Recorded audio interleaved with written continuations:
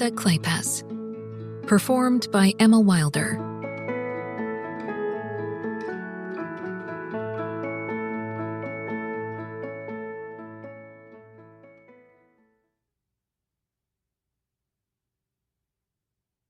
To Tanya Bowes, for inspiring me with your strength, optimism, and compassion, and for giving me the courage to try things I never thought I could do. Love always, LK. 1. The ghost had tried many times to leave the house, but it was impossible. Whenever he approached the front threshold or leaned through a window, he disappeared, the sum of him dispersing like mist in the air. He worried that one day he might not be able to take shape again. He wondered if being trapped here was a punishment for the past he couldn't remember. And if so, how long would it last? The Victorian house stood at the end of Rainshadow Road, overlooking the circular shoreline of False Bay like a wallflower waiting alone at a dance. Its painted clapboard siding had been corroded from sea air, its interior ruined by a succession of careless tenants. Original hardwood floors had been covered with shag carpeting, rooms divided by thin chipboard walls, wood trim coated with a dozen layers of cheap paint. From the windows, the ghost had watched shorebirds, sandpipers, yellowlegs, plovers, whimbrels, plucking at the abundant food in tide pools on straw-colored mornings. At night, he stared at stars and comets and the cloud-hazed moon, and sometimes he saw northern lights dance across the horizon. The ghost wasn't certain how long he had been at the house. Without a heartbeat to measure the passing seconds, time was timeless. He had found himself there one day with no name, no physical appearance, and no certainty of who he was. He didn't know how he died, or where, or why. But a few memories danced at the edge of his awareness. He felt sure that he had lived on San Juan Island for part of his life. He thought he might have been a boatman or a fisherman. When he looked out at False Bay, he remembered things about the water beyond it, the channels between the San Juan Islands, the narrow straits around Vancouver. He knew the splintered shape of Puget Sound, the way its dragon-teeth inlets cut across Olympia. The ghost also knew many songs, all the verses and lyrics, even the preludes. When the silence was too much to stand, he sang to himself as he moved through the empty rooms. He craved interaction with any kind of creature. He went unnoticed even by the insects that scuttled across the floor. He hungered to know anything about anyone, to remember people he had once known. But those memories had been locked away until the mysterious day when his fate would finally be revealed. One morning, visitors came to the house. Electrified, the ghost watched a car approach, its wheels ironing flat channels in the heavy growth of weeds along the unpaved drive. The car stopped, and two people emerged, a young man with dark hair and an older woman dressed in jeans and flat shoes and a pink jacket. "Couldn't believe it was left to me," she was saying. "My cousin bought it back in the 70s with the idea of fixing it up and selling it, but he never got around to it. The value of this property is in the land. You'd have to tear the house down, no question." "Have you gotten an estimate?" the man asked. "On the lot?" "No, on restoring the house." "Heavens no, there's structural damage. Everything would have to be redone." He stared at the house with open fascination. "I'd like to have a look inside." A frown pulled the woman's forehead into crinkles, like a lettuce leaf. "Oh, Sam, I'm sure it's not safe." "I'll be careful." "I wouldn't want to be responsible for you getting hurt. You could fall right through the floor or a beam could drop on you, and there's no telling what kind of vermin— Nothing's going to happen. His tone was coaxing. Give me 5 minutes. I just want a quick look. I really shouldn't let you do this. Sam flashed her a grin of renegade charm. But you will, because you just can't resist me. She tried to look stern, but a reluctant smile emerged. I used to be like that, the ghost thought with surprise. Elusive memories flickered of past flirtations and long-ago evenings spent on front porches. He had known how to charm women young and old, how to make them laugh. He had kissed girls with sweet tea on their breaths, their necks and shoulders dusted with scented powder. The big-framed young man bounded to the front porch and shouldered the door open when it stuck. As he stepped into the entrance hall, he turned wary, as if he expected something to jump out at him. Each footstep broke through a scurf of dust, raising ashy plumes from the floor and making him sneeze. Such a human sound. The ghost had forgotten about sneezing. Sam's gaze moved across the dilapidated walls.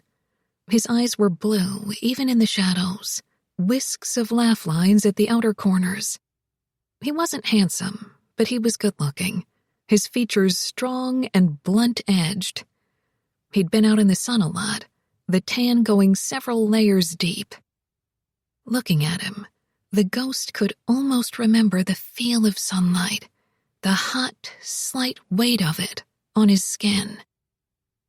The woman had crept to the front doorway, her hair surrounding her head in a silver nimbus as she peered inside the entranceway. She gripped one side of the doorframe as if it were a support pole on a lurching subway train. It's so dark in there. I really don't think— I'm going to need more than 5 minutes, Sam said, pulling a small flashlight from his keychain and clicking it on. You might want to go out for coffee and come back in, say, half an hour. And leave you here all alone? I won't cause any damage. The woman snorted. I'm not worried about the house, Sam. I've got my cell phone, he said, patting his back pocket. I'll call if there's a problem. The smile lines at the corners of his eyes deepened. You can come rescue me. She let out a dramatic sigh. What exactly do you think you're going to find in this wreckage? His gaze had already left hers, his attention recaptured by his surroundings. A home, maybe.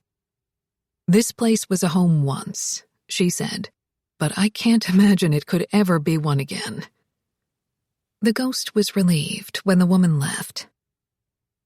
Directing the flashlight in slow arcs, Sam began to explore in earnest, while the ghost followed him room by room. Dust lay over fireplace mantels and broken furniture like gauze veils. Seeing a torn section of shag carpeting, Sam lowered to his heels, pulled at the rug, and shone the light on the hardwood flooring beneath. Mahogany, he murmured, examining the dark, gluey surface. Oak? Black walnut, the ghost thought, looking over his shoulder. Another discovery. He knew about flooring, how to sand and hand scrape and tack clean it, how to apply stain with a wad of wool fleece. They went to the kitchen, with its alcove designed for a cast-iron stove, a few scales of broken tiles still clinging to the walls. Sam directed the beam of light to the high trussed ceilings, the cabinets hanging askew. He focused on an abandoned bird's nest, let his gaze fall to the ancient splatters of droppings beneath, and shook his head. I must be crazy, he muttered. Sam left the kitchen and went to the staircase, pausing to rub his thumb over the balustrade. A streak of scarred wood shone ruddily through the grime. Placing his feet carefully to avoid perforations of rot on the steps, he made his way to the second floor. At intervals, he made a face and let out a puff of breath, as if at some noxious odor. She's right, he said ruefully as he reached the second-floor landing. This place is nothing but a teardown. That sent a jolt of worry through the ghost. What would happen to him if someone razed the house to the ground? It might extinguish him for good. The ghost couldn't conceive that he had been trapped alone here only to be snuffed out for no apparent reason. He circled around Sam, studying him, wanting to communicate but afraid it might send the man screaming from the place. Sam walked right through him and stopped at the window overlooking the front drive. Ancient grime coated the glass, blunting the daylight in soft gloom. A sigh escaped him. You've been waiting a long time, haven't you? Sam asked quietly. The question startled the ghost. But as Sam continued, the ghost realized he was talking to the house. I bet you were something to see 100 years ago. It would be a shame not to give you a chance. But damn, you're going to take some serious cash, and it's going to take just about everything I've got to get the vineyard going. Hell, I don't know. As the ghost accompanied Sam through the dusty rooms, he sensed the man's growing attachment to the ramshackle house, his desire to make it whole and beautiful again. Only an idealist or a fool, Sam figured aloud, would take on such a project. The ghost agreed. Eventually, Sam heard the woman's car horn, and he went outside. The ghost tried to accompany him, but he felt the same dizzying, shattering, flying apart sensation that always happened when he tried to leave. He went to watch from a broken window as Sam opened the car's passenger door. Pausing for a last glance, Sam contemplated the house slumped in the meadow, its rickety lines softened by swaths of arrowgrass and clustered pickleweed, and the bristled tangles of chairmaker's rush. The flat blue of False Bay retreated in the distance, shimmers of tide pools beginning at the edge of fecund brown silt. Sam gave a short nod, as if he'd decided on his course. And the ghost made yet another discovery. He was capable of hope. Before Sam made an offer for the property, he brought someone else to look at it. A man who looked to be about his age, 30 or thereabouts, maybe a little younger.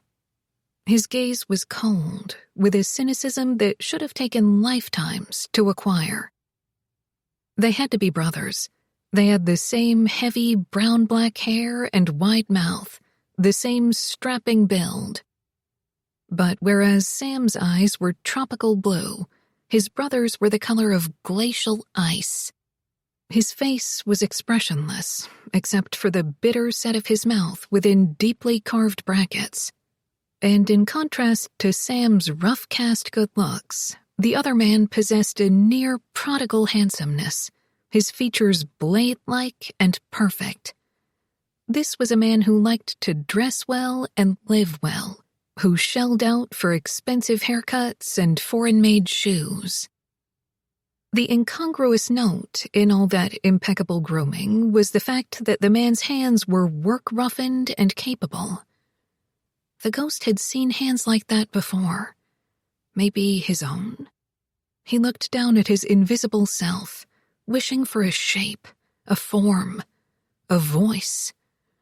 Why was he here with these two men, able only to observe, never to speak or interact? What was he supposed to learn? In fewer than 10 minutes, the ghost perceived that Alex, as Sam called him, knew a hell of a lot about construction.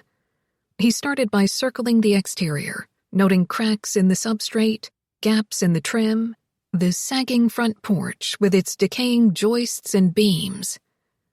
Once inside, Alex went to the exact places that the ghost would have shown him to demonstrate the house's condition. Uneven sections of flooring, doors that wouldn't close properly, blooms of mold where faulty plumbing had leaked. The inspector said the structural damage was repairable, Sam commented. Who'd you get to do it? Alex lowered to his haunches to examine the collapsed parlor fireplace, the fractures in the exposed chimney. Ben Raleigh? Sam looked defensive as he saw Alex's expression. Yeah, I know he's a little old. He's a fossil. But he still knows his stuff. And he did it for free, as a favor. I wouldn't take his word. You need to get an engineer in here for a realistic assessment. Alex had a distinctive way of talking, every syllable as measured and flat as unspooling a contractor's tape, with the hint of a rasp. The only plus in this whole scenario is that with a structurally unsound house on the property, it's worth less than vacant land. So you might be able to argue for a break on the price, considering the expense of demolition and haul-off. The ghost was wrenched with anxiety. Destroying the house might be the end of him. It might send him to oblivion. I'm not going to tear it down, Sam said. I'm going to save it. Good luck. I know. Sam dragged a hand through his hair with a scrubbing motion, causing the short, dark strands to stand up in wild dishevelment. He let out a heavy sigh. The land is perfect for the vineyard. I know I should settle for that and count myself lucky. But this house, there's something He shook his head, looking baffled and concerned and determined all at once. Both the ghost and Sam expected Alex to mock him. Instead, Alex stood and wandered across the parlor, going to a boarded-up window. He pulled at the ancient sheet of plywood. It came off easily, offering only a creak of protest. Light flooded the room, along with a rush of clean air, knee-high eddies of dust motes glinting in the newly admitted sun. I have a thing about lost causes, too. A faint wry note edged Alex's voice. Not to mention Victorian houses. Really? Of course. High maintenance, energy-inefficient design, toxic materials. What's not to love? Sam smiled. So if you were me, how would you go about this? I'd run as fast as possible in the opposite direction. But since you're obviously going to buy the place, don't waste your time with a regulated lender. You're going to need a hard money guy, and the rates are going to suck. Do you know anyone? I might. Before we start talking about that, though, you need to face reality. You're looking at $250K of repairs, minimum. And don't expect to lean on me for free supplies and labor. I'm going ahead with the Dream Lake site, so I'll be as busy as a cat burying shit. Believe me, Al, I never expect to lean on you for anything. Sam's voice turned arid. I know better. Tension laced the air, a mingling of affection and hostility that could only have come from a troubled family history.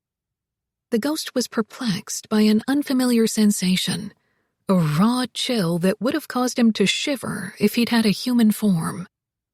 It was a depth of despair that even the ghost, in his bleak solitude, had never experienced, and it radiated from Alex Nolan.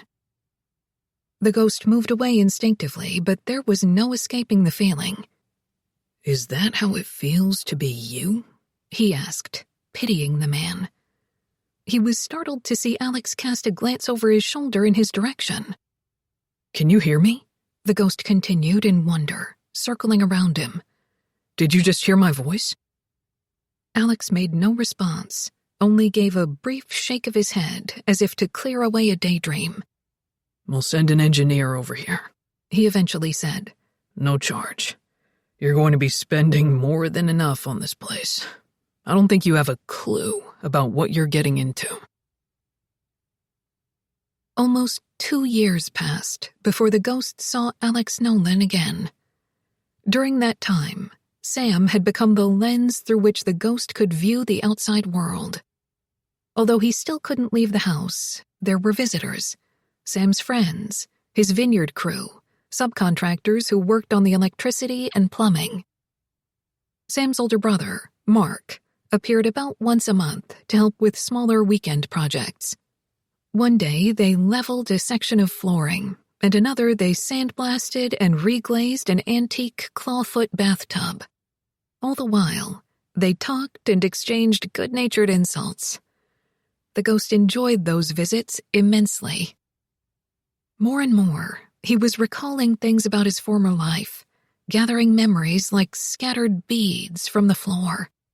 He came to remember that he liked big band jazz and comic book heroes and airplanes. He had liked listening to radio shows, Jack Benny, George and Gracie, Edgar Bergen. He hadn't yet recovered enough of his past to have any sense of the whole, but he thought he would, in time. Like those paintings in which points of color, when viewed from a distance, would form a complete image. Mark Nolan was easygoing and dependable, the kind of man the ghost would have liked to have as a friend. Since he owned a coffee roasting business, Mark always brought bags of whole beans and began each visit by brewing coffee. He drank it by the potful. As Mark meticulously ground the beans and measured them out, the ghost remembered coffee, its bittersweet, earthy scent, the way a spoonful of cane sugar and a dollop of cream turned it into liquid velvet. The ghost gleaned from the Nolans' conversations that their parents had both been alcoholics. The scars they had left on their children, 3 sons and a daughter named Victoria, were invisible, but bone deep. Now, even though their parents were long gone, the Nolans had little to do with each other. They were survivors of a family that no one wanted to remember. It was ironic that Alex, with his bulletproof reserve, was the only one of the 4 who had married, so far. He and his wife, Darcy, lived near Roche Harbor. The only sister, Victoria, was a single mother, living in Seattle with her young daughter. As for Sam and Mark, they were determined to stay bachelors. Sam was unequivocal in his opinion that no woman would ever be worth the risk of marriage. Whenever he sensed that a relationship was becoming too close, he ended it and never looked back. After Sam confided to Mark about his latest breakup, with a woman who had wanted to move their relationship to the next level, Mark asked, "What's the next level?" "I don't know. I broke up with her before I found out." The two were sitting on the porch, applying paint remover to a row of salvaged antique balusters that would eventually be used for the front railings. "I'm a one-level guy," Sam continued. "Sex, dinners out, the occasional impersonal gift, and no talking about the future. Ever. It's a relief now that it's over. She's great, but I couldn't handle all the emotion salad." "What's emotion salad?" Mark asked, amused. "You know that thing women do. The happy crying thing. Or the sad mad thing. I don't get how anyone can have more than one feeling at a time. It's like trying to simultaneously watch TVs on different channels." "I've seen you have more than one feeling at a time." "When?" "At Alex's wedding ceremony, when he and Darcy were exchanging vows. You were smiling, but your eyes got kind of watery." "Oh, at that point I was thinking about the scene in One Flew Over the Cuckoo's Nest, when Jack Nicholson got the lobotomy and his friends smothered him with a pillow out of mercy. Most of the time, I wouldn't mind smothering Alex with a pillow," Mark said.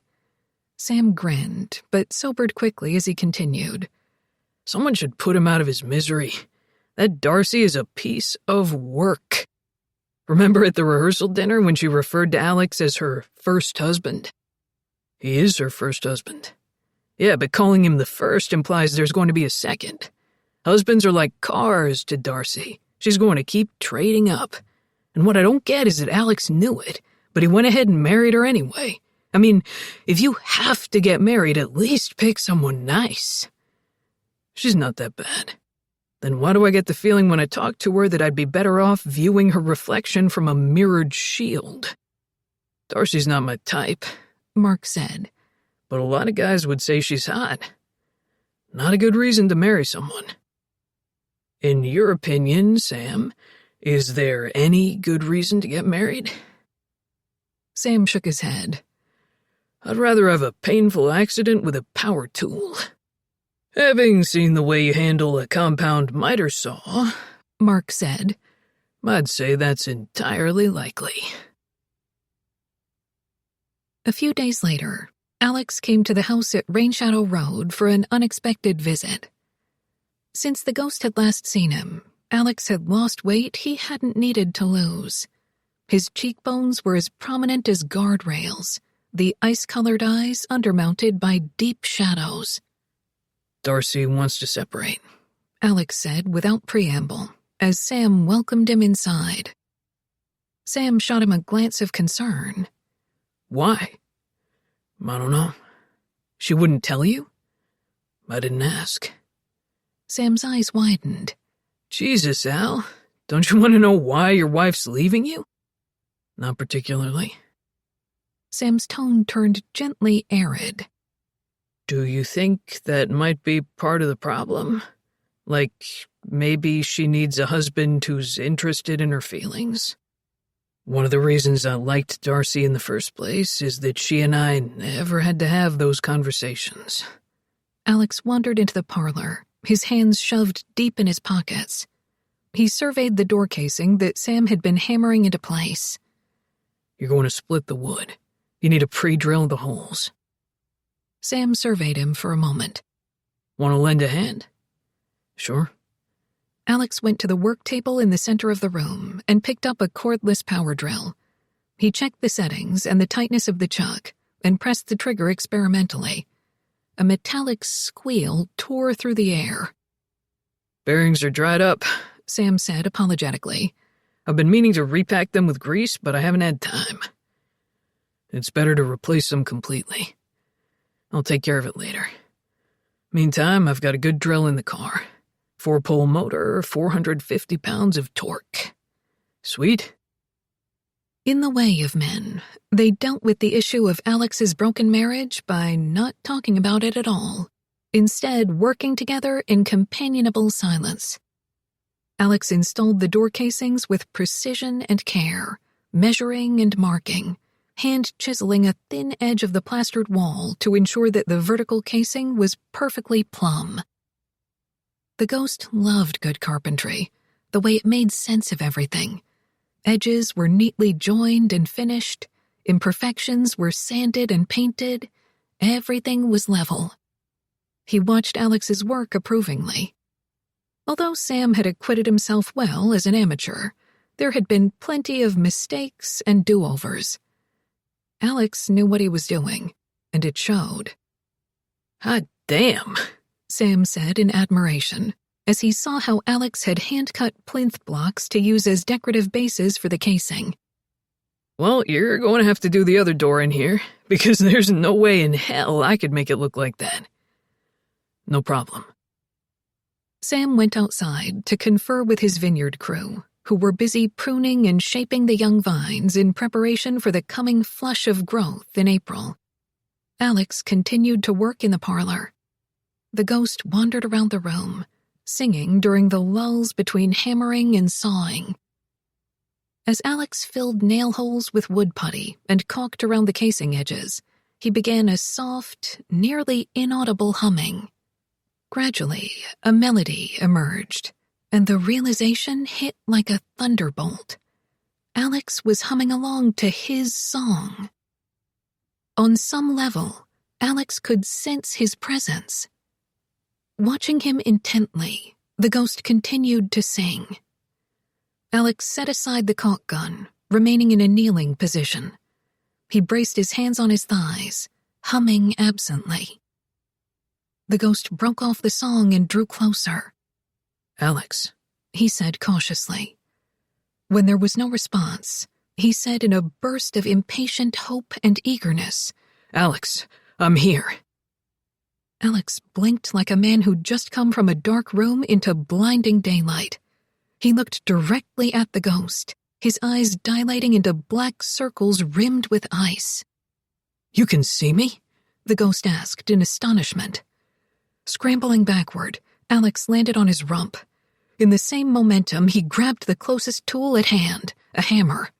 Drawing it back as if he meant to hurl it at the ghost, He growled, "Who the hell are you?" 2. The stranger looked down at Alex with an expression of surprise that seemed to rival his own. "Who are you?" Alex demanded again. "I don't know," the man said slowly, staring at him without blinking. He was about to say something else, but then he flickered, like an image on a cable channel with bad reception, and disappeared. The room was quiet. A bee landed on one of the screen windows and walked in repeated circles. Alex set aside the hammer and let out a taut breath. He used his thumb and forefinger to pinch the corners of his eyes, which were sore and puffy from the previous night's drinking. Hallucination, he thought. Garbage from a wasted brain. The craving for alcohol was so intense that he briefly considered going to the kitchen and rummaging through the pantry. But Sam rarely kept hard liquor. There would be nothing but wine. And it wasn't yet noon. He never let himself drink before noon. "Hey." Sam's voice came from the doorway. He gave Alex an odd look. "You need something? I thought I heard you." Alex's temples were throbbing painfully in time to his heartbeat. He felt vaguely nauseous. "The guys on your vineyard crew. Does one of them have short black hair, wears a retro flight jacket? Brian's got dark hair, but it's kind of longish, and I've never seen him in that kind of jacket. Why?" Alex rose to his feet and went to the window.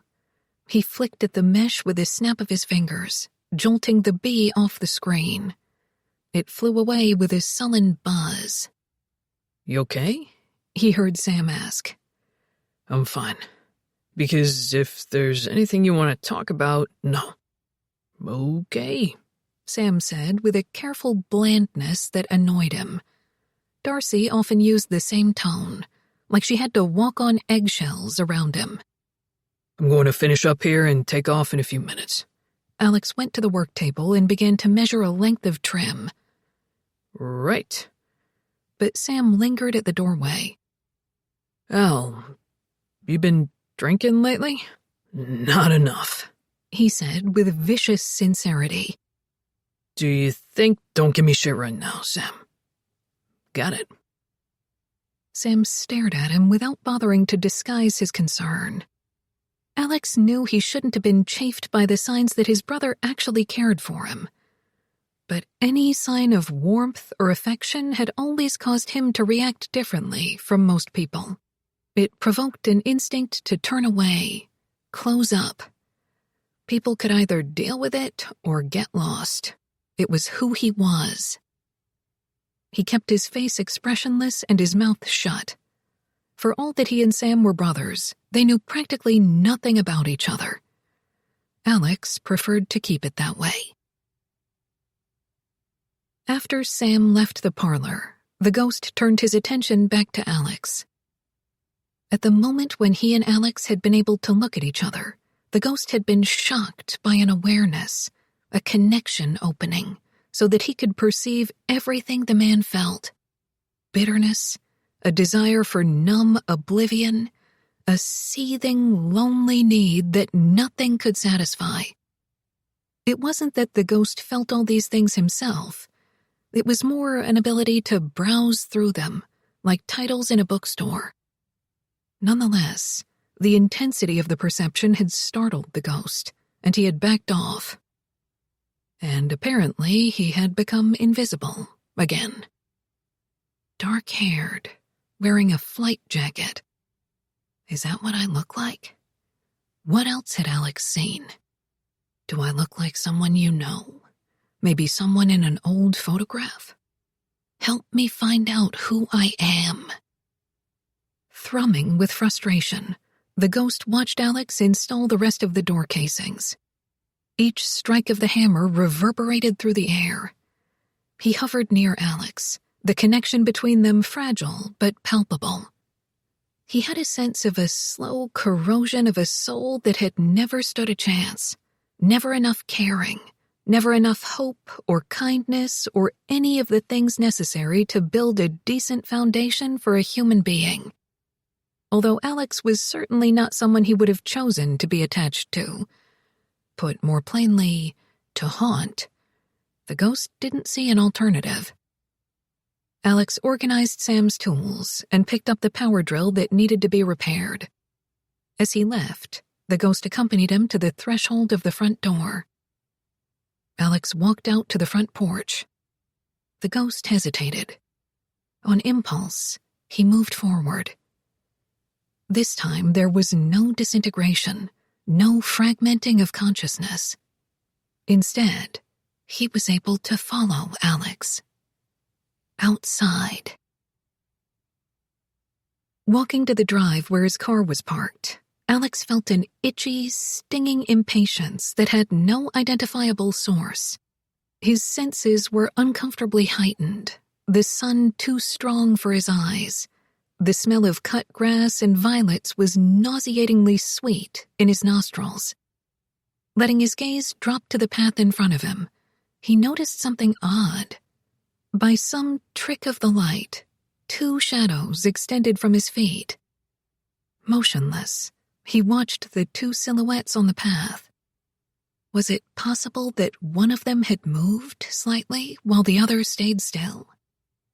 He forced himself to walk. Giving in to delusions, talking aloud to apparitions was going to land his ass in lockdown rehab. Darcy would have seized on any excuse to shut him away. So would his brothers, for that matter. Deliberately, he turned his mind to the prospect of going home. Darcy had left to go apartment hunting in Seattle, which meant the house was empty. He would be able to get loaded in peace. It sounded good. So good, in fact, that the car keys shook a little in his hand. As Alex got into the BMW, the shadow slipped inside with him and settled across the passenger seat like an empty pillowcase. And together, they went home. 3. This was the irony. After years of longing to escape the house at Rainshadow Road, a few weeks spent in Alex Nolan's company had been enough to make the ghost want to go back. But there was only so far that the ghost could drift before he encountered the parameters of yet another invisible prison. He was stuck with Alex. He could occupy another room or glide several yards away, but that was it. When Alex left his ultra-modern house at Roche Harbor, the ghost found himself being towed along like a balloon on a string. Or more aptly, a helpless fish caught on the end of a line.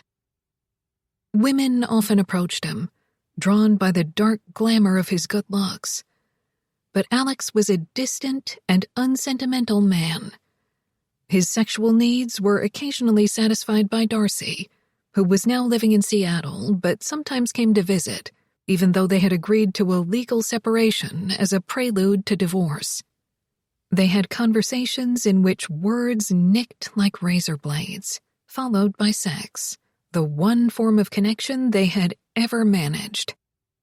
Darcy had told Alex that all the things that made him a terrible husband were also the things that made him great in bed.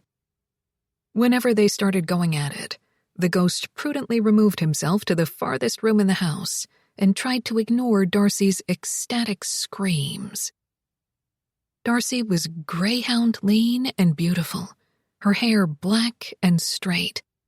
She radiated a diamond-hard confidence that would have made it impossible to pity her, except that the ghost had noticed signs of vulnerability. Feathery, sleepless lines around her mouth and eyes, brittle fractures in her laughter, all caused from the knowledge that her marriage had become less than the sum of its parts. The ghost accompanied Alex around his on-spec residential development in Roche Harbor, something the ghost had heard him refer to as a pocket neighborhood, a grouping of well-tended houses arranged around a green lawn commons and a cluster of mailboxes. People didn't necessarily like Alex, but they respected his work. He was known for running a tight operation and finishing a project on schedule, even in a place where subcontractors tended to work on island time. It was obvious to everyone on the island, however, that Alex drank too much and slept too little, and eventually it was all going to catch up with him. Before long, his health would deteriorate just like his marriage. The ghost fervently hoped that he wasn't going to have to watch the erosion of this man's life. Trapped in Alex's sphere, the ghost was impatient to visit Rainshadow Road, where big changes were happening to the rest of the Nolan family. A few days after the ghost had left Rainshadow Road, the phone had rung at an unusually late hour. The ghost, who never slept, had gone into Alex's room as the bedside lamp was turned on. Rubbing his eyes, Alex had said in a sleep-thickened tone, "Sam, what is it?" As Alex listened, his expression hadn't changed, but his face went skull-white. He had to swallow twice before asking, "Are they sure?" As the conversation had continued, the ghost gathered that the Nolan's sister, Victoria, had been involved in a car wreck. She had died on the scene. Since Victoria had never married, nor had she ever revealed the father of her child, her 6-year-old daughter, Holly, had just been orphaned. Alex had hung up the phone and stared blindly at the bare wall, his eyes dry. The ghost had felt a mixture of shock and sorrow, even though he had never met Victoria. She had died young. The cruelty of that, the unfairness of such loss, struck a chord of compassion. The ghost had wished for the luxury of tears, the relief of them. But as a soul without a body, he didn't have the ability to cry. Apparently, neither did Alex Nolan. Out of the tragedy of Victoria Nolan's death, something remarkable had happened. Mark was granted custody of her daughter, Holly, and the two of them moved in with Sam. The three of them were now living together at the house on Rainshadow Road. Prior to Holly's arrival, the atmosphere in the house had resembled nothing so much as a football locker room.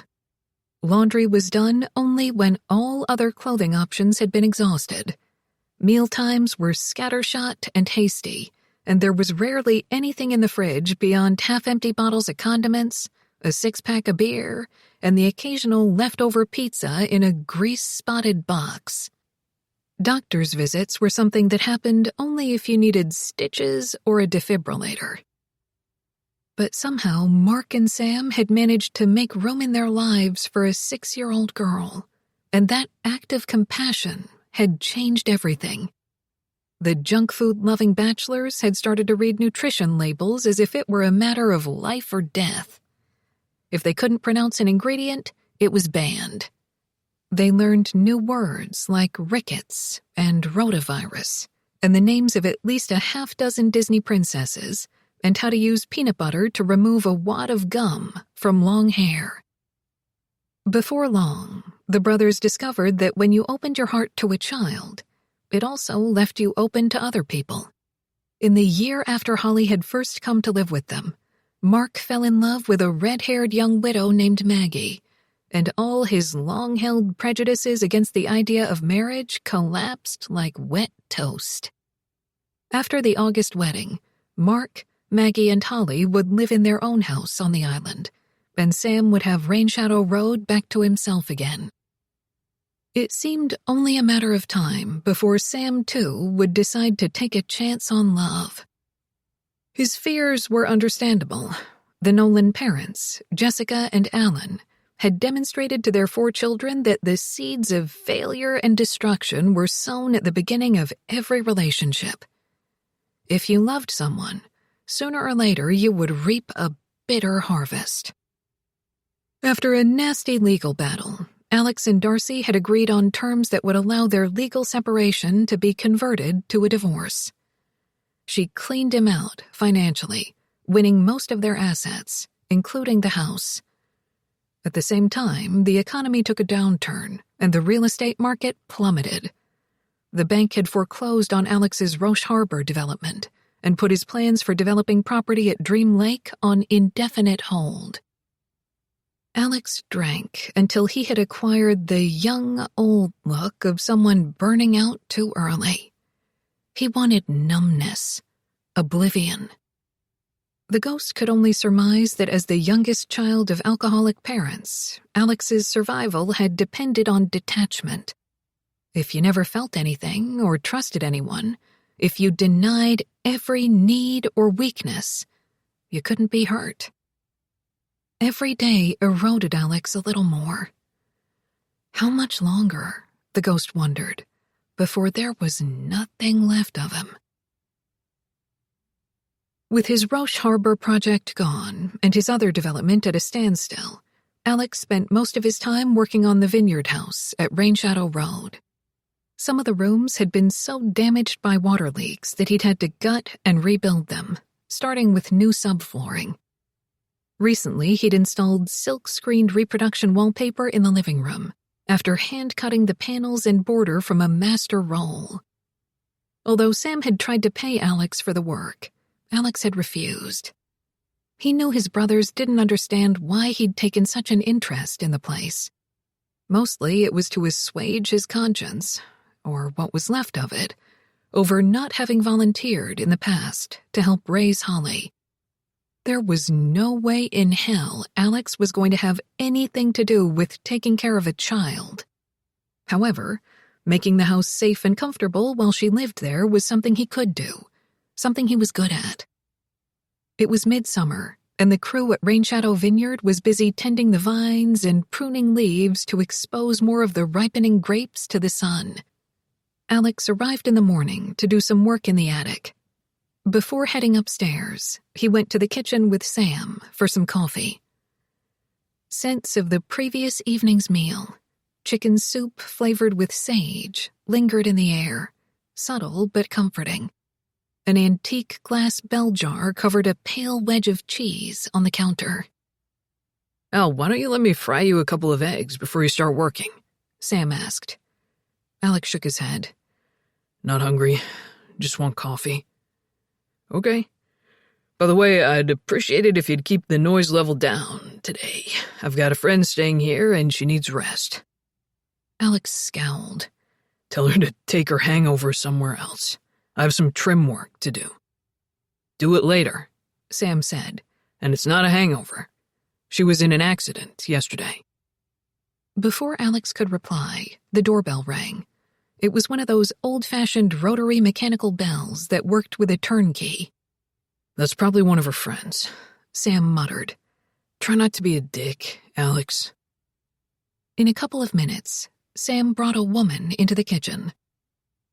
Alex understood in a flash that he was in trouble, a kind he'd never experienced before. One look into a pair of round blue eyes and it was a knockout punch, an instant defeat. Alarm and desire froze him where he stood. Zoe Hoffman, this is my brother Alex, he heard Sam say. He couldn't look away, could only respond with a surly nod when she said hello. He made no move to shake hands. It would have been a mistake to touch her. She was like something out of a vintage magazine ad, a blonde pinup girl with hair bouncing in every which way curls. Nature had been spendthrift with her, bestowing more beauty than one person was meant to have. But she stood with the vaguely apologetic posture of a woman who'd always received the wrong kind of attention from men. Zoe turned to Sam. Do you happen to have a cake plate I could set these muffins on? Her voice was soft and breathy, as if she'd woken up late after a long night of sex. It's in one of those cabinets near the Sub-Zero. Alex, would you help her out while I go upstairs to get Lucy? Sam glanced at Zoe. I'll find out if she wants to sit in the living room down here or visit with you upstairs. Of course, Zoe said, and went to the cabinets. The prospect of being alone with Zoe Hoffman for any length of time, even a minute, gave Alex the alarmed impetus to move.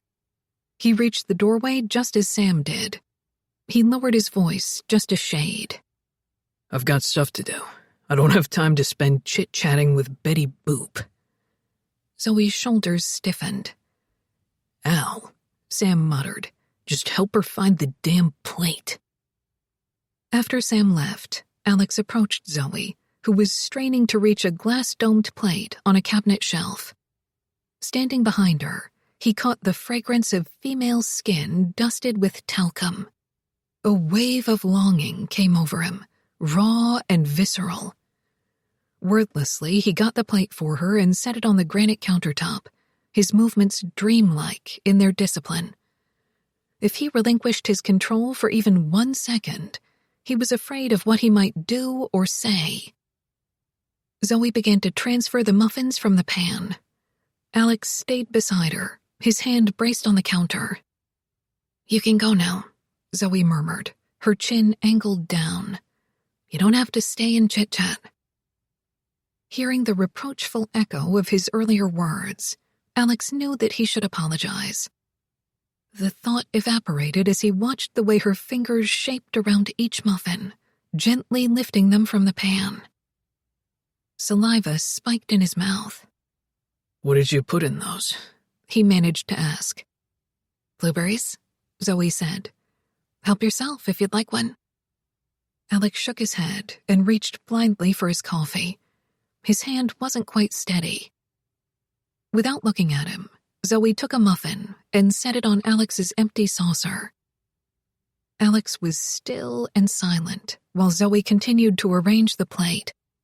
Before he could stop himself, he reached for the offering, his fingers denting the soft shape in its unbleached parchment liner, and he left the kitchen. Alone on the front porch, Alex looked down at the muffin. It wasn't the kind of food that usually appealed to him. Baked goods usually reminded him of drywall. The first bite was light and tender, a crisp dissolve of streusel on pillowy cake. His tongue encountered the tang of orange zest and the dark, liquid zing of blueberries. Each bite brought a new shock of sweetness. He forced himself to eat with restraint, to keep from wolfing it down. How long had it been since he'd really tasted anything? After he'd finished, he sat quietly, letting the sensation of warmth take hold. He let himself think about the woman in the kitchen. The blue eyes, the light curls, the face as feminine and rosy as an old-fashioned Valentine. He resented his reaction to her, the contact high that lingered unforgivably. She wasn't the kind of woman he had ever wanted before. No one took a woman like that seriously. Zoe. You couldn't say her name without making the shape of a kiss. His thoughts collected into a fantasy, one in which he went back to Zoe, apologized for his rudeness, charmed her into going out with him. They would go on a picnic on his property near Dream Lake. He would spread a blanket beneath the cover of wild apple trees, and the sun would filter through the leaves and dapple her skin with brightness. He imagined himself undressing her slowly, revealing extravagant, pale curves. He would nuzzle into the arc of her neck and tease shivers from her body, taste her blushes with his tongue. Alex cleared the thoughts with a rough shake of his head. He took a deep breath, and another. He didn't go back to the kitchen. He slunk upstairs to work in the attic, taking care to avoid another encounter with Zoe Hoffman. Every step was an act of will. He wouldn't allow himself weakness of any kind. Although he hadn't been able to read Alex's thoughts as he had sat on the front porch, the ghost had felt them. Finally, here was something Alex wanted, so much that his desire had thickened the air like boiling sugar. It was the most human reaction the ghost had ever seen from him. But at the moment Alex decided to walk away from Zoe precisely because he wanted her, the ghost had had enough. He'd been patient for an eternity, and it wasn't doing anyone any good. Not himself, not Alex. They were getting nowhere. For all that the ghost didn't know about his predicament, about how and why he'd become the constant companion of an alcoholic engaged in slow suicide, it was pretty obvious that he'd been stuck with Alex for a reason. If he were ever going to be free of the bastard, he would have to do something. The attic was a large space, with slanted ceilings and dormer windows. At some point, knee walls had been installed in an attempt to make the space livable, but they were poorly built and drafty. Alex was in the process of fitting rigid foam insulation over the floor joists and caulking it. Sitting on his heels, he began to replace the silicone cartridge of the caulking gun. He went still as he saw something on the wall.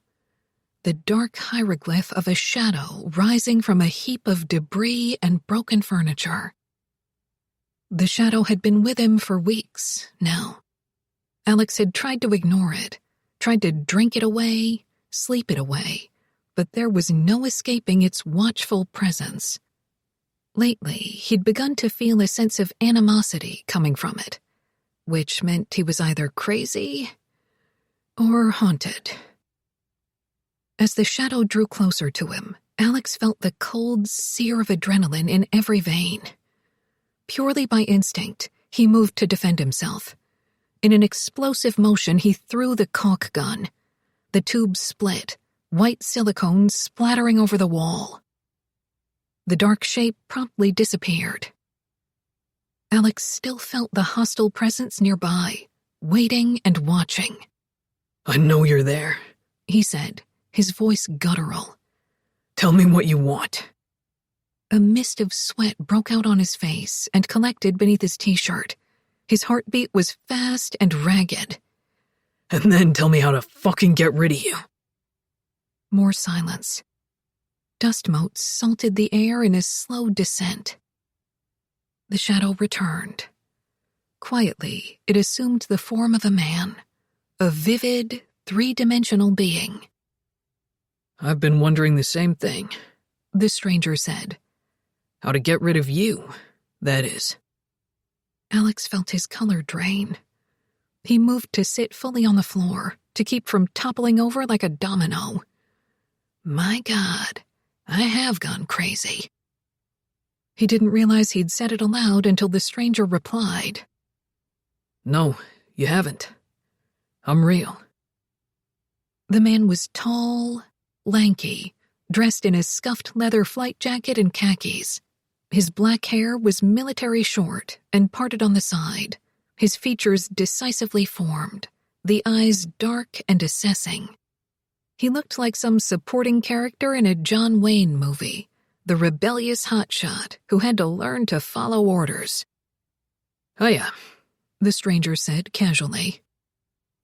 Slowly, Alex got to his feet, his balance shoddy.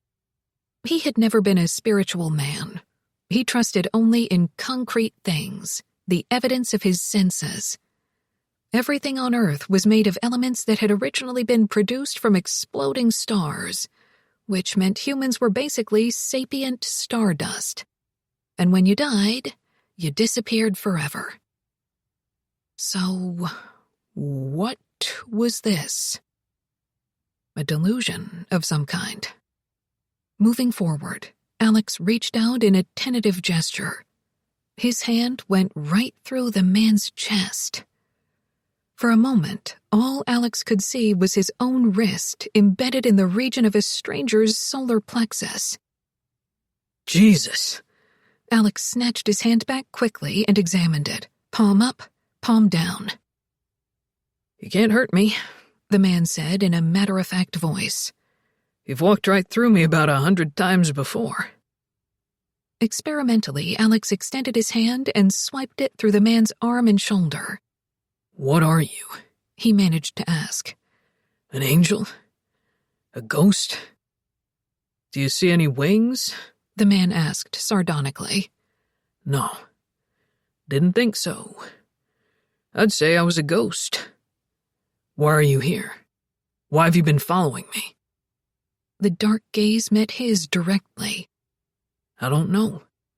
You don't have some kind of message for me? Some unfinished business I'm supposed to help you with? Nope. Alex wanted very much to believe it was a dream, but it felt too real. The stale warmth of the attic air, the dusty lemon-colored light coming through the windows, the caulking chemicals that always smelled a little like bananas. What about leaving me the hell alone? He eventually asked. Is that an option? The ghost gave him a glance of purest exasperation. I wish I could, he said feelingly. It's not my idea of entertainment to watch you get sloppy on a fifth of Jack Daniels every night. I've been bored out of my gourd for months. I can't believe I'm saying this, but I was happier living here with Sam. You... Alex made his way to a nearby stack of flooring planks and sat heavily. He kept his gaze on the ghost. Does Sam... Nope. So far, you're the only one who can see or hear me. Why? Alex demanded in outrage. Why me? Wasn't my choice. I was trapped here for a long time. Even after Sam bought the house, I couldn't leave, no matter how I tried. Then back in April, I found out I could follow you outside, so I did. At first, it was a relief. I was glad to get out of here, even if it meant I had to tag along with you. The problem is, I'm shackled to you. I go where you go. There's gotta be a way to get rid of you. Alex muttered, rubbing his face with his hands. Therapy, medication, an exorcist, a lobotomy. What I think... The ghost began, but stopped at the sound of footsteps coming up the stairs. Al? Came Sam's muffled voice. His head appeared as he approached the top of the staircase, his scowl arrowing through the cream-painted spindles of the balustrade. Pausing at the top, he rested a hand over the top newel and asked curtly, What's going on? Glancing from his brother to the ghost, who was standing only a few feet away from him, Alex was tempted to ask Sam if he could see him. The ghost was human and solid and so absolutely there that it seemed impossible for Sam not to notice him. I wouldn't, the ghost said, as if reading his thoughts. Because Sam can't see me, and you're going to look crazy. And I'm not all that keen on the idea of sharing a padded cell with you. Alex dragged his gaze back to Sam. Nothing, he said in answer to Sam's question. Why are you up here? Because I heard you. An irritable pause. I asked you to keep it down, remember? My friend Lucy is resting. What were you shouting for? I was talking on the cell phone. Well, you should probably go. Lucy needs peace and quiet. I'm right in the middle of fixing your damn attic for free, Sam. Why don't you ask your girlfriend to postpone her nap until I'm finished? Sam gave him a hard warning glance. She was sideswiped by a car while she was riding her bike yesterday. Even you should have a little sympathy for that. So while an injured woman is trying to heal up in my house, okay, keep your shirt on. I'm leaving. Alex's eyes narrowed as he stared at his brother. Sam never lost his cool over a woman. And come to think of it, Sam never allowed any of his girlfriends to stay at the house overnight. Something unusual was going on with this one. Yes, he's falling for her, the ghost said from behind him. Alex glanced over his shoulder. Before he thought about it, he asked, Can you read my mind? What? Sam asked in bewilderment. Alex felt his face heat with embarrassment. Nothing. The answer is no, Sam said. And I'm glad, because it would probably scare me to know your thoughts. Alex turned to start packing away his tools. You have no idea, he said gruffly. Sam began to descend the stairs, then paused. One more thing. Why is there caulk splattered all over the wall? It's a new application method. Alex snapped. Right, Sam said with a little snort, and left. Alex turned to the ghost, who was watching him with a smart-alecky smile. I can't read your mind, the ghost said, but it's not tough to guess what you're thinking. Most of the time. His gaze turned speculative. There are times you don't make any sense. Like today, the way you acted around that cute little blonde. That's my business. Yes, but I have to watch anyway, and it's irritating. You liked her. Why not talk to her? What's the matter with, I liked it better when you were invisible? Alex said, turning away from him. Conversation's over. What if I want to keep talking? Talk your head off. I'm going home where I'm going to drink until you disappear. The ghost shrugged and leaned nonchalantly against the wall. Maybe you'll be the one to disappear, he said, and watched as Alex went to scrape off the caulk splatters. 4. Justine, Zoe said severely, don't eat any more of those. I need at least 200 for the cupcake tower.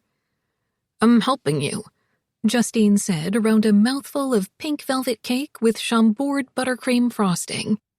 With her dark hair pulled into a high ponytail and her slim form clad in a t-shirt, jeans, and sneakers, she looked more like a college student than a successful businesswoman. Zoe glanced quizzically into her cousin's brown velvet eyes. How exactly are you helping? Quality control. I need to make sure these are good enough for the wedding guests. Smiling wryly, Zoe rolled out a yard of ice pink fondant with an aluminum rolling pin. Well, are they? They're terrible. Can I have one more, please? No. Okay, then I'll tell you the truth. Given the choice between eating this cupcake or watching Ryan Gosling and Jon Hamm wrestle each other for the privilege of having sex with me, I'd choose the cupcake. I'm not even finished yet, Zoe said. I'm going to cover each one with fondant and top it with pink roses, green leaves, and clear sugar dewdrops. You are the baking genius of our time. I know, Zoe said cheerfully. When the fondant was 1/8 of an inch thick, she began to cover each cupcake in a smooth, perfect casing, trimming the excess with a spatula. She had worked at Justine's bed and breakfast for more than 2 years, handling the cooking, grocery shopping, and food orders, while Justine managed the business side. Immediately after the failure of Zoe's brief but disastrous marriage, Justine had approached her with an offer that included a share in the business. Zoe, still shell-shocked by the dissolution of her marriage, had hesitated at first. Say yes, and you'll never regret it, Justine had said. It's everything you like to do, all the cooking and menu planning without all the business stuff. Zoe had regarded her uncertainly. After what I've just been through, I'm afraid to make a commitment to anything, even an offer that sounds as nice as this one. But you'd be making a commitment to me, Justine had enthused. Your favorite cousin. Zoe forbore to reply that technically they were only second cousins. And furthermore, out of all the Hoffman cousins, Justine hadn't necessarily been her favorite. In early childhood, Zoe had been intimidated by Justine, who was a year younger but infinitely more daring and confident. One of the things Zoe and Justine had in common was that they were only children being raised by single parents. Justine was being raised by her mother, and Zoe by a father. Did your daddy run away from home? Zoe had asked Justine. No, silly. Parents don't run away from home.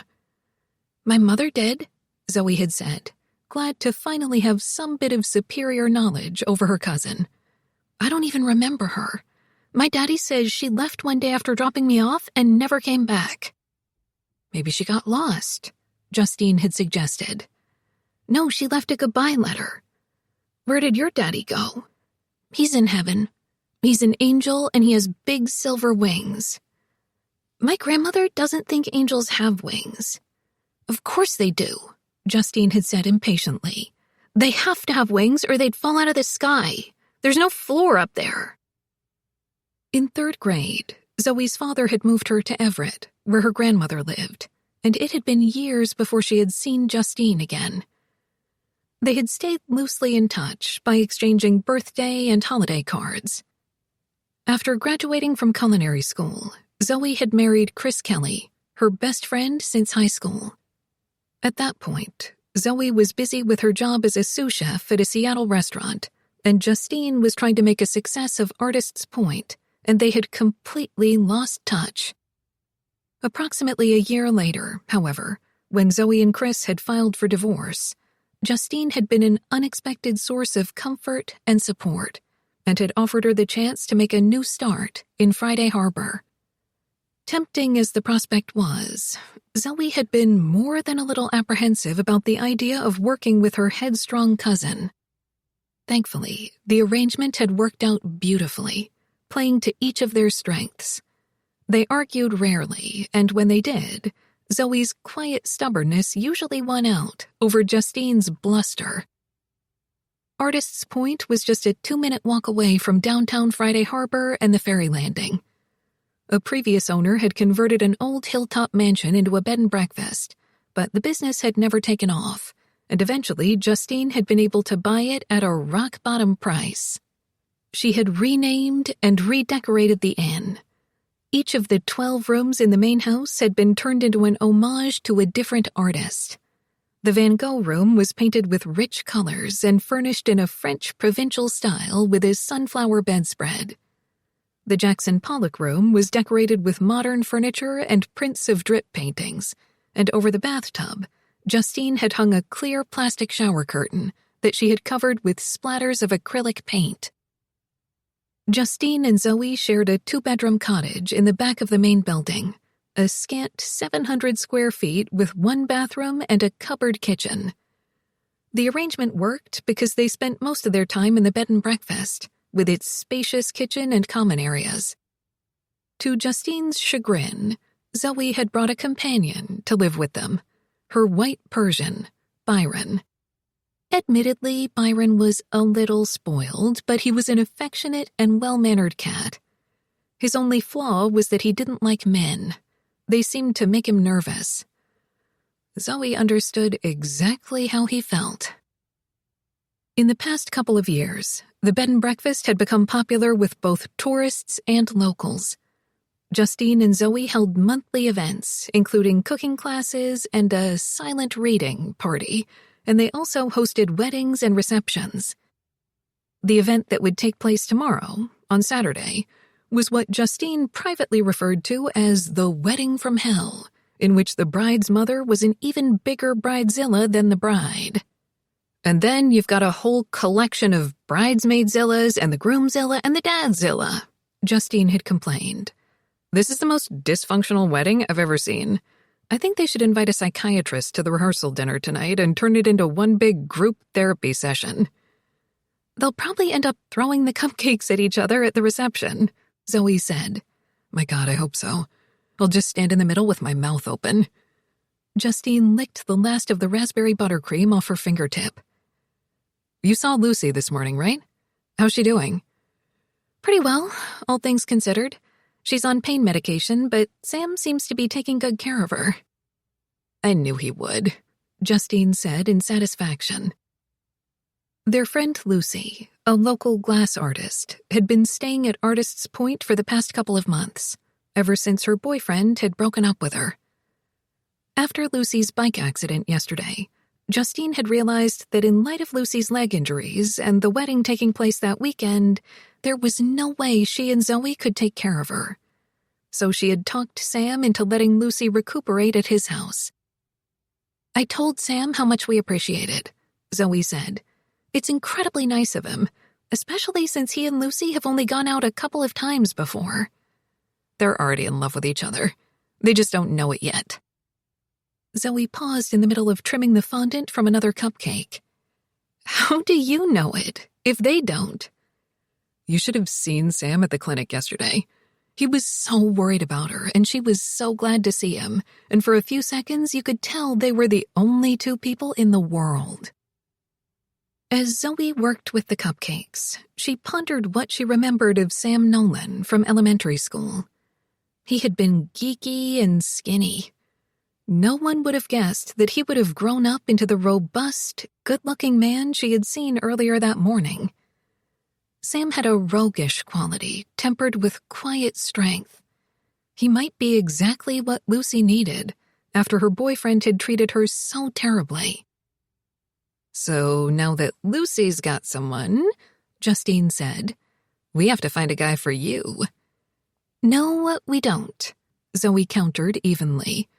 "I keep telling you, I'm not ready to start that kind of relationship. You've been divorced for a couple of years now, and you've been a nun. Sex is good for you, you know. Relieves stress and improves cardiovascular health and lowers the risk of prostate cancer, and besides, I don't have a prostate. Men have prostates. I know, but think of how much you'll be helping some poor guy out." A reluctant grin spread across Zoe's face. There could have been no better antidote for Zoe's shyness and occasional self-doubt than Justine. She was like a cool, brisk September breeze that blew away the sultry heat of summer and made you think of apples and wool sweaters and planting tulip bulbs. Before rolling out the next sheet of fondant, Zoe poured some coffee and told Justine about a phone call she'd received that morning. The previous day, her grandmother Emma, who was living in a senior apartment at an independent living community in Everett, had been taken to a nearby medical facility. She had complained of numbness in her left arm and leg and had seemed disoriented. It had turned out to be a mini-stroke, but the doctor believed that with physical therapy she would regain most of the use of the affected limbs. But when they did a brain scan, Zoe said, they found that she'd already had a few mini-strokes. It's a condition called... right now I can't remember the word, but it basically boils down to a diagnosis of vascular dementia. "Oh, Zoe." Justine reached out to put her hand on Zoe's back and kept it there for a moment. "I'm sorry." "Is that a kind of Alzheimer's?" "No, but it's similar. With vascular dementia, it's a stair-step process. One of these mini-strokes takes away some of your ability, and then you plateau for a while, and then you have another episode." Zoe broke off and blinked against tears. "Eventually, she'll have a major stroke, and that's that." Justine frowned. When Emma came out to visit over Christmas, she was in great shape. Didn't seem at all her age. What is she now, like 90? 87. "Do you need to go to her?" Justine asked quietly. "Yes, I thought tomorrow after the wedding reception. No, I mean right now. I have 172 cupcakes to cover with fondant." "Show me how to do it. I'll take over." "You've got too many other things to do." Zoe felt a rush of fond gratitude for her cousin, who could always be counted on in times of trouble.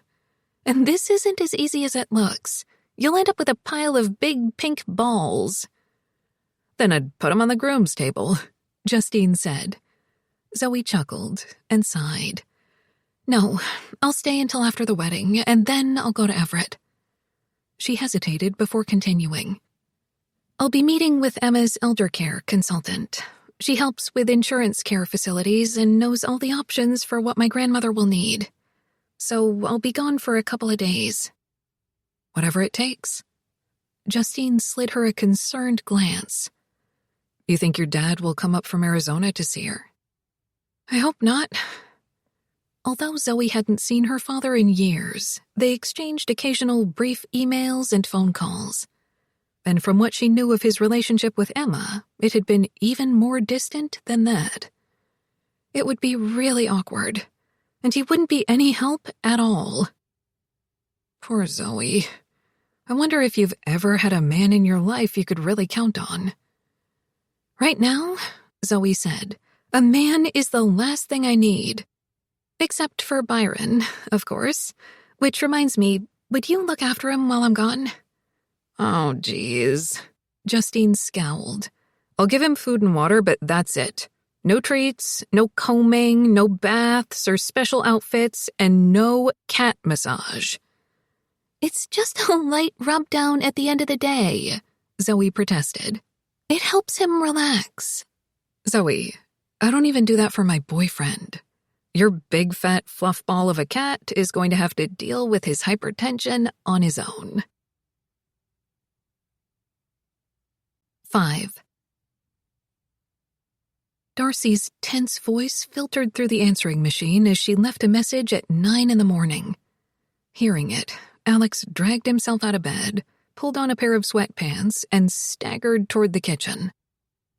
"Don't know if you found another place to live yet," Darcy was saying, "but time's running out. I'm going to start showing the house next week, so you have to be out of there. I want it sold by Labor Day. If you want to buy it from me, you can talk to the realtor." "I'm not going to pay for the same damn house twice," Alex muttered, ignoring the rest of the message. He pressed a button on the automatic espresso machine and waited for it to heat. Through slitted eyes, he saw the ghost standing at the kitchen island with his forearms braced on the granite counter. The ghost met his gaze. "Hiya." Alex didn't reply. Last night, he had turned on the TV and sat on the sofa with a bottle of Jack Daniels. The ghost had sat in a nearby chair, asking sardonically, "You're not bothering with a glass now?" Lifting the bottle to his lips, Alex had ignored him and kept his gaze glued on the television screen. The ghost had fallen obligingly silent, but he had stayed until Alex had passed out. And this morning, he was still here. Seeing that the espresso machine was ready, Alex pressed the start button. The metallic squall of the automatic grinder filled the air. The machine clicked, clacked, pumped out a double shot of espresso, and emptied the grounds into a hidden plastic receptacle. Alex drank the coffee straight and set the empty cup in the sink. He turned to face the ghost with grim resignation. It was pointless to keep ignoring him since he didn't appear to be going anywhere. And in that weird, second-hand way, Alex could sense the ghost's mood, the weary patience of a man who'd been alone for a long time. Although Alex had never been accused of having an excess of compassion, he couldn't help feeling a flicker of sympathy. "You got a name?" Alex eventually asked. "I did once, but I can't remember it." "What's with the flight jacket?" "I don't know," the ghost said. "Are there squadron patches on it? A name tag?" Alex shook his head. "Looks like an old A2 with cargo pockets. You can't see it? I'm visible only to you. Lucky me." Alex viewed him dourly. "Listen, I can't function with you following me everywhere, so you need to get invisible again. I don't want to be invisible. I want to be free. That makes two of us. Maybe if you help me figure out who I am, who I was, it might show me a way out. I might be able to break away from you then. Maybe and might aren't good enough. It's all I've got." The ghost began to pace in abbreviated strides. "Sometimes I remember things, bits and pieces of my life." He stopped at the kitchen window to stare out at the beckoning blue flat of Roche Harbor. "When I first had awareness, I guess you'd say, I was in the house at Rain Shadow. I think in my former life I had a connection to that place. There's still a lot of old junk there, especially in the attic. It may be worth poking around for clues." "Why haven't you done it?" "Because I'd need a physical form to do that," the ghost said, every word drenched in sarcasm. "I can't open a door or move a piece of furniture. I don't have powers." He accompanied the word with a mystical waggling of all his fingers. "All I can do is watch while other people screw up their lives." He paused. "You're going to have to clear all that crap out of the attic eventually anyway." "Sam will. It's his house. I can't talk to Sam, and he might miss something important. I need you to do it. I'm not your cleaning lady." Alex left the kitchen, and the ghost followed. "There's enough stuff in that attic to fill a 10-yard dumpster," Alex continued. It would take me days to go through it alone, maybe weeks. But you will? The ghost asked eagerly. I'll think about it. In the meantime, I'm going to take a shower. Alex stopped and shot him a glare. But while I'm in there, stay the hell away from me. Relax, the ghost said acidly. Not interested. By the beginning of 3rd grade, Zoe's father had told her that he was getting a new job in Arizona, and she would have to live with her grandmother until he sent for her. I'd just have to get the house ready for you, he had said. What color do you want me to paint your room? Blue, Zoe had said eagerly, like a robin's egg. Oh, and Daddy, can I get a kitten when I move to our new house? Sure you can, as long as you take care of it. Oh, I will. Thank you, Daddy. For months, Zoe had painted pictures of what her new room and her new kitten would look like, and had told all her friends she was going to live in Arizona. Her father had never sent for her. He had come to visit a few times, and he had answered the phone when Zoe had called, but whenever she had dared to ask if the house was ready for her, if he had made a space in his life for her, he was evasive and irritable.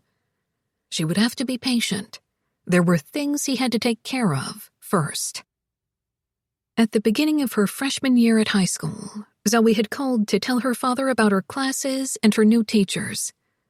An unfamiliar voice had answered her father's phone, a woman who had sounded very kind and said that she would love to meet Zoe someday.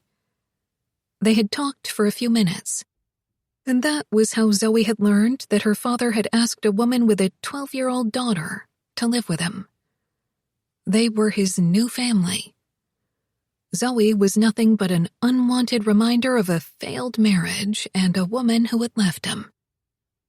She had gone to her grandmother, of course, and had cried bitter tears while laying her head on Emma's lap. "Why doesn't he want me?" she had sobbed. "Am I too much trouble?" "It has nothing to do with you."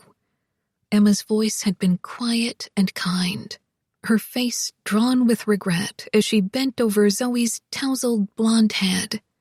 "You are the best, smartest, most wonderful girl in the world. Any man would be proud to have you as his daughter." "Then why isn't he?" "He's broken, sweetheart, in a way that I'm afraid no one can fix. Your mother, well, the way she left him, it did something to him. He's been different ever since. If you'd known him before then, you would hardly recognize him. He was always in good spirits. Everything went his way. But he fell in love with your mother so deeply. It was like falling down a well with no way to climb back up. And every time he looks at you, he can't help thinking about her." Zoe had listened carefully, trying to understand the secrets tucked between the spare revelations. She needed to know why she had been abandoned in turn by both of her parents. There had been only one answer. The fault lay somewhere in herself. Her grandmother's gentle hand had smoothed her hair as she continued. "No one would blame you, Zoe, for being angry and bitter. But you need to focus on what's good in your life and think about all the people who love you. Don't let this turn you all sour inside." "I won't, Upsy," Zoe whispered. It was the name she'd called her grandmother ever since she could remember. "But I feel as if I don't belong anywhere." "You belong with me." Looking up into Emma's face, softly etched with lines carved by all the humor, sadness, and reflection of 7 well-lived decades, Zoe had reflected that her grandmother had always been the one constant in her life. Afterward, they had gone into the kitchen to cook. 3 times a week, Emma had made extra meals to carry to some of the older neighbors on their street. Zoe, who loved to work in the kitchen, had always helped her. Zoe had chopped bars of dark chocolate until the cutting board was piled with fragrant, coarse powder, While the oven preheated, she melted the chocolate, along with 2 sticks of butter, in a glass bowl set on a saucepan of simmering water. After separating 8 eggs, she whipped the deep gold yolks and a tablespoon of vanilla extract into the melted chocolate and added brown sugar. Tenderly, she had folded shiny ribbons of chocolate emulsion into a cloud of beaten egg whites. The rich froth of batter was spooned into individual teacups, which were set into a water bath and placed in the oven. When the cakes were done, Zoe had let them chill before topping each with a heavy swirl of whipped cream. Emma came to survey the rows of flourless chocolate cakes baked in teacups. A smile spread across her face. "Charming," she said, "and they smell divine." "Try one," Zoe said, handing her a spoon. Emma had taken a bite, and her reaction was all Zoe could have hoped for. She made a little hum of pleasure, closing her eyes to better concentrate on the rich flavor. But when her grandmother opened her eyes, Zoe was astonished to see the glint of tears in them. "What is it, Upsy?" Emma had smiled. "This tastes like love you've had to let go, but the sweetness is still there." Zoe walked slowly along the clinic corridors, her rubber-soled flat squeaking on the shiny green floor. Her mind was occupied with the information the doctor had just given her. Facts about cerebrovascular disease, infarction caused by stroke, the possibility that Emma might have mixed dementia, a combination of both vascular dementia and Alzheimer's. Too soon to tell. Amid all the questions and problems, one thing was clear. Emma's independence was gone. She would no longer be able to stay at the assisted living community. From now on, she would need more care and supervision than they could provide. Daily physical therapy for her left arm and leg, safety improvements to her living environment, such as shower rails and a toilet seat riser with side handles. And as her condition inevitably deteriorated, she would need even more help. Zoe felt overwhelmed. There were no relatives she could turn to. Her father had declined to involve himself in her life long ago. And although the Hoffman family was large, the ties between them were negligible. "Solitary as skunks," Justine had once quipped about their unsociable relatives, and it was true.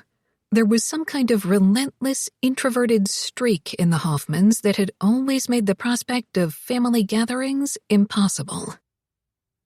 None of that mattered, however.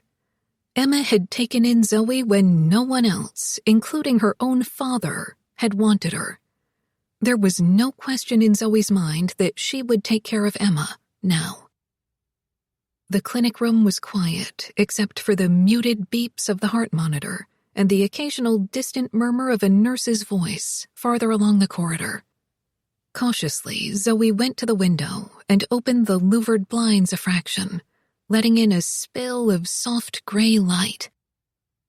Standing at the bedside, Zoe looked down at Emma's waxen complexion, the petal-like fragility of her closed eyelids, the silvery gold tangle of her hair. Zoe wanted to brush and pin it back for her. Emma's eyes flickered open. Her dry lips twitched with a smile as she focused on Zoe. Zoe's throat went tight as she leaned over to kiss her grandmother. "Hi, Upsy." Emma usually smelled like L'Heure Bleue, the powdery, flowery perfume she had worn for decades.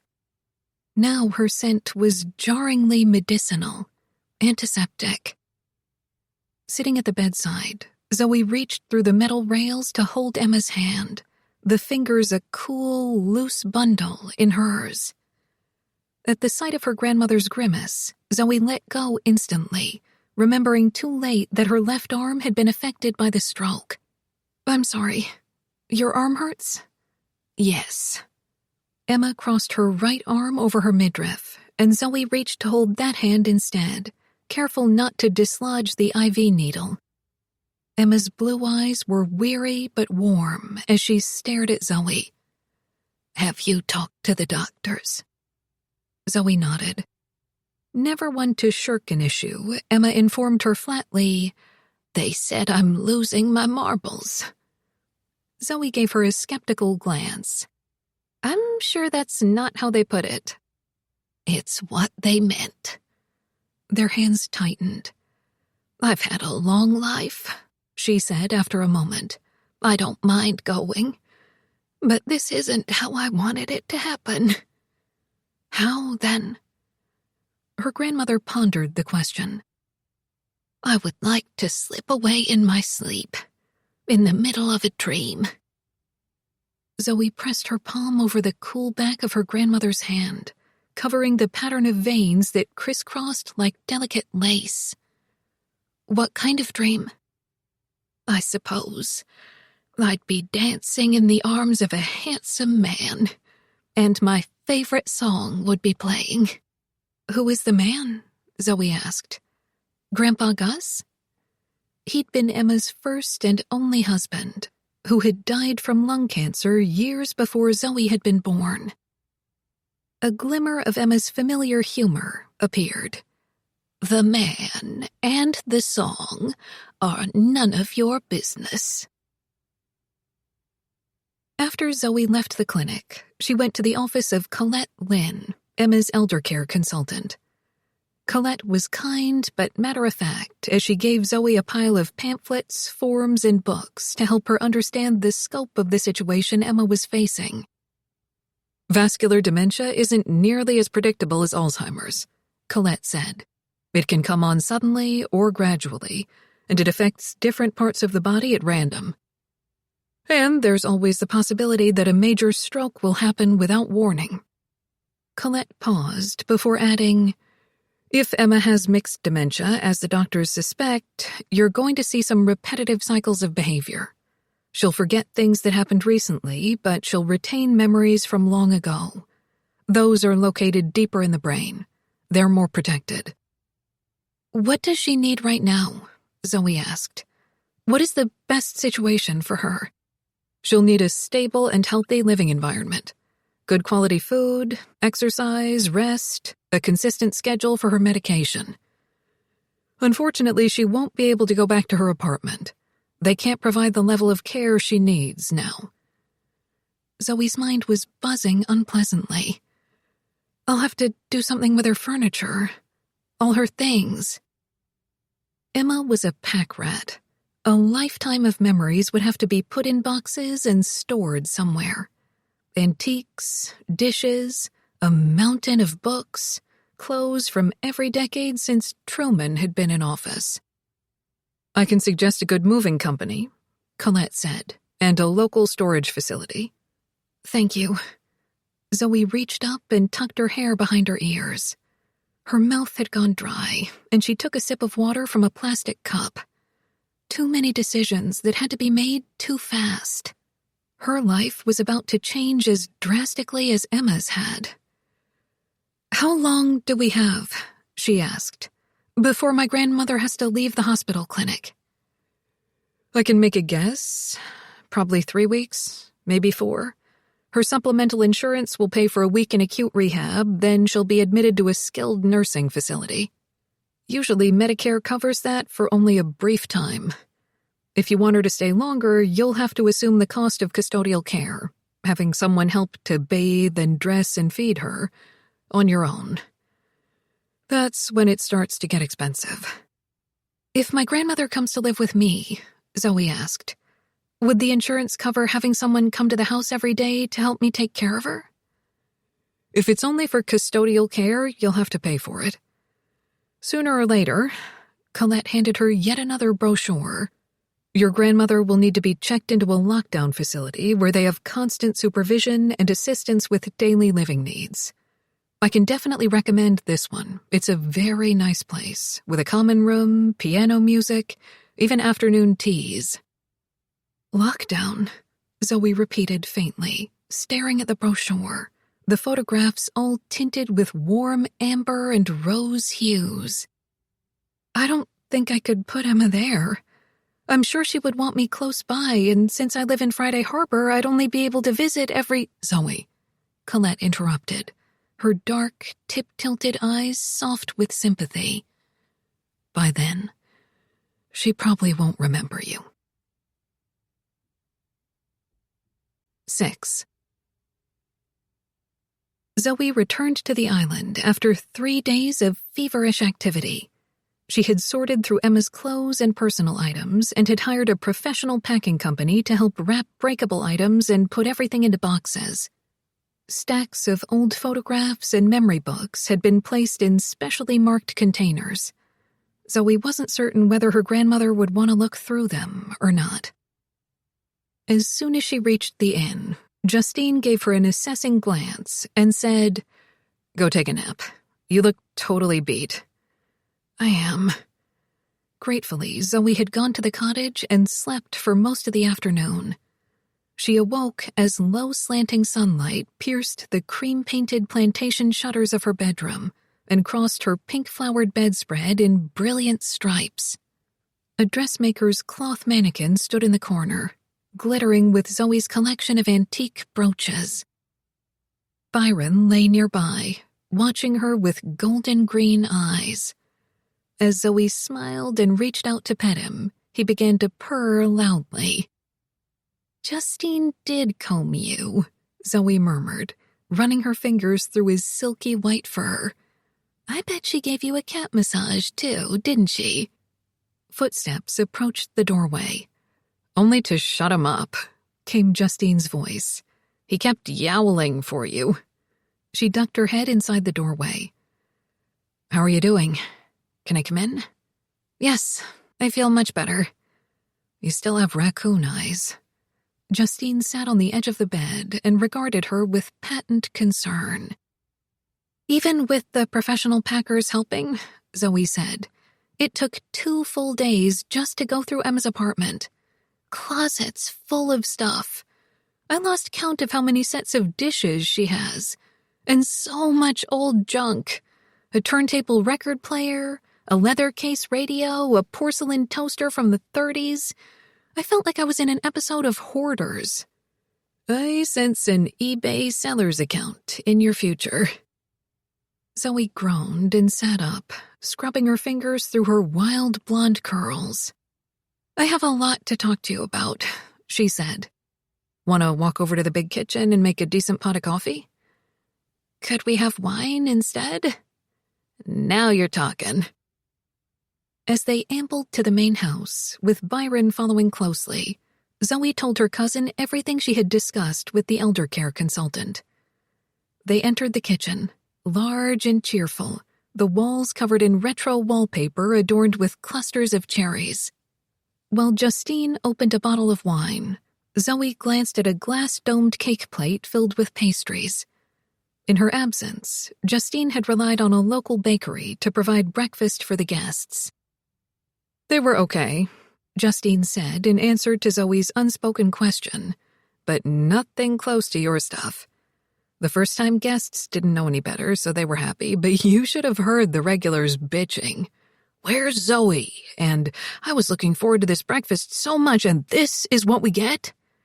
I'm not kidding, Zoe. This place isn't the same without you. Zoe smiled. Oh, stop. It's true. Justine handed her a glass of wine, and they sat at the kitchen table. Byron leaped into Zoe's lap and settled in a purring heap of white fur. What happens next?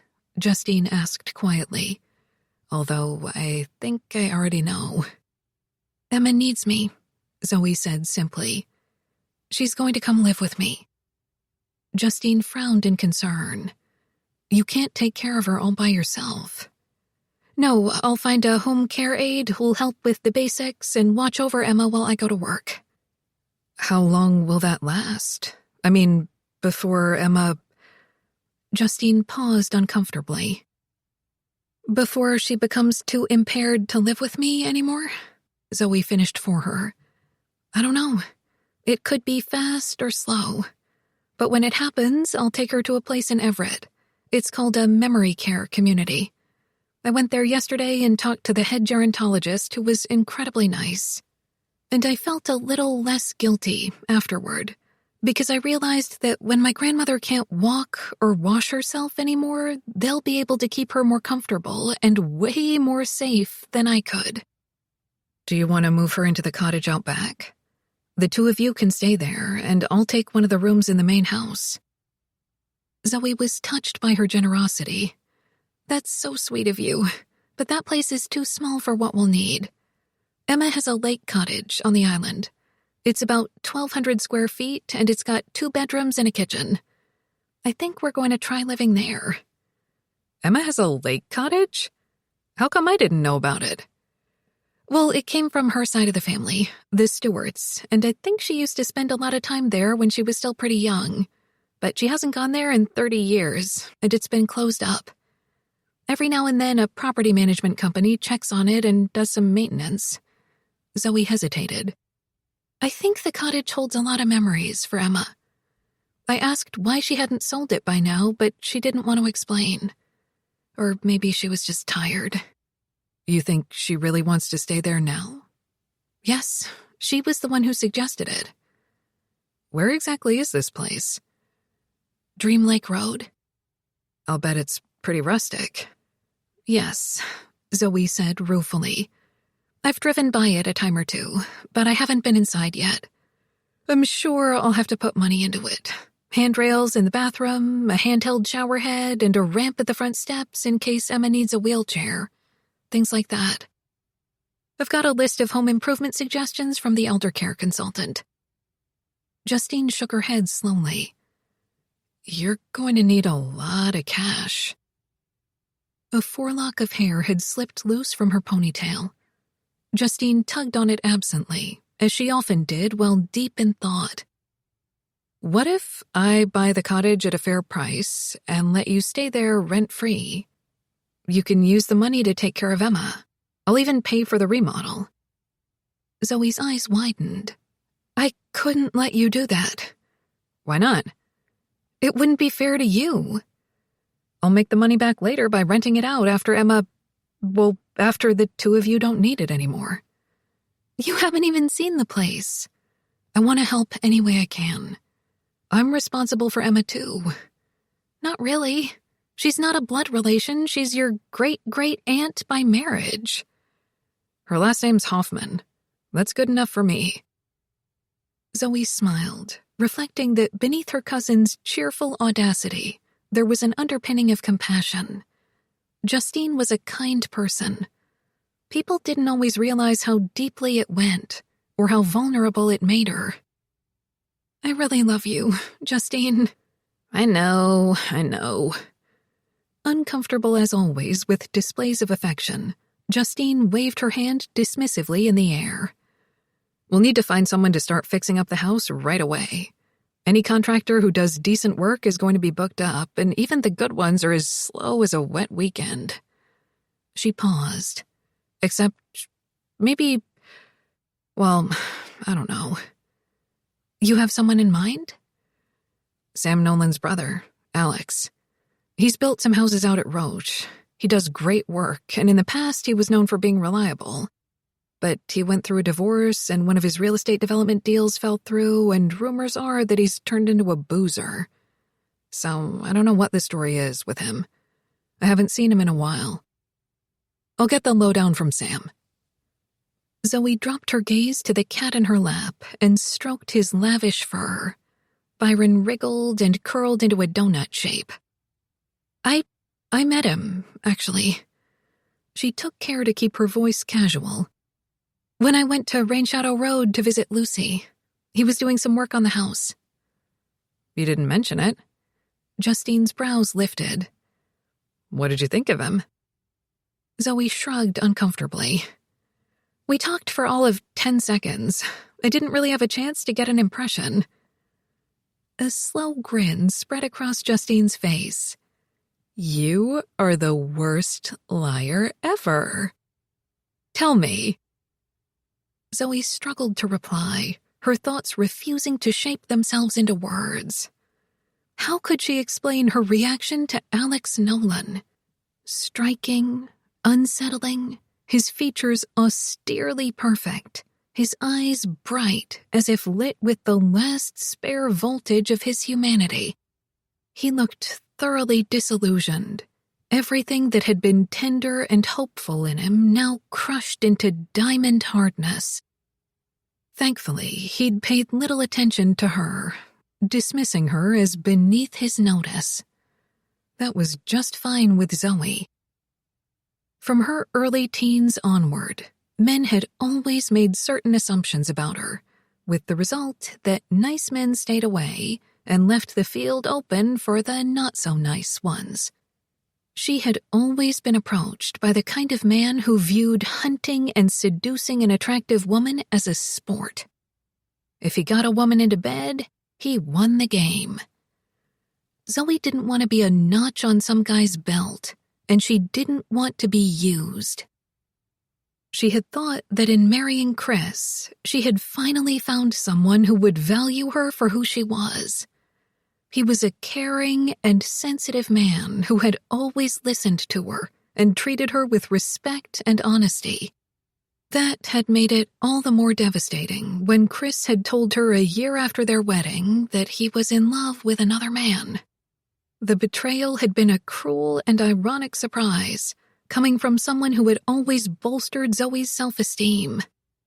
Since then, she had gone 2 years without any kind of romantic involvement.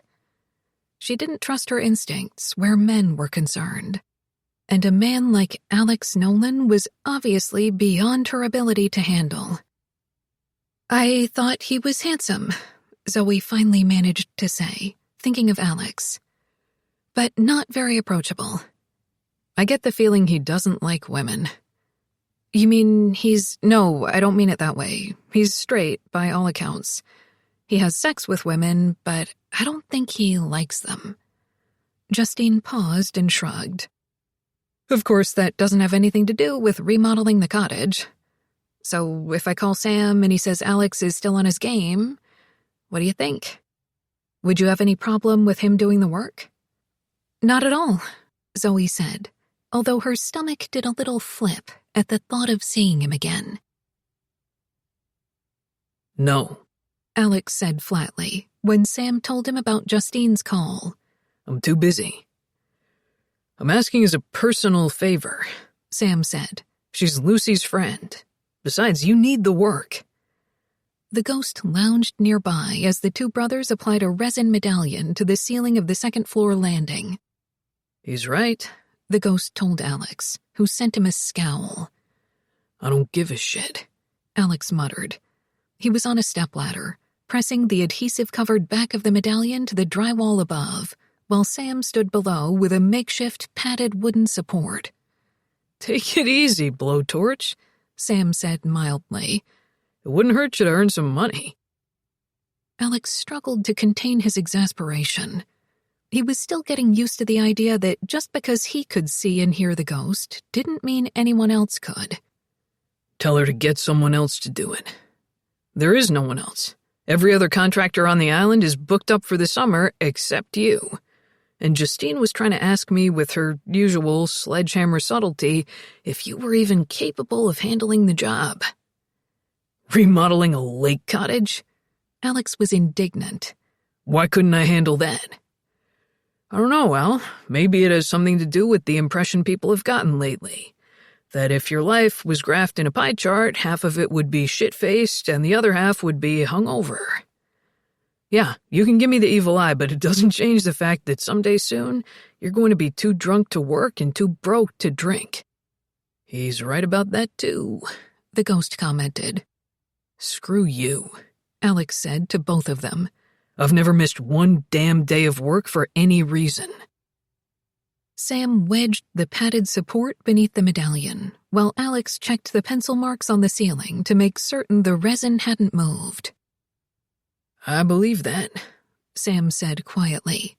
"But you're going to have to go out there and prove it to everyone else, Al. From what I can tell, your 401k is now a 501k.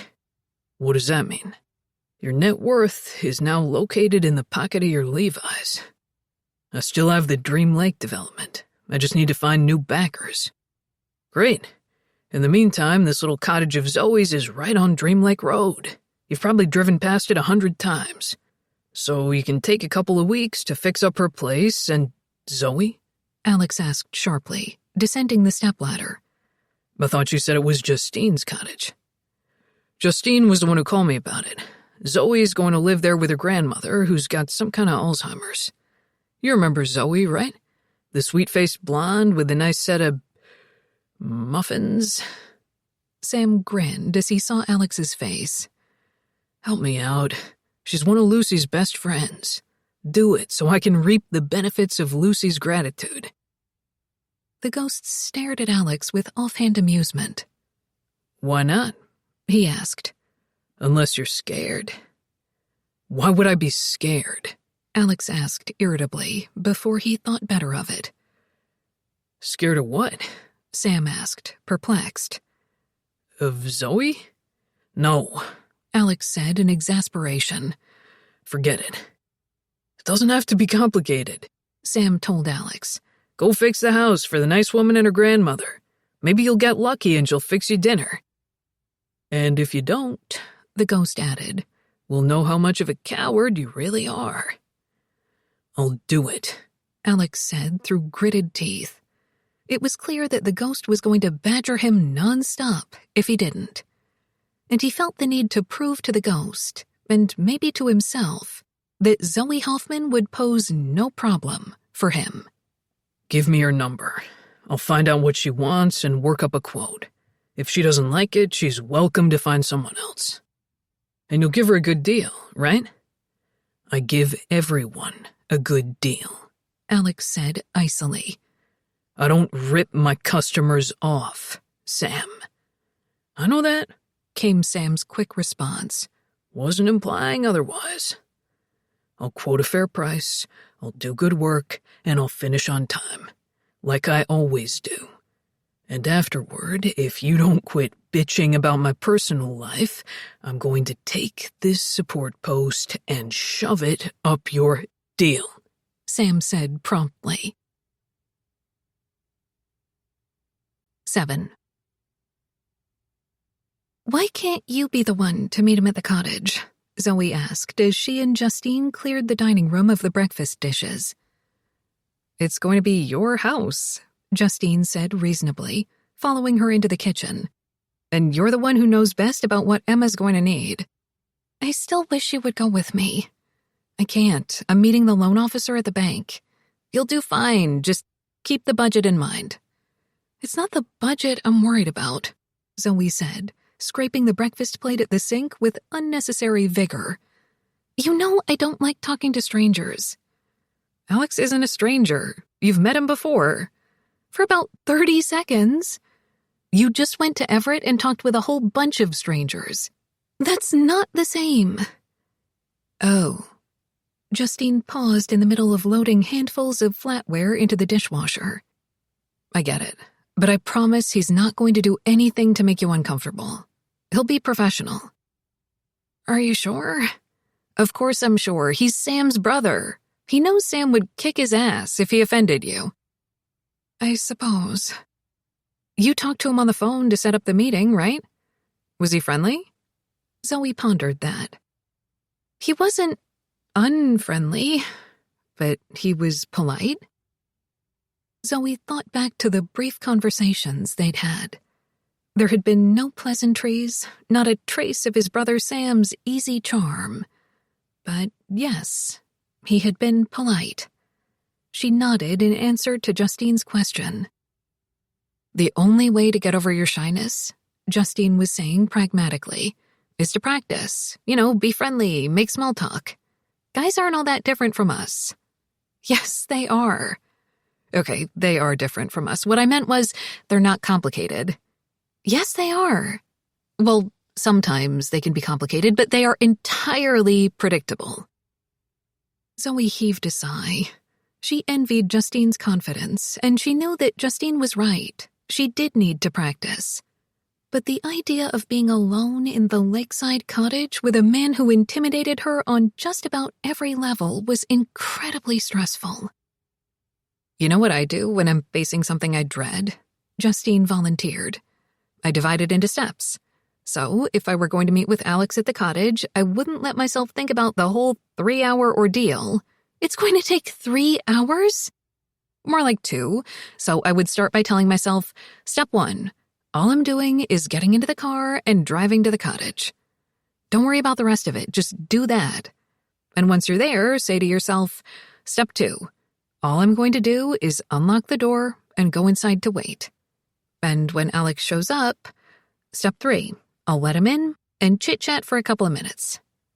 Justine gave her a self-satisfied smile. See? None of those things are so terrible by themselves. It's just when you view them all together that you start to feel like you're sprinting away from a rabid tiger. Spiders, Zoe said. I'm not stressed by the idea of a rabid tiger. Spiders are what scare me. Fine, but that ruins the metaphor. No one has to sprint away from a spider.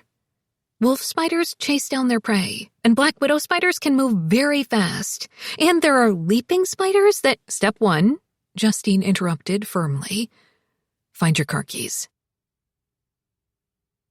From the moment Alex had pulled up to the lakeside cottage, the ghost had seemed riveted. He'd stopped talking, for once, and stared in open fascination, taking in every detail. Alex couldn't figure out what he found so interesting. The house was small and rustic, with cedar shake siding, a covered front porch, wide eave overhangs, and a stone chimney. Craftsman details like tapered boxed columns on the porch and a fieldstone foundation made it the kind of place that, when properly restored, would have a certain amount of charm. But the cheap carport on the side was a detraction. And it was apparent at first glance that the property management company had done a mediocre job of upkeep. The landscaping was untidy and overgrown, the graveled driveway choked with weeds. If the inside had been as poorly maintained as the outside, there were going to be problems. Since they were early, and Zoe hadn't arrived yet, Alex decided to walk around the exterior to look for mold, damaged siding, or foundation cracks. I know this place, the ghost had said in wonder, following Alex from the truck.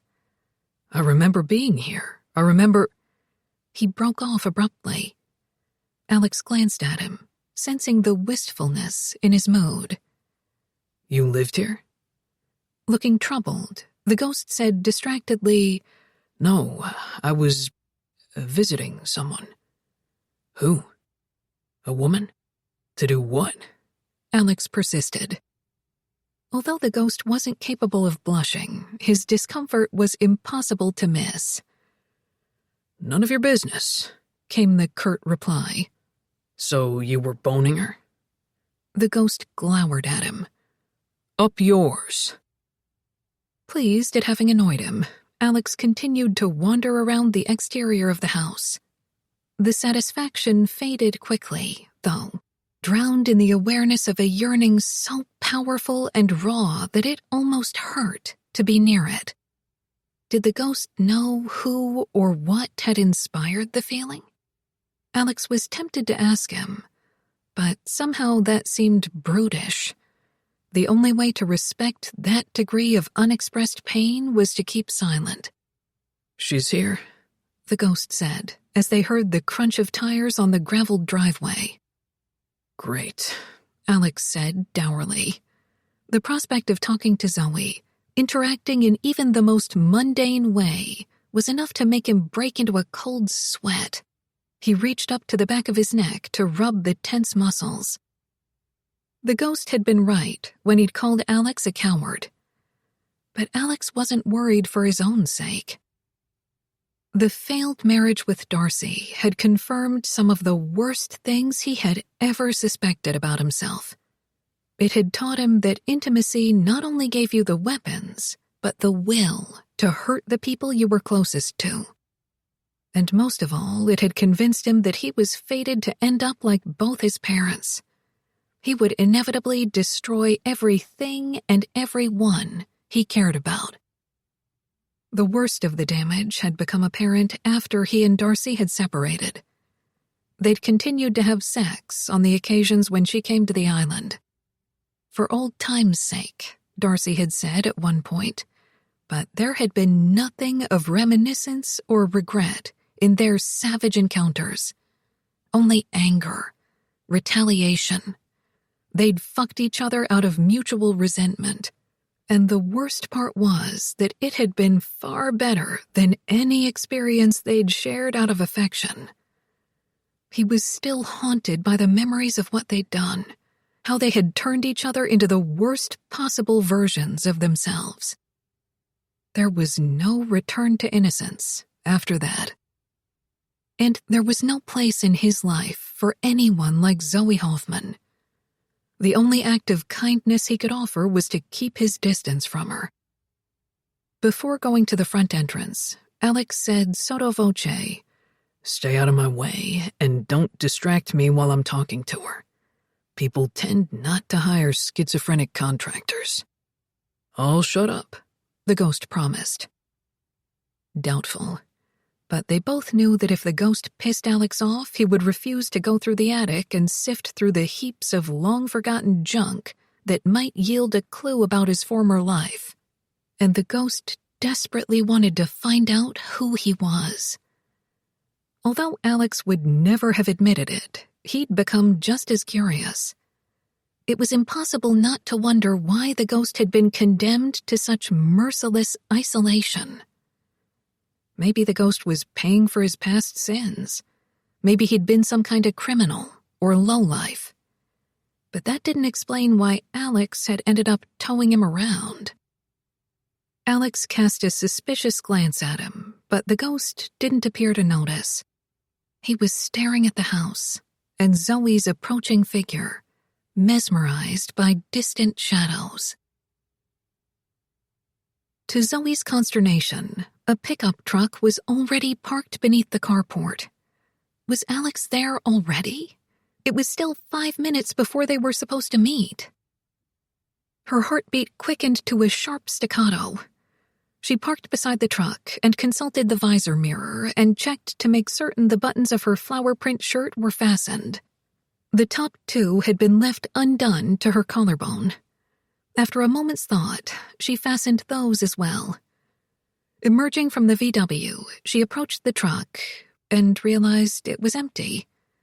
Had Alex found a way inside the house? She crossed the gravel in her pink leather flats and went to the front door and found it was still locked.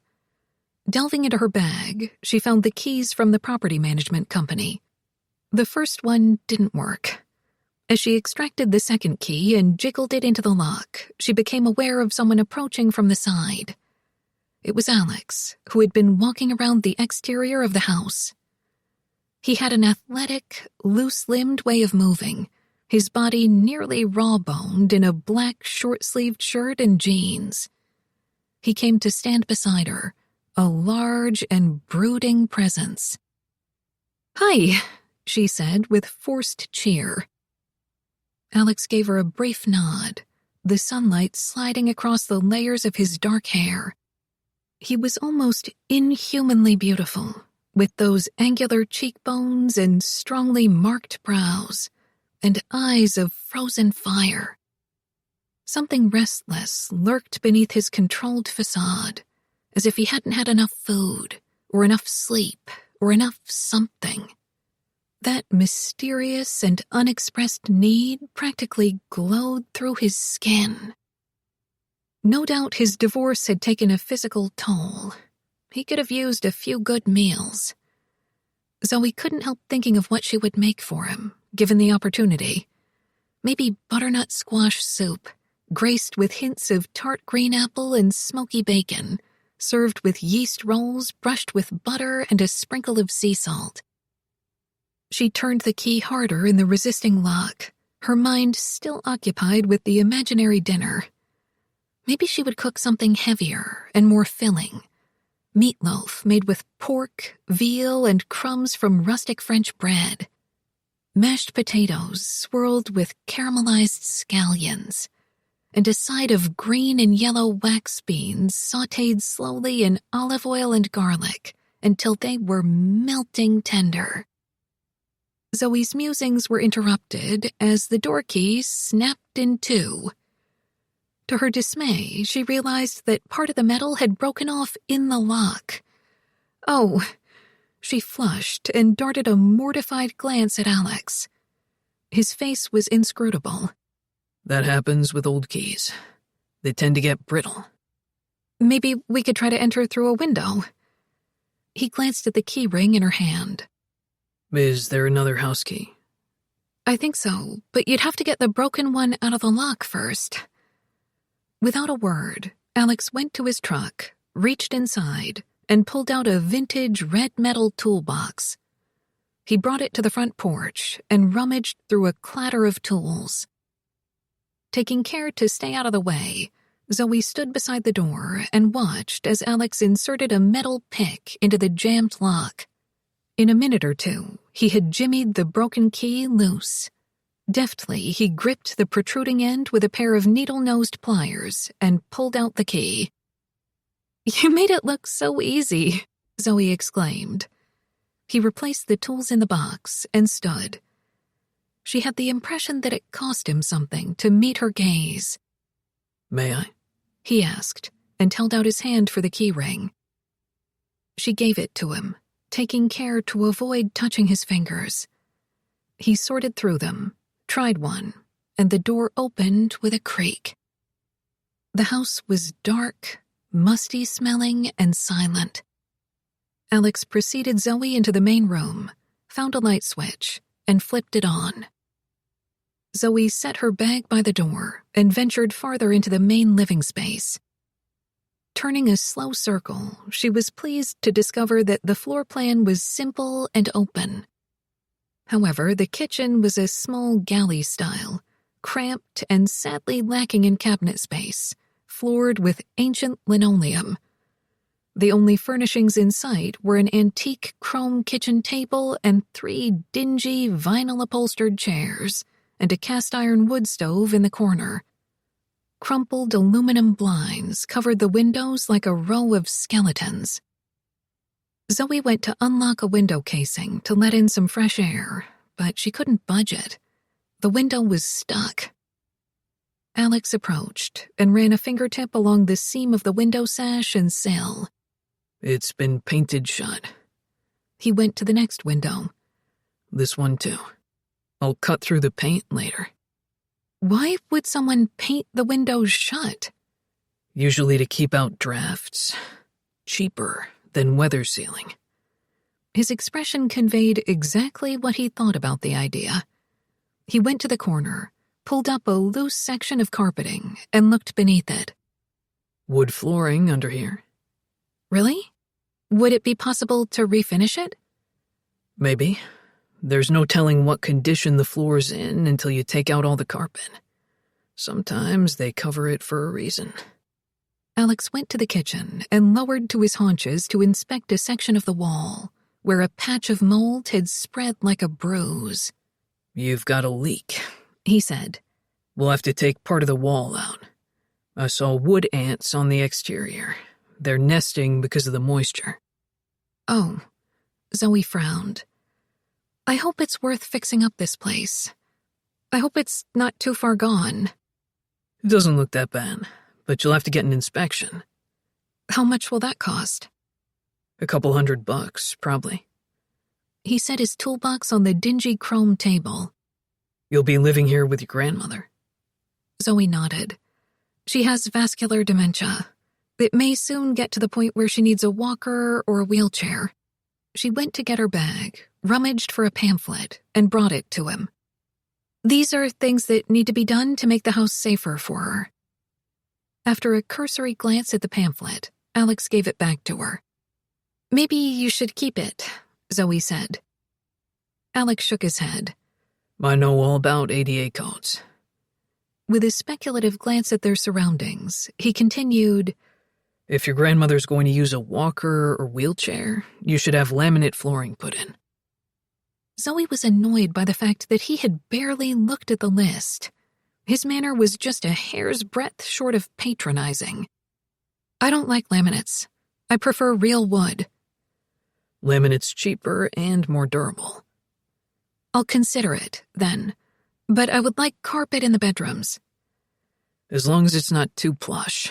Trying to get a wheelchair across that is like trying to roll through sand. Alex stood at the opening of the kitchen galley and flipped on a light. I don't think this is a load-bearing wall. I could take it out and turn this area into an island. It would double your cabinets and countertop space. Could you? It would be wonderful to have an open kitchen. Alex took a pad of sticky notes from the toolbox and scrawled a few words on the top one. He reached for a tape measure and went into the kitchen. Do you know what kind of countertops you want? Oh, yes, Zoe said immediately. Butcher block. It had always been her dream to have butcher block countertops, but she'd never had the chance. When she'd started working at Artist's Point, soapstone counters had already been installed. The measuring tape clicked and rasped a few more times. If you do a lot of cooking, butcher block is going to show a lot of rough wear. It's expensive and high maintenance. I'm aware of all that, Zoe said. I've worked in kitchens with butcher block counters. What about engineered stone? I prefer butcher block. Alex emerged from the kitchen with his lips parted, as if he were about to argue. As he saw her defensive expression, however, he closed his mouth and continued to make notes. Zoe found herself beginning to actively dislike him. His silences were especially unnerving because he didn't reveal a clue about what was behind them. No wonder he was divorced. The concept of anyone living comfortably with this man seemed impossible. Taking care not to look at him, Zoe went to the back of the house, where a pair of French doors opened to a tiny porch with rotted slats. It was a nice little yard, enclosed by a wrought iron fence with a wooded copse and Dream Lake just beyond. Would it be possible to put in a cat door? Zoe asked. What? Came his voice from the other side of the room, near the wood stove. A cat door, back here. There would be a cat, she heard him mutter. What does that mean? Zoe asked, flushing. Nothing. Is there something wrong with having a cat? Alex pulled out a length of metal tape and began to lay it out along the floor. I don't care what kind of pet you have. Forget I said anything. And yes, I can install a cat door, although I can't guarantee that a raccoon or fox won't get in. I'll take my chances, Zoe said shortly. Silence. While Alex measured the main room and made notes, Zoe went to investigate the narrow kitchen space. As she had expected, there was no microwave and no dishwasher. She and Justine had previously agreed that part of their budget would include new kitchen appliances, since renovating the kitchen would increase the value of the house. Zoe thought it would be convenient to have a microwave drawer built into the kitchen island. The dishwasher would be next to the sink, naturally, and the refrigerator would have to be in an area where she could open the door without bumping it against a wall. It might be possible to save money by painting the cabinets and adding new hardware. She opened a cabinet door. The interior was coated with dust. Seeing an object on the middle shelf, Zoe stood on her toes to pull it down. It was an antique egg beater, rusted metal with a wooden knob. Although it wasn't usable, someone certainly might want it as a decoration. Ruefully, Zoe reflected that becoming an eBay seller was practically inevitable, with this and all the other antiques that Emma had saved. As she set the egg beater aside, Zoe was startled as a palm-sized object dropped from the edge of the cabinet and landed on the counter. It was a spider. A huge spider. And it began to hop and bolt toward her with astonishing speed, its articulated legs a blur. 8. At the sound of Zoe's scream, Alex reacted and reached her in a few seconds. She had bolted from the galley kitchen, her eyes huge in her ashen face. What is it? He demanded. Spider, she said hoarsely. It's here, the ghost called out from the kitchen. Damn thing just jumped from one counter to the other.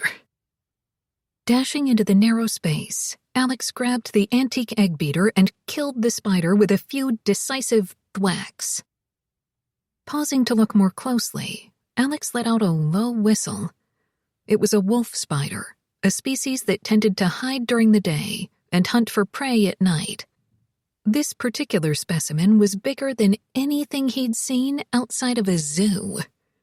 A touch of humor quirked one corner of his mouth as he thought of how Sam would have reacted to the situation. Sam would have found a way to capture the spider without harming it and safely transport it outside, all the while lecturing about respect for nature. Alex's view on nature was that any time it ventured inside, it was going to find itself confronting a big can of Raid. His gaze swept across the kitchen. A loose collection of webbing was anchored at the corner of the ceiling. Spiders spun webs near food sources, which meant there had to be a big supply of insects attracted to the moisture from leaks in the wall. Alex, came the ghost's urgent voice from the other room. Something's wrong with Zoe. Frowning, Alex left the kitchen and found Zoe in the center of the main room, her arms wrapped tightly around her middle. She was breathing in airless pants, as if her lungs had collapsed. He reached her in 2 strides. What is it? She didn't seem to hear him. Her eyes were wide and unfocused. She was shaking in every limb. Did it bite you? Alex asked, looking over her face, neck, arms, every exposed inch of skin. Zoe shook her head, wheezing as she tried to talk. Alex found himself reaching out for her and snatching his hands back. Panic attack, the ghost said. Can you calm her down? Alex shook his head automatically. He was good at making women angry, but calming them wasn't in his repertoire. The ghost looked exasperated. Just talk to her. Pat her back. Alex gave him an appalled glance. There was no possible way to explain his unwillingness to touch her. The sure knowledge that it would lead to disaster. But Zoe swayed on her feet, looking like she was about to pass out, and there was no choice. He reached for her, his hands closing lightly around her arms. The feel of her skin against his palms, the texture of her flesh, sent a thrill of heat through him, which, in light of the circumstances, was nothing less than depraved. He had been with women in every imaginable sexual position, but he'd never taken one into his arms with the sole intention of comforting her. Zoe, look at me, he said quietly. To his relief, she obeyed. She was panting, gulping painfully as if she couldn't get enough air, when the problem was that she was taking in too much. I want you to take a deep breath and let it out slowly, Alex said. Can you do that? Zoe looked at him without seeing him, her eyes desperate and tear-blurred. Just... He understood immediately. You're not having a heart attack. You'll be fine. We just need to slow your breathing down. She continued to stare at him, wetness leaking from her eyes, mingling with the pearly mist of sweat on her cheeks. The sight caused something to twist painfully inside his chest. You're safe, he heard himself saying. I won't let anything happen to you. Easy. His hand came to the side of her face. Her cheek was cool and plush, like the sepals of a white orchid. Carefully, he touched her nose, pressing one nostril shut, holding it like that. Keep your mouth closed. Breathe through one side of your nose. With the intake of air restricted, Zoe's breath began to regulate. But it wasn't easy. She gasped and hiccuped and kept fighting to breathe as if she were trying to insufflate corn syrup through a straw. All Alex could do was hold her patiently and let her body work it out. Good girl, he murmured as he felt her begin to relax. Just like that. A few more constricted breaths. To his relief, she stopped struggling. He let his hand cradle her face while his thumb wiped at the stippling of tears on her cheek. Take long breaths from deep down. Looking exhausted, Zoe dropped her head to his shoulder, the pale golden curls tickling his jaw. Alex went very still. "Sorry," he heard her whisper in between broken gasps. "Sorry." Not as sorry as he was, because the feel of her had sent a shock of pleasure through him, so pure and searing that it was almost pain. He had known somehow that it would be like this. He found himself gripping her closer until her body molded to his as if her bones had gone liquid. A few remaining tremors went across her back, and he chased them slowly with his hands. He felt his senses opening to take her in, the incredible lush delicacy of her. She smelled like crushed flowers, a dry and innocent scent, and he wanted to open her shirt and breathe it directly from her skin. He wanted to press his lips against the wild pulse in her throat and stroke it with his tongue. Heat uncurled and rose through the stillness. The urge to touch her intimately, slide his hands through her hair and inside her clothes, nearly drove him crazy. But it was enough just to stand here with her, disoriented from the desire that flowed all through him. Through heavy-lidded eyes, he saw a movement nearby. It was the ghost, only a few yards away, regarding him with lifted brows. Alex shot him an incinerating glare. "I think I'll check out the other rooms," the ghost said tactfully, and vanished. Zoe clung to Alex, who was the one solid thing in the world, the still center of the merry-go-round. Dancing at the edge of her awareness was the mortified knowledge that after this, she would never be able to face him again. She had made a fool of herself. He would have nothing but contempt for her. Except he was so gentle, so concerned. His hand moved over her back in slow circles. It had been a long time since a man had held her. She had forgotten how good it felt. The surprise was that Alex Nolan was capable of such quiet, fluent tenderness. She would have expected anything from him except this. "Better?" he asked after a while. She nodded against his shoulder. I've always hated spiders. They're like hairy wads of death on 8 legs. Usually they only bite humans to defend themselves. I don't care. I'm still scared of them. Amusement rustled in his chest. Most people are. Zoe lifted her head to look up at him with wide eyes. Including you? No. He caressed the edge of her jaw with the backs of his fingers. His face was austere, but his eyes were warm. In my line of work, you see enough of them that you get used to it. I wouldn't, Zoe said vehemently. Remembering the one in the kitchen, she felt her pulse skyrocket. That one was huge, and the way it dropped out of the cabinet and started hopping toward me— It's dead, Alex interrupted, his hand returning to her back, resuming the calming stroking. Relax, or you'll start hyperventilating again. Was it a black widow? No, just a wolf spider. She shuddered. They're not lethal, he said. There must be more. The house is probably full of them. I'll take care of it. He sounded so assured and matter-of-fact that she couldn't help but believe him. His face was so close that she could see the shadow of whisker grain heralding a dark 5 o'clock shadow. The only way spiders can get in, Alex continued, is through cracks and places that aren't sealed. So I'm going to install door sweeps and weather stripping, caulk around all the windows and doors, and put wire mesh over every vent. Trust me, this is going to be the most pest-proof house on the island. Thank you.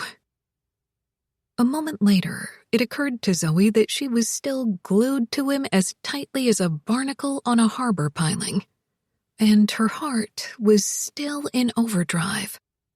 Standing as close as they were, it was impossible not to notice that he was becoming aroused, the pressure of his body hard and delicious. She couldn't seem to move, only leaned against him in a dry-mouthed paralysis of pleasure.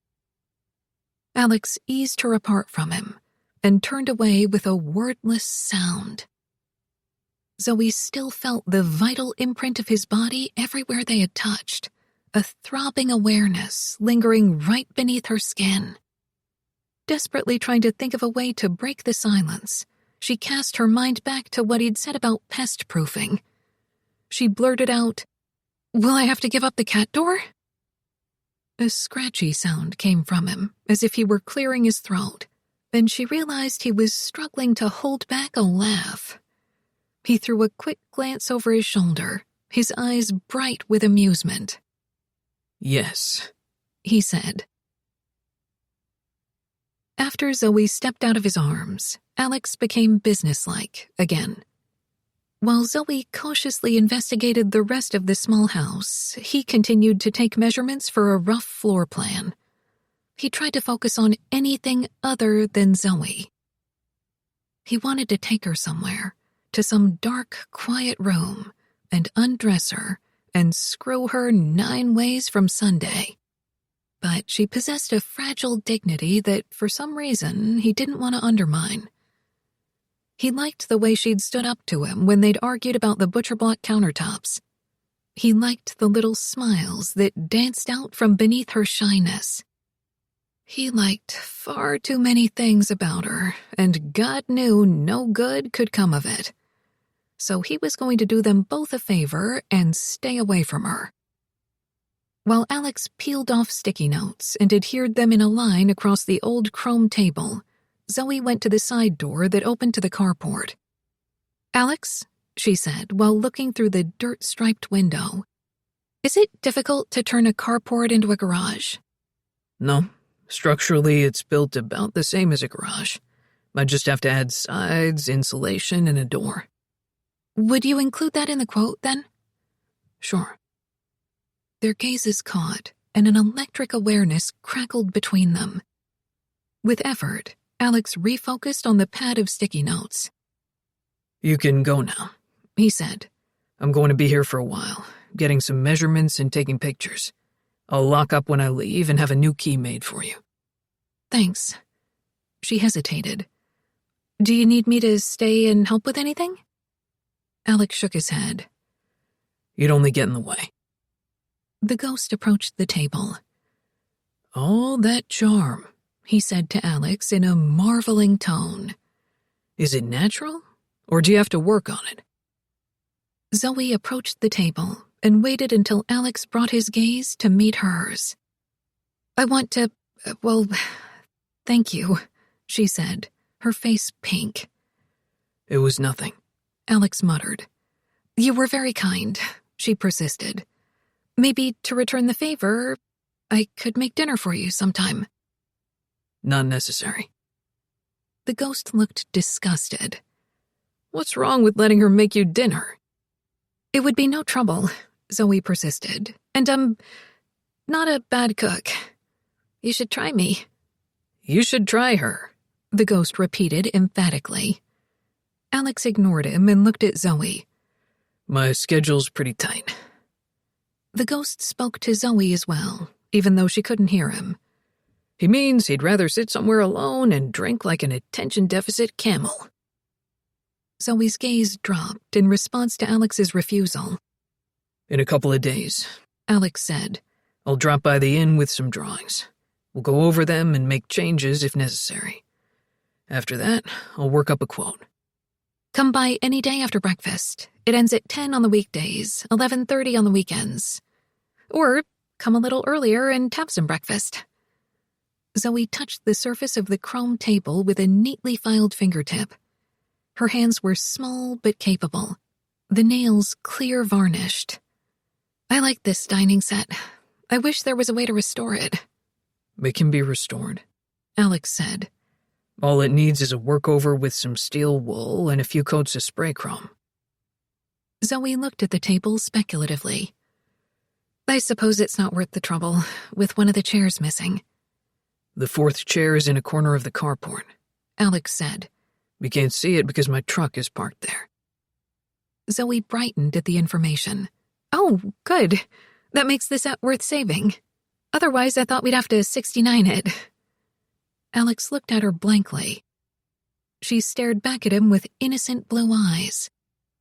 You mean 86 it? Alex said, his voice carefully monotone. Yes, what did I... Zoe broke off as she realized the slip she'd made. A tide of crimson color washed over her face. I have to be going, she said in a small voice.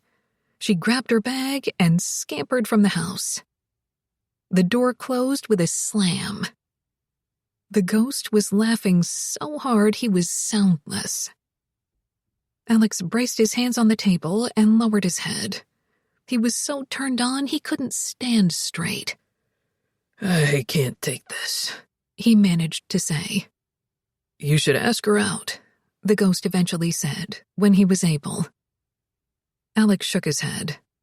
Why not? The number of ways I could hurt a woman like that. Alex paused with a faint smile. Hell, I can't count that high.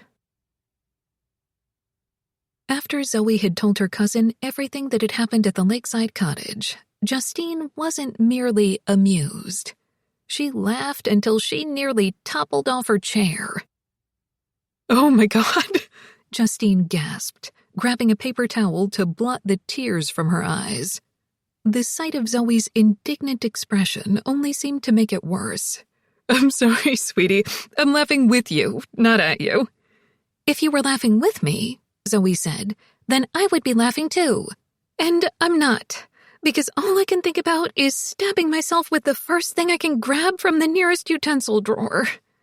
Don't even try, Justine said, still snorting. With the luck you've had today, it would turn out to be a melon baller. Zoe lowered her forehead to the kitchen table. He thinks I'm the biggest idiot in the world, and I wanted so badly for him to like me. I'm sure he likes you. No, Zoe said mournfully. He doesn't. Then there's something wrong with him because everyone else in the world does. Justine paused. Why do you want him to like you? Zoe lifted her head and leaned her chin on her hand. What if I say it's because he's so good-looking? God, that's incredibly shallow. I'm so disappointed in you. Tell me more. Zoe smiled. It's not really about his looks, although he is dazzling. Not to mention a carpenter, Justine said. I mean, all carpenters are sexy, even the ugly ones. But a good-looking carpenter? Well, that's pretty hard to resist. At first, I wasn't all that tempted by him, but then he killed the spider, which was a huge point in his favor. Absolutely, I love men who kill bugs. And then when I was freaking out and couldn't breathe, he was so gentle. Zoe sighed and colored, remembering. He was holding me and talking to me in that voice, sort of low and rough around the edges. All the Nolans sound like that, Justine said reflectively, like they've got a mild case of bronchitis. Totally hot. A curl dangled in front of Zoe's eyes, and she puffed it away. When was the last time a man focused on you? She asked reflectively, as if you were the only thing in the world. Like he was paying attention to your every heartbeat. Like he was trying to absorb the feel of you. Never, Justine admitted. That was how it felt, Zoe continued. And I couldn't help thinking about what it would be like with a man like that. Because whenever men have told me in the past that they wanted me, I always knew that what they really wanted was a notch on the bedpost. And with Chris, even though he was very sweet and considerate when we were together in that way, it was never intense. Zoe nodded. But there's something about Alex that makes me think—" Her voice faded as she thought better of what she had been about to say. Justine's velvet brown eyes darkened with concern. "So, you know I'm all for having fun, and I've told you for months that you need to go out with someone. But Alex is not the guy to start with. Do we know for certain that his drinking is a problem? If you even have to ask that, it's a problem. And when you get involved with someone like that, you're heading into a love triangle. You, him, and the booze. You don't need his kind of trouble, especially now that you've taken on the responsibility of looking after Emma. I'm not trying to tell you what to do, but never mind, I am. I'm telling you straight up, don't get involved with Alex. There are too many nice, normal guys out there who would all love to be with you." "Are there?" Zoe asked dryly. "Why haven't I ever met any of them?" "They're intimidated by you." "Oh, please. You've seen me on my bad hair days and when I gained 7 pounds over Thanksgiving, and later when I lost them during the most disgusting case of the flu ever. There is no reason for any man ever to be intimidated by me." "Zoe, even on your worst day, you are still the kind of woman that most men fantasize about having wild, crazy monkey sex with." "I don't want crazy monkey sex," Zoe protested. "I just want—" Unable to find the right words, she shook her head ruefully and swatted back a few dangling curls. "I want solutions," she admitted, "not more problems. And with Alex, there would be nothing but problems." "Yes, so let me fix you up. I know a ton of guys." Zoe hated blind dates nearly as much as spiders. She smiled and shook her head, and tried to forget about the feeling of safety she'd found in Alex Nolan's arms. It was a bad habit of hers, looking for safety in places where there wasn't any. 9. The attic at Rainshadow Road was filled with boxes, a battered wooden trunk, a few pieces of musty, broken furniture, and decades' worth of flotsam and jetsam abandoned by previous tenants.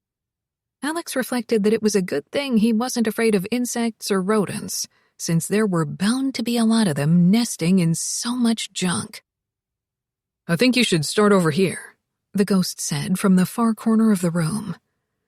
"I'm not climbing across that mountain of crap," Alex said, shaking out an industrial garbage bag. "But the stuff I want to look at is at the back. I'll work my way over there eventually. But if you don't push it," Alex said. "I'm not taking orders from a spook." He plugged his phone into a pair of portable speakers by the door. The app played songs from an internet radio service based on selections previously entered. Because of the ghost's non-stop complaints, Alex had added some big band music to his playlist. And he had secretly found himself starting to like a couple of pieces by Artie Shaw and Glenn Miller, although nothing would have induced him to admit it. Sheryl Crow's smooth, smoky voice filled the air with a slow rendition of Begin the Beguine. The ghost wandered over to the speakers. "I know this one," he said in pleasure, and began to hum along. Alex opened a ragged cardboard box and found it packed with old VHS tapes of B-movies. He shoved the box aside and pulled out a faded plaster owl statue. "Where do people get this junk?" he asked aloud. "Or a better question is why?" The ghost was listening intently to the song. "Used to dance to this one," he said distantly. "I remember a woman in my arms. She had blonde hair." "Can you see her face?" Alex asked, intrigued. The ghost shook his head in frustration. "It's like the memories are hidden behind a curtain. All I can see are shadows. Have you ever seen anyone else like you?" "You mean other spooks?" "No." The ghost smiled without humor as he saw Alex's expression. "Don't bother asking about the afterlife. I don't know anything about it. Would you tell me if you did? The ghost met his gaze directly. Yeah, I'd tell you. Alex bent back to his work. He unearthed a bag filled with bottles and broken glass. Carefully, he placed it inside the box filled with old tapes. The ghost softly sang a few lyrics. I wonder what you did to end up like this, Alex said. The ghost looked wary. You think it's a punishment? It sure as hell doesn't look like a reward. The ghost grinned briefly, then sobered. Maybe it's something I didn't do, he said after a moment. Maybe I let someone down, or wasted some chance I should have taken. Then why are you stuck here with me? What does that solve? Maybe I'm supposed to keep you from making the same mistake I did. The ghost cocked his head slightly, studying him. If I want to waste my life, that's my business. And there ain't crap you can do about it, buddy. Be my guest, came this sour reply. Alex pulled out a box filled with folders. What's in there? The ghost asked. Nothing. Alex riffled through the dusty heap of paper. Looks like notes on college courses from the 70s. He tossed them into the garbage bag. The ghost went back to the speakers and hummed along to a U2 cover of Night and Day. As the hours passed, Alex moved boxes and filled garbage bags, finding nothing of value except a few rolls of wallpaper printed with a wildly mod design of brown stripes and lime green circles and an antique L.C. Smith & Corona typewriter in a tweed case. That could be worth something, the ghost commented, coming to look over Alex's shoulder. Maybe $50, Alex said, annoyed by the ghost's proximity. Hey, personal space, here. The ghost retreated a few inches, but continued to stare at the typewriter. Look inside the case, he said. Is there anything in it? Alex lifted the typewriter and looked beneath the chassis. Nope. He flexed his sore shoulders and stood to ease his cramped thighs. I'm going to call it a day. Now? Yes, now. I have to work on the designs for Zoe, and I've got to find a place to live before Darcy has me forcibly ejected from the house. The ghosts stared morosely at the boxes they hadn't touched yet. But there's so much more to look at. We'll come back tomorrow. The ghost's outrage was nearly palpable, filling the air like a cloud of angry hornets. A few more minutes, he said stubbornly. No. I just spent the better part of a day sorting through garbage on your behalf. I have other stuff to do. Paid work. Unlike you, I can't survive on air. The ghost responded with a baleful glance. In the silence, Alex organized the clutter, detached his phone from the speakers, picked up the massive plastic bag, and began to lug it out of the attic. Amid the rattling and clanking and rustling of trash, he heard the ghost begin to sing the song he knew Alex hated more than any other. Down Hawaii way, where I chanced to stray, on an evening I heard a hula maiden play. Yak-a-hula hickey-doola, yak-a-hula hickey-doo. Quit singing that shit, Alex said. I mean it. But as he descended to the second floor, the obnoxious tune continued. Oh, I don't care if you've loved the ladies far and near. You'd forget about them all if you could hear. Yak-a-hula hickey-doola, yak-a-hula hickey-doo. 10. As Zoe put the last of the Friday morning breakfast plates into the dishwasher, she heard a scratch at the back door of the kitchen. She went to open it, and Byron came in with a plaintive meow, his tail held high like a gentleman doffing his hat. He sat and looked at her with expectant green eyes. Zoe grinned and reached down to smooth his fluffy white fur. I know what you're after. She went to the stove and spooned a few last curds of scrambled eggs from a skillet into Byron's dish. The cat proceeded to eat daintily, his ears and tail twitching with enjoyment. Justine entered the kitchen. "Someone's here to see you. I wasn't sure what to tell him." "Is it Alex?" Zoe's nerves jolted pleasantly. "Please send him back here." "It's not him. It's your ex." Zoe blinked. She hadn't seen or talked to Chris in more than a year, their contact limited to a couple of impersonal emails. As far as Zoe knew, there was no reason for him to come to the island. "Is he alone, or is he with his partner?" "Solo," Justine said. "Did he tell you why he's here?" Zoe asked. Justine shook her head. "Want me to get rid of him?" Zoe was almost tempted to say yes. It wasn't that she and Chris had parted on bitter terms. In fact, their divorce had been a low-key and bloodless process. As his wife, she had felt betrayed, but as his friend, she couldn't help feeling sympathy for the pain and confusion he'd so obviously been going through. Just after their first anniversary, Chris had come to her with tears in his eyes and had tried to explain that even though he loved her, would always love her, he had been having an affair with a man who worked at his law firm. Chris had explained that until recently he'd never been able to face his feelings and desires, but he couldn't pretend any longer. Whenever he'd been attracted to men in the past, he had always compartmentalized such feelings, knowing that his conservative family would never approve. However, it had gotten to the point where he could no longer live a lie. And what he regretted most was having caused Zoe disappointment and pain. He had never intended to hurt her. "Doesn't matter," Justine had said to Zoe regarding this last point. "He handled it the wrong way. Chris could have come to you and said, 'Zoe, I'm having some complicated feelings,' and then you could have talked about it. Instead, he lied to you repeatedly until you were blindsided. He cheated on you, and that makes him a jackass, whether he's gay or straight." Now, contemplating the prospect of seeing Chris, Zoe felt dread settle in her stomach like a lead weight. "I'll talk to him," she said reluctantly. "It wouldn't feel right to turn him away." "You're such a pushover," Justine grumbled. "Okay, I'll send him back here." In a couple of minutes, the door opened, and Chris entered cautiously.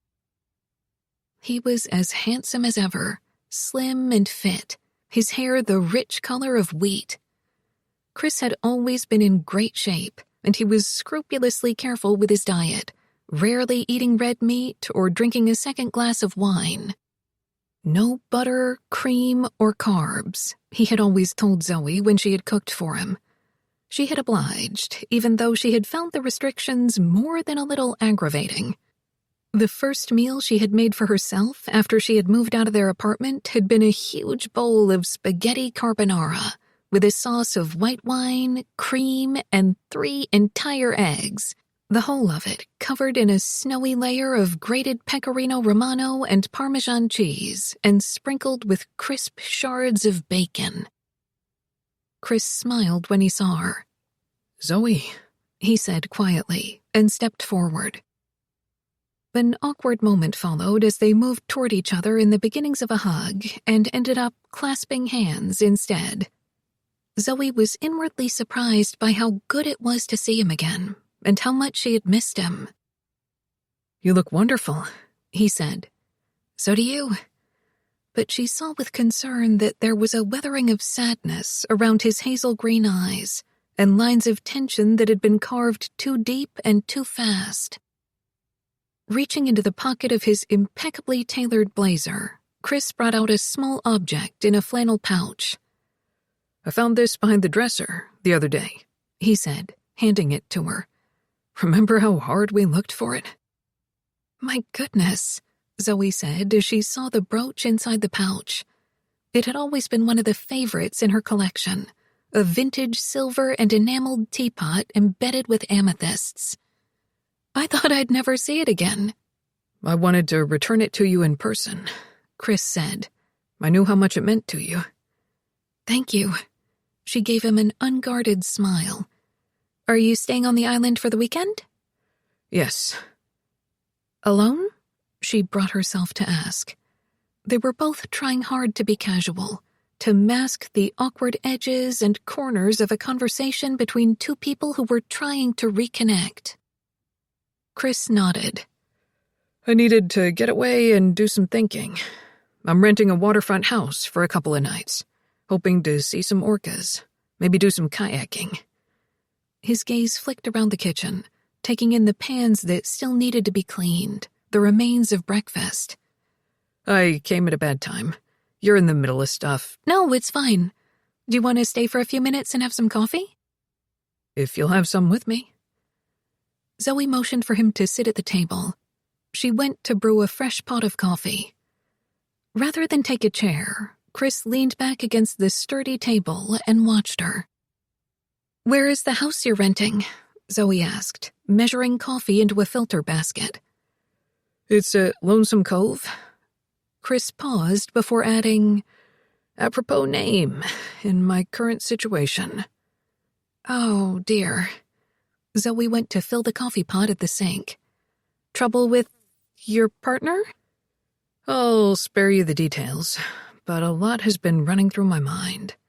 Memories and thoughts, and the thing I keep running into again and again is that I never really apologized for what I did to you. I handled everything the wrong way.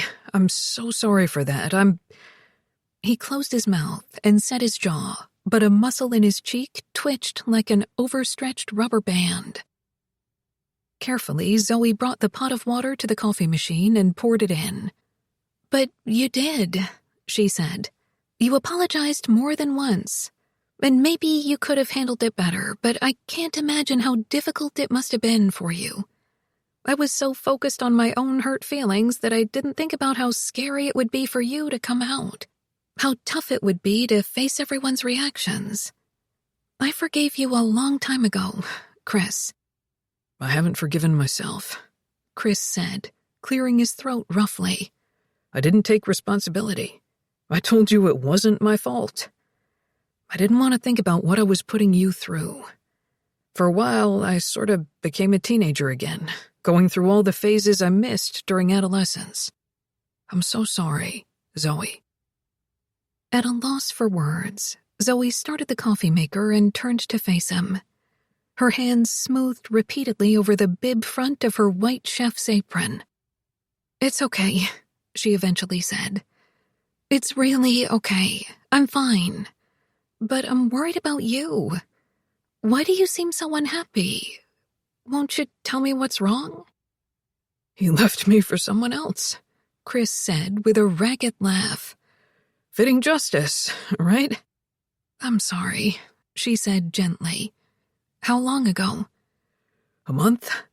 I can't eat, can't breathe, can't sleep. I've even lost my sense of smell and taste. I went to a doctor. Can you believe there's a level of depression where you can't even smell things? He let out a shaken sigh. You were the best friend I ever had. You were always the one I wanted to tell first when anything happened. You were my best friend, too. I miss that. Do you think... He swallowed audibly. You think we could ever get back to that? Not like when we were married. I mean, just the friendship part. I can do that part, she said readily. Have a seat and tell me what happened. And while you do that, I'll make you some breakfast. Just like old times. I'm really not hungry. You don't have to eat, she said, turning on the stove to preheat a black steel pan. But I'm going to make something for you. When they were married, it had been like this nearly every night. Chris would sit and talk to Zoe while she cooked. It felt familiar to slip back into this, even after all the time they'd spent apart. Chris explained the issues he and his partner had faced, the initial exhilaration of their romance fading into the everyday routine of living together. And then the things that didn't seem to matter before, politics, money, Even stupid stuff like whether the toilet paper unwinds from the top or bottom of the roll. All of it became important. We started to argue. He paused as he noticed Zoe breaking eggs into a bowl with one hand. 1, 2, 3. What are you making? An omelet. Remember, no butter. I remember. Zoe cast a glance over her shoulder and prompted, "You were telling me about the arguments." Yes, he's a different guy when we fight. He's willing to use any weapon, anything you confide in private. Win at all costs. He paused as Zoe drizzled some clarified butter into a small saucepan. "Hey, it's a French omelet," she said reasonably. "I have to do it this way. Just look the other way and keep talking." Chris sighed in resignation and resumed. I wanted his approval too much. Couldn't stand up to him. But he was the first man I ever... He fell silent. Zoe chopped some fresh herbs, parsley, tarragon, basil, and whisked them into the eggs. She understood the process Chris was going through.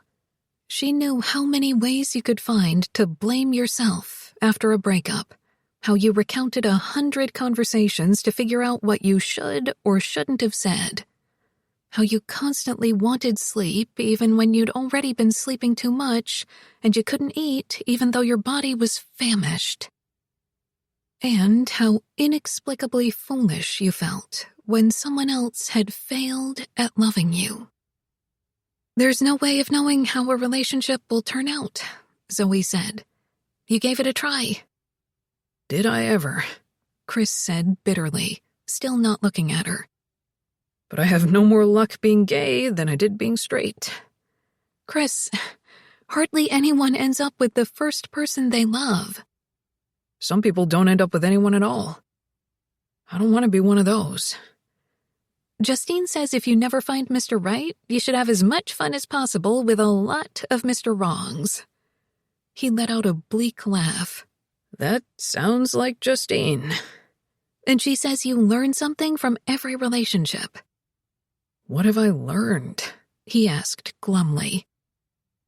Zoe held her hand over the pan, testing the heat as it rose against her palm. When it felt right, she poured the eggs into the pan and began to work them with a fork. "You've learned more about who you are," she said eventually, "and what kind of love you want." She broke the rich curdles of the egg as they formed and shook the pan with deft flicks of her wrist, working with the eggs, swirling until the mixture set firmly. Turning the flame on high, she gave the omelet a last caress of high heat, imparting a faint, toasted finish to the delicate surface. Tipping the pan over a plate, she let the omelet roll out into a pristine, sun-colored cylinder. She garnished the plate with orange slices and fresh lavender petals and set the plate in front of Chris. That looks amazing, Chris said, but I don't think I can eat anything. Try just a bite or two. Looking resigned, Chris sectioned a bite of the omelet and put it into his mouth. His teeth closed on the combination of textures: tender eggs, the subtle pungency of the herbs, the kiss of sea salt, and a smoky pinch of ground black pepper. Without a word, he took another bite, and another. A slight flush rose in his cheeks as he ate with focused pleasure. If I were straight, he said after a moment, I'd marry you again. Zoe smiled and poured more coffee into his cup. While Chris ate, Zoe made apricot lemon tea cakes for the afternoon tea that was set out daily for the guests. She mixed the ingredients and poured the batter into a mini muffin pan. As she worked, she told Chris about her grandmother's deteriorating health. He listened with quiet sympathy. It's going to be tough on you, he said. I've known some people who've taken care of relatives with dementia. I'll handle it, she said. How can you be sure? There's no other choice. My plan is to rise to the occasion, whatever the occasion turns out to be. Have you talked to your dad about your decision? A wry smile crossed Zoe's lips as she sat at the table. He and I don't talk. We email. He says he's going to visit us once I get Emma settled at the lakeside cottage. Oh, joy. Chris had met Zoe's father, James, on a handful of occasions, and the only thing they'd had in common was that, as males, they both possessed the XY chromosome. After the wedding, Chris had quipped that Zoe's father had walked her down the aisle with all the tenderness of a man mailing a package at the UPS store. I don't think Emma will look forward to it any more than I do, Zoe admitted. They haven't communicated at all since the divorce. Our divorce? Chris asked incredulously. Why? He's against divorce for any reason. But he had one. He didn't, actually. My mother abandoned us, but there was never a divorce. Zoe smiled as she added ruefully, He told me I should have tried to be a better wife and taken you to counseling, and then you wouldn't have turned gay. I didn't turn gay. I was gay. Am. Chris shook his head with a perturbed laugh. Counseling wouldn't have changed that any more than it could have changed the shape of my nose or the color of my eyes. Look, do you want me to talk to him about this? I never dreamed that he would have blamed you for something like— No, that's incredibly sweet of you, but it's not necessary. I don't think my father really blamed me, in his heart. He just takes every chance he gets to be critical. He can't help it. Because blaming other people is easier than thinking about what he might have to blame himself for. She reached over and put her hand on his. But thank you. Chris turned his hand palm up and squeezed hers before letting go. What else is going on in your life? He asked after a moment. Is there a Mr. Right in the picture? Or a Mr. Wrong? Zoe shook her head. No time for a love life. My work keeps me busy. And on top of that, I'm getting the house ready for my grandmother. Chris stood to take his plate to the sink. You'll let me know if you need help, I hope. Yes. Zoe stood as well. She felt relieved, as if their relationship had finally become what it was ultimately supposed to be. Friendship. Nothing more, nothing less. Thank you, Chris said simply. You're a beautiful woman, Zoe, and I'm not just talking about the outside. I hope to God you find the right guy someday. I'm sorry I got in the way of that. He reached out for her, and she went into his arms and hugged him. I needed to find out if you still hated me, Chris said above her head. I'm so glad you don't. I could never hate you, she protested. The kitchen door opened as someone came in. Chris's arms loosened. Zoe glanced at the doorway, expecting to see Justine. Alex Nolan stood there, hard-faced and unsmiling. In the confines of the kitchen, Alex looked bigger than Zoe had remembered him, and meaner, and she could almost swear that those moments when he'd held her at the lakeside cottage had been nothing but a dream. As his wintry gaze raked over Zoe, an unmistakable tension inhabited his stillness.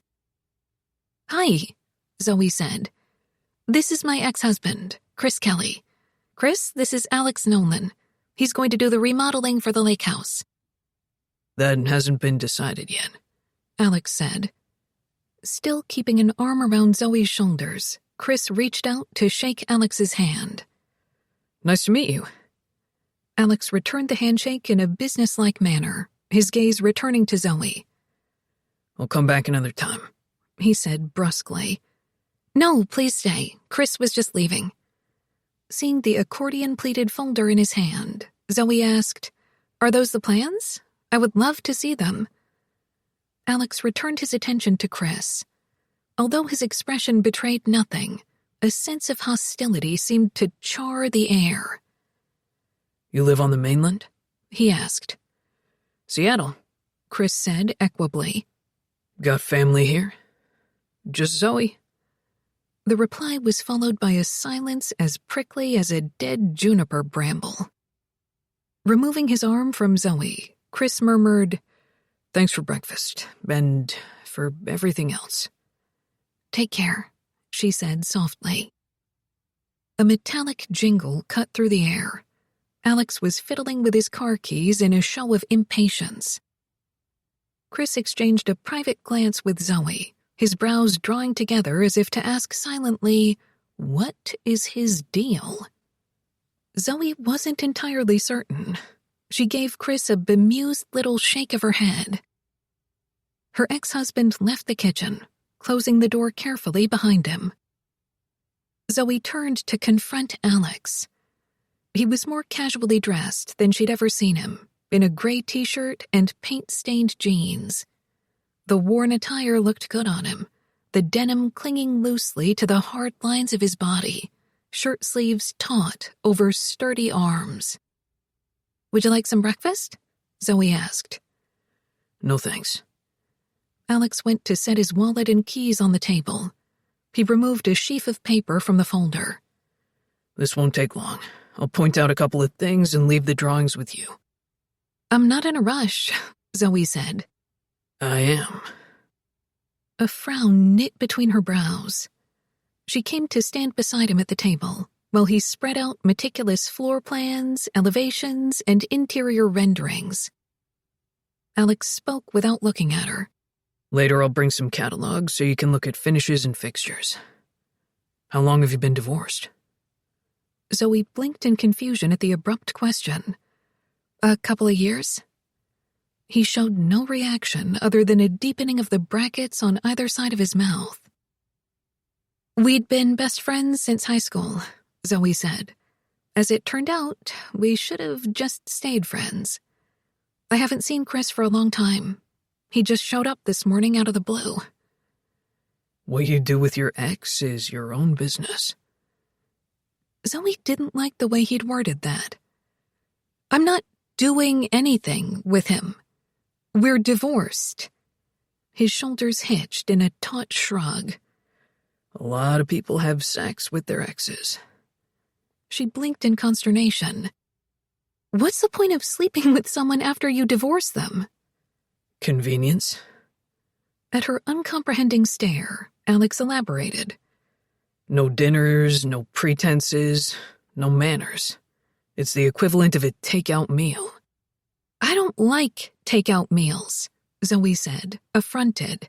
"And that's the worst reason I've ever heard to have sex with someone, just because they're convenient. That's swallop." He arched a brow, his stony belligerence seeming to fade. "What's swallop?" "Something reconstituted, always terrible, like dried potatoes or processed canned meat or powdered egg product." One corner of his mouth twitched. "If you're hungry enough, swallop isn't so bad." "But it's not the real thing." "Who cares? It's a bodily function." "Eating?" "I was referring to sex," he said dryly. "But not every meal or sex act has to be a meaningful experience." "I don't agree.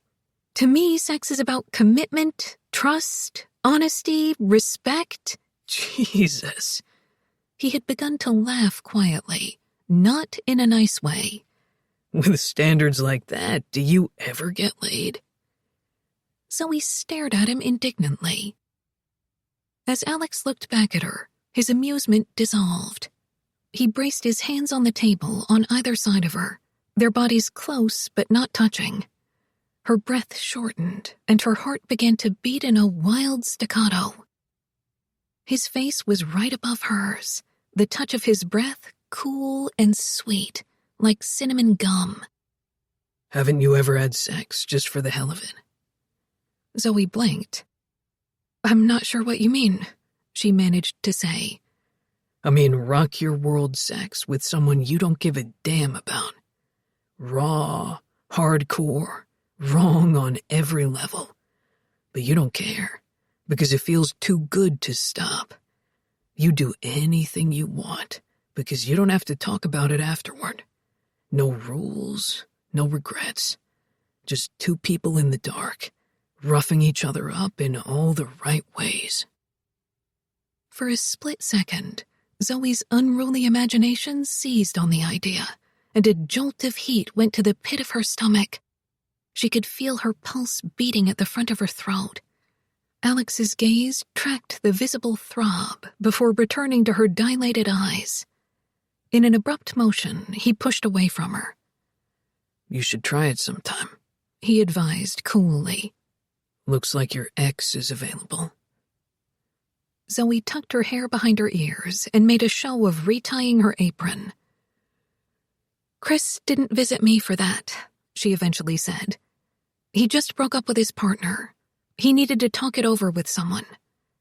With you? Alex gave her a sardonic glance. Yes, she said warily, sensing the approach of an insult. Why not with me? A woman who looks like you? If your ex shows up to talk over his problems, Cupcake, it's not for your keen psychological insight.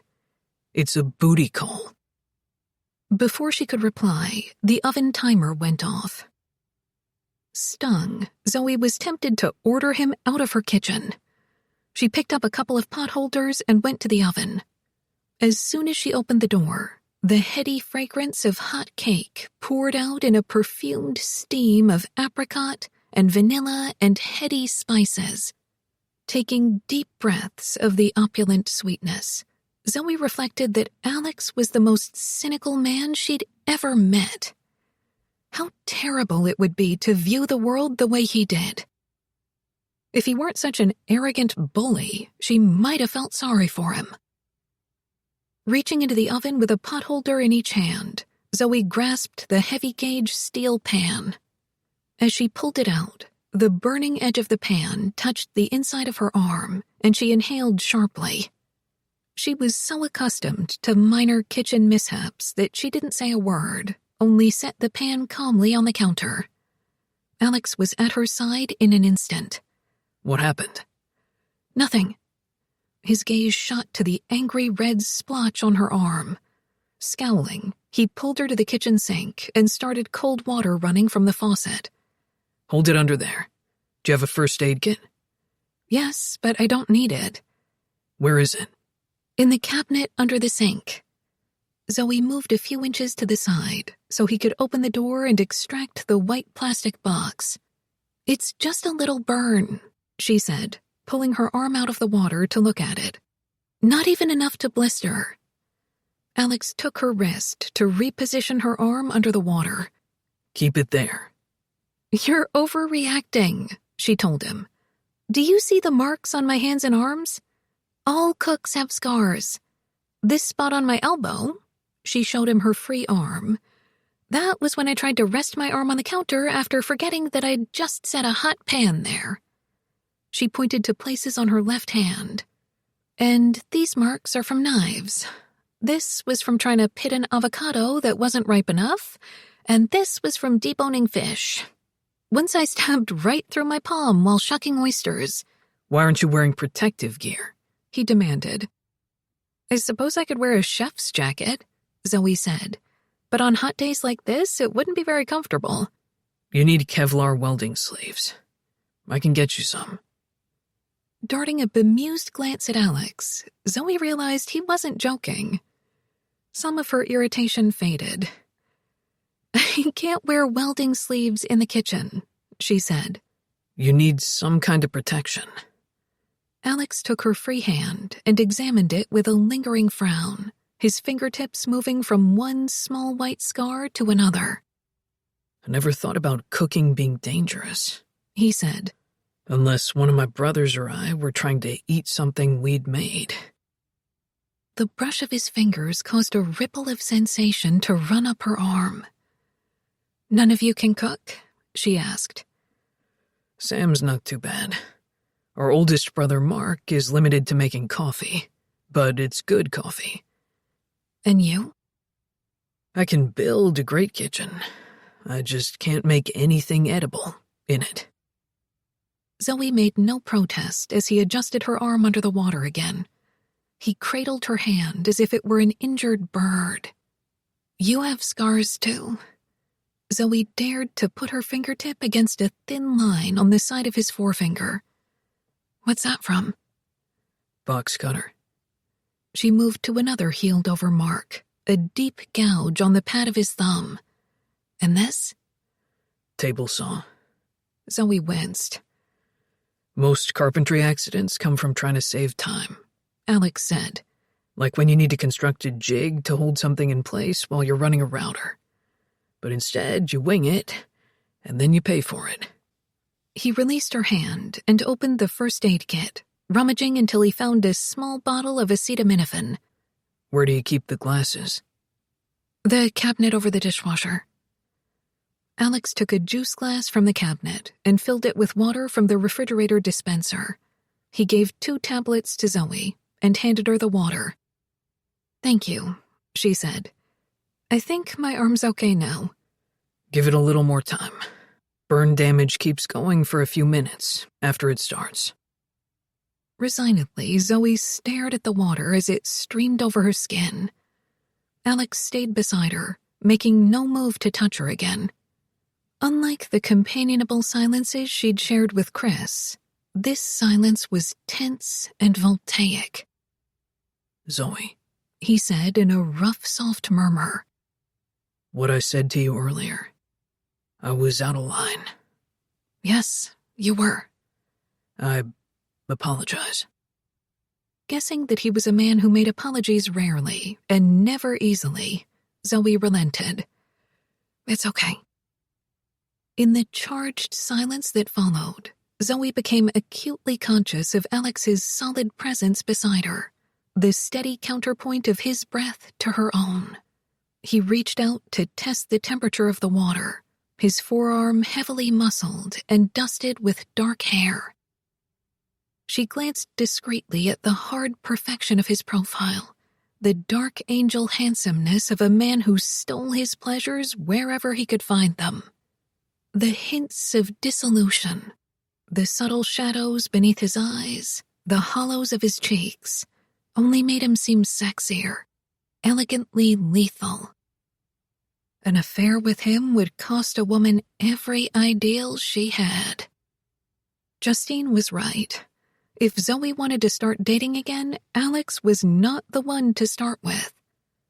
But Zoe suspected that even though going to bed with him would inevitably turn out to be a mistake, it was almost certainly the kind a woman would enjoy making. The prolonged exposure to the cold water sent fine tremors through her. The more she tried to steel herself against them, the worse they became. "Do you have a jacket or a sweater around here?" Alex asked. She shook her head. "Should I ask Justine?" "No," Zoe said immediately. "Justine would call for an ambulance and a team of paramedics. Let's keep her out of this." Amusement flickered in his eyes. "Okay." He settled a hand on her back, the warmth of his palm sinking through the thin fabric of her t-shirt. Zoe closed her eyes. After a moment, she felt Alex's arms slide across her shoulders. He was big and warm, his body practically radiating heat. A pleasant, sun-bleached, faintly salty smell clung to him. "I have to tell you something," she managed to say, "about how I know that Chris's visit wasn't a booty call." Alex's arm loosened. "It's none of my—" "The reason I'm sure," she said, "is because—" She hesitated, the words lodging behind a lump in her throat. Alex might blame her for the failure of the marriage, the way her father and Chris's family had. He might be insulting or even cruel. Or worse, he might not care at all. There was only one way to find out. As she forced herself to say it, the lump broke and her chest and throat filled with heat. "Chris left me for another man." 11. Upon hearing Zoe's words, the ghost, who had been lingering inconspicuously in the background, blurted, "Out of here," and fled. Stunned, Alex looked down into Zoe's upturned face. Before he could react, she hurried on in a nervous rush. "I didn't know he was gay when we got married," she said. "Chris didn't know either, or at least he wasn't ready to face it. He genuinely cared about me, and he hoped that marrying me would solve all the complications, that I would be enough for him. But I wasn't." She paused, a deep carnelian flush covering her face. Her free hand dipped under the water, and then she patted her cold, wet fingers against her cheeks. The sight of the sparkling droplets sliding down her smooth skin was nearly too much for Alex. Carefully, he removed his arm from her back. Encouraged by his silence, Zoe continued. "A woman who looks like you. I've heard that phrase all my life, and it never means anything good. People who say that always think they know exactly who I am without ever bothering to get to know me. They think I'm dumb, or fake, or conniving. They assume that all I'm interested in is having sex, or, well, you know what they assume." She slid him a guarded glance, seeming to expect mockery. Finding none, she bent her head and resumed. "I matured a lot earlier than everyone else. By the time I was 13, I had to wear a C-cup bra. Something about the way I looked caused other girls to not like me and spread rumors about me in school. Boys shouted things at me when they drove by in cars. In high school, they asked me out only so they could make passes at me and lie to their friends about how far I had let them go. So for a while, I stopped going out at all. I didn't trust anyone. But then I became friends with Chris. He was smart and funny and nice, and it didn't matter to him what I looked like. We became a couple. We went everywhere together, helped each other through tough times." A melancholy smile hovered at her lips. "Chris went to law school, and I went to a culinary arts school, but we always stayed close. We talked on the phone all the time, and spent summers and vacations together, and eventually it all just led to marriage." Alex wasn't quite certain how he'd come to be in this position, standing at a sink with Zoe while she confided in him. He didn't want to hear any of it. He had always hated talking about personal problems, his own and other people's. But Zoe kept on talking, and he couldn't seem to find a way to shut her down. And then he realized that if he had really wanted to shut her down, he would have by now. He actually wanted to listen, to understand her, and that scared the hell out of him. He heard himself ask, "Before you got married, did you and he—" "Yes." Zoe's face was partially averted, but he could see the pink curve of her cheek beneath the dark sweep of her lashes. "It was affectionate. It was nice. I wasn't sure if either of us was really into it, but I didn't have enough experience to know how it should be. I thought in time we'd get better at it." Affectionate. Nice.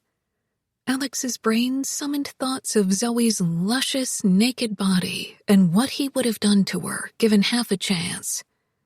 The glinting locks of her hair trailed like curled ribbons, and he couldn't stop himself from touching them, playing with the tousled silk. "When did you find out?" Zoe took an extra breath as his fingertips reached the curve of her scalp and stroked gently. "He told me he'd been having an affair with another man, a lawyer at the firm. He hadn't meant for it to happen. He didn't want to hurt me. But something was missing in our relationship, and he'd never been able to figure it out." "Given the fact that he slept with another guy," Alex said, "it's pretty obvious what was missing." Zoe looked at him quickly, but when she saw the glint of humor in his eyes, she relaxed. Sliding his hand to the nape of her neck, Alex relished the texture of cool, soft skin, the fine muscles beneath. The kitchen seemed to breathe around them, stirring currents of toasted air that carried the bittersweet zest of lemon rind, the dank sweetness of scrubbed wooden cutting boards, the floating richness of cake, the crisp bite of cinnamon, and the black tang of coffee. All of it whetted a deep thrill of hunger. It seemed as if Zoe were part of the feast all around him, made to be tasted and felt and sensually enjoyed. The only thing that held him back from her was a thread of honor that was stretched nearly to the breaking point. If he let himself do what he wanted, if Zoe didn't stop him, he would end up being the worst thing that ever happened to her. He had to make her understand that. In high school, He said, I was the kind of asshole who would have teased and bullied you. I know. After a moment, Zoe said, You would have called me a dumb blonde. At the very least, he had been angry at the world. He'd hated all the things he couldn't have, and he would have especially hated someone as gentle and beautiful as Zoe. She took a deep breath before asking, Is that how you think of me now? Although she'd just handed him the perfect way to put some distance between them, Alex couldn't bring himself to use it. Instead, he told her the truth. No, I think you're smart. I think you're good at what you do. Do you think I'm attractive? She asked hesitantly. He was nearly drowning in the desire to demonstrate exactly how attractive he found her. You're sexy as hell. And if I thought you could handle my kind of trouble, we wouldn't be standing here talking. By now I'd have dragged you to the nearest dark corner I could find, and... He broke off abruptly. Zoe gave him a look that was difficult to interpret. Eventually, she asked, What makes you sure I couldn't handle you? She didn't know what she was asking for, from a man who couldn't remember what it was like to be innocent. Lightly gripping her hair, Alex forced her face close to his. The blonde curls danced around his fingers and tickled the backs of his hands. I'm a bastard in bed, Zoe, he said quietly. I'm selfish and mean as the devil. I have to have all the control. And I'm not nice. Her eyes widened. What do you mean? He wasn't about to discuss his sexual preferences with her. No, we're not going there. All you need to know is that I don't make love to women. I use them. To you, sex is about kindness, honesty, commitment. Well, I don't bring any of that to bed. If you're as smart as I think you are, you'll believe that. I do, Zoe said promptly. Drawing his head back an inch, Alex stared at her. Really? Yes. But after a long hesitation, Zoe's gaze dropped and the corners of her mouth quirked. No, she admitted. I really don't. Damn it, Zoe. He broke off in frustration, all the more provoked because she was trying not to smile, as if she thought of him as some big pussycat trying to pose as a tiger. She was playing with fire. She wouldn't begin to understand the depravity that had passed for his love life. He knew who he was, and he knew how to hurt people. God knew he'd done it often enough. The hint of amusement flitting across her lips drove him crazy. Before he knew what he was doing, he crushed his mouth over hers, holding her head so she couldn't jerk back. He expected resistance. He wanted to scare her off. That was how the lesson would go. But after the first innocent start of surprise, she went soft and easy against him, her fingers lacing into his hair, curving around his skull. Alex was mortified by the force of his own response. He could have no more broken her hold on him than he could have snapped a steel beam in two. She tasted like lavender sugar, sweet, dark flowering kisses, opening in a way that focused all his senses on this one moment, this one blinding perception of pleasure. Too late, he realized that she wasn't the one playing with fire. He was.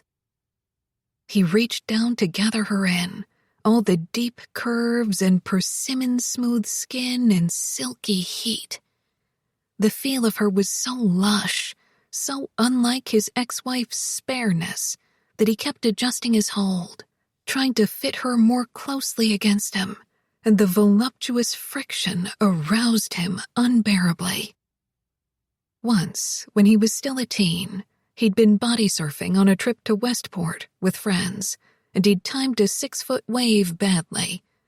He'd been tossed and turned like a load of laundry until he'd finally been deposited on the beach, so disoriented that for a few minutes he couldn't remember his own name. He felt like that now, only this time he wanted to dive back in and never come up for air. His hands went to the inward arc of her waist and moved blindly upward.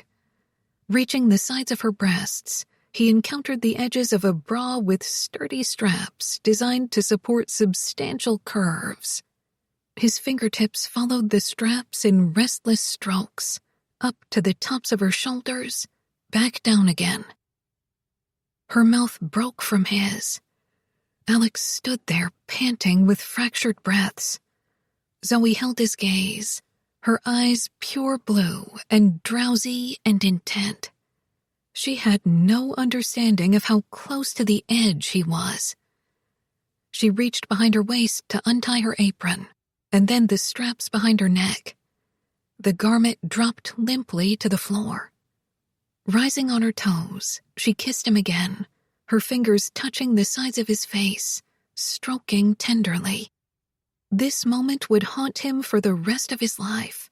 The sweet bloom of her mouth, the overpowering heat of his response to her, the way the moments drifted like sparks from a fire and vanished before he could catch them.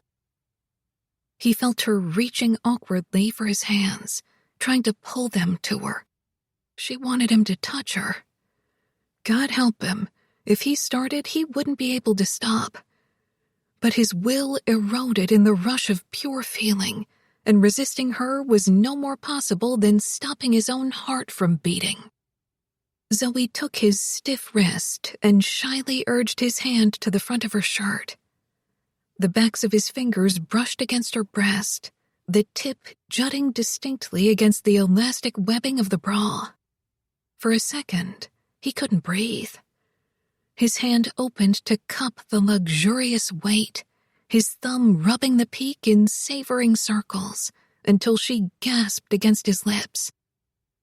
Alex took his hand from her, having to secure his balance by gripping the edge of the sink behind her. His equilibrium was gone. It didn't help that Zoe began to nuzzle into his neck with erotic delicacy, nibbling and kissing, the tugs of her lips siphoning up pleasure. His body was nothing but drive and sensation. He reached down to grip her bottom with both hands, pulling her high and tight. Zoe's eyes opened as she felt this searing pressure, blatant even through the layers of their clothing. He urged her closer, letting her feel how much he wanted her, letting the hardest part of him slide with intimate exactness against the softest part of her. She quivered, a vibrant hum in her throat. And then she flinched with a cry that had nothing to do with pleasure. They had both forgotten about the burn on her arm. She had accidentally brushed it against his shoulder. It must have hurt like hell. The realization shocked Alex's mind into clarity. He pulled back from her and carefully gripped her arm to look at it. The quarter-sized blotch on her arm was purple, the skin slick and puffy. Zoe stared up at him, her cheeks fever-colored, her mouth kiss-bruised. Her hand went to the taut plane of his cheek, and he felt the vibration of her palm. She was shaking. Or maybe it was him. She began to say something, but an unearthly yowl interrupted her. What the hell was that? Alex asked hoarsely, infuriated to be pulled out of the erotic dream, his heart pounding in heavy blows. They both looked to the source of the noise near their feet. Baleful green eyes stared out from a huge mass of white fur, a thick neck cinched by a glittering band of crystals. "That's Byron," Zoe said. "My cat." It was an enormous, weird-looking cat with a flat face and enough fur to create at least 3 more of itself. "What does it want?" Alex asked, revolted. Zoe bent to pet the cat. "Attention," she said ruefully. "He gets jealous." Byron began to purr as she stroked him, the sound rivaling a Cessna single-prop engine. "He can have your attention after I leave." Alex reached over to shut off the water and picked up the first aid kit. Grateful for the distraction, he brought the kit to the table and sat down, gesturing to a nearby chair. "Sit there." Zoe obeyed, giving him a bemused glance. Alex arranged her arm on the table with the burn facing upward. Finding a tube of antibiotic cream, he applied it in a thick layer, his head bent over the task. His hands weren't steady. Zoe reached down to pet the massive cat, which was pacing through and around the legs of her chair. "Alex?" she asked in a low voice. "Are we going to—" "No." He knew she wanted to talk about it. But denial was a skill that had been honed over generations of Nolans, and it was going to work just fine in this situation. In the silence, Alex heard the ghost's sardonic voice. "Is it safe to come back in now?" Although Alex would have loved to give a scathing reply, he kept silent. Zoe was befuddled. You want to pretend that what just happened didn't happen?" "It was a mistake." Alex applied a bandage, meticulously sealing the adhesive edges. Why?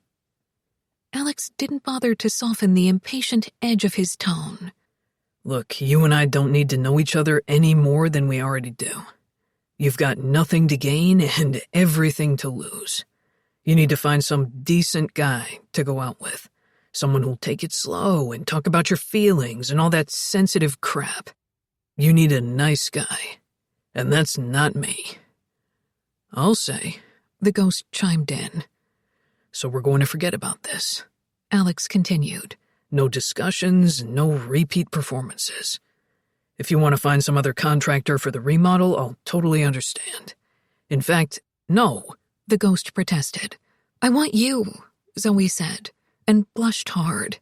"I mean, you're the right person for the job." "You haven't even seen the designs yet," Alex said. The ghost circled them. "You can't quit. I need to spend time at that cottage." Shove it, Alex thought. Scowling, the ghost folded his arms and went to lean against the pantry door. Zoe picked up a few of the pages from the table, studying them. Alex closed the first aid kit. "That's how the kitchen will look after the interior wall is taken out and replaced by an island." He had added as much storage as possible, as well as a row of windows that let in abundant natural light. "I love how open it is," Zoe said, "and the island is perfect. Can people sit on this side?" "Yes, you can line up about 4 bar stools." Alex leaned closer to point to the next page. "Here's the configuration on the other side. The microwave drawer, a spice drawer, and a swing-up mixer lift." "I've always wanted a mixer lift," Zoe said wistfully. "But all of this looks expensive." "I listed stock cabinets in the specs. They're a lot cheaper than custom. And I've got a supplier who deals in surplus building materials so we can save on the countertops. If the wood flooring is salvageable, that'll cut down on costs too." Zoe picked up more pages from the table. "What's this?" She held up a design of the second bedroom. "There's a walk-in closet here, isn't there?" He nodded. "I included an option for converting that into a full bath." "A full bathroom in that little space?" Zoe asked. "Yeah, it's tight." Alex reached over to find the design for the bathroom. He handed it to her. "No room for a cabinet. but I could put a recessed set of shelves in the wall for towels and supplies. I thought He hesitated. living so close with your grandmother, you'd probably like to have a little privacy instead of having to share the main bathroom with her. Zoe continued to look over the rendering. It's even better than I'd hoped for. How long would it take to get all of this done? 3 months, give or take. A frown puckered her forehead. My grandmother will leave the nursing facility in a month. I can afford to pay for her to stay an extra couple of weeks, but probably no more than that. Could she stay at the inn? It's not set up for her. Too many stairs. And every time we can't rent out a room, it's a loss of income, especially during the summer. Alex drummed his fingers lightly on the table, calculating. I could delay the garage and get some of the subcontractors working simultaneously. In 6 weeks, I could make the house livable. But most of the finish work, moldings, casings, paint, would still have to be done. Not to mention replacing the air conditioning. Your grandmother probably wouldn't take well to all the noise and activity. She'll be fine, Zoe said. As long as the kitchen and main bathroom are done, we'll put up with anything. Alex gave her a skeptical glance. You don't know my grandmother, Zoe said. She loves noise and activity. She used to be a reporter for the Bellingham Herald during the war, before she got married. That's cool, Alex said, meaning it. Back in those days, a woman who wrote for a newspaper was probably a hot tomato, the ghost said. Hot tomato, Alex repeated, and then snapped his mouth shut, feeling like an idiot. He sent the ghost a discreet glare. Hot tomato? What did that even mean? Zoe smiled quizzically at the old-fashioned phrase. Yes, I think she was. The ghost told Alex. Ask how her grandmother is. I was going to, Alex muttered. Zoe looked up from the design. I was going to ask, Alex said, about how your grandmother's doing. The therapy is helping. She's tired of staying in the nursing facility, and she's impatient to move out. She loves the island. She hasn't lived here in a very long time. She used to live in Friday Harbor? Yes, the cottage is hers. It's been in the family forever. But my grandmother actually grew up at that house on Rainshadow Road, the one you're helping Sam restore. Seeing Alex's interest, she continued. The Stewarts, that's her family, owned a fish canning business on the island. But they sold the Rainshadow house a long time before I was born. I'd never set foot in there until I went to visit Lucy. Hearing an imprecation from the ghost, Alex glanced at him quickly. The ghost looked stunned and worried and excited. Alex, he said. It's all connected. The grandmother, Rainshadow Road, the cottage. I've got to find out how I fit in. Alex gave him a short nod. Don't screw this up, the ghost said. Okay, Alex muttered, wanting him to shut up. Zoe gave him a questioning glance. It's okay, Alex revised hastily. If you want to bring her to Rainshadow Road for a visit. She might get a kick out of seeing it restored. Thank you. I think she would. I'm going to visit her this weekend, and I'll let her know. It'll give her something to look forward to. Good. Alex watched her as she continued to look over the renderings. It struck him that she was doing something remarkably selfless in sacrificing a year or more of her life to take care of an ailing grandparent. Was she going to have some help? Who was going to watch over Zoe? Hey, he said softly. You got someone to give you a hand with this? Taking care of your grandmother, I mean. I have Justine and a lot of friends. What about your parents? Zoe shrugged in the way people did when they were trying to gloss over something unpleasant. My father lives in Arizona. He and I aren't close. And I don't even remember my mother. She bailed on us when I was still pretty young. So my dad gave me to my grandmother to raise. What's her name? The ghost asked in wonder. What's your grandmother's name? Alex asked Zoe, feeling like he was playing the old telephone game in which a sentence was repeated until it no longer made sense. Emma. Actually, it's Emmeline. Zoe pronounced the last syllable Lynn, as if there were no E at the end. She took me in when my dad moved to Arizona. She was a widow at the time. I remember the day Dad dropped me off at her house in Everett. I was crying, and Upsy was so sweet to me. Upsy? When I was little, Zoe explained sheepishly. She would always say Upsy Daisy when she picked me up, so I started calling her that. Anyway, when my dad left me with her, she took me into the kitchen and stood me on a chair at the counter, and we made biscuits together. She showed me how to dip the biscuit cutter in flour so the circles of dough would come out perfectly. My mother made biscuits sometimes, Alex said, before he thought better of it.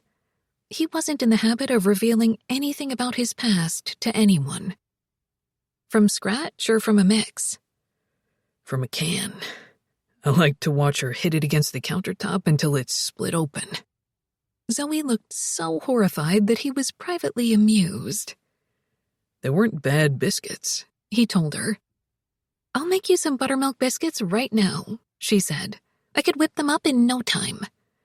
He shook his head as he stood from the table. Standing in the fragrant kitchen with its cherry print wallpaper, Alex watched as Zoe went to retrieve her apron from where it had landed on the floor earlier. She bent over, her denim capris stretching over a perfect heart-shaped bottom. That was all it took to make him want her again. He had the insane urge to go to her, take her in his arms, and hold her.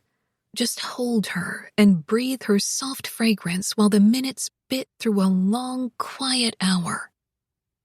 He was tired of denying himself the things he wanted, and of being haunted, and most of all, he was tired of picking up the pieces of his life and discovering that most of them were pieces he didn't even want.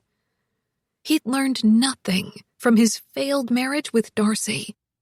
They had always done what was necessary to satisfy their own selfish needs, taking without giving, knowing it was impossible to hurt each other because the worst hurts had already been inflicted. Take a few days to look at this stuff, he told Zoe as she returned to the table. Talk it over with Justine. You've got my email and phone numbers if you need to ask something. Otherwise, I'll be in touch at the beginning of next week. He glanced at the bandage on her arm. Keep an eye on that. If it starts to look infected... He stopped abruptly. Zoe smiled slightly as she looked up at him. You'll put another Band-Aid on it? Alex didn't smile back. He needed to numb out. He needed to drink until there were a half-dozen layers of smoked glass between him and the rest of the world. Turning away from her, he picked up his keys and wallet. See you, he said curtly, and left without looking back. 12. Well, that was fun, the ghost said, as Alex took a right on Spring Street and headed to San Juan Valley Road. Where are we going now? Sam's place. We're going to clear out more of the attic?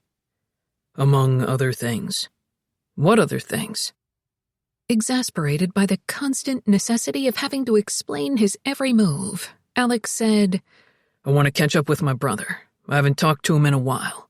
That okay with you? Are you going to tell him about doing the remodeling for Zoe? Justine may have mentioned it to him already, but if she hasn't, then no. I'm not going to say anything. How come? It's not like it's a big secret. It's not a done deal, Alex said tersely. I may back out. You can't.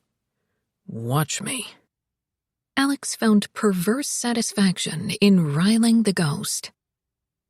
He expected all kinds of arguments and insults, but the ghost was silent as the truck headed out of the commercial district. Alex visited Rainshadow Road to help Sam install a pair of carriage lantern sconces on a fireplace wall paved with antique handmade bricks. As they worked, an English bulldog named Renfield sat on a cushion in the corner and watched them with bulging eyes and an open, drooling mouth. Renfield had been a rescue dog, with such abundant health problems that no one had wanted him.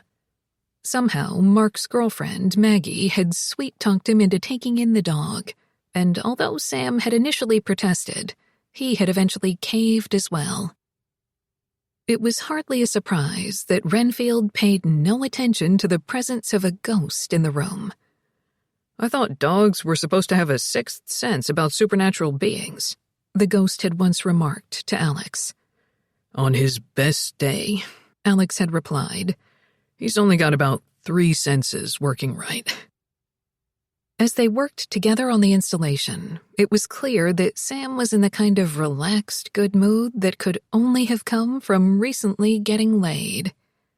As the ghost had predicted, Sam was falling for Lucy Marin in a major way, although Sam was determined to view it as one of his usual no-commitment deals. I hit the jackpot with this girl, Sam told Alex. She is sweet, sexy, smart, and she's fine with having a casual relationship. It had been a long time since Alex had seen his brother as preoccupied with a woman as he was with Lucy Marin. Maybe never. Sam always played it cool, never letting his feelings, or anyone else's, get the better of him. This casual relationship involves sex. It involves great sex. Like, an hour after we're done, my body is still saying thank you. And Lucy doesn't want commitment any more than I do. Good luck with that, Alex said. Leveling a light fixture against the wall, he used a chalk pencil to mark the screw hole locations. Sam's enthusiasm dimmed visibly. What do you mean? 99% of the women who say they don't want commitment either secretly do want it, or at least they want you to want it. Are you saying Lucy's playing me? It could be even worse than that. She could be sincere in thinking she can handle being a jump-off when in reality she's not equipped for it. In which case, what's a jump-off? A woman you're having a no-strings relationship with. As in, you have sex with her and then you jump off. Sam scowled. Don't call Lucy that. And the next time you ask me how my life is going, remind me not to tell you. I didn't ask you how your life was going. I asked you to pass me the half-inch masonry bit.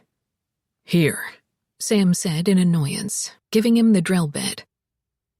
For the next couple of minutes, Alex drilled pilot holes in the brick and vacuumed the dust out of them. Sam held the light fixture in place as Alex connected the wiring, inserted sleeve anchors into the carriage lantern, and tapped them into the pilot holes. He tightened it with a few deft twists of a wrench. Looks good, Sam said. Let me try the other one. Alex nodded and picked up the second lantern to hold it against the brick. There's something I wanted to mention, Sam said casually. Mark and Maggie set the wedding date for mid-August, and Mark just asked me to be the best man. Hope that's okay with you. Why wouldn't it be? Well, he could only ask one of us, and I guess since I'm the next oldest, you think I might have wanted to be the best man? Alex interrupted with a brief, sardonic laugh. You and Mark have been raising Holly together. Of course you should be the best man. It'll be a miracle if I show up at all. You have to, Sam said in concern. For Mark's sake. I know, but I hate weddings. Because of Darcy? Because a wedding is a ceremony where a symbolic virgin surrounded by women in ugly dresses marries a hungover groom accompanied by friends he hasn't seen in years but made them show up anyway. After that, there's a reception where the guests are held hostage for 2 hours with nothing to eat except lukewarm chicken winglets or those weird coated almonds. The DJ tries to brainwash everyone into doing the electric slide and the Macarena, which some drunk idiots always go for. The only good part about a wedding is the free booze. Can you say that again? Sam asked. Because I might want to write it down and use it as part of my speech. The ghost, who was in the corner of the room, sat with his head resting on his bent knees. Finishing the wiring for the second sconce, Sam attached it to the brick, tightened the anchor sleeves, and stood back to view his handiwork. Thanks, Al. You want some lunch? I've got some sandwich stuff in the fridge. Alex shook his head. I'm going up to the attic, doing a little more clearing out. Oh, that reminds me. Holly loves that old typewriter you found. I gave it a couple of shots of WD-40 and re-inked the ribbon with a stamp pad. She's been having a blast with it. Great, Alex said indifferently. Yeah, but here's the interesting thing. Holly noticed the liner of the tweed case was loose and there was a little corner of something sticking out. So she pulls it out, and it's a weird piece of cloth with a flag and some Chinese characters on it. And there's a letter, too. The ghost lifted his head. Where is it? Alex asked. Can I take a look? Sam nodded toward the sofa. It's in the side table drawer. While Sam put away the tools and vacuumed the remaining dust, Alex went to the table. The ghost was at his side instantly. Personal space, Alex warned under his breath, but the ghost didn't budge. A feeling of apprehension crawled down the back of Alex's neck as he opened the drawer and picked up a piece of thin, silky fabric, yellowed with age, about 8 by 10 inches. It was stained in places, the corners dark. A Chinese nationalist flag dominated the top. 6 columns of Chinese characters had been printed under the flag. What is it? Alex wondered aloud, his voice drowned out by the vacuum. Even so, the ghost heard him, and his reply was soft but audible. It's a blood chit. The term was unfamiliar to Alex. Before he could ask what it meant, the ghost added quietly, It's mine. The ghost was remembering something, emotions emanating like smoke, and Alex couldn't help but catch the edge of them. The world was smoke and fire and panic. He was falling faster than gravity, ricocheting through blue and cirrus white, the metal skin of his aircraft twisting like a licorice whip as the forces of heaven and hell wrenched at it. His knees pulled up and his elbows cinched into a fetal position, the last thing every fighter pilot did before dying. It wasn't training. It was the body's primal recognition that it was about to go through more pain and damage than it could endure. His heart beat out the syllables of a woman's name, over and over. Alex shook his head to clear it and looked at the ghost. What do you make of it? He heard Sam ask. The ghost stared at the silk in Alex's hand. They gave them to American flyers to carry on missions over China, he said, in case the plane went down. The writing says, this foreigner has come to help in the war effort. Soldiers and civilians should rescue, protect, and provide him with medical care. We kept them in our jackets. Some people sewed them in. In a monotone, Alex heard himself explaining the blood chit to Sam. Interesting, Sam said. I wonder whose it was. I'd like to find out who owned that typewriter, but there's no name in the case. Alex began to reach for the letter. He hesitated as if he were about to put his hand into an open flame. He didn't want to read what was on that piece of paper. He had a feeling it had never been meant to be seen. Do it, the ghost whispered, his face grim. The paper was stationery-sized and brittle. It wasn't signed. It was addressed to no one. I hate you for all the years I'll have to live without you. How can a heart hurt this much and still go on beating? How can I feel this bad without dying from it? I've bruised my knees with praying to have you back. None of my prayers have been answered. I tried to send them up to heaven, but they're trapped here on earth, like bob whites beneath the snow. I try to sleep, and it's like I'm suffocating. Where have you gone? Once you said that if I wasn't with you, it wouldn't be heaven. I can't let go of you. Come back and haunt me. Come back. Alex couldn't bring himself to look at the ghost. It was bad enough to stand at the outer edge of what the ghost felt, trapped in the nimbus of a grief that felt worse than anything he'd ever experienced. It was like being injected with a slow-acting poison. I think a woman wrote it, he heard Sam say. It sounds like a woman, doesn't it? Yeah, Alex replied with difficulty. But why was it typed? You'd expect something like that to be handwritten. I wonder how the guy died. More sadness, coming in aching waves from the ghost. Alex had to clench his fist to keep from striking out at him, even though it would have been like flailing at mist. Anything to make it stop. Cut it out, Alex muttered, his throat tight. I can't, the ghost said. Cut what out? Sam asked. Sorry, Alex said. I've gotten into a habit of talking to myself. I meant to ask, can I take this with me? Sure, I've got no... Sam broke off and looked at him closely. Holy crap. Are you misting up? With horror, Alex became aware that his eyes were watering. He was about to start bawling.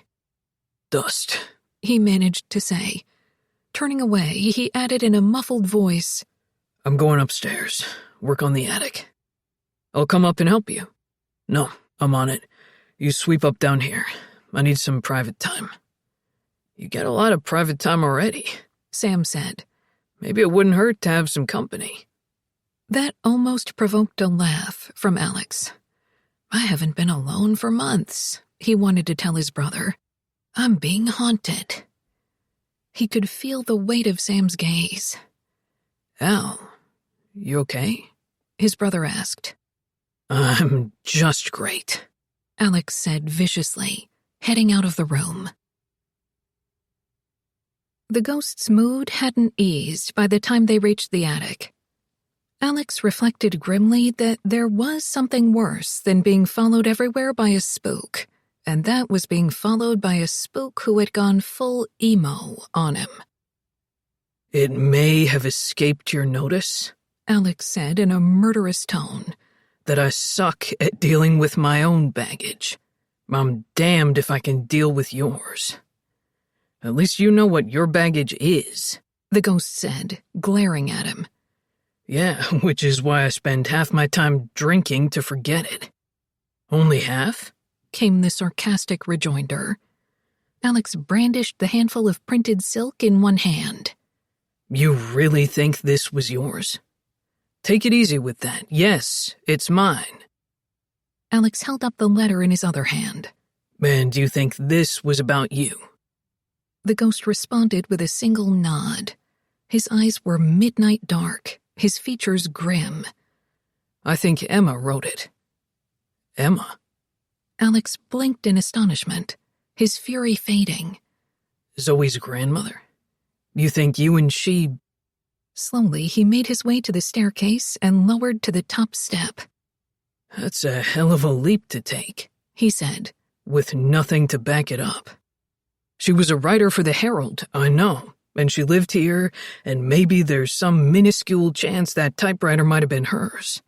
But there's no proof of anything. I don't need proof. I'm remembering things. I remember her, and I know that piece of cloth in your hand was mine. Alex unfolded the blood chit and looked at it again. There's no name on this, so you can't be sure it's yours. Is there a serial number? Alex scrutinized the cloth and nodded. On the left side. Is it W17101?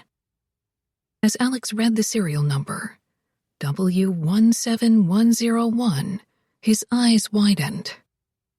The ghost gave him a superior look. You can remember that, but you can't remember your own name? Alex asked.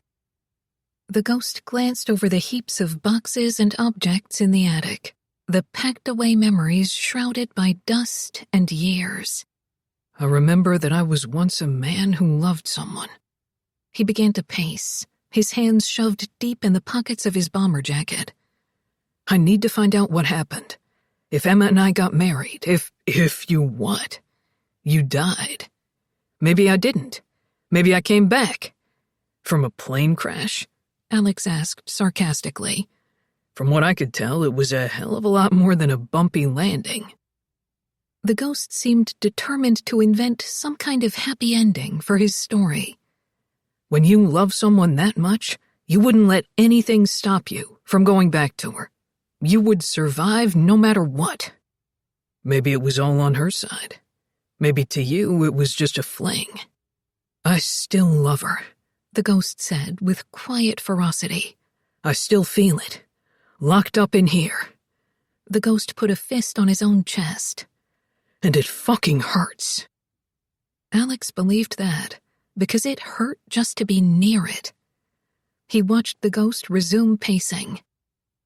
If the ghost's image accurately reflected what he had been in life, he'd had the build for a pilot, lean and supple, with enough developed muscle mass to counteract blackouts from the punishing maneuvers of a dogfight. Kinda tall to be a pilot back in your time, Alex said.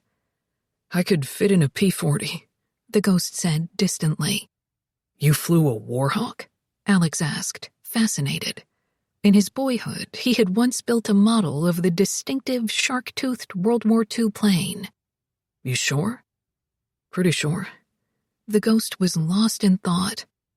I remember being shot at, he eventually said, and pulling so much G-force that I'd feel the blood leaving my head and everything would get blurry. But I'd hold it until the guy on my tail either gave up or passed out. Alex fished his phone from his pocket and opened the mobile browser. Who are you calling? No one.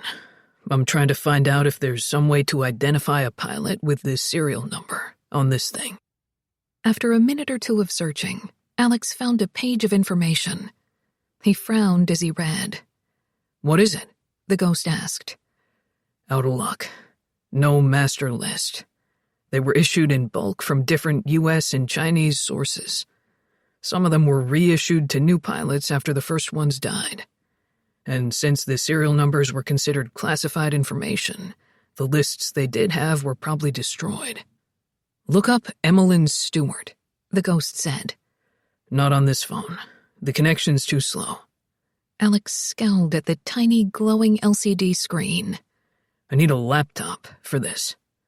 Go to the Bellingham Herald site, the ghost insisted. They'd have to have something about her. Alex went to the website and worked the phone for a minute. The online archive only goes back to 2000. You stink at research. Ask Sam. He could find out everything about Emma in about 5 minutes.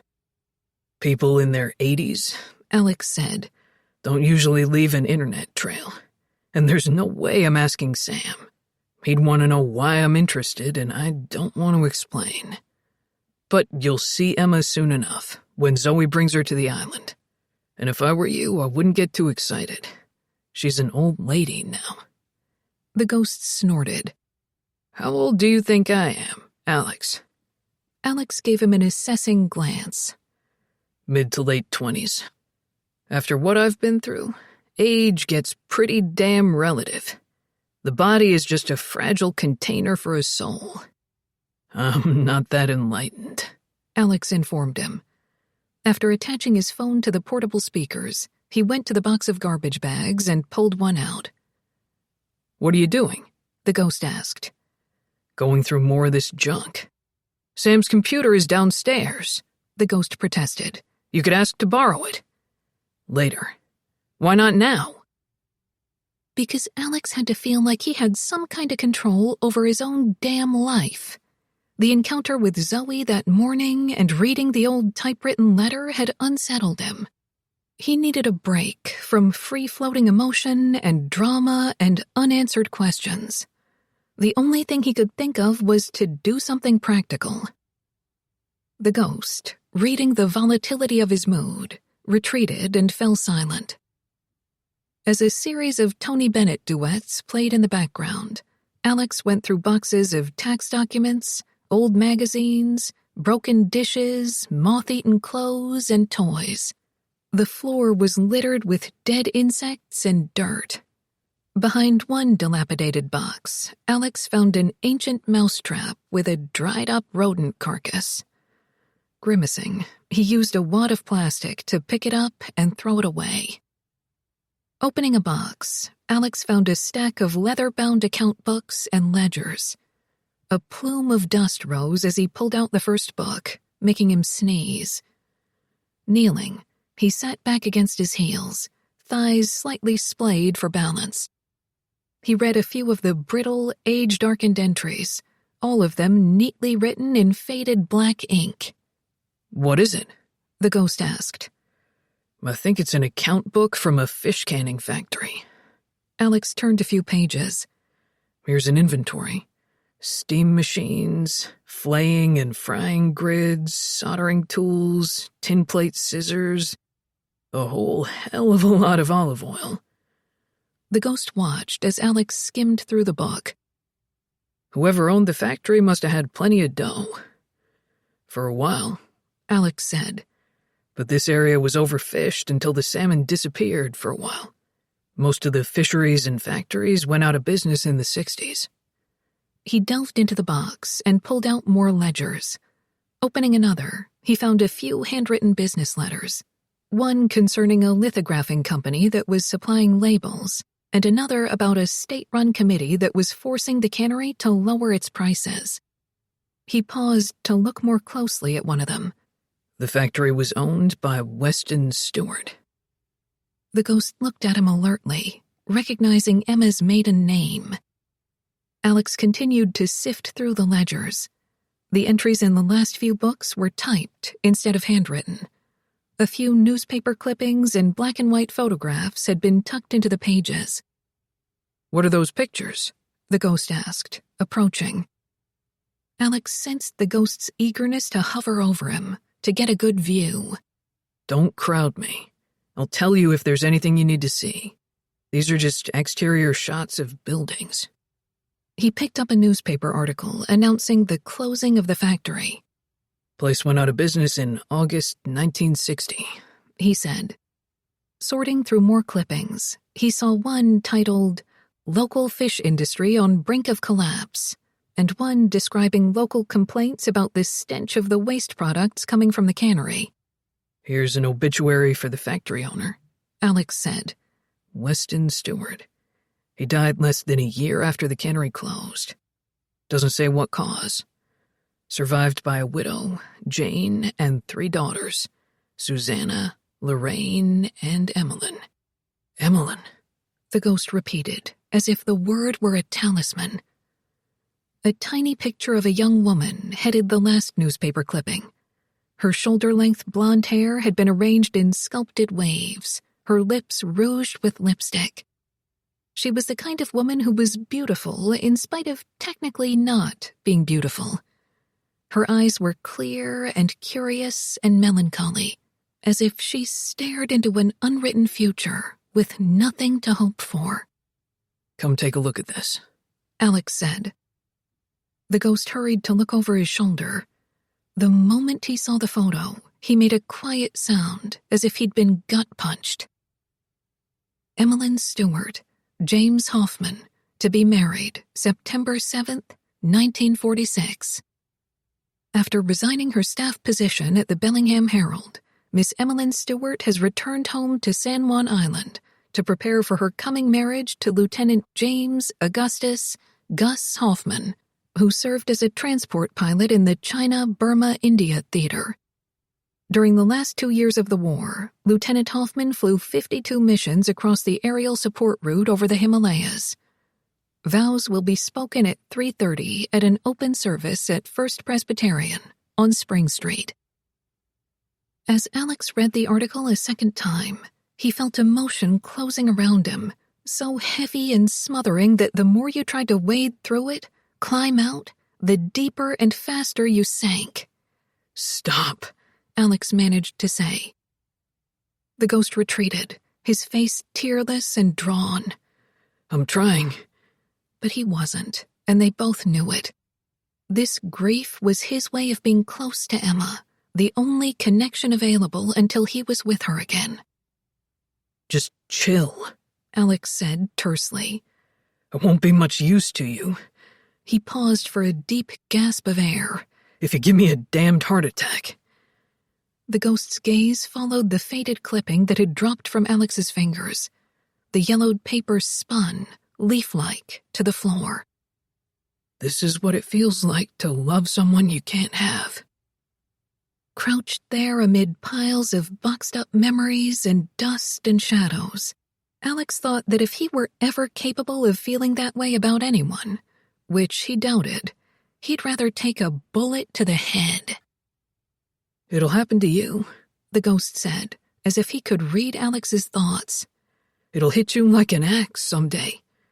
Some things in life you can't escape.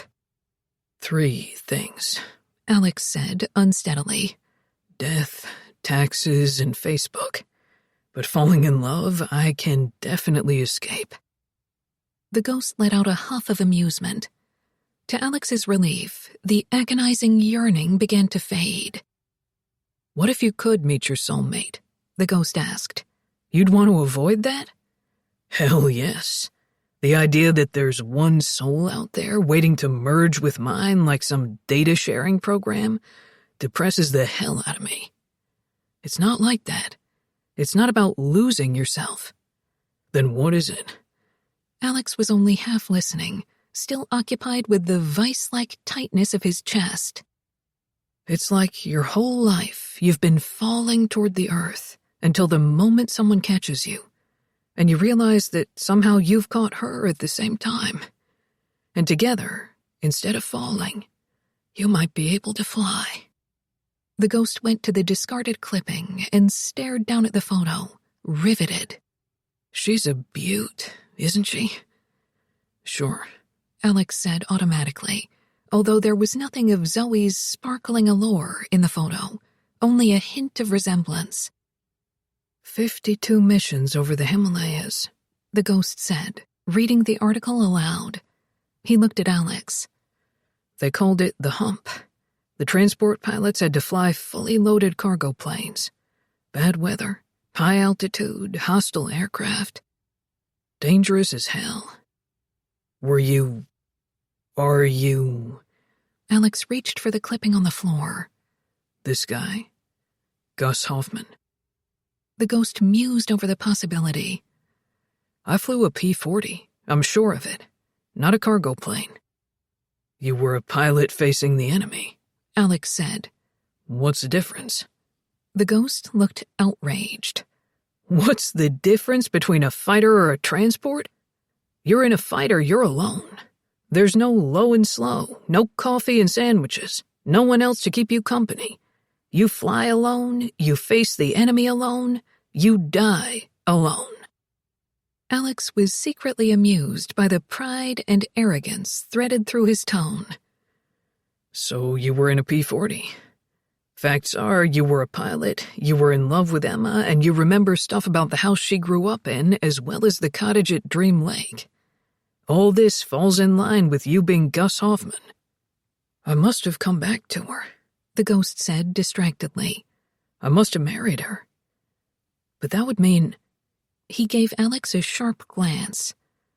Zoe could be my granddaughter. Alex rubbed his forehead and pinched the corners of his eyes with a thumb and forefinger. Oh, great. That means hands off from now on. You were pushing me to go after her, Alex said in outrage. That was before I knew about this. I don't want you becoming part of my family tree. Back off, pal. I'm not going near anyone's family tree. I'm not your pal. I'm Gus. Theoretically. Alex glared at him as he stood and whacked the dust from his jeans. He set the article aside and tied the top of the large garbage bag. I want to find out what I looked like, and when I died, and how. I want to see Emma, and I want some peace and quiet, not to mention 5 minutes alone. I wish to hell you could find a way to disappear for a while. I could try, the ghost admitted. But I'm afraid if I do, I might not be able to talk with you again. Alex gave him a sardonic glance. You don't know what it was like, the ghost said, being alone and invisible to everyone. It was bad enough that even getting to talk to you was a relief. He looked contemptuous at Alex's expression. Hasn't occurred to you to think about that, has it? You ever tried to put yourself in someone else's shoes? Ever taken 1 minute to wonder about someone else's feelings? No, I'm a sociopath. Just ask my ex-wife. A reluctant grin spread across the ghost's face. You're not a sociopath. You're just an asshole. Thanks. It's good you got divorced, the ghost said. Darcy wasn't the right woman for you. I knew that when I first met her, which is exactly why I married her. Pondering that, the ghost shook his head in disgust and looked away. Never mind. You are a sociopath. 13. As soon as the contracts were signed and a schedule of periodic payments had been agreed upon, a large number of decisions had to be made quickly. Zoe had instantly approved of the cream-colored stock cabinetry and the maple for the butcher block countertops. However, she still had to choose hardware, such as knobs, pulls, and plumbing fixtures, as well as tile, carpet, appliances, and lighting. This is where it helps to have a limited budget, Alex had told Zoe. Some of the decisions are going to make themselves when you see the prices. They had agreed to keep to the bungalow style of the house as much as possible, with simple wainscoting, rich wood, and subtle tones with the occasional bright splash of accent color.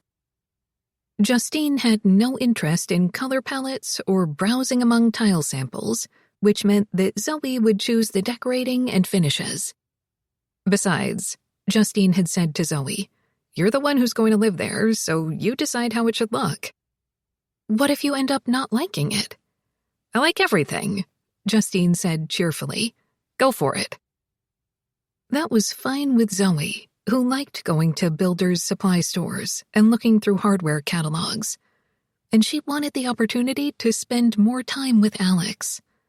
No matter how much she learned about him, he remained a fascinating stranger. He was not a charmer like his brother Sam, nor did he try to be.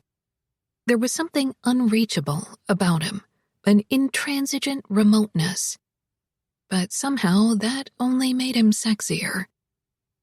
Although Zoe had no doubt that Alex drank too much, he certainly hadn't tried to pretend otherwise. So far, he had lived up to his reputation for being reliable. Alex arrived early whenever they had agreed to meet. He liked schedules and lists, and he used more sticky notes than anyone Zoe had ever met. She was sure he had to buy them in bulk. He put them on walls and windows, attached them to cables and flooring samples and catalogs, used them as business cards, appointment reminders, and shopping lists. When Zoe didn't know the location of a place he had mentioned, he drew a little map and stuck it on the side of her bag. When they went to an appliance store, he stuck blue squares on all the models of refrigerators, dishwashers, and ovens that were the right dimensions for the kitchen. "You're wasting trees," Zoe told him at one point. "Have you ever thought of making notes on your phone? Or getting a digital tablet?" Post-its are faster. "What about writing a list on one big piece of paper?" I do that sometimes, he said. On jumbo Post-its. Maybe it was because he was so controlled that the discovery of a quirk was something of a relief to Zoe. She would have liked to learn more about him, to find out his weaknesses, to find out if she could possibly be one of them. There were, however, no chinks in the armor. Alex had taken to treating her with a calculated politeness that made her wonder if the scene in the kitchen at Artist's Point had been a dream. He asked Zoe plenty of questions about her family and her grandmother.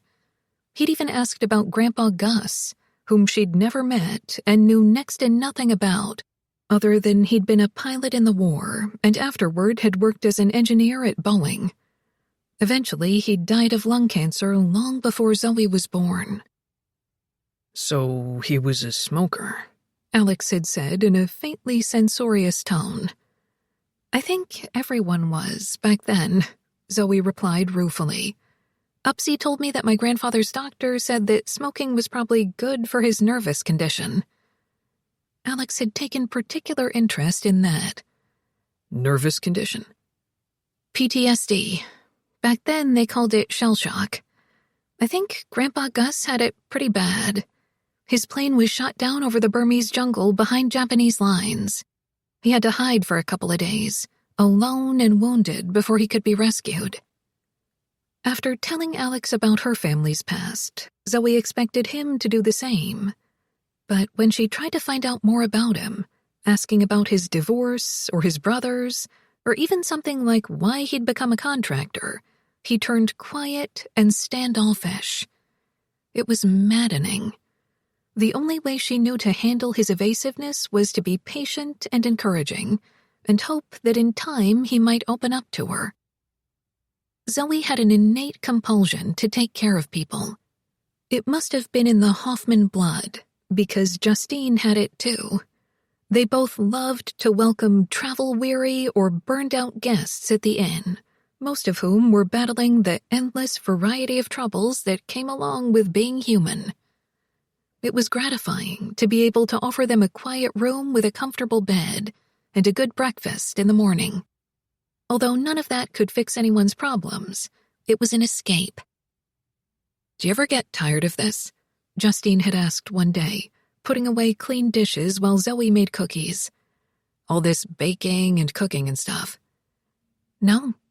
Zoe rolled out cookie dough into a perfectly even sheet. "Why do you ask?" "No reason. I'm just trying to figure out what you like about it. You know how I feel about cooking. If it wasn't for the microwave, I'd have starved long before you ever started working here." Zoe had grinned. "I've wondered the same thing about all your jogging and bike riding. Exercise is the most boring thing in the world to me. Being outside in nature is different every day. The weather, the scenery, the seasons, it's always changing. Whereas with baking, I've seen you make cookies about 100 times. It's not like you get a lot of excitement." "I do too. When I need excitement, I change the shape of the cookies." Justine had grinned. Zoe picked out cookie cutters shaped like flowers, ladybugs, and butterflies. "I love doing this. It reminds me of the time early in my life when most of my problems could be solved by a cookie." "I'm still at that time in my life. I have no problems. No real problems, that is. And that's the key to happiness, knowing how good you've got it while you've still got it." "I could be happier," Zoe had said reflectively. "How?" "I'd like to have someone special. I'd like to know what it's like to really fall in love." "No, you don't. Being single is the best. You're independent, you can go on adventures with no one to hold you back. You can do whatever you want. Enjoy your freedom, Zoe. It's a beautiful word. I do enjoy it, a lot of the time. But sometimes freedom seems like a word for not having anyone to snuggle with on Friday night." "You don't have to be in love to snuggle with someone." "It doesn't feel the same to snuggle with someone you don't love." Justine grinned. "Are we using snuggle as a metaphor? Because it reminds me of the obituary I read about Ann Landers, where it said one of her most popular columns ever was a poll asking if women would choose cuddling or sex. Something like 3/4 of her readers said cuddling." She made a face. "You would choose sex," Zoe said rather than asked. "Of course. Cuddling is fine for about 30 seconds, but then it's irritating." "Physically irritating? Emotionally irritating?" "Every kind of irritating. And if you cuddle with a guy too often, it encourages him to think you're having a relationship and it gets all meaningful." "What's wrong with meaningful?" "Meaningful is a synonym for serious, and serious is the opposite of fun. And my mother told me that life should always be fun." Although Zoe hadn't seen Justine's mother, Aunt Marigold, for years, she remembered how beautiful and eccentric she had been. Marigold had raised her only child as a free spirit, just as she had been. Sometimes she had taken Justine to attend festivals with odd names, such as the Beltane Bash or the Old Earth Gather. She had made food Zoe had never heard of before, things like Covenstead bread with honey and citron, and Groundhog Day cake and half-moon cauliflower. After visiting distant relatives, Justine had returned with stories of participating in drumming circles and drawing down the moon rituals held in the forest at midnight. Zoe had often wondered why Marigold never visited the inn and why she and Justine seemed virtually estranged. When she had tried to ask, Justine had flatly refused to discuss the subject. Most parents, Zoe ventured, tell their children that life shouldn't always be fun. Are you sure that wasn't what she said? No, I'm sure it's supposed to be fun. That's why the inn is perfect for me. I like to meet someone new, get to know them superficially, and send them on their way. A continuous supply of short-term friendships. Unlike Justine, Zoe wanted permanence in her life. She had liked the stability of marriage and the companionship, and she hoped to marry again someday. However, the next time she would have to choose very carefully. Even though the divorce with Chris had been cordial, she never wanted to go through something like that again. As for Alex Nolan, he wasn't the kind of man who would fit in with her plans. Zoe decided that she would focus on cultivating a friendship with him, nothing more.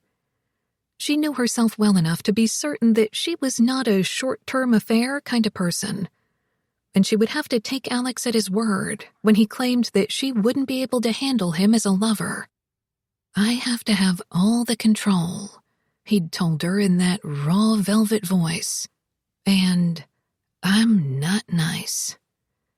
Which had been intended to warn her away, but at the same time had aroused a wild curiosity about what he'd meant. Alex was relieved to begin the physical work of the remodel, starting with the teardown of the kitchen wall. He and two guys from his crew, Gavin and Isaac, prepared the area with plastic and removed fixtures and outlets. Gavin, a trade-level carpenter, and Isaac, who was in the process of getting LEED certified for green construction jobs, were both serious about their work. Alex could trust them to show up on time and get the job done as safely and efficiently as possible. Wearing goggles and dust masks, the three of them took the wall down to the studs with pry bars. They tore out chunks of plaster, occasionally reaching for a reciprocal saw to cut through stubborn nails. The hard physical work felt good to Alex, helping him expend some of the pent-up frustration that had accumulated during the past few days with Zoe. She had qualities that annoyed the hell out of him. She was unreasonably perky early in the morning, and she always seemed to want to feed him. She read cookbooks as if they were novels, and she recounted restaurant menus in astonishing detail, seeming to expect he would find the subject as fascinating as she did. Alex had never been fond of people who looked on the bright side of life, and Zoe had made it into an art form. She neglected to lock doors. She trusted salespeople.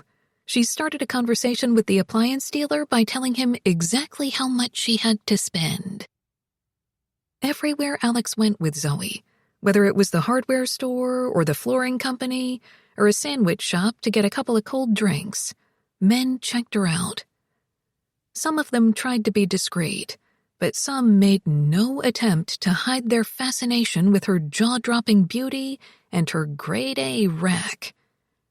The fact was, Zoe was eye candy, and short of disfiguring herself, there was nothing she could do about it. At the sandwich shop, a pack of 4 or 5 guys leered until Alex had moved in front of Zoe and sent them a look of imminent death.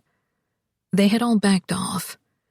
He'd done the same thing at other times, in other places, silently warning them away, even though he had no right. She didn't belong to him.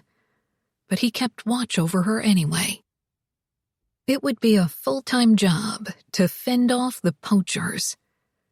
Until he'd met Zoe, Alex would have scoffed at the idea that beauty could be a problem for someone. But it would be difficult for any woman to be subjected to that kind of relentless attention. It explained the reason for Zoe's innate shyness. The wonder was that she ever dared to go out at all. Now that the work on the Dream Lake cottage had started, Alex wouldn't have to see Zoe for at least a month, except in passing. It would be a relief, he thought. He would get his head clear. The first payment was due tomorrow. Justine had offered to drop it in the mail, but Alex had asked to pick it up at the inn in the morning. He needed to take it directly to the bank. He'd laid out his own money for the initial supplies and expenses, and since the divorce, there wasn't a hell of a lot of surplus cash in the coffers. After working late on the cottage with Gavin and Isaac, Alex went home. He was so tired from the day's exertions that he didn't bother scrounging for dinner. He didn't even reach for the bottle of booze, only took a shower and went to bed. When the alarm went off at 6:30, Alex felt like hell. Maybe he was coming down with something. His mouth was parched and his head ached ferociously, and the effort to lift a toothbrush felt like bench-pressing a kettlebell. After a long shower, he dressed in jeans and a tee with a flannel shirt over it, but he was still cold and shaking. Filling a plastic cup with water from the sink, he drank until a wave of nausea forced him to stop. Sitting on the edge of the tub, he struggled to keep the water down and wondered wretchedly what was wrong with him. Gradually, he became aware of the ghost standing at the bathroom doorway. "Personal space," Alex reminded him. "Get out." The ghost didn't move. "You didn't have anything to drink last night. So you're in withdrawal." Alex looked at him dumbly. "Hands aren't steady, right?" The ghost continued. "Those are the DTs. I'll be fine after I have some coffee. You should probably have a shot of booze. Guy who drinks as much as you, it's better to wean off slowly rather than go cold turkey." Alex was swamped with incredulous outrage. The ghost was wildly overstating the case. He drank a lot, but he knew what he could tolerate. Only drunks got the DTs, like the homeless guys in alleys or the barflies who drank the nights away. Or his father, who died of a heart attack while recreational diving at a tourist resort in Mexico. After a lifetime of alcohol abuse, Alan Nolan's coronary arteries had been so blocked that, according to the doctors, he would have needed a quintuple bypass surgery had he lived. "I don't need to wean off anything," Alex said. It would have been easier to take if the ghost had been mocking, or superior, or even apologetic. But the way he looked at Alex, with a sort of gravity touched with pity, was too offensive to bear. "You might want to take the day off and rest," the ghost said, "because you're not going to get much work done." Glaring at him, Alex lurched to his feet. Unfortunately, the motion was too much for his outraged digestive system, and he was forced to lean over the toilet, retching. After a long time, he made it to his feet again, rinsed his mouth, and splashed his face with cold water. Looking into the mirror, he saw a pale, haggard complexion and puffy eyes. He recoiled in horror, having seen his father in this shape about 1,000 times while growing up. Gripping the sides of the sink, he forced himself to raise his head and stare in the mirror again. This wasn't who he wanted to be, but it was what he'd become, what he'd made of himself. Had there been any tears in him, he would have wept. "Alex," came the quiet voice from the doorway. "You're not afraid of work. You're used to tearing things down, rebuilding." Even as sick as Alex was, the metaphor didn't escape him. "Houses aren't people. Everyone's got something that needs fixing." The ghost paused. "In your case, it happens to be your liver." Alex struggled to strip off his shirts, having sweated through both of them.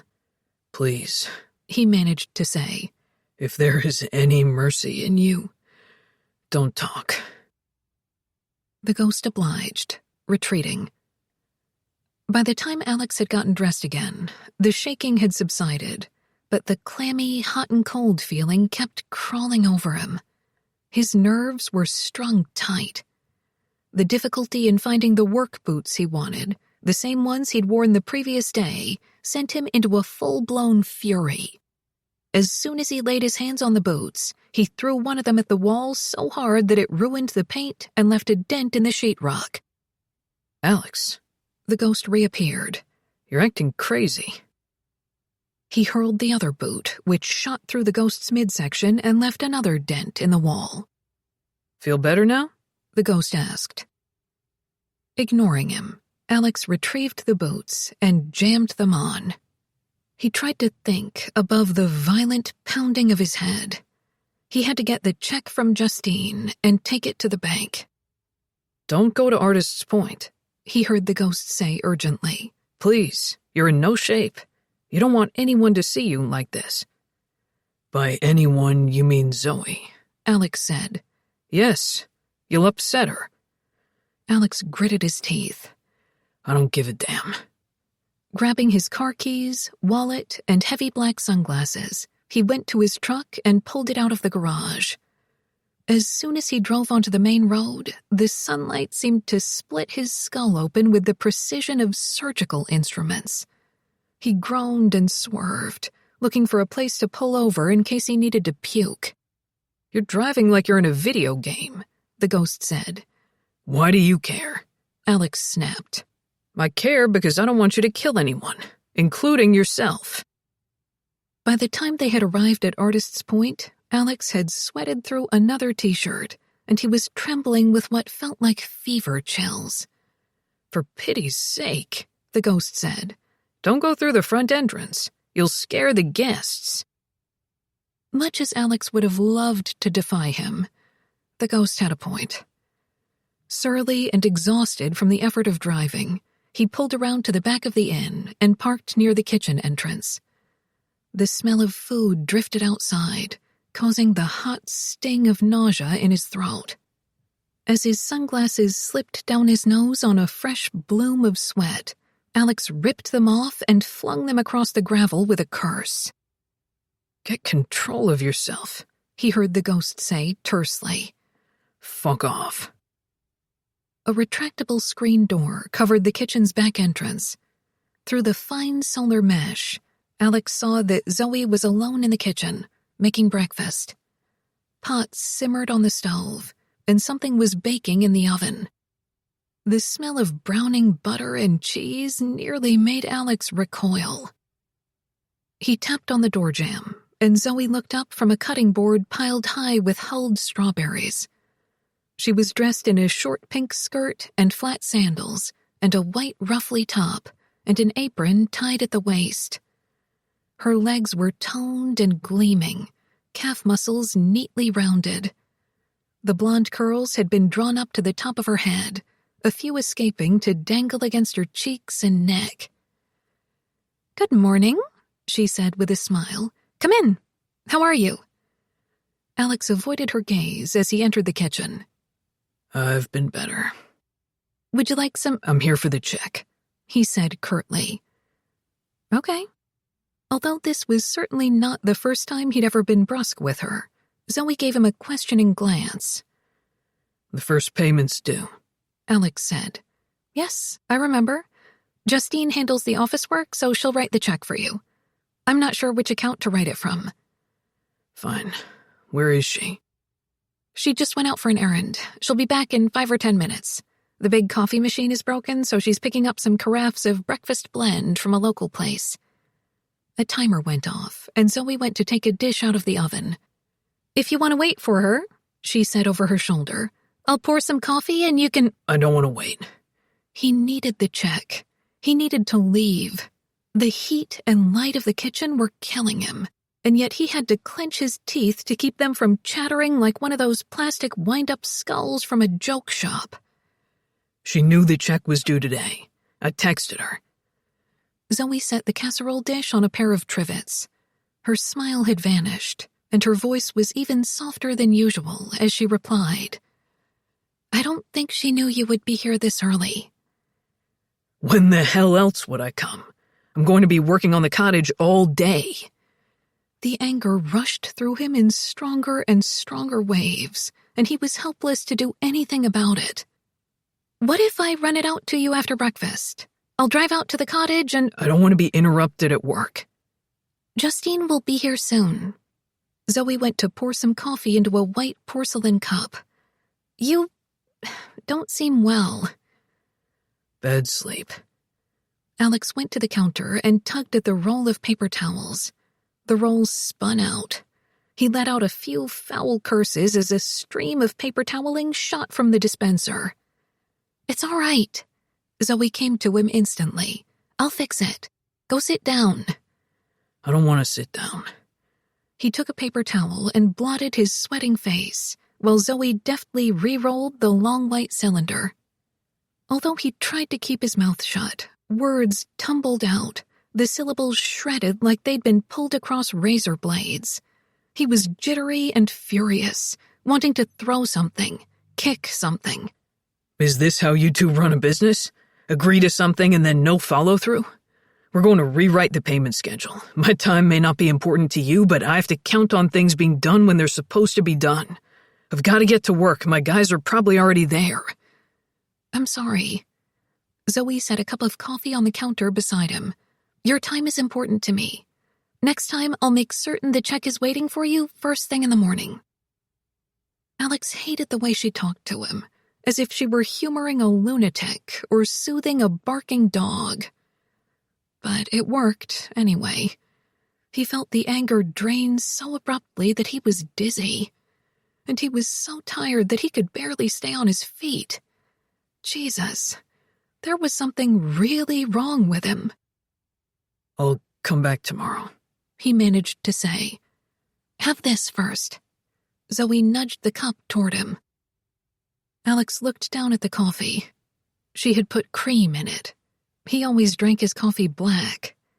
But he found himself reaching for the cup, taking it with both hands. To his stunned mortification, the cup shook violently, liquid sloshing over the edge. Zoe was staring at him.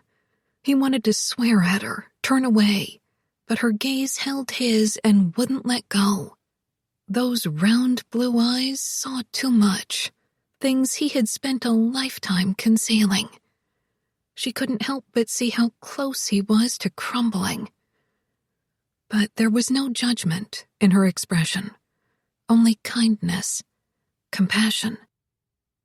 He had a sudden urge to drop to his knees and rest his head against her in exhausted supplication. Somehow he kept standing, swaying on stiff legs. Carefully, Zoe laid her hands over his, so they were both holding the cup.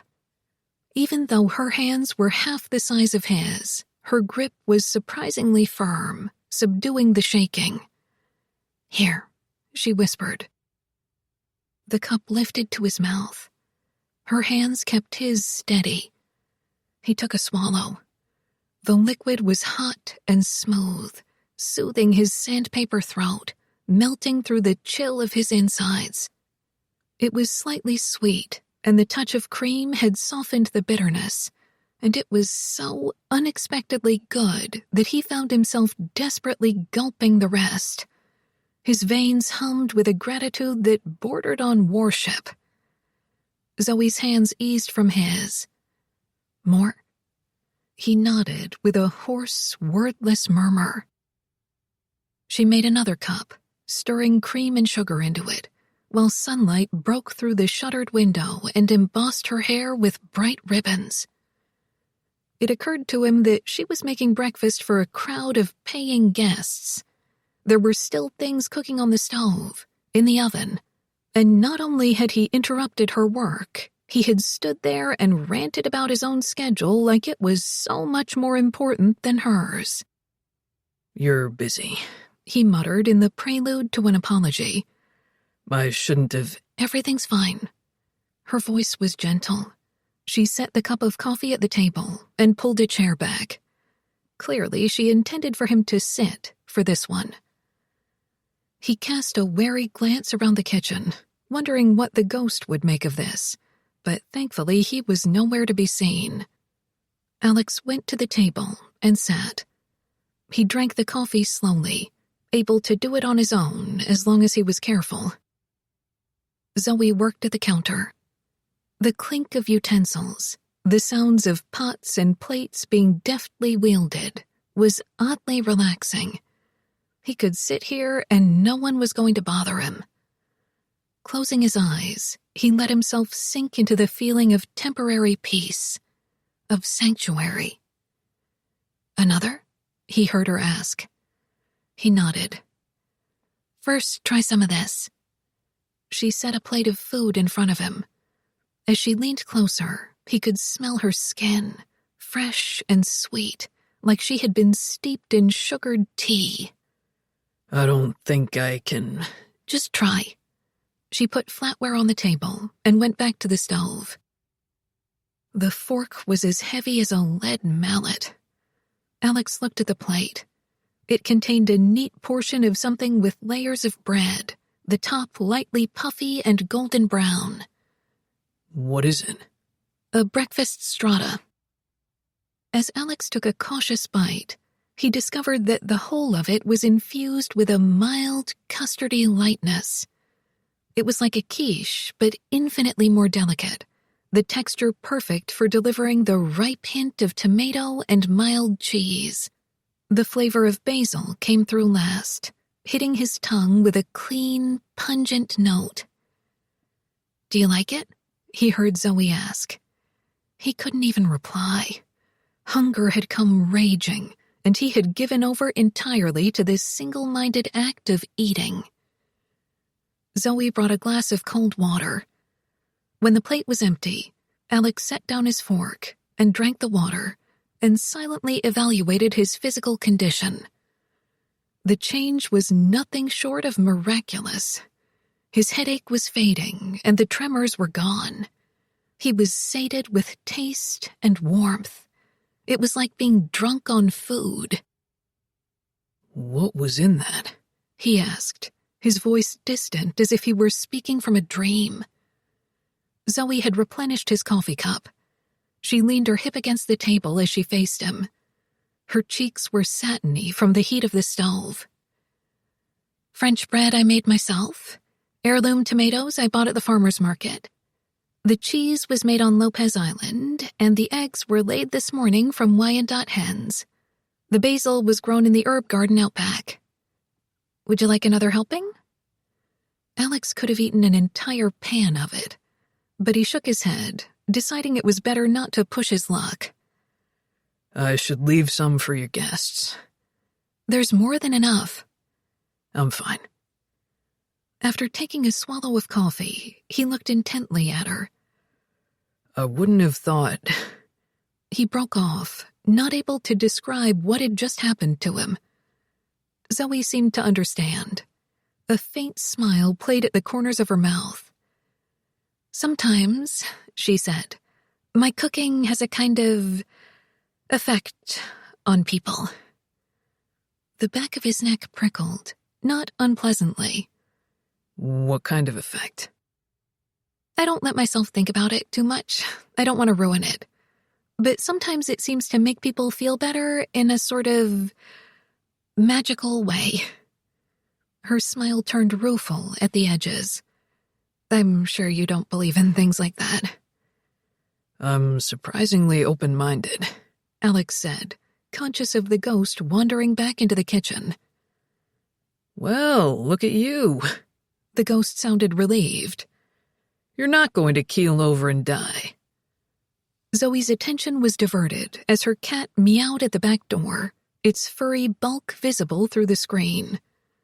As soon as she let Byron inside, he sat and looked at her, flicking his tail impatiently. "Poor little fluff monster," Zoe cooed, putting a spoonful of something in a dish, setting it on the floor. The cat gobbled up the treat ferociously, looking like the kind of pet that would eat its owner. "Isn't it against the health code to let him in here?" Alex asked. "Byron's not allowed near the dining or food prep areas, and he only visits the kitchen for a few minutes a day. Most of the time he sleeps on the porch or in the back cottage." She came to collect Alex's plate. The front of the apron gaped to reveal just enough lush cleavage to make him lightheaded. He dragged his gaze up to Zoe's face. "You get grumpy," she said gently, "after you've had too much to drink." "No," Alex said. "I get grumpy when I've stopped." She looked at him closely. "You mean for good?" Alex gave her an abbreviated nod. There were countless reasons for him to quit, but the one that mattered most was that he didn't want to need anything that much. He'd been caught off guard by the realization of how dependent he'd become on booze. It had been easy to delude himself into thinking it wasn't a problem because he wasn't disheveled and homeless, had never been arrested. He was still functional. But after what had happened that morning, he couldn't deny that he had a problem. It was one thing to be a heavy drinker. It was another to become a full-blown alcoholic. Zoe went to take his dishes to the sink. "From what I've heard," she said over her shoulder, "it's not an easy habit to break." "I'm about to find out." Alex stood from the table. "I'll be back tomorrow morning for the check." "Come early," Zoe said without hesitation. "I'm making oatmeal." Their gazes met across the room. "I don't like oatmeal," Alex said. "You'll like mine." Alex couldn't seem to tear his gaze away. She was so soft-looking, so radiant, and he let himself think, just for a moment, about the way she would feel under him. The magnitude of his attraction to her was nearly overwhelming. He wanted things from her that he'd never wanted from anyone, things beyond sex. And none of it was possible. It was like standing at the edge of a cliff, fighting not to fall while the wind pushed at his back. As Zoe returned his stare, rampant color washed over her face, contrasting with the brilliant pale gold of her hair. "What is your favorite food?" she asked, as if the question were profoundly intimate. "I don't have a favorite food." "Everyone has a favorite." "I don't." "There must be some—" A timer interrupted her. 7:30, she said. "I have to pour coffee for the first guests. Don't go. I'll be right back." When Zoe returned, however, Alex was gone. A sticky note had been applied to the backsplash above the sink, with a word written in black ink. "Thanks." Zoe took the note in her hand, drawing her thumb over the surface. A sweet, terrible ache filled her chest. Sometimes, she thought, you could rescue a person from trouble. But some kinds of trouble, a person had to rescue himself from. All she could do for Alex was hope. 14. Alex was tormented by nightmares from midnight to dawn, his body jerking as if he'd been hit with an electric current. He dreamed of demons sitting at the foot of his bed, waiting to tear at him with long, sharp claws, or of the ground opening beneath him and letting him fall into endless darkness. In one dream, he was hit by a car on a dark road, the impact knocking him backward onto hard midnight asphalt.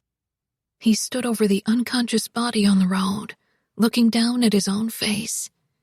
He was dead. Startled awake, Alex sat up in bed. He was soaked in sweat, the sheets sticking to him in a clammy film. A bleary glance at the clock revealed that it was 2 a.m. "Son of a bitch," he muttered. The ghost was nearby.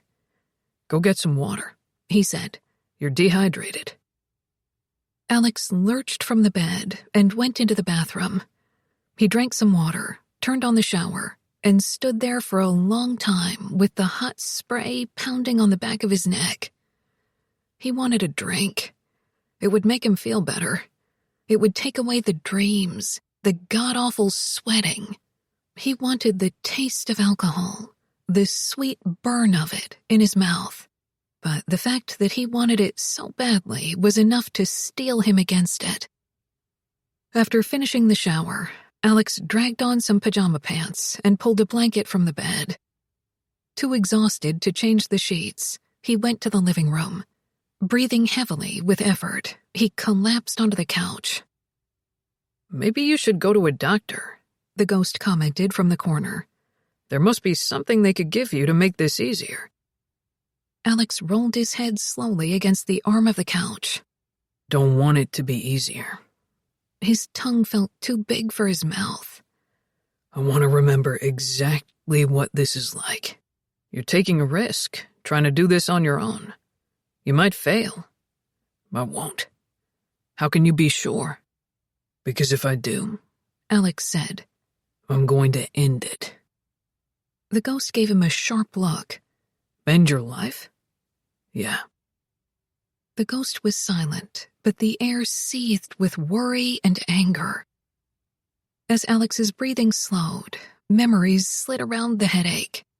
"By the time my brothers and sister left home," he said after a while, his eyes closed, "both my parents were drinking nonstop. And when you live with a drunk, the sum total of your childhood is about 30 minutes. The good days were when they forgot I was there. But when either of them remembered they still had a kid in the house, that was when it sucked. It was a minefield, living with them. You never knew when you'd set your foot wrong. Sometimes asking my mom for food or trying to get her to sign a school permission slip would make her explode. One time I changed the TV channel when my dad was sleeping in the recliner and he woke up just long enough to backhand me. I learned never to ask for anything. Never need anything." It was the most that Alex had ever told anyone about the way he'd grown up. He'd never explained that much even to Darcy. He wasn't sure why he'd wanted the ghost to understand. There was no sound or movement, but Alex had the impression of the ghost settling for the night, occupying a shadow in the corner. "What about your brothers or your sister? Did any of them try to help?"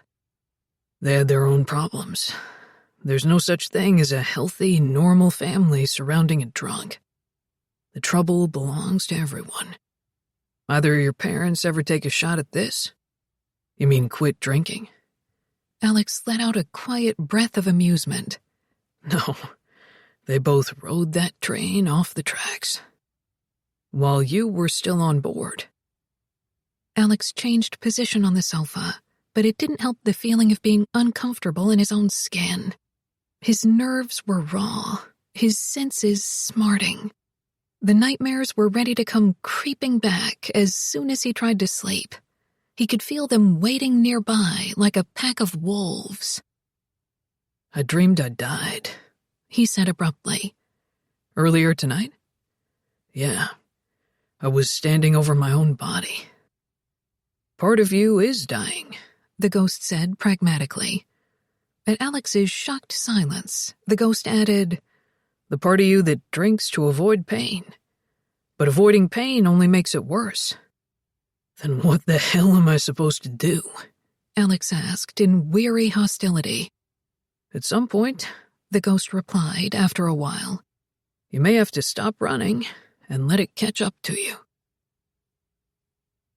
After a few hours of broken sleep on a couch that resembled a torture rack, Alex showered, dressed, and made his way to Artist's Point like one of the walking dead. He hoped to hell that he wouldn't have to see Justine. He wasn't going to be able to tolerate her today. To his relief, Zoe was alone. She welcomed him into the kitchen, urging him to sit at the table immediately. "How are you this morning?" He gave her a sullen glance. "If you measure headaches using the Fujita scale, I just reached F5. "I'll get you some coffee." The vicious throb at the front of his skull made him want to gouge his eyes out. Carefully, he lowered his forehead to his arms and tried to think past the jitters. "Why don't you bring me a 6-pack of old Milwaukee tall boys to go with it?" he said in a muffled voice. Zoe set a cup on the table. "Try this first." Alex fumbled for the coffee. "Let me," Zoe began, reaching out to steady his hands. I don't need help, he growled. Okay, she said calmly, backing off. Her patience annoyed him. The cherry-printed wallpaper hurt his eyes. His head was pounding like a thrash band concert. Once he got the cup to his mouth, he drank as if his life depended on it. He asked for another. Have some of this first, she said, placing a shallow bowl in front of him. The bowl contained a golden, cake-like square spangled with candied fruit cut into strips no thicker than a cat's whisker. Cinnamon-scented steam rose to his nostrils. Zoe poured a splash of whole milk into the bowl and gave Alex a spoon. The baked oatmeal was chewy and tender, crisp at the edges, the crumbly sweetness infused with a sunny citrus tang. As the milk soaked into the oatmeal, the texture loosened, and each spoonful became more moist and delicious than the last. It was the farthest thing possible from the gray, slurry oatmeal of his youth.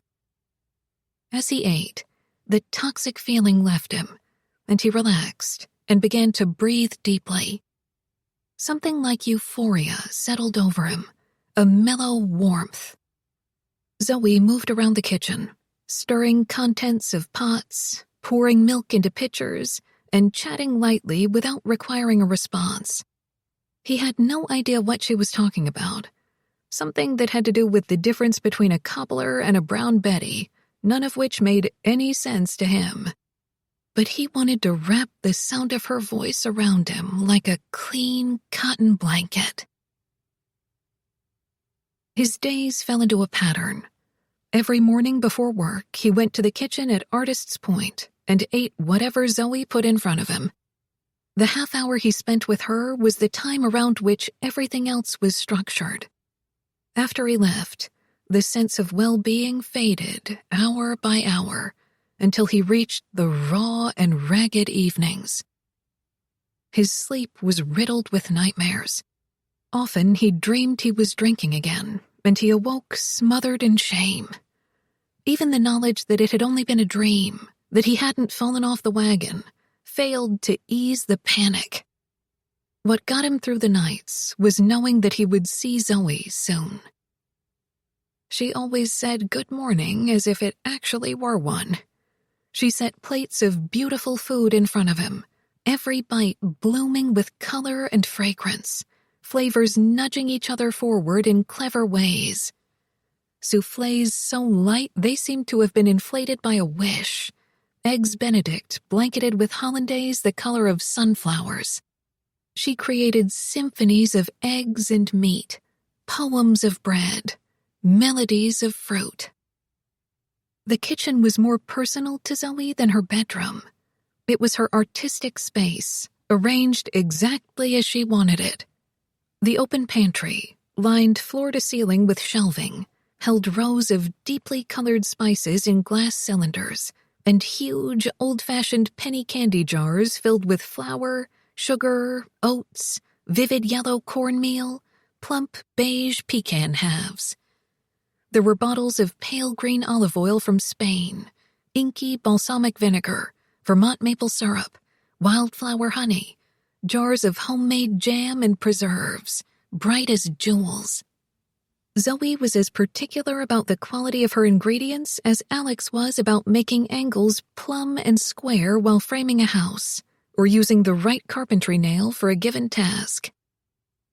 Alex loved to watch Zoe work. She moved around the kitchen with a kind of clunky ballerina quality, graceful movements often coming to the abrupt finish of a heavy pot being lifted with both hands, or an oven door closing decisively. She wielded a sauté pan as if it were a musical instrument, gripping the handle and jerking it back with a sharp elbow motion so that the contents appeared to jump and toss themselves. On the 7th morning that Alex ate breakfast at the inn, Zoe served him a plate of buttermilk grits sprinkled with cheese and spicy red crumbs of fried chorizo sausage. She had stirred some of the sausage renderings into the grits, charging them with salty, earthy richness. As he ate, Zoe came to the table and sat beside him, sipping her own coffee. Her nearness made him slightly uneasy. She usually worked while he had breakfast. He stole a glance at the fine-spun skin of her inner arm, noticing the healed-over burn mark. He wanted to press his lips to it. The cabinets have come in, he told her. We'll start installing them later this week, and I'll build the kitchen island. Build it? I assumed you would order a pre-made one. No, it'll be a little cheaper and look more custom if we make one by trimming down some stock cabinets, finish the outside with beadboard, and add the countertop. He smiled as he saw her expression. It'll look great, I promise. I wasn't doubting you at all, she said. I'm just impressed. Alex drowned his smile in the cup of coffee. I'm not doing anything special, he said. Just basic carpentry. It's special when it's my house. In another week, I'll need to know what paint colors you want. I've almost got them all picked out, she said. Soft white for the beadboard and trim, and butter yellow for the walls, and pink for the bathrooms. Alex gave her a skeptical glance. It's a nice pink, she said, laughing. A blush tone. Lucy helped me pick it out. She says pink is a great color for bathrooms because the reflected glow is flattering.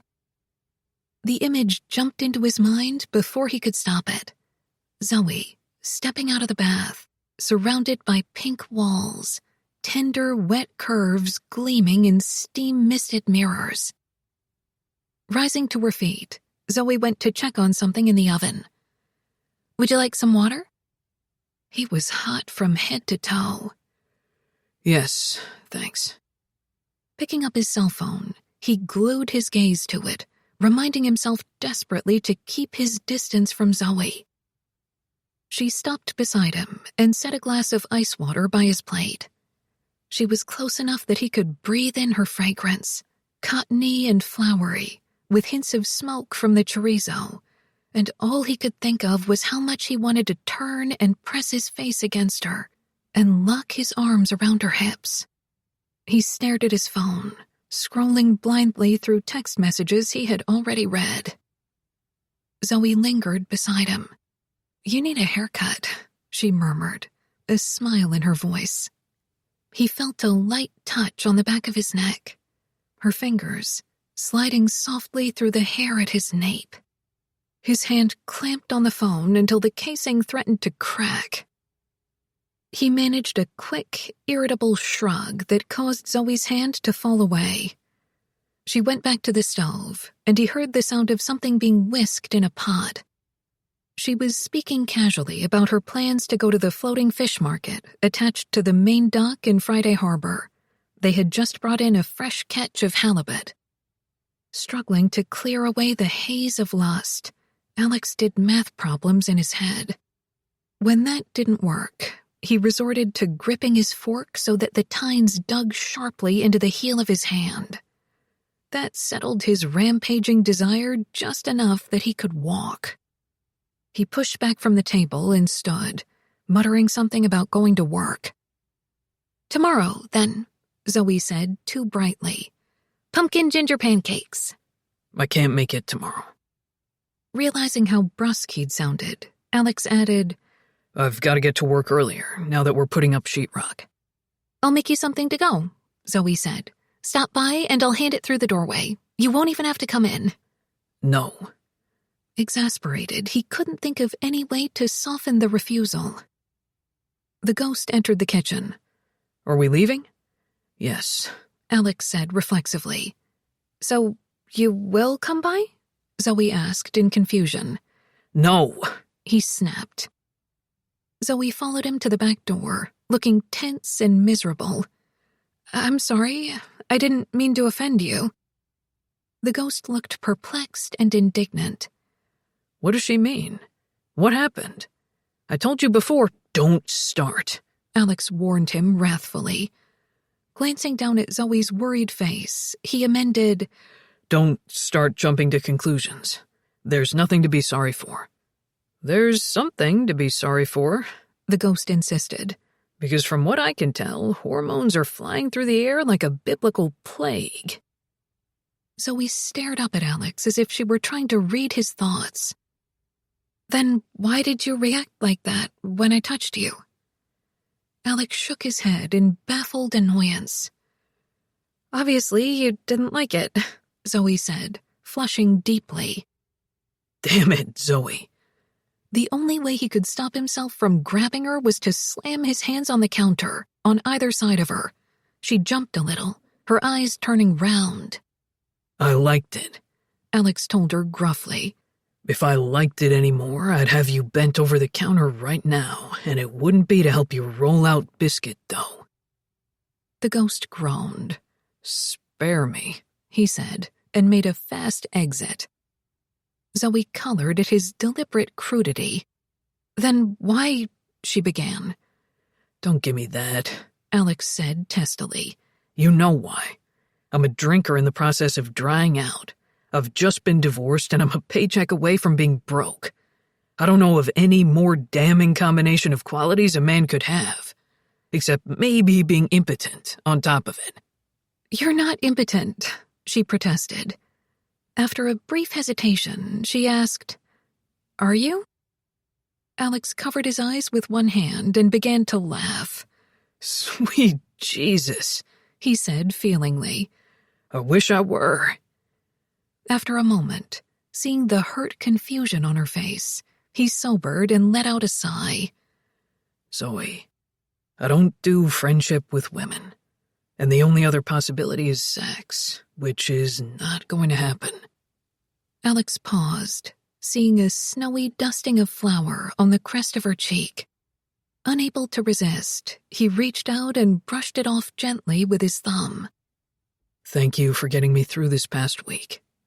I owe you for that. So the best thing I can do for you in return is stay away long enough for you and me to get some distance from this. Zoe was quiet, staring at him, weighing his words. An oven timer went off, and a hint of rueful amusement hitched the corners of her mouth into apostrophes. Every moment of my life is measured by oven timers, she said. Please don't go yet. He stayed, watching as she went to pull a pan of biscuits from the oven. The smell of hot bread flooded the kitchen. Returning, Zoe stood very close to Alex. I know you're right, she said, and I know what I've got ahead of me. Probably more than I can handle. My grandmother will be here in a month, and after that, she gave a helpless little shrug. So I know my limits, and I think I know yours.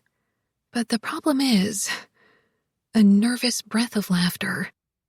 Sometimes you meet a really nice guy, but no matter how you try, you can't seem to make yourself want him.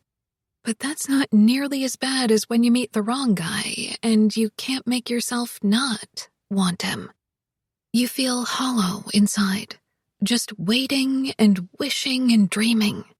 You feel like every moment is leading to something so amazing that there's no name for it, and if you could just get there with him, it would be such a relief.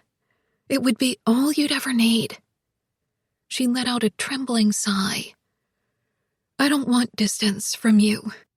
Maybe I shouldn't have said that, but I have to let you know how I already know, he said coldly, dying inside. Give it a rest, Zoe. I've got to go. Zoe nodded. She didn't even look offended. Somehow she knew that it was the only way he could leave her, that some things couldn't be seasoned to make them go down easier. Alex reached for the door handle, but she stopped him with a touch on his wrist. Wait, she said. One more thing.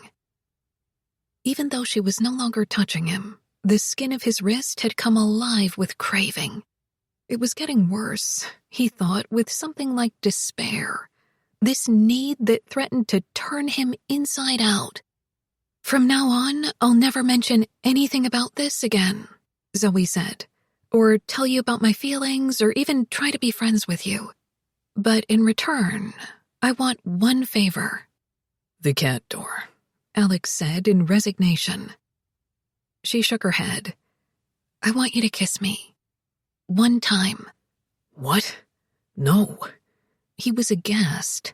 No. You owe me a favor. Why the hell do you want that? Zoe looked stubborn.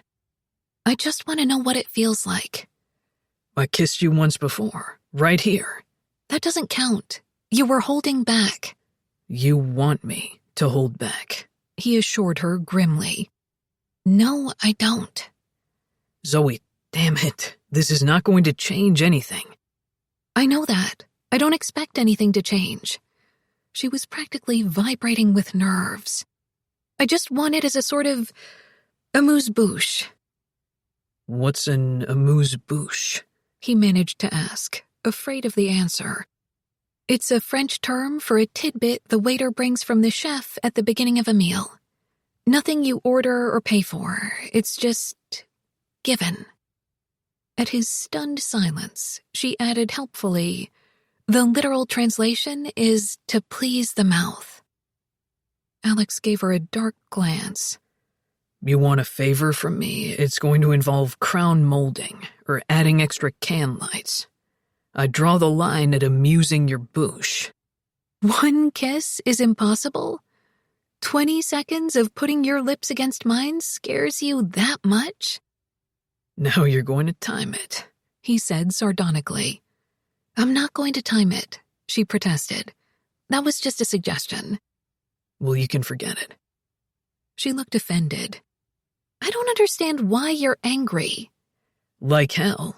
We both know you're trying to prove a point. What point is that? You want to make sure I know what I'm giving up. You want me to be sorry about not going after you. She opened her mouth to deny it, but she hesitated.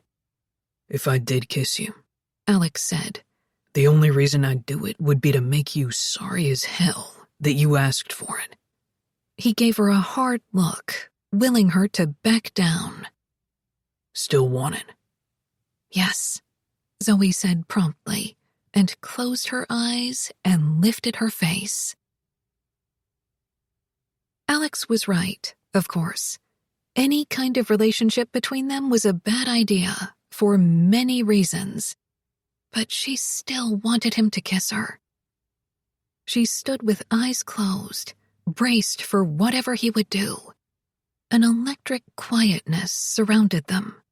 She felt him move nearer, and his arms went around her so slowly that a shiver crossed over her like rough light.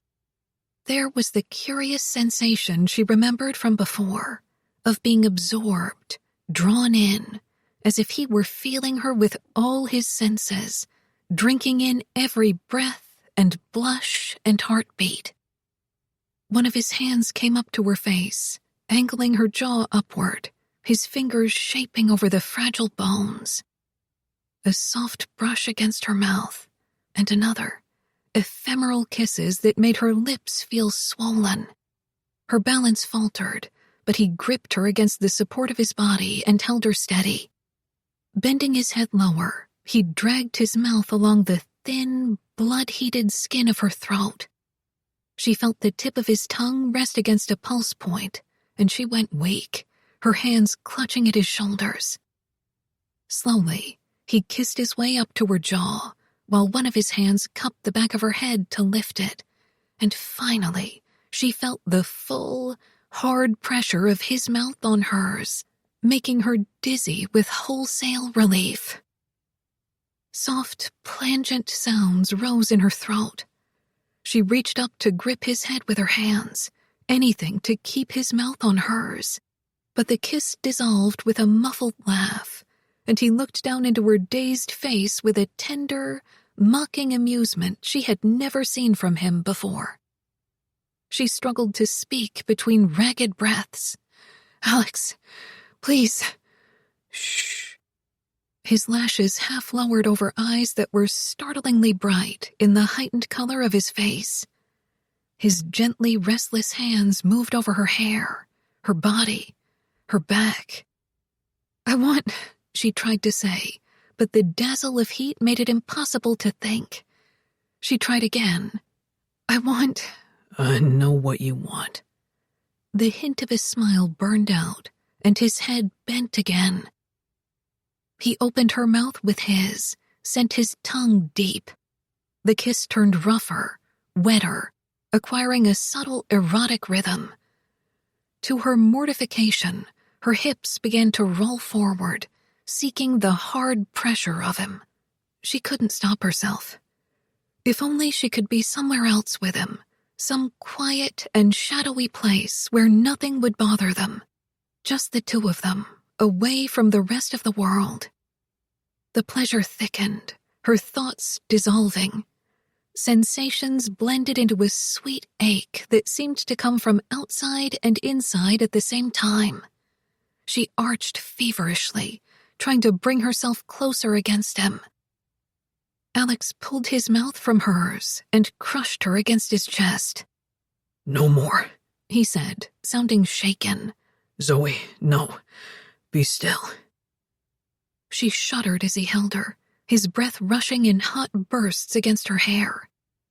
Linking her arms around his lean waist, she let her fingertips make a timid foray into the top edges of his back pockets, while his heartbeat pressed against hers. It felt as if she might fall to pieces without his hard grip holding her together. "We're even now," she heard him whisper. She managed a nod, her face hidden. "I didn't mean to do it that way." Alex nipped softly at the outer curve of her ear. "I was going to make it hurt. Just a little." "Why didn't you?" A long, wondering hesitation. "I just couldn't." He eased her away. Zoe forced herself to look into his eyes and saw that the same force of will that had impelled him to stop drinking was now being repurposed. This wouldn't happen again. He wouldn't allow it. An oven timer went off again, and she jumped at the piercing sound. Alex smiled slightly, breaking their shared gaze, and turned away. Zoe went to the oven without looking back. She heard the back door open and close. Neither of them had said anything. Sometimes silence was easiest, when the only word left was goodbye. 15. A month passed, and somehow the new direction of Alex's life held. The ghost had not expected to learn anything from Alex during their enforced association, but as it turned out, he did. Alex had to wrestle his addiction hour by hour, sometimes even minute by minute, but he was about as stubborn as it was possible for a man to be. To the ghost, quitting drinking looked a lot like jumping into the water and hoping that somehow you'd figure out how to swim before you went under. Alex distracted himself with work, and plenty of it. He did such meticulous handwork on the Dream Lake cottage that any master craftsman would have been proud to claim it. Alex worked long into the nights, sanding, buffing, staining, painting, and in the process he consumed enough candy bars to send a normal person into diabetic shock.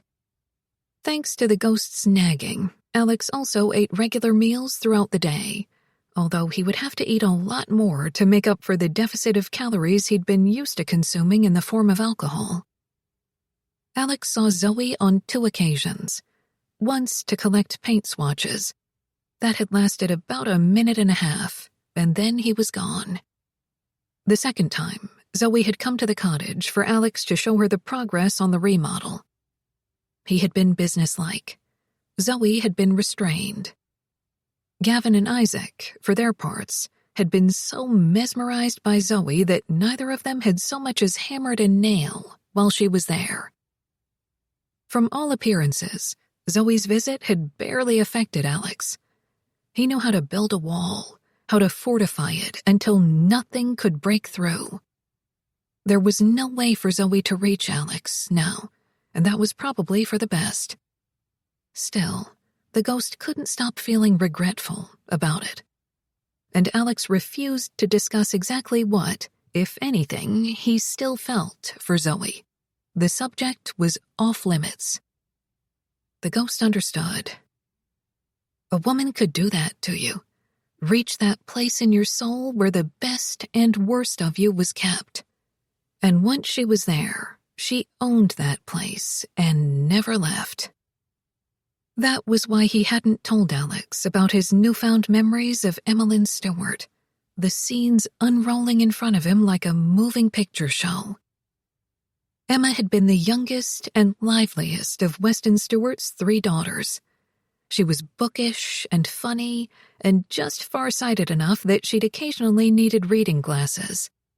Wonderful cat-eye glasses with thick black frames, which she loved to wear to goad her mother, Jane. Emma would never catch a man wearing those glasses, her mother had said, and Emma had claimed that she would catch the right man by wearing those glasses. The ghost remembered being alone in the cottage with her after sharing a picnic beside Dream Lake. She had read to him a piece she had written about local high schools that had forbidden female students to paint their faces, meaning to use lipstick, cheek rouge, or powder. High school girls across Whatcom County had objected to the regulation, and Emma had interviewed principals of 3 different schools about the controversy. The wearing of lipstick leads to the ruin of the first barrier of a girl's nature, Emma had quoted one of the principals, her eyes bright with amusement behind the glasses. Next comes cigarettes, then liquor, and after that, unmentionable acts will occur. What unmentionable acts? He had asked her, kissing her cheek, her neck, the soft little space behind her ear. You know. I do not. Describe one for me. Emma had laughed deep in her throat. No.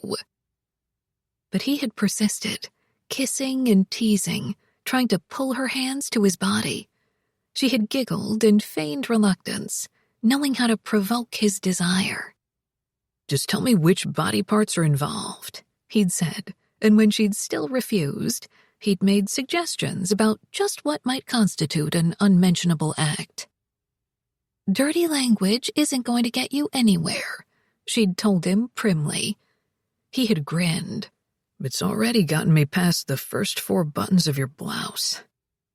And she'd flushed and gone still as he murmured softly to her, pulling all the little buttons free of their moorings. The remembered physical intimacy with Emma was intoxicating, and yet the desire and pleasure that a soul could experience was far deeper and more profound than any mere physical sensation. The day that he would see her again was approaching, but the fierce anticipation was tempered by the feeling that something was wrong, that there was something he needed to know, to set right. He was grateful for the time Alex spent at the cottage. It had given him enough gossamer filaments to be woven into a memory or 2. But that wasn't enough. He needed to go back to Rain Shadow Road. Something had happened there that he needed to remember. After going through the storage space where she and Justine kept odd pieces of furniture and framed pictures and other items they had never found use for, Zoe had gathered an assortment of objects for the Dream Lake cottage. Among them were a set of vintage metal bowling alley lockers, each square little door painted a different color, a retro wall clock shaped like a coffee cup, a teal-blue Victorian cast-iron bed frame. She had also tagged some pieces of furniture from Emma's former apartment that had been sent to Friday Harbor, things like a set of leather club chairs, a wicker trunk table, a collection of teapots that would be displayed on a set of built-in bookshelves. The quirky mixture would fit well into the new, clean lines of the remodeled house, and Zoe knew that her grandmother had always enjoyed touches of whimsy in her surroundings. It had been 6 weeks since Alex had started remodeling the cottage. True to his word, the kitchen had been completed, and so had the main bedroom and bathroom. Since the original wood flooring had turned out to be unusable, Zoe had agreed to let Alex install laminate flooring in a honey maple shade, and she had to admit that it looked beautiful and surprisingly natural. The second bedroom and pocket bathroom still had to be completed, and the garage hadn't been built yet, which meant that Alex would be spending time at the cottage after Zoe and Emma had moved in. Zoe wasn't certain how she felt about that. On the recent occasions when she'd seen him, this strain of mutual discomfort had made them both awkward. Alex looked healthier, more well-rested, the shadows gone from beneath his eyes. But his rare smiles were as thin as a knife blade. His mouth was hard, with the bitterness of a man who knew he would never have what he truly wanted. His remoteness wouldn't have bothered Zoe nearly so much if she hadn't seen the other side of him. With Justine's help, Zoe would spend a couple of days getting the cottage ready with dishes, bed linens, pictures, and other things to make it cozy and welcoming. Then she would go to Everett and bring her grandmother back to the island. Emma's nurses had provided frequent updates about her physical therapy and the course of medications they had put her on. They had also warned her that Emma had already started to show signs of sundowning, which meant that late in the day or in the evening, she might become agitated and ask repetitive questions more frequently than usual. Over the course of several conversations, Colette Lynn, the elder care consultant, had also helped Zoe to understand what to expect in the future. That whenever some of Emma's abilities were lost, they were not likely to come back. That she would have sequencing problems, doing things in the wrong order, until something as simple as making a pot of coffee or doing laundry would be impossible. Eventually, she would deteriorate to a point when she would start to wander and get lost, and then she would have to be taken to a secure, locked facility for her own safety. It was difficult to read Emma's moods, especially over the phone, but she seemed to be facing her illness with the same mixture of pragmatism and humor she'd shown all her life.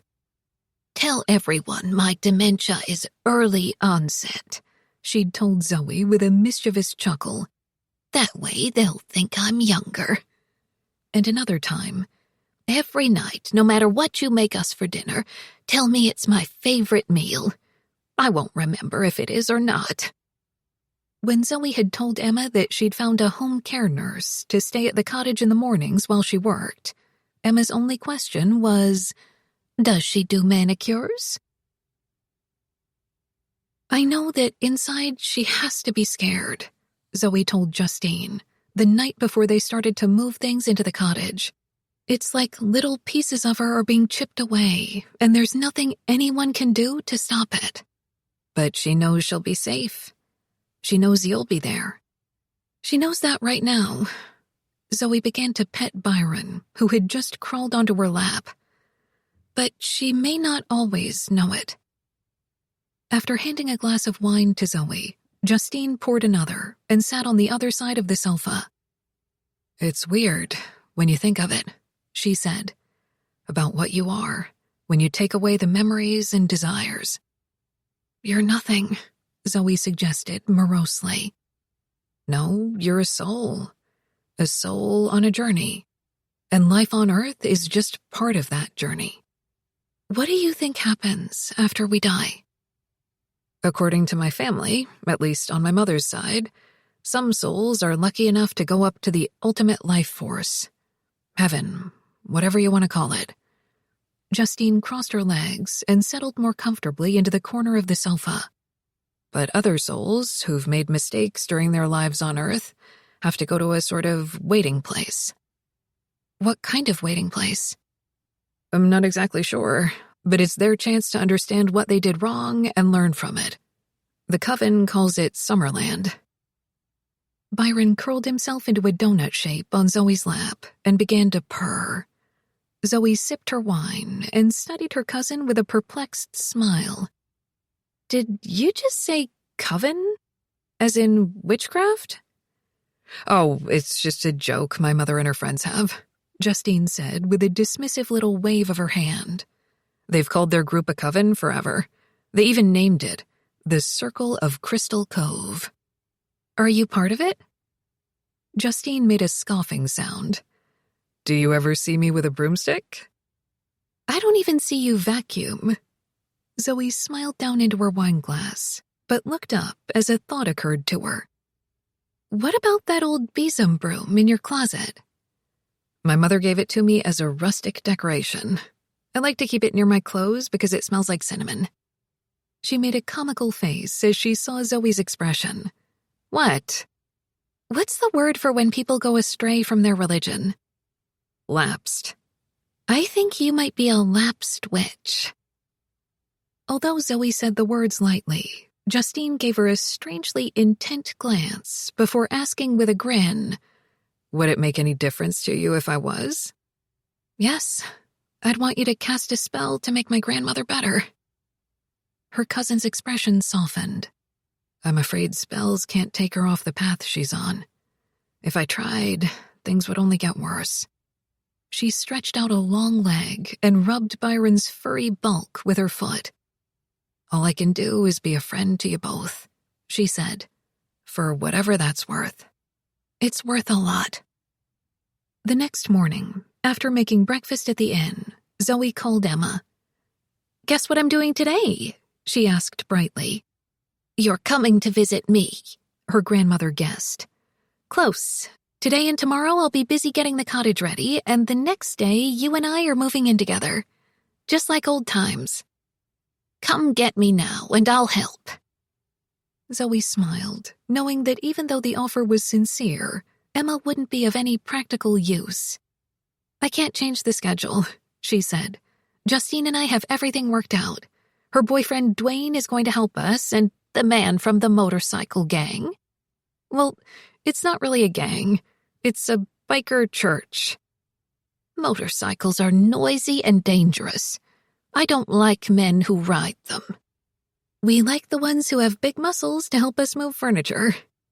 Is Dwayne the only one helping you? Those club chairs are very heavy. No, Alex will be there. Who is he? The contractor. He has a pickup with a trailer hitch.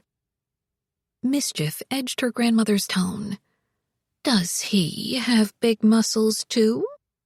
Upsy, Zoe chided, and felt her color rise as she remembered the hard strength of Alex's body pressed to hers. Yes, as a matter of fact, he does. Is he attractive?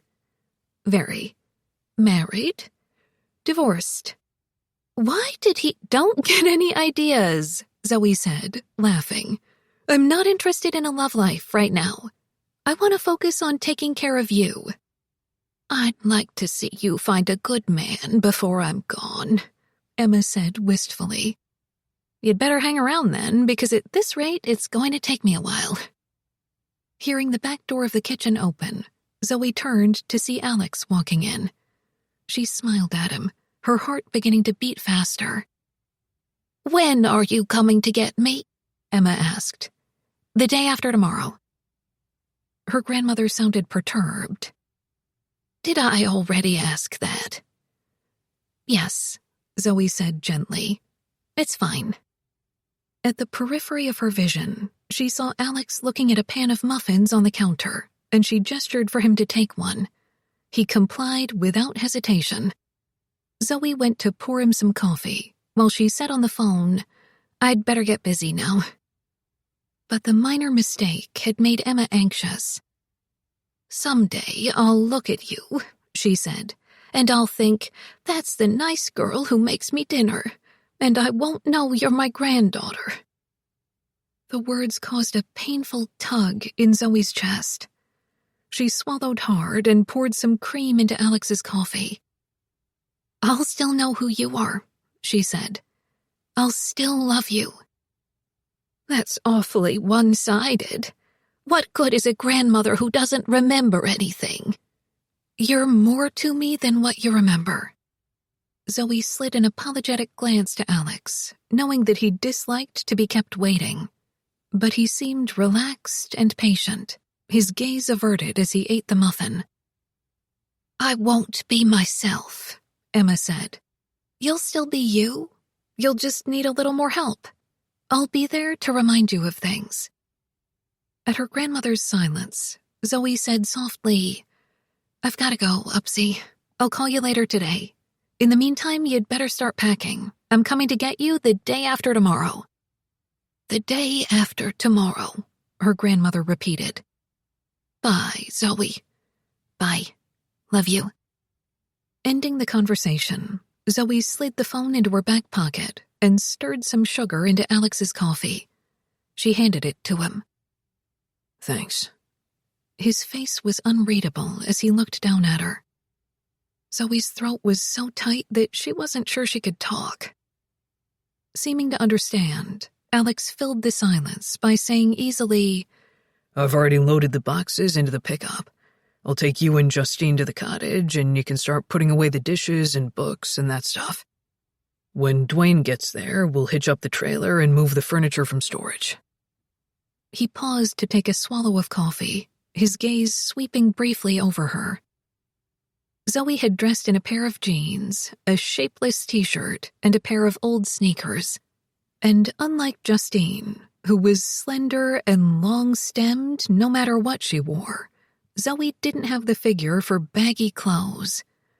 On a woman with her breasts and hips, anything that didn't fit well was unflattering.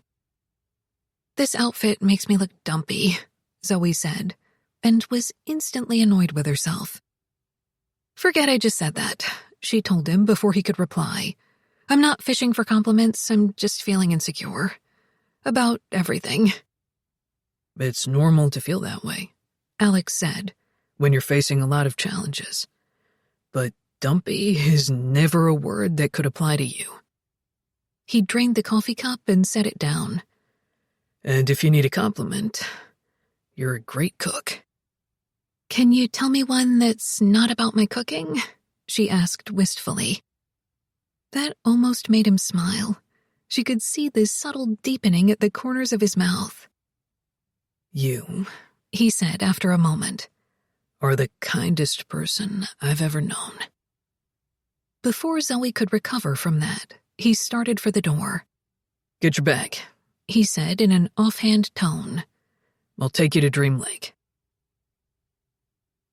The cottage on Dream Lake Road was spotless and light-filled and beautiful, the rows of new casement windows glittering in the sunshine. It smelled agreeably of fresh paint and scrubbed wood. They carried boxes inside, Alex taking 2 heavy crates of dishes to the new kitchen island. Following him, Zoe was surprised to see the retro dining set, finished with a gleaming coat of new silver chrome, the chairs reupholstered with light aqua vinyl that approximated the original hue. She set down the box she was carrying and stared at the dining set in amazement. "You restored it," she said, running her fingers over the shiny white tabletop. Alex shrugged. "Just gave it a few shots of chrome spray." She wasn't fooled by his nonchalance. "You did a lot more than that." "I worked on it now and then when I needed distraction. You don't have to use it, by the way. You can sell it and use the money for another dining set." "No, I love this. It's perfect." "It goes with your bowling lockers," he agreed. Zoe grinned. "Are you making fun of my decorating style?" "No, I like it." Seeing her dubious expression, he added, "Really? It's cute." Her smile lingered. "I suppose your decorating style is very tasteful." "It's impersonal," he said. "Darcy always said that no one would ever be able to tell a thing about either of us by looking at our house. I kind of liked it that way." Noticing a couple of objects in the center of the table, Zoe picked one up. It was a little plastic strap with a buckle and something that looked like a miniature transmitter. "What is this?" "It's for the cat." He retrieved the other object on the table, a tiny remote control of some kind, and showed it to her. "This goes with it." She shook her head, mystified. "Thank you, but Byron doesn't need a shock collar." That drew a brief grin from him. "It's not a shock collar." Taking her by the shoulders, he steered her to the door that led to the back patio. "It's for that." A small plexiglass square in a frame had been set into the wall beside the main door. Alex pressed a button on the remote control, and the clear pane slid upward with a quiet whoosh. Her mouth fell open. You put in a cat door? The collar will activate it automatically, but only when Byron approaches directly, so nothing else will get in, including spiders. At Zoe's silence, he added, It's a gift. I figured you'd be busy enough with your grandmother. You didn't need to be opening the door a dozen times a day for a cat. Alex pointed to a sticky note on a nearby cabinet. Those are directions for how to use it. The instruction manual is in the... He broke off as Zoe reached for him.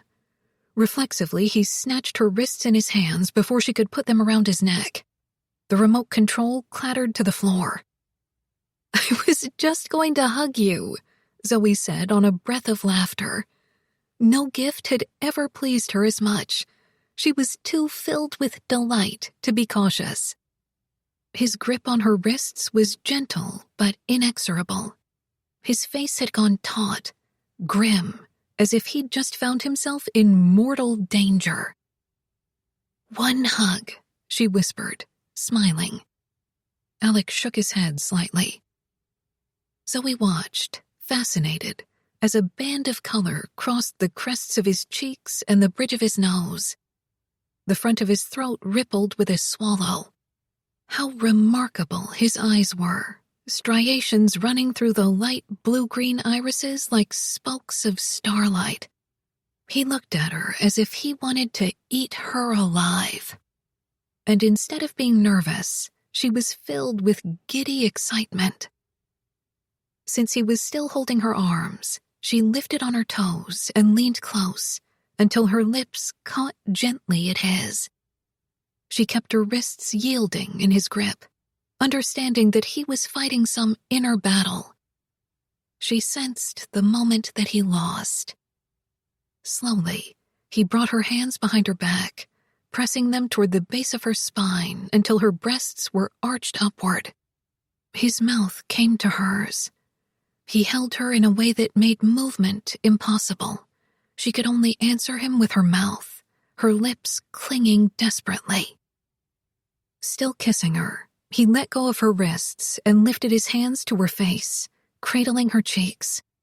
He seemed determined to pull in every sensation and make it last forever. Neither of them was rational. There was no room left for thought, only for feeling, only for wanting. Zoe reached under his t-shirt until the skin of his back was against her palms.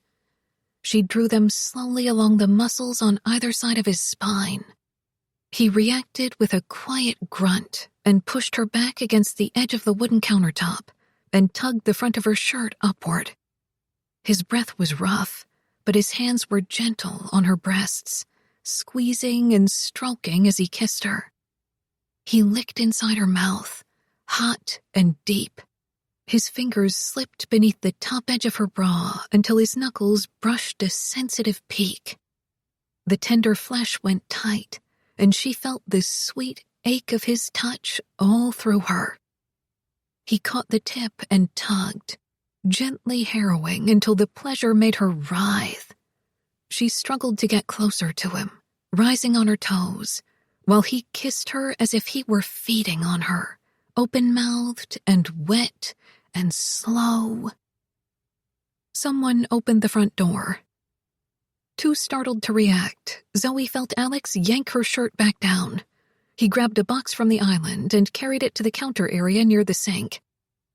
"We're here," Justine announced, shouldering her way inside the cottage with a box in her arms. "Dwayne's right behind me. Wow, would you look at this place? Fantastic." It was difficult to think past the cloud of dream-colored heat that surrounded her. "Isn't it beautiful?" Zoe asked, feeling swoony and unsteady as she retrieved the tiny remote control from the floor. "It's beautiful and a great investment," Justine replied. "I'll have no trouble renting this place out someday." "Nice work, Alex." "Thanks," he muttered, using a jackknife to open the box. "Out of breath already, old man?" Justine asked with a grin. It's a good thing Dwayne's here to help with the heavy lifting. Look at this, Justine, Zoe said hastily, before Alex could say a word. Alex installed a special door for Byron. The electronic pet door was duly admired, while Dwayne entered the cottage with another couple of boxes. Dwayne was a good-hearted man who attended his biker church regularly.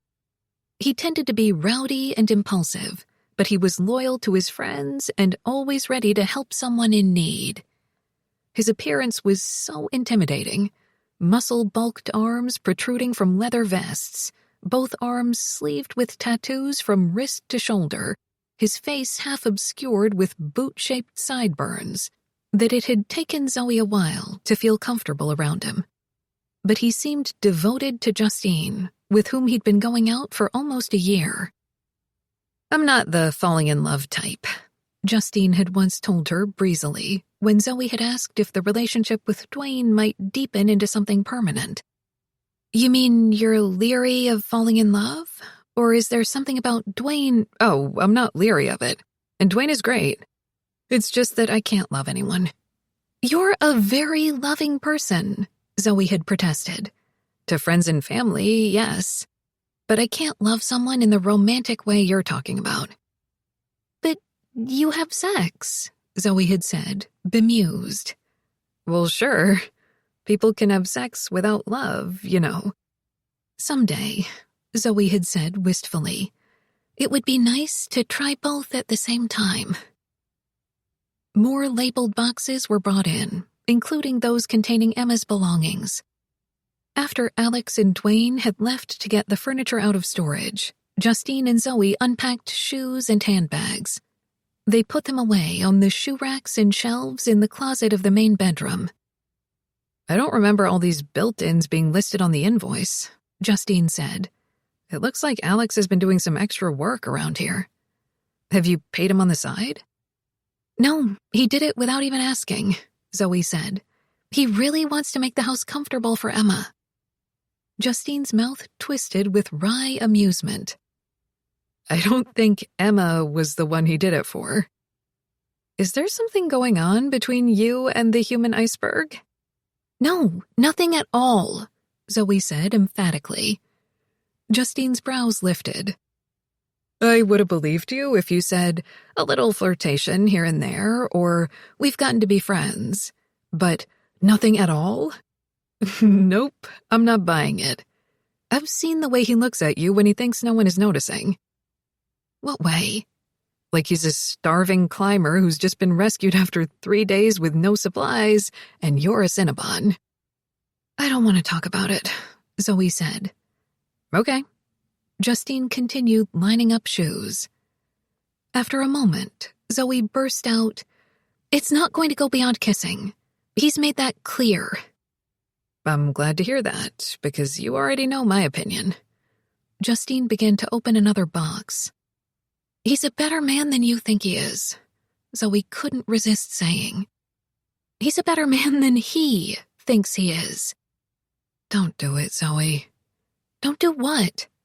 You know what I'm talking about. You're thinking about doing it and you're trying to find all kinds of ways to justify it because of your attraction to emotionally unavailable men. The other day, Zoe retorted, you told me that you were emotionally unavailable to men. Does that mean no one should have sex with you? No, it means only a certain kind of man should have sex with me or he's going to get burned. And if he does, it's his own fault. Fine. If I get burned as a result of becoming involved with Alex or anyone, I won't ask for your sympathy. Zoe's irritable tone caused Justine to glance at her in surprise. Hey, I'm on your side. I know that, and I'm even pretty sure you're right. But it still feels like I'm being bossed around. Justine pulled shoes out of the box. Doesn't matter anyway, she said after a moment. You're going to be so busy with Emma, you won't have the time to fool around with Alex.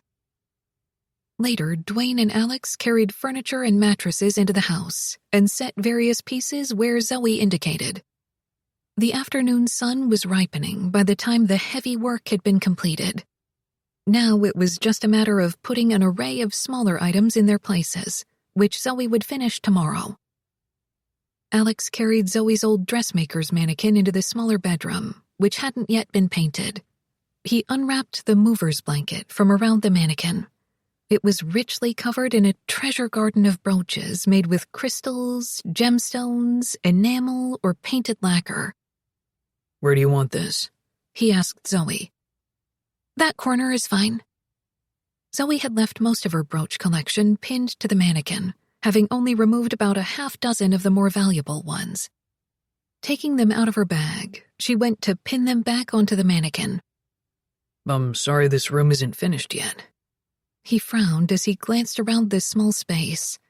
The carpeting was new, but the room still had to be repainted and the old light fixtures replaced. Although a new wall-to-wall closet had been framed, it hadn't been drywalled or fitted with doors. "You've done an amazing amount of work," Zoe replied, "and the most important things were the kitchen and my grandmother's room, which are beautiful." Scrutinizing the mannequin, Zoe pinned a brooch on an empty space.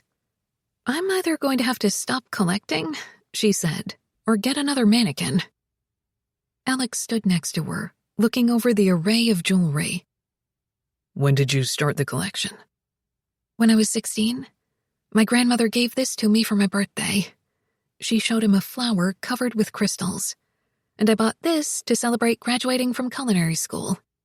She held up a red enameled lobster with gold antennae before fastening it to the mannequin's chest. "What about that one?" Alex asked, looking at an antique gold-framed ivory cameo. "A wedding present from Chris." She smiled. "He told me if you own a cameo for 7 years, it becomes a lucky charm." "You're due for some luck," he said. "I think people don't always know when lucky things are happening to them. Or they only realize it later. Like the divorce from Chris. It turned out to be the best thing for both of us." "That wasn't luck. That was bailing out after a mistake." She made a little face at him. "I try not to think of the marriage as a mistake, but more like something fate put in my path to help me learn and grow." "What did you learn?" he asked with a mocking gleam in his eyes. "How to be better at forgiving? How to be more independent?" "Don't you think you could have learned that stuff without some higher power putting you through a divorce?" "You probably don't even believe in a higher power." He shrugged. "Existentialism has always made a lot more sense to me than fate, God, or chance." "I've never been sure exactly what existentialism is," Zoe confessed. "It's knowing the world is crazy and meaningless, so you have to find your own truth, your own meaning, because nothing else makes sense. No higher power, just human beings stumbling through life." "But does having no faith make you happier?" she asked doubtfully. To existentialists, you can only be happy if you can manage to live in a state of denial about the absurdity of human existence. So, happiness is out. "That's horrible," Zoe said, laughing, "and way too deep for me. I like things I can be sure of, like recipes. I know that the right amount of baking powder makes a cake rise, and eggs bind the other ingredients together. And life is basically good, and so are most people, and chocolate is proof that God wants us to be happy. See? My mind works on the most superficial level possible." I like how your mind works. As he held her gaze, there was a brief, hot flicker in his eyes. "Call if you have any problems," he said. "Otherwise, I won't see you for a couple of days." "I wouldn't dream of bothering you during your time off. You've worked practically non-stop since the project started." "It's no hardship to work," he said. "when I'm being paid well." "I appreciate it anyway." "I'll come to the cottage on Monday. From now on, I won't start until about 10, so your grandmother will have time to get up and have breakfast before all the noise starts." "Will Gavin and Isaac come with you?" "No, just me, that first week. I don't want to overwhelm Emma with too many new faces all at once." Zoe was touched and a little surprised by the realization that Alex had considered her grandmother's feelings so carefully. "What are you going to do this weekend?" she asked, obliging Alex to stop at the doorway. He gave her an opaque glance. Darcy's visiting. She wants to stage the house to sell faster. I thought you said it was already impersonal. Isn't that the point of staging? Apparently not always. Darcy's bringing an expert in target staging. The theory is that you're supposed to fill the house with colors and objects that make potential buyers connect emotionally with the place. Do you think that will work? He shrugged. Regardless of what I think, it's Darcy's house. So Alex would be spending at least part of the weekend, if not all of it, in the company of his ex-wife. Zoe remembered what he'd once told her, that he and Darcy had slept together after the divorce, out of sheer convenience. It would probably happen again, she thought, while depression settled over on her. There was no reason for Alex to turn down an offer of sex if Darcy was willing. Maybe it wasn't depression. It felt worse than that. It felt as if she'd made a pie with poisoned fruit and eaten all of it. No, definitely not depression. It was jealousy. Zoe tried to smile through the feeling as if she didn't care. The effort made her mouth hurt. "Have a good weekend," she managed to say. You too. And he left. He always left without looking back, Zoe thought, and jabbed another brooch into the glittering mannequin. What was all that crap about? The ghost asked in a surly tone, walking beside Alex. Existentialism. Life is meaningless. You can't really believe that. I do believe it. And stop eavesdropping on me. I wouldn't have to if there was anything else to do. The ghost scowled at him. Look at yourself. You're being haunted by a spirit. That's about as unexistential as you can get. The fact that I'm with you means it doesn't all end with death. And it also means that someone or something put me in your life for a reason. Maybe you're not a spirit, Alex muttered. You could be a figment of my imagination. You have no imagination. Maybe you're a symptom of depression. Then why don't you take some Prozac and see if I disappear? Alex paused at the door of his truck and regarded the ghost with a contemplative scowl. Because you wouldn't, he finally said. I'm stuck with you. So you're not an existentialist, the ghost said smugly. You're still just an asshole. 16. You look good, were the first words Darcy uttered when Alex opened the front door. Her tone was inflected with mild surprise, as if she'd expected to find him sprawled in a pile of empty cough syrup bottles and drug paraphernalia. So do you, Alex said. Darcy lived and dressed as if she were the subject of a fashion magazine layout, ready for photographs to be taken at random angles. Her exterior was a hard, brilliant gloss of perfect makeup and retail chic. Her blouse was unfastened one more button than necessary, her hair flat-ironed and expertly highlighted.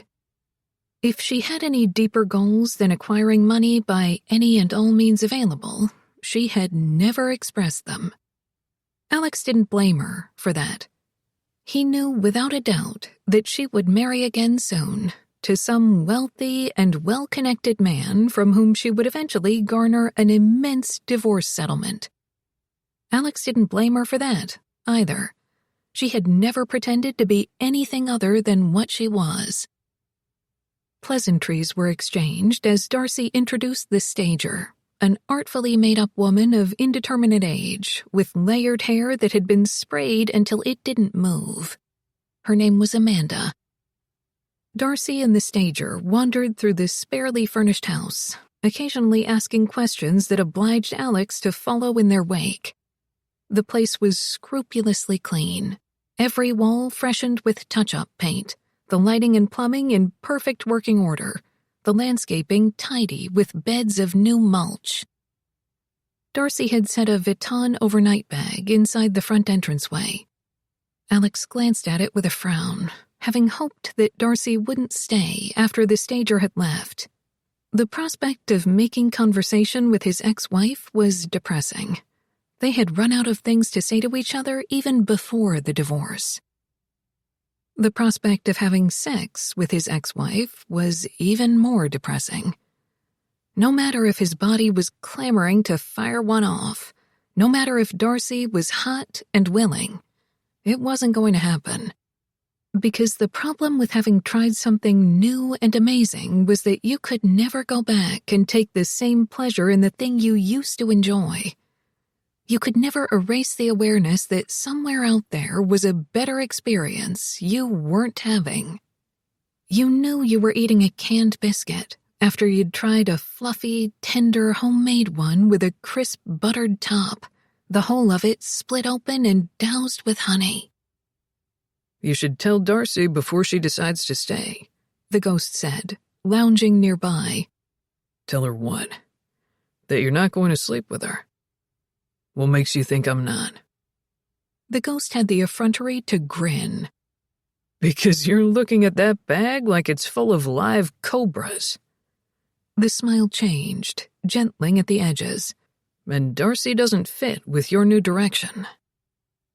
The ghost had been in a strange mood the past few days, impatient, eager, worried, and most of all filled with a burning, quicksilver joy at the knowledge that he would see Emma soon. It rattled Alex to be in the vortices of such intense moods. He was having enough trouble keeping his own emotions in check.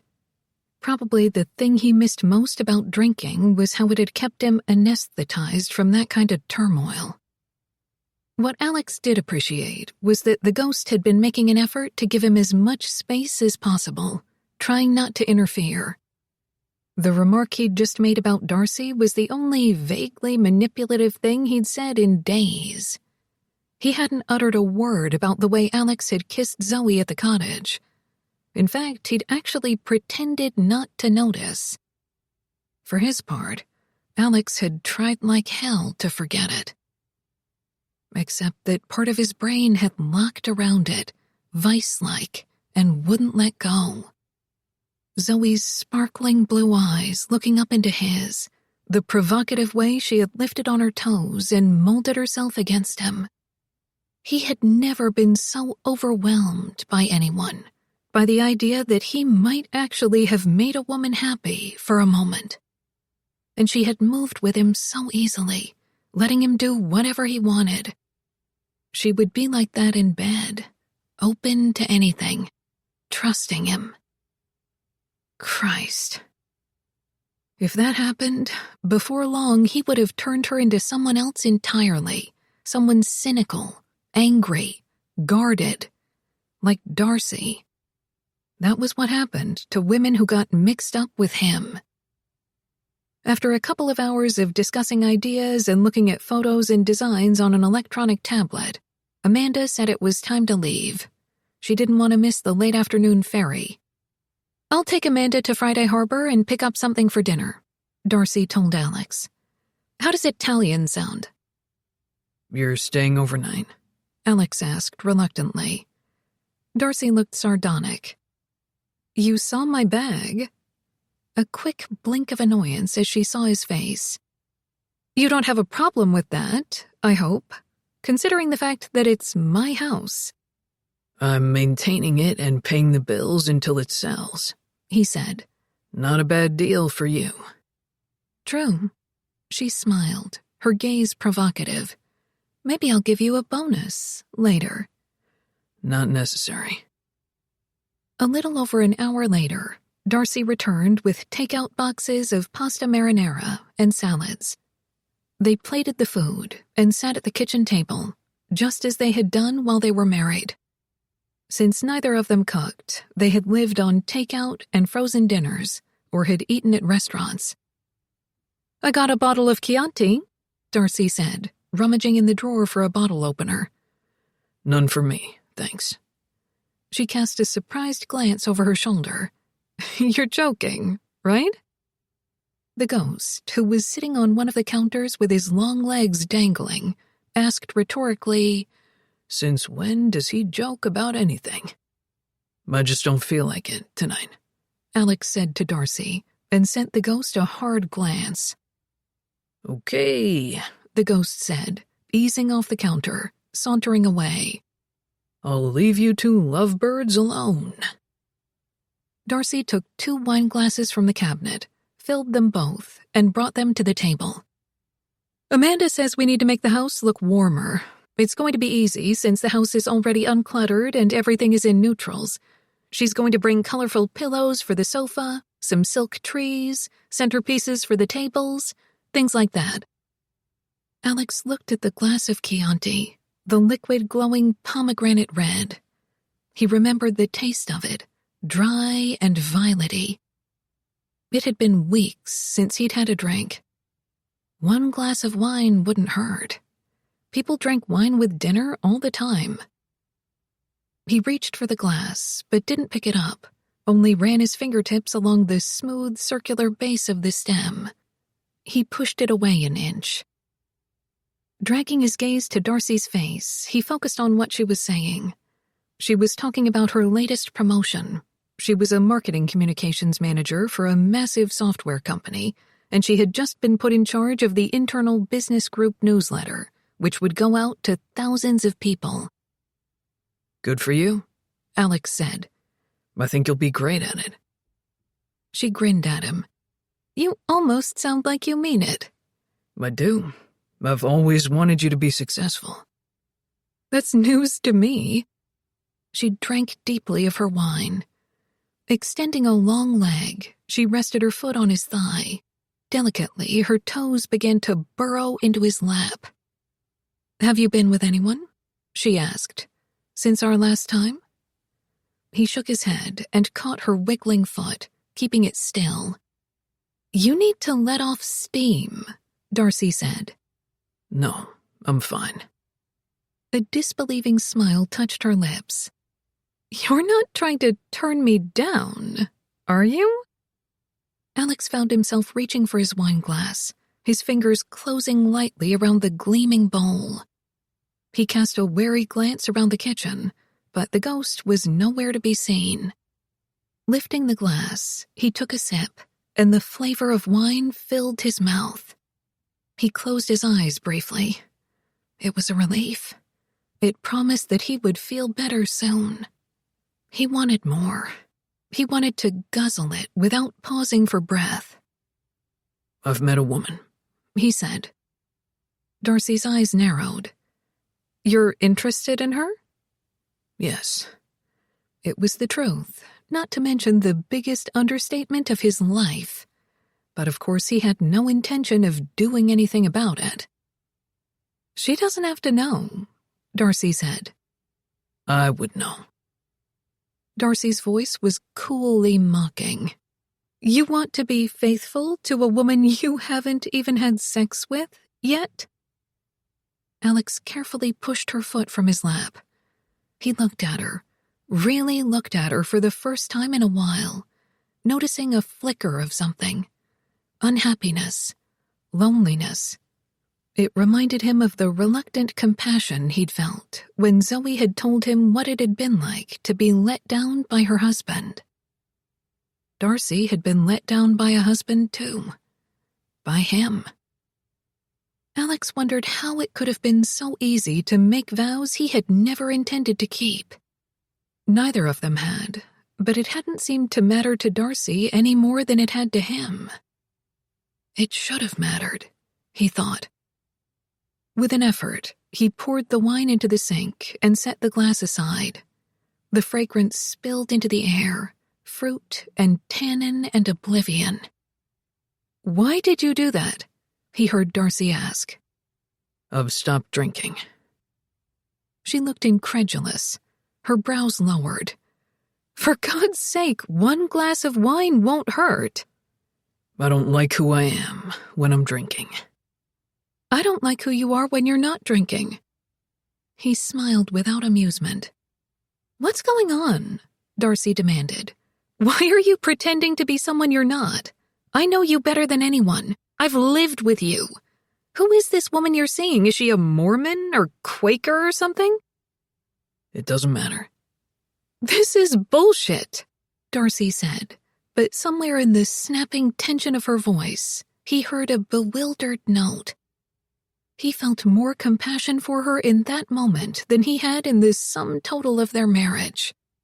Once he'd read or heard something to the effect that it was never too late to save a relationship. But that wasn't true. Sometimes too much damage had been done. There was an invisible line of too late in a marriage, and after it had been crossed, the relationship would never thrive. I'm sorry, he said, watching her drain a glass of wine the way he'd wanted to a few moments earlier. You got a raw deal, marrying me. I got the house, she reminded him smartly. I'm not talking about the divorce. I'm talking about the marriage. Part of him warned against lowering his guard, but Darcy deserved the truth. I should have been a better husband to you. I should have asked how your day was and paid attention to the answers.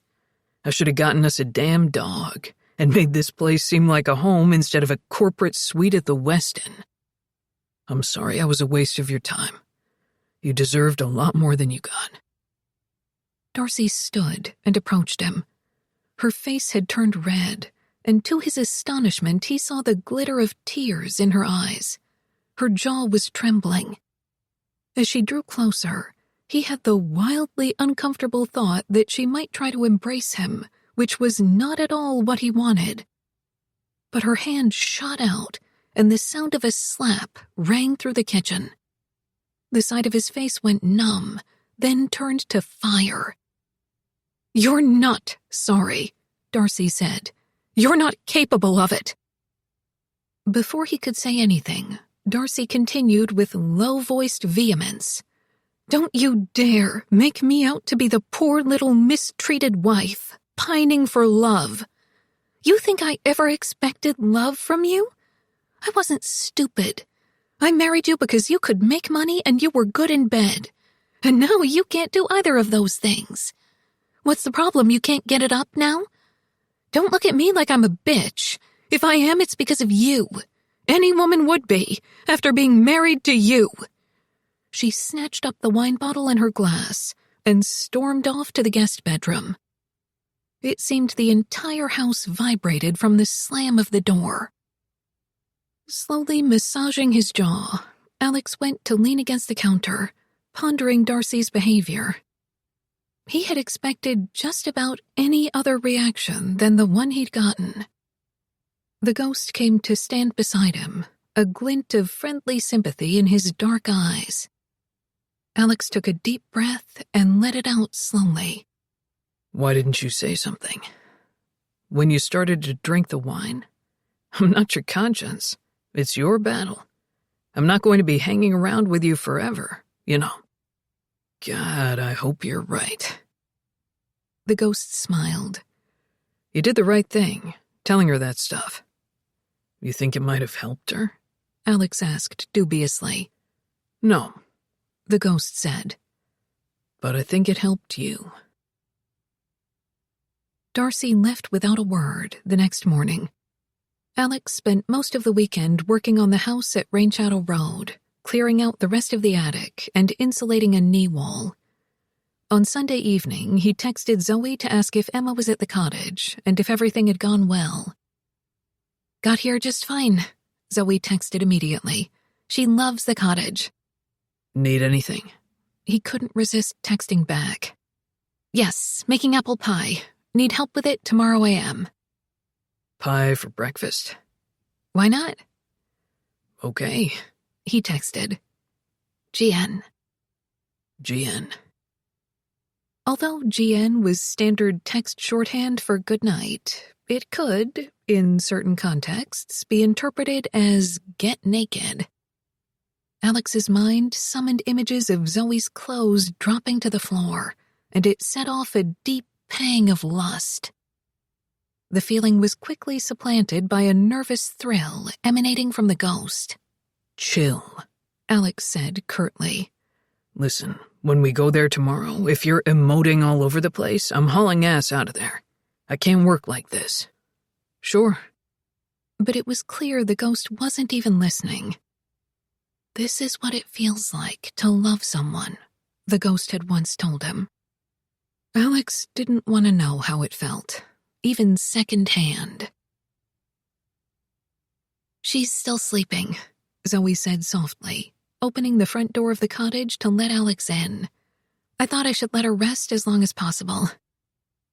Alex stopped at the threshold, looking down at her.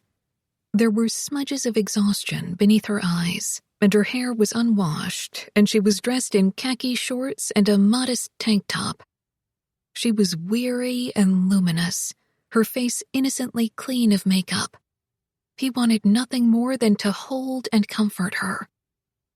Instead, he said, I'll come back later. The ghost, who was behind him, said shortly, We're staying. Have breakfast with me, Zoe said, catching at Alex's hand, pulling him inside. The air smelled like butter and sugar and warm apples. Alex's mouth watered. Instead of pie, Zoe said, I made apple crisp in a skillet. Sit at the island and I'll get some for us.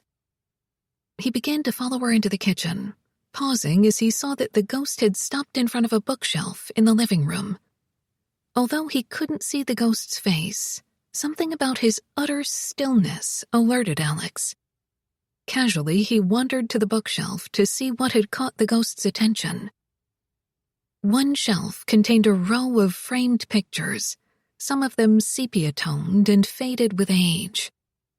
Alex smiled slightly as he saw a snapshot of Emma holding a cherubic blonde toddler who could only have been Zoe. Beside it was an old black-and-white photo of 3 girls standing in front of a 1930s sedan, Emma and her 2 sisters. His gaze moved to a photo of a man with a 70s haircut and sideburns, and a broad, lantern-jawed face. He was the kind of man who wore his dignity like a 3-piece suit. Who's this? Alex asked, picking up the framed picture. Zoe looked over from the kitchen. That's my dad, James Hoffman Jr. I've asked for a more recent photo, but he never remembers to send one. Any pictures of your mom? No. My dad got rid of them all after she left us. At Alex's intent glance, Zoe forced a quick smile. No need for pictures. Apparently, I look just like her. The brittle smile didn't fully conceal the pain of having been abandoned. Did you ever find out why she left? Alex asked gently. Not really. My dad would never talk about it. But Upsy said she thought my mother got married too young and couldn't handle the responsibility of having a child. She let out a little breath of amusement. When I was little, I thought she must have left because I cried too much. So for most of my childhood, I tried to act happy all the time, even when I didn't feel like it. You still do, Alex thought. He wanted to go to her, put his arms around her, tell her that with him she never had to pretend something she didn't feel. It took the force of his entire will to stay where he was. The ghost spoke gruffly. Ask her about this. The last picture on the shelf was a wedding portrait. Emma, young and attractive and unsmiling. And the groom, James Augustus Hoffman Sr., stalwart and heavy-jawed. His resemblance to his son was unmistakable. This was your Grandpa Gus? Alex asked. Yes. He wore glasses later on. They made him look just like Clark Kent. Is that me? The ghost asked in a hushed tone, staring at the photo. Alex shook his head. The ghost, with his lean face and dark-eyed handsomeness, wasn't at all similar to Gus Hoffman. The ghost looked torn between relief and frustration. Then who the hell am I? Alex straightened the pictures on the shelf with care. When he looked up from the task, the ghost had gone to Emma's room. Feeling uneasy, Alex went to the kitchen island and sat on a bar stool. He hoped to hell the ghost wasn't going to scare Emma into a damned heart attack. Who made breakfast at the inn this morning? He asked Zoe. Justine and I have a couple of friends who like to help out and make a little extra money now and then. So I put some breakfast casseroles in the freezer and left instructions for heating everything. You're going to wear yourself out, Alex said, watching her spoon the apple crisp with its crumbly browned topping into 2 bowls. You need to rest. She smiled at him. Look who's talking. How much sleep have you been getting? Probably more than you, she said. In a couple of minutes, they were sitting side by side at the island, and Zoe was telling him about bringing her grandmother over on the ferry, and how much she had liked the cottage, and about the variety of medications she was taking. And while she talked, Alex ate. The oatmeal topping crumbled between his teeth with a crunch that quickly turned into something marvelously chewy and melting. A tart ambrosia of apples inflected with cinnamon and a zing of orange.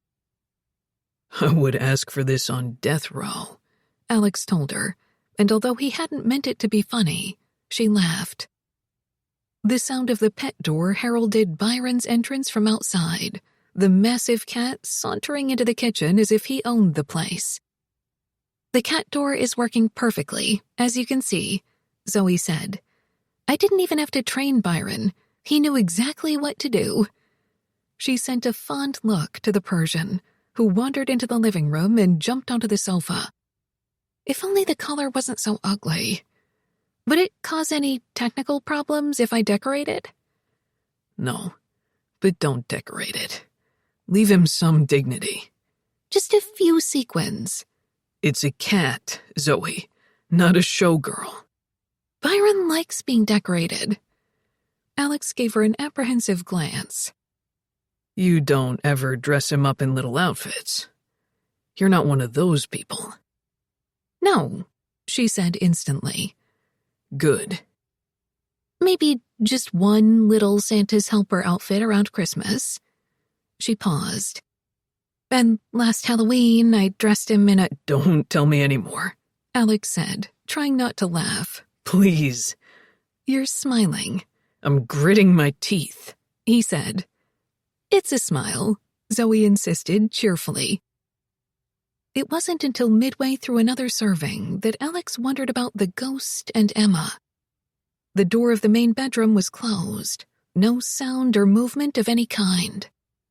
But Alex became aware of a free-floating sweetness filling the air, an elation that surrounded them until he couldn't avoid breathing it in, absorbing it in his pores.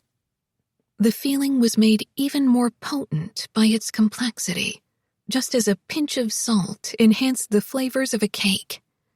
The swirling, dizzying joy made his chest uncomfortably tight, as if it were being pried open. He looked down, fiercely concentrating on the wood grain of the butcher block countertop. Don't, he thought, without even knowing whom he was saying it to. Emma. The ghost approached the sleeping figure on the bed, the delicacy of her skin illuminated by a spill of morning light from the half-shuttered windows. She was still beautiful. It was there in the structure of her bones, the skin embossed with thousands of joys and sorrows that he hadn't been there to share. Had he been able to share a life with her, his face would have been sketched with the same stories, the same inscriptions of time. To wear your life on your face. What an amazing gift. Hiya, he whispered, looking down at her. Her lashes flickered. She rubbed her eyes and sat up, and for a moment he thought she might be able to see him. Anxious joy awakened. Emma? He said quietly. She got out of bed, her body slim and fragile in a set of lace-trimmed pajamas. Going to the window, she stared outside at the view. Her hands fluttered and went to her eyes, and a sob escaped through her fingers. The sound would have broken his heart if he'd had one. As it was, The sight of the tears shining in the light nearly shattered the soul that he was. "Don't cry," he said urgently, even though she couldn't hear him. "Don't be upset. My God, I love you. I've always—" Her breathing took on the velocity of panic. She limped to the door, crying harder with each step. "Emma, be careful. Don't fall." Flooded with grief and worry, the ghost followed her into the main room. Alex and Zoe were sitting at the island, their heads lifted at the same time as Emma staggered forward. Zoe's face went white with alarm. She jumped from the bar stool and rushed to her grandmother. "Upsy, what happened? Did you have a bad dream?" "Why are we here?" Emma sobbed, trembling. "How did I get here?" "You came with me yesterday. We're going to live here together. We talked about it, Upsy." "I can't. Take me home. I want to go home." Emma could barely speak through the sobs. "This is home," Zoe said softly. "All your things are here. Let me show you." "Don't touch me!" Emma retreated to the corner, growing more distraught with every passing moment. Alex gave the ghost a hard look. "What did you do to her?" Although the muttered words had been intended for the ghost, Zoe replied, "She hasn't had her medicine this morning. Maybe I shouldn't have waited." "No, not you," Alex said impatiently, and Zoe blinked in confusion. "She can't see or hear me," the ghost said. "I don't know what started this. Help her. Do something." "Upsy, please come sit down," Zoe begged, reaching for her, but Emma swatted at her hands and shook her head wildly. Alex moved forward, approaching Emma. "Be careful," the ghost snapped. "She doesn't know you." Alex ignored him. The contrast between them, Alex, so physically powerful, Emma, frail and shivering, alarmed the ghost. For a moment, he thought Alex might physically restrain Emma or do something to scare her. Perhaps Zoe thought the same thing because she put a hand on his arm and began to say something. But Alex was entirely focused on the older woman. "Mrs. Hoffman, I'm Alex. I've been waiting to meet you." The unfamiliar voice drew Emma's attention. She looked at him with startled, wet eyes, her chest heaving with a few hiccuping sobs. "I've been working on this place to get it ready for you," Alex continued. "I'm the woodwork guy, and I've been helping my brother restore the old Victorian at Rain Shadow Road. You used to live there, right?" He paused, a smile lurking in the corners of his mouth. "I usually play music while I'm working. Want to hear one of my favorites?" To the ghost's astonishment, and Zoe's, Emma nodded and wiped her eyes. Alex drew the phone from his pocket, fiddled with it for a few seconds, and turned up the micro-speaker volume. Johnny Cash's baritone seeped through the air in a raggedy, melancholy version of "We'll Meet Again." Emma stared at Alex in wonder. Her tears stopped, and the sobs eased into unsteady sighs. Alex held her gaze as they listened to the first few bars of the song. And then, incredibly, he sang a bar or two, his voice soft but true. Zoe shook her head, watching as if hypnotized. Alex smiled and extended a hand to Emma. She took it as if she'd just walked into a dream. He drew her closer and put his arm around her. The music hung in the air like floating ribbons as the pair moved in a shuffling foxtrot, with Alex being mindful of Emma's weaker left leg.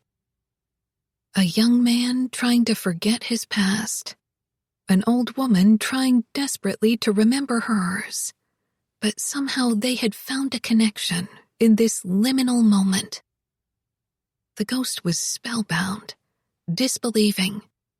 He'd gotten to know Alex so thoroughly that he would have sworn nothing could surprise him. But he had never expected this. Alex, lowering his cheek to Emma's hair, holding her with a tenderness he must have carried in some secret cache in his heart. Emma leaned into the vibration of his low crooning. The ghost remembered dancing with Emma at a nighttime party held outdoors. The dance area had been lit with strings of little painted metal lanterns. "I don't really like this song," Emma had said. "You told me it was your favorite." "It's beautiful, but it always makes me sad." "Why, love?" he'd asked gently. "It's about finding each other again. About someone coming home." Emma had lifted her head from his shoulder and looked at him earnestly. "It's about losing someone and having to wait until you're together in heaven." "There's nothing in the lyrics about heaven," he'd said. "But that's what it means. I can't bear the idea of being separated from you for a lifetime or a year or even a day. So you mustn't go to heaven without me." "Of course not," he had whispered. "It wouldn't be heaven without you." What had happened to them? Why hadn't they married? He couldn't fathom that he would have left to fight in the war without first having made Emma his wife. He must have proposed to her. In fact, he felt sure that he had. Maybe she had refused him. Maybe her family had stood in the way. But he and Emma had loved each other so much, it seemed impossible that any force on earth could have kept them apart. Something had gone unspeakably wrong, and he had to figure out what it was. The song finished with a near-spectral chorus of voices. Slowly, Alex lifted his head and looked down at Emma. "He used to sing that to me," she told him. "I know," Alex whispered. She squeezed his fingers until the veins showed on the back of her hand like delicate blue lace. Zoe came forward to slip an arm around her grandmother's shoulders, pausing only to tell Alex in a distracted tone, "Thank you." "No problem." As Zoe guided her to a chair at the dining table, Emma said, "You were right, Zoe. He does have big muscles." Zoe darted a mortified glance at Alex. "I didn't say that," she protested. "I mean, I did, but—" His brows lifted into mocking arcs. "What I mean is," Zoe said awkwardly, "I don't sit around discussing the size of your—" She broke off and went crimson. Alex averted his face to hide a grin. "I'll get my tools from the truck," he said. The ghost followed him outside. "Thanks," the ghost said, as Alex hefted a couple of tool buckets from the back of the truck. "For taking care of Emma." Alex set the buckets on the ground and faced him. "What happened? She woke up distraught. I don't know why. You sure she can't see or hear you?" "I'm sure." "Why did you play that song for her?" "Because it's your favorite." "How did you know that?" Alex looked sardonic. "You sing it all the time. Why do you look so pissed off?" After a long moment, the ghost said morosely, "You got to hold her." "Oh." Alex's face changed. He gave the ghost a sympathetic glance, as if he understood the torture it was to be so close to the person you loved beyond anything, and yet not be able to touch her. To comprehend that you were only a shadow, an outline of the physical being you once had been.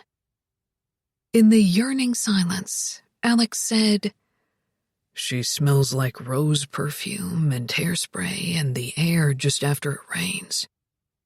The ghost drew closer, hanging onto every word. "She has the softest hands of anyone I've ever met," Alex said. "They're a little cool, the way some women's are, and her bones are as light as a bird's. I could tell she used to be a good dancer.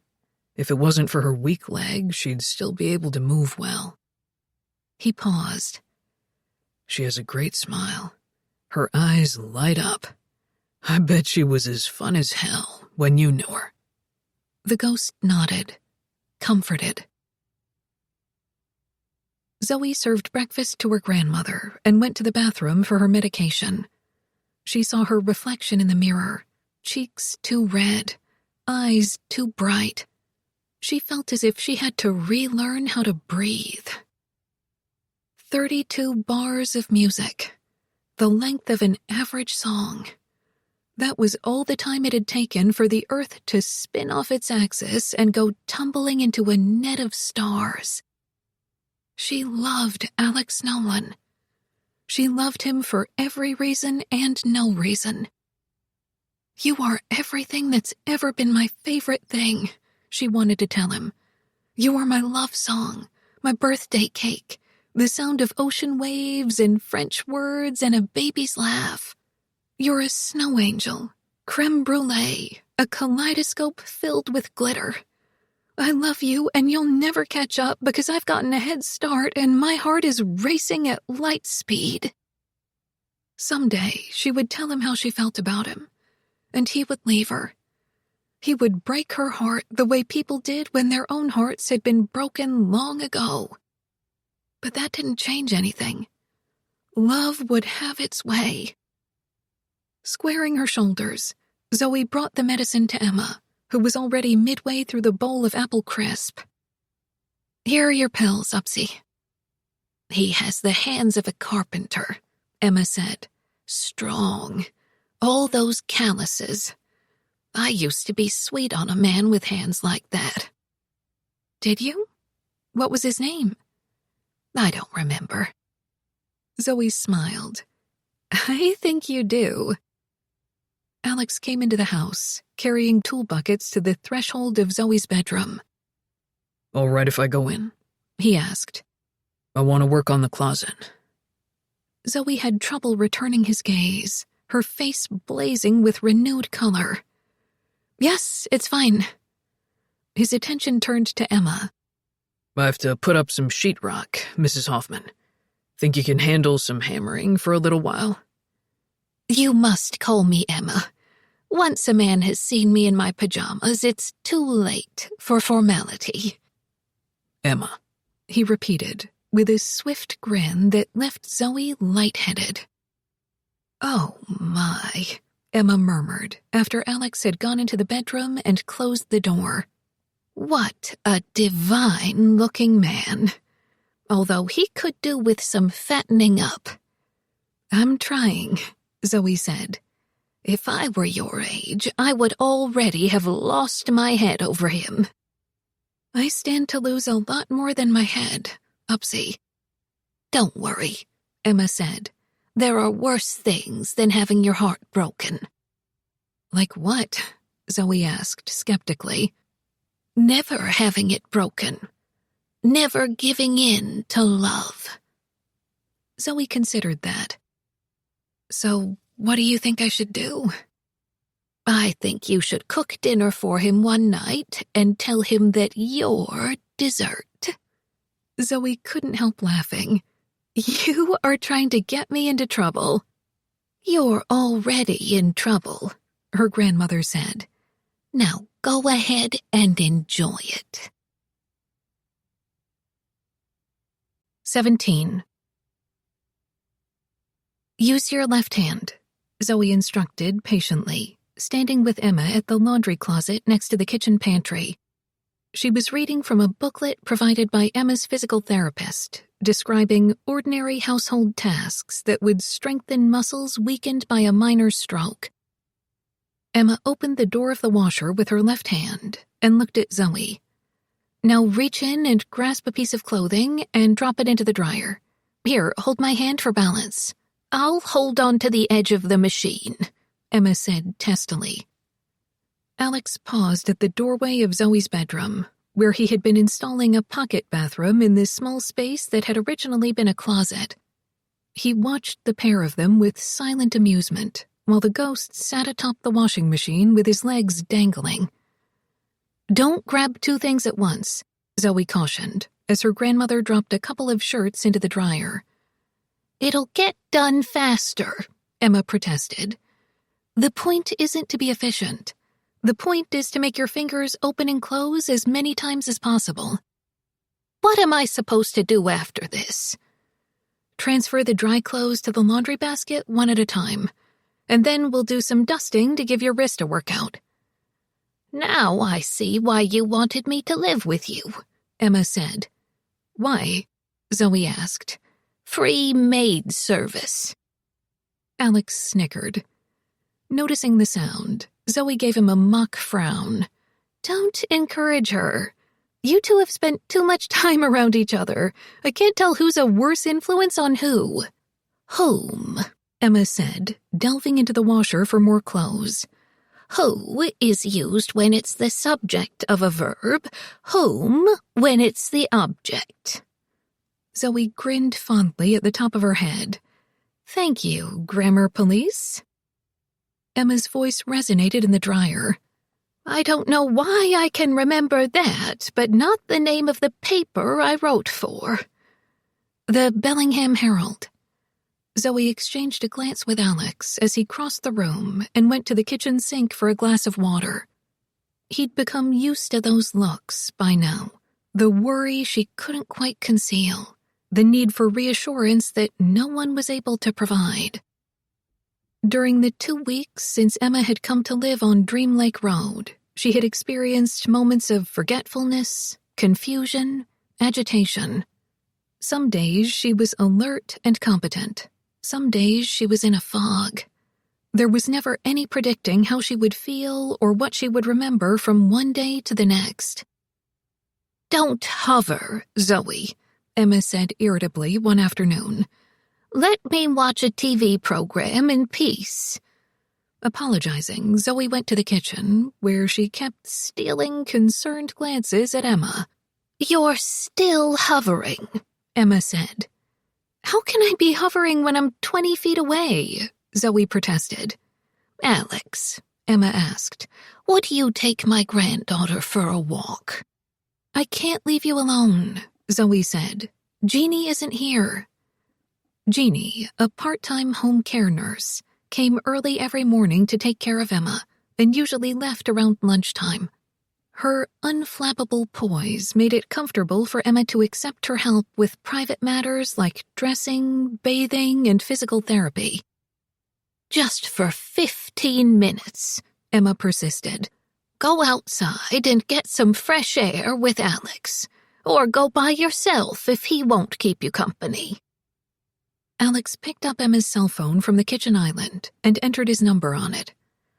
I'll walk with Zoe, Emma, as long as you promise not to move while we're gone. He went to hand the phone to her. Any problems, you call me. Got it? Got it, Emma said with satisfaction. Observing all this, the ghost frowned. I don't like this idea. She'll be fine, Alex said, and swerved his gaze to Zoe. He made his voice gentle. Come with me. Nothing's going to happen to Emma. She was still reluctant. You're in the middle of your workday. I can take a break. Extending his hand, Alex gave her an expectant look. Slowly, Zoe reached out and put her hand in his. Something as casual as the feel of her fingers in his made him hot and ravenous. He savored every small, accidental contact between them, the brush of her arm, the silky tickle of her hair against his ear as she leaned to set a plate in front of him. He noticed every detail about her. The bruise on her shin where she had bumped it against something. The flowery scent of the new soap she'd bought at the farmer's market. There was no word for this kind of relationship, for the way she made him feel. The clasp of their hands contained something more than shared warmth, more than skin pressed to skin. It felt as if they were holding something together, keeping it safe. Even when he made himself let go, he could still feel the clasp of their hands and the invisible imprint of that mysterious secret something between them. Emma settled back into the sofa to watch TV, looking more than a little satisfied. Byron hopped up and crept into her lap. The ghost stood over Emma. "You little schemer," he said in soft amusement. You want them to be together. You have rotten taste in men. You know that? Although he wanted badly to stay with her, he eventually felt the inevitable traction of his connection with Alex, and he was forced to go outside. "I can't help it," Zoe said, as she and Alex walked on the side of the road beneath a canopy of big leaf maples and Pacific madronas, the forest ground padded with licorice fern and sword fern, and blackberry bramble in the places where enough sun had penetrated. "I know I'm worrying too much and micromanaging, but I don't want her to get hurt. I don't want her to need something she's not getting." What she needs, what you both need, is an occasional break from each other. You should go out at least one night a week. "Do you want to go to a movie with me?" Zoe dared to ask. "Maybe this weekend?" Alex shook his head. My brother Mark's getting married in Seattle. "Oh, that's right. I'd forgotten. Lucy's going with Sam. Are you taking anyone?" No.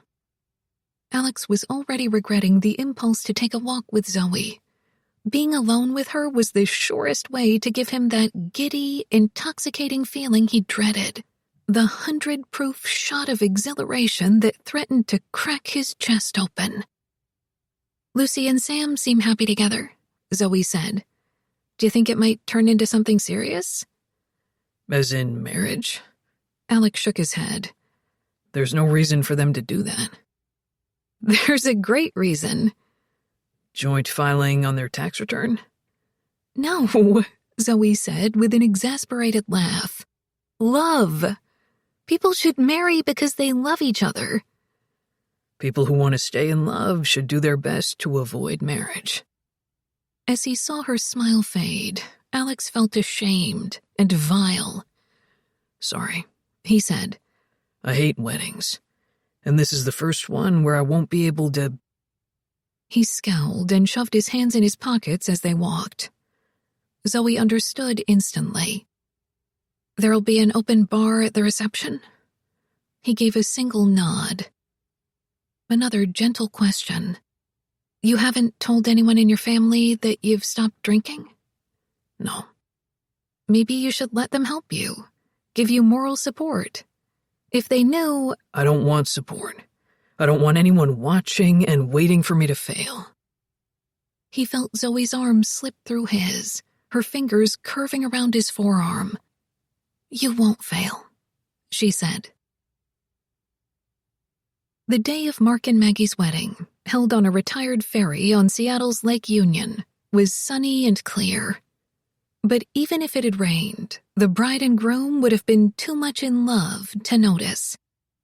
After champagne was served and Sam made a toast, the guests filled their plates at the elaborate buffet.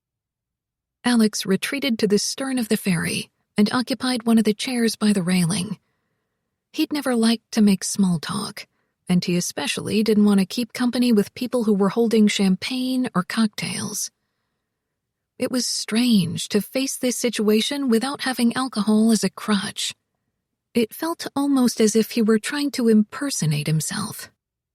He would have to get used to it. He noticed Sam dancing with Lucy Marin, who still wore a leg brace from her biking injury. They swayed together, flirting and kissing. Sam looked at Lucy in a way he'd never looked at anyone before, evincing the invisible alchemy that sometimes happened to people who were busy making other plans. They had become a couple. Alex was fairly certain that Sam wasn't even aware that it had happened. The dumbass still thought he was a single guy having a carefree relationship. Alex lurked in the corner, drinking iced Cokes in highball glasses. The ghost lounged beside him, silent and brooding. What are you thinking about? Alex eventually asked beneath his breath. I keep wondering if Emma loved her husband, the ghost said. Do you want her to have loved him? The ghost struggled to answer. Yes, he eventually said. But I want her to have loved me more. Alex smiled, swirling the ice in his drink. The ghost stared pensively at the sun-struck water. I did something wrong, he said. I hurt Emma. I'm sure of it. You mean before you died? The ghost nodded. You probably pissed her off by enlisting, Alex said. I think it was worse than that. I need to remember before something happens. Alex gave him a skeptical glance. What do you think's going to happen? I don't know. I have to spend as much time as possible with Emma. I remember more when I'm with her. The other day... The ghost stopped. Time to shut up. Maggie's coming this way. Mark's red-haired wife, now Alex's sister-in-law, approached him. She was holding a white porcelain coffee cup. "Hi, Alex." She was radiant with happiness, her brown eyes glowing. "Are you having a good time?" Yeah, nice wedding. He began to stand up from his chair. "Don't get up," Maggie urged, motioning for him to remain in the chair. "I just wanted to check on you. There are a few women who are dying to meet you, by the way, including one of my sisters. If I bring her over, would you—" No, he said quickly. Thanks, Maggie, but I'm not in the mood for small talk. Can I get you something? He shook his head. Go dance with your husband. Husband. I like the sound of that word. Maggie smiled and gave him the cup she was holding. It was filled with steaming black coffee. Here, I thought you might like this. Thanks, but Alex broke off as he saw her discreetly retrieve his half-finished glass of Coke and ice from the little table next to his chair. She thinks you're plastered, the ghost said helpfully. You've had about 4 drinks, and now you're sitting here in the corner talking to yourself. They were non-alcoholic drinks, Alex said. Oh, of course, Maggie said brightly. The ghost snorted. She's not buying it. With his self-mocking smile, Alex took a sip of bitter black coffee. Given his past, it was entirely reasonable to think that he might get drunk on such an occasion. And Maggie, being a sweetheart, was trying to handle it in a way that would spare his pride. I'm not talking to myself, by the way, he said. There's an invisible guy sitting right beside me. Maggie laughed. I'm glad you told me. Otherwise, I might have accidentally sat on his lap. Feel free, the ghost said without hesitation. He wouldn't mind, Alex told Maggie. Have a seat. Thank you, but I'll leave you and your friend to your conversation. She bent to kiss his cheek. Drink the whole cup of coffee, okay? And she left, taking his half-finished Coke with her. 18. When Alex went to the Dream Lake cottage on Monday morning, the home care nurse, Jeannie, met him at the door with an expression that instantly warned something was wrong. How's it going? Alex asked. It was a tough weekend, she said quietly. Emma had a downturn. What does that mean? The term for it is TIA, transient ischemic attacks, tiny blockages that stop the blood flow to the brain. They're so minor that you may not notice any stroke symptoms, but the damage adds up. With the kind of mixed dementia that Emma has, there'll be a steady decline with these occasional downward steps. Does she need to see a doctor? Jeannie shook her head. Her blood pressure is fine, and she's not having any physical discomfort. Many times after a step down, a patient will show signs of temporary improvement. Today, Emma's doing well.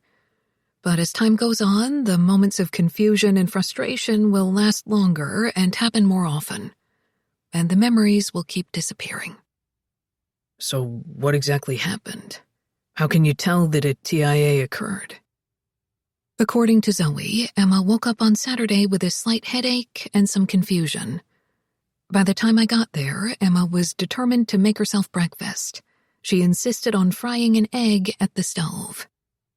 It didn't go well. Zoe kept trying to help her. Put a pat of butter in the pan first, turn the heat lower, but Emma was having a tough time trying to do something she'd always done, and that made her frightened and angry. She took it out on Zoe? Alex asked in concern. Jeannie nodded. Zoe is the most convenient person for her to vent her frustration on.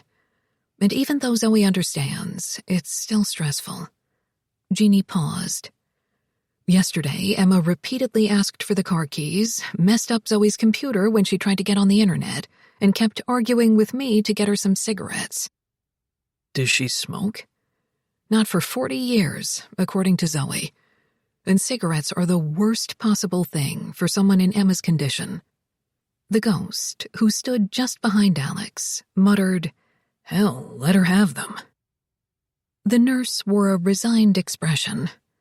Alex couldn't help wondering how many times she had accompanied patients along this path, watching their inevitable deterioration, steering families through the pain and confusion of losing someone day by day. Does it ever get easier? He asked. For the patient or for you? The nurse smiled. You're very kind to ask. I've been through this with many patients, and even knowing what to expect. No, it doesn't get easier. How long does she have? Even the most experienced doctors can't predict. In your personal opinion, you've been in the trenches, you probably have some idea. What's your take on how it's going to progress? A matter of months. I think she's headed for a major stroke or an aneurysm. And maybe that's for the best. I've seen it when it's a long and drawn-out process. You wouldn't want that for Emma. Or Zoe. Where is Zoe? She went to the inn, as usual, and then to buy groceries. Jeannie stepped back to let him into the house. Emma is awake and dressed, but I think she would do better without a lot of noise today. I'll stick to caulking and painting. The nurse seemed relieved. Thank you. Entering the main room, Alex saw that Emma was watching television with a throw blanket over her lap, in spite of the warmth of the day. The ghost was already at her side. Even if Jeannie hadn't told Alex what had transpired over the weekend, he would have known that something had changed. There was a new delicacy about Emma, a touch of radiance at her outline, as if her soul were no longer fully contained in her skin. Hi, Emma, Alex said, approaching her. How are you feeling? She gestured for him to have a seat. Taking the ottoman near the sofa, Alex sat and faced her, leaning forward until his forearms were braced on his knees. Emma looked fine to him, her gaze clear and direct, her expression calm. I'm going to do some straightening up, Jeannie said as she headed to the bedroom. Do you need anything, Emma? No, thank you. The older woman waited until the nurse was out of earshot. Her gaze returned to Alex. He's here, isn't he? Startled, Alex kept his face expressionless. She could sense the ghost? But what had made her assume that Alex had a connection to him? His thoughts moved at a rapid pace. Emma was in a vulnerable condition. He had to be careful. But he wasn't going to lie to her. So Alex settled for giving Emma a blank look and saying, Who? Damn it, Alex, the ghost exploded. Now's not the time to play dumb. Tell her I'm here, I'm with her right now, and I love her, and... Alex sent him a quick scowl, silencing him. Emma's gaze was steady. The way I used to feel whenever he was near. I knew that if I ever felt that again, it was because he'd found a way to come back. But it only seems to happen when you're near. He's with you. Emma, Alex said gently. As much as I want to talk to you about this, I don't want to stress you out.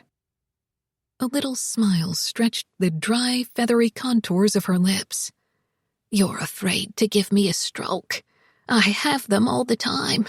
Believe me, no one will notice any extra thrombosis, especially me.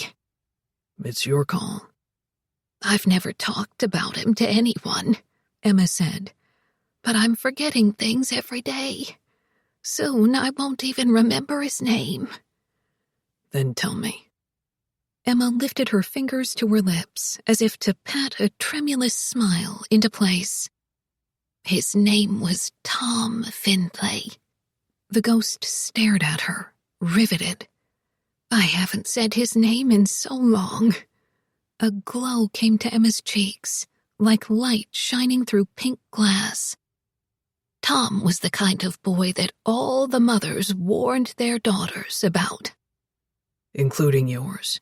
Alex asked. Oh, yes, but I didn't listen. He smiled. I'm not surprised. He worked at my father's factory on the weekends, cutting tin plate and soldering cans. After he graduated high school, he became a carpenter. He taught himself out of books. He was smart, and he had the hands for it. Like you. Everyone knew when he built something, it was done right. What kind of family did Tom come from? Alex asked. There was no father. His mother had already had Tom by the time she came to live on the island, and there were rumors that, well, not nice rumors. She was very beautiful. My mother told me she was a kept woman. There were relationships with prominent men in town. I think that for a while my father was one of them. She sighed. Poor Tom was always getting into fights, especially when other boys would say something about his mother. The girls had eyes for him, he was so handsome, but no one dared to go out with him openly, and he was never invited to the nice parties or picnics. Too much of a hell-raiser. How did you meet him? My father hired him to install a stained-glass window that had been shipped from Portland. My mother objected and wanted to pay someone else to do it, but my father said that for all Tom's wild ways, he was the best carpenter on the island, and the window was too valuable to take chances with. What did the window look like? Emma hesitated so long before answering that he thought she might have forgotten. A tree, she finally said. What kind of tree? She shook her head, looking evasive. She didn't want to discuss it. After Tom installed the window, my father had him do other things around the house. He built a set of shelves and did some cabinetry work and made a beautiful mantel for the parlor fireplace. Since I was hardly immune to the charms of a handsome young man with a wicked reputation, I talked to him while he worked. You flirted with me, the ghost said. But I wouldn't go out with him, Emma told Alex, because I knew my mother would never approve. One night I saw him at a dance in town. He came up to me and asked if I was too much of a scaredy cat to dance with him. Of course, I had to take the dare. You wouldn't have danced with me otherwise, the ghost said. I told him the next time he'd have to ask like a gentleman, Emma told Alex. Did he? Alex asked. She nodded. He was so bashful about it, stammering and blushing, that I fell in love with him right then. I didn't stammer, the ghost protested. We kept our relationship secret, Emma said. We saw each other all through the summer. This cottage was our favorite meeting place. I proposed to you here, the ghost said, remembering. Did you ever talk about getting married? Alex asked Emma. A shadow crossed her face. No. We did, the ghost insisted. She's forgotten, but I did propose to her. Wondering at the contradictions, Alex asked gently, Are you sure, Emma? She looked directly at him. I'm sure I don't want to talk about it. Why not? The ghost implored. What happened?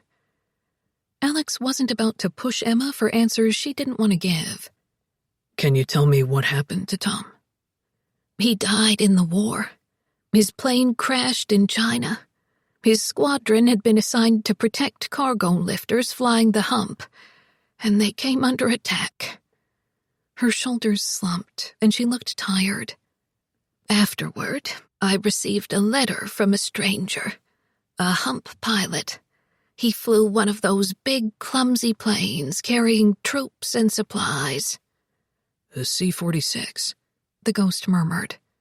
And he wrote to tell me that Tom had died a hero, that he had shot down 2 of the enemy in the air and helped to save the lives of all 35 men on the cargo plane.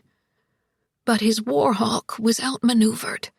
The Japanese fighters were so much lighter and more agile than our P-40s. She looked distressed and shaky, her fingers plucking fitfully at the throw blanket. Alex reached out to engulf her hands in a warm grip. "Who wrote the letter to you?" he asked, although he thought he might know the answer. Gus Hoffman. He sent me the piece of cloth that had been sewn into Tom's jacket. A blood chit? Yes. I wrote back to thank him. We corresponded for 2 years, only as friends. But Gus wrote that if he made it back home, he wanted to marry me. "I'll bet he did," the ghost said grimly. The air seethed with jealousy. "And you said yes?" Alex asked Emma. She nodded. I suppose I thought if I could never have Tom, it didn't matter whom I married. And Gus wrote lovely letters. But then his plane was shot down. It reminded me so much of losing Tom. When I found out that Gus had survived, I was very relieved. He had a head wound. They operated to remove shrapnel, and he was sent back to the States on medical discharge. After he left the hospital, I married him. But there were problems. "What kind of problems?" It had to do with the head wound. It changed his personality, flattened it, somehow. He was still intelligent, but his emotions were gone. He was indifferent to everything, like a robot. His family said he wasn't the same man. "I've heard of that happening with some brain injuries," Alex said. He never got better. He never really cared about anything, even our son. Blinking like an exhausted child, Emma pulled her hands from Alex's and settled back against the sofa. It was a mistake. Poor Gus. I need to rest now. "May I help you to your room?" Alex asked. She shook her head. I like it here. He stood and reached down to lift her feet to the ottoman. Alex, Emma said as he rearranged the throw blanket and drew it up to her shoulders. "Yes?" Let him help you, she whispered, closing her eyes. For his sake. Alex shook his head, slightly mystified. The ghost looked shaken. "My God, Emma." Hearing the sound of a car pulling into the carport, Alex went outside. It was Zoe, back from the grocery store. She hopped out of the car and opened the back, reaching for a pair of canvas bags filled with groceries. "I'll get those," Alex said, walking toward her. Zoe started at the sound of his voice and looked at him in surprise. Hi, she exclaimed brightly. She looked stressed as hell, her face pale, her eyes tired. How was the wedding? "It was fine." He took the bags from her. "How are you?" Great, she said, too quickly. Alex set the bags down and turned Zoe to face him. She was standing a step above him, all fast-breathing tension and locked muscles. "I heard that Emma was a handful this weekend," he said bluntly. Zoe avoided his gaze. Oh, we had a rough patch, but it's fine now. Alex discovered that he couldn't stand it when she put up a front for him. He settled his hands at her hips. "Talk to me." Zoe stared at him, looking flustered. In the silence, he brought her against him slowly. She took an anxious breath, her composure unraveling. Wrapping his arms around her, he surrounded her with all his warmth and strength. She fit against him perfectly, her head tucked into the crook of his neck and shoulder. He slid his hand into her hair and sifted lightly through the blonde curls. What did Emma do to your computer? Zoe's voice was compressed against his shoulder. She zoomed the screen out so far that the icons are ginormous and I can't close the magnifier. And somehow she made copies of the taskbar so there are at least 8 of them and I can't make them go away. And to top it all off, she somehow managed to turn the entire screen upside down. I can fix that stuff, he said. I thought Sam was the computer genius. Trust me on this. Don't ever let Sam near your computer. By the time he leaves, he's changed all your passwords, illegally hooked you up to the Department of Defense grid, and Bluetooth-enabled everything in your house until you can't use your toaster because it's not discoverable. He felt the shape of Zoe's smile against his neck. Smoothing her hair back, he murmured near her ear. You don't need a genius. You just need a guy who can do some troubleshooting. You're hired, she said, her face still hidden.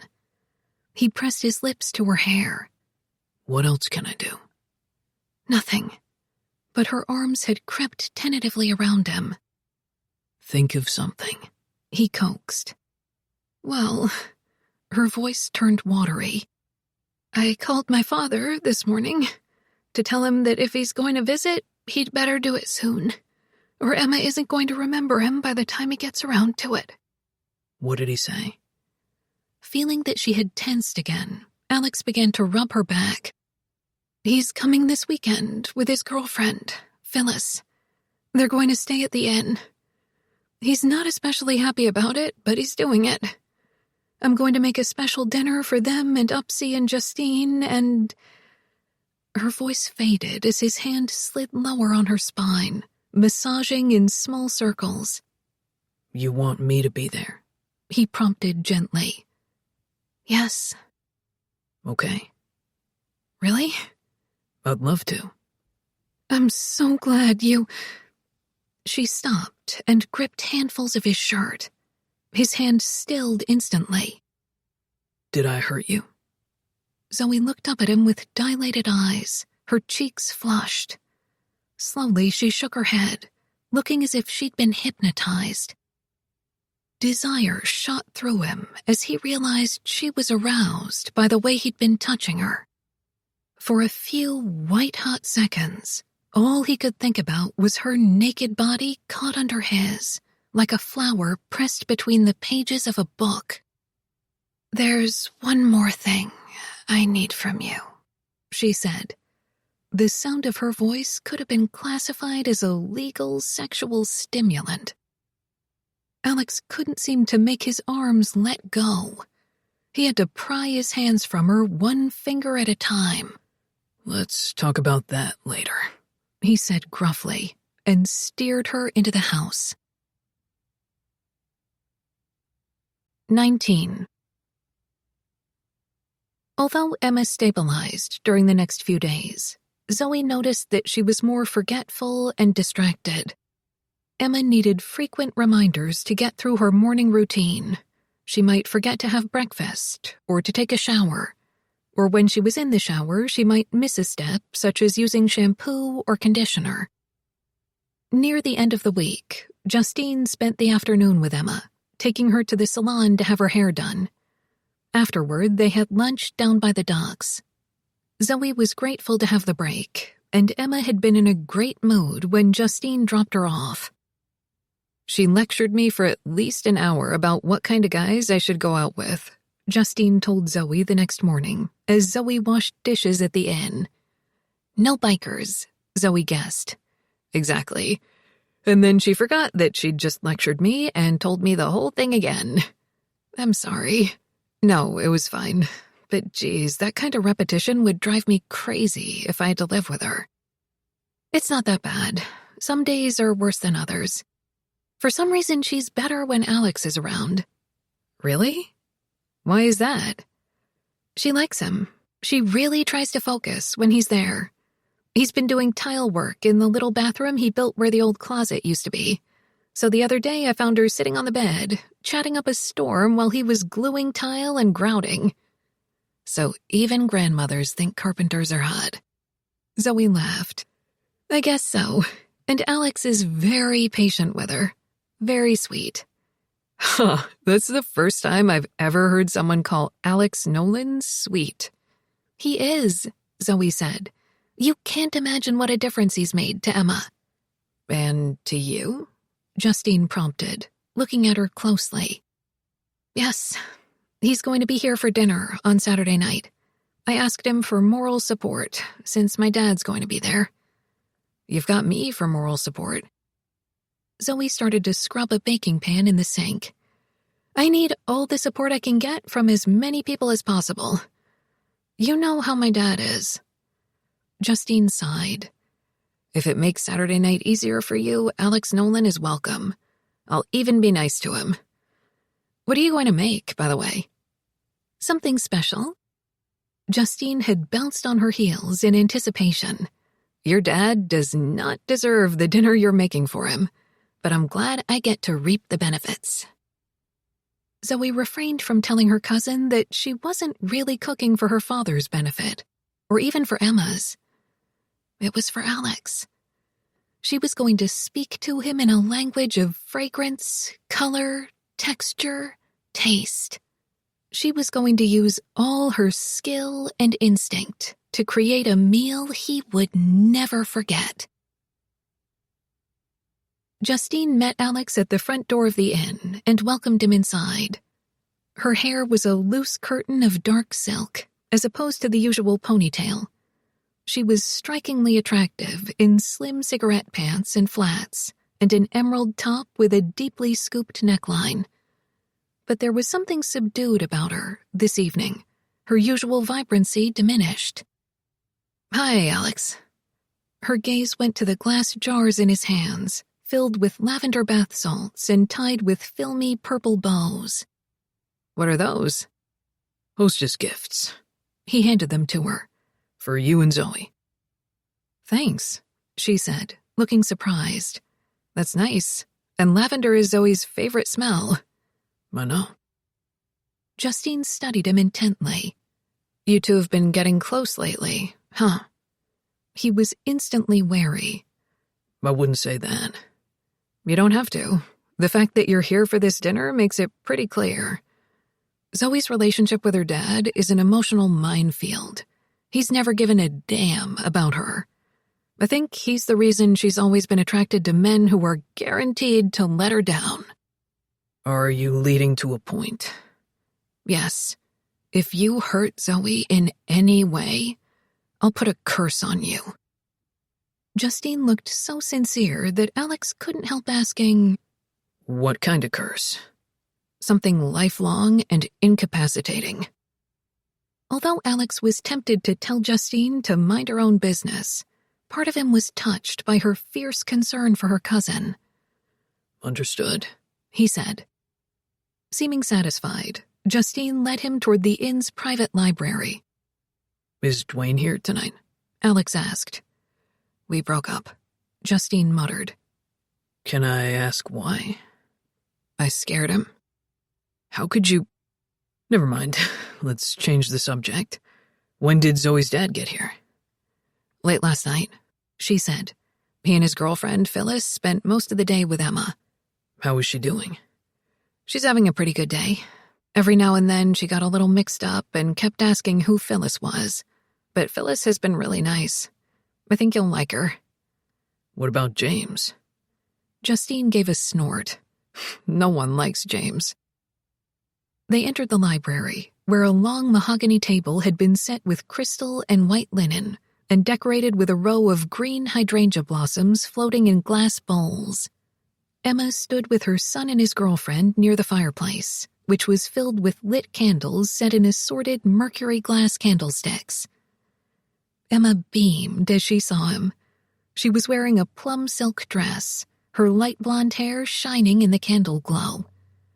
There you are, she exclaimed. Alex went to her and bent to kiss her cheek. You look beautiful, Emma. Thank you. She turned to the brunette by her side. Phyllis, this handsome devil is Alex Nolan. He's the one who's remodeling the cottage. The woman was tall and large-boned, her hair cut in an efficient bob. "Nice to meet you," she said, giving Alex a firm handshake and a friendly smile. "And this," Emma continued, gesturing to a squarely built man of medium height, "is my son James." Alex shook his hand. Zoe's father greeted him with all the pleasure of a substitute teacher who had just been assigned to a misbehaving classroom. He had the kind of face that appeared boyish and aged at the same time, his eyes flat as pennies behind heavy-rimmed glasses. "We visited the cottage today," James told him. "You seem to have done a competent job." "That's James's version of a compliment," Phyllis interceded quickly. She smiled at Alex. "It's a terrific lake house. According to Justine and Zoe, you've transformed the place." "There's still more left to do," Alex said. "We're starting on the garage this week." As the conversation continued, James divulged that he was the manager of an electronics store in Arizona, and Phyllis was a veterinarian who'd been certified as an equine specialist. They were considering the idea of buying a 5-acre horse farm. "It's on the edge of a ghost town," Phyllis said. "At one point, the town had the richest silver mine in the world, but after all of it was extracted, the town dried up." "Is it haunted?" Emma asked. "Some people claim there's a ghost in the old saloon," Phyllis told her. "Isn't it odd," James asked dryly, "that you never hear of ghosts haunting a nice place? They always pick some broken-down house or a dusty old abandoned building." The ghost, who had been wandering beside the bookshelves and perusing the titles, said sarcastically, "It's not like I got a choice between an attic or the Ritz." Emma responded with a serious expression. "Ghosts usually haunt the places where their suffering was greatest." James laughed. "Mother, you don't believe in ghosts, do you?" "Why shouldn't I?" "No one has ever managed to prove that they exist." "No one's proved that they don't exist, either," Emma pointed out. "If you believe in ghosts, you might as well believe in leprechauns and Santa Claus." Zoe's laughing voice came from the doorway as she brought in a pitcher of water. "Dad always told me Santa Claus wasn't real," she said to the room in general, "but I wanted to believe in him, so I asked a higher authority." "God?" Justine asked. "No, I asked Upsy, and she said I could believe in whatever I wanted." "So much for my mother's firm grasp on reality," James said acidly. "I grasp reality," Emma said with dignity, "but sometimes I like to choke it into submission." The ghost regarded her with an approving grin. "What a woman." Zoe laughed and glanced at Alex. "Hi," she said softly. Alex had temporarily lost the power of speech. Zoe was impossibly beautiful in a sleeveless black dress with straps and a twist front, the stretchy fabric clinging lightly to spectacular curves. Her only accessory was a brooch pinned at the lowest point of the V neckline, an Art Deco half-circle encrusted with white and green rhinestones. "I forgot about music," Zoe told him. "Do you have a playlist on your phone? Maybe some of those old tunes that Upsy likes? There's a dock with speakers on that bookshelf." When Alex was slow to respond, the ghost said impatiently, "The jazz list. Put on some music." Alex shook his head to clear it and went to set his phone into the dock. In a minute, the sultry strains of Duke Ellington's Prelude to a Kiss floated into the air. Sitting beside Emma at the table, Alex watched as Zoe brought in a tray of white porcelain spoons. She set one in front of him. It contained a small, perfectly seared scallop nestled into a little dab of something green. "It's a scallop and fried pancetta on artichoke puree," Zoe said, smiling down at him. "Eat it all in one bite." Alex took it into his mouth. The salty pancetta crackled against the sweet scallop, the smoky bite of black pepper warming the smooth artichoke. He heard a few hums of delight around the table. Zoe lingered beside Alex, her lashes lowering as she watched his reaction. "Do you like it?" she asked. It was the best thing he had ever tasted. Are there more? Because I could skip the rest of dinner and just have these. Zoe shook her head with a grin, reaching to collect the empty spoon. "Amuse-bouche," she told him, and went to the kitchen to bring out the next course.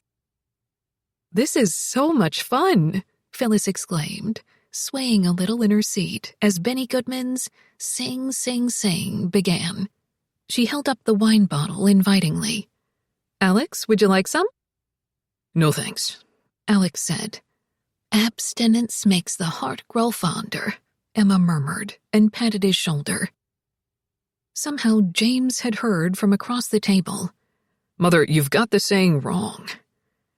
"Actually," Alex said, smiling down at Emma, "she got it exactly right." The next course was a small plate of fiddleheads, tightly coiled fronds of young ferns. After being blanched in hot water until they had turned a brilliant green, the fiddleheads had been tossed in a warm vinaigrette of browned butter, fresh lemon, and sea salt. Toasted walnuts were sprinkled on top, along with snowy flakes of fresh Parmesan cheese. The guests exclaimed over the salad, tongues rolling the flavors inside their cheeks. Phyllis and Justine giggled together at their own efforts to scrape every last drop from the salad plates. Zoe's gaze often touched on Alex, as if she savored his obvious pleasure in the food. Only James seemed unaffected. Midway through the dish, he set down his fork, looking disgruntled. He lifted a glass of red wine to his mouth and drank a deep swallow. "You're not going to finish your salad?" Phyllis asked incredulously. "I don't care for it," he said. "I'll help you, then." Phyllis reached over and began to spear his remaining fiddleheads enthusiastically.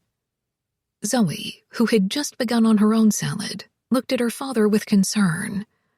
"Can I get you something else, Dad? A dish of field greens?" He shook his head, looking like an airport traveler waiting for his boarding pass number to be called. Billie Holiday's ebullient rendition of "I'm Gonna Lock My Heart" danced across the dining table.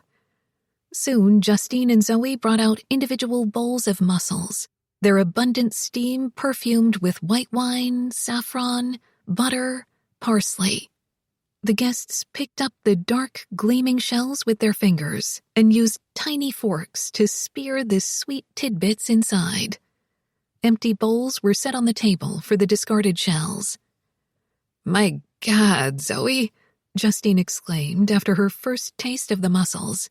"This sauce! I could just drink it." A relaxed and jovial mood spread through the room, accompanied by the busy clacking of shells.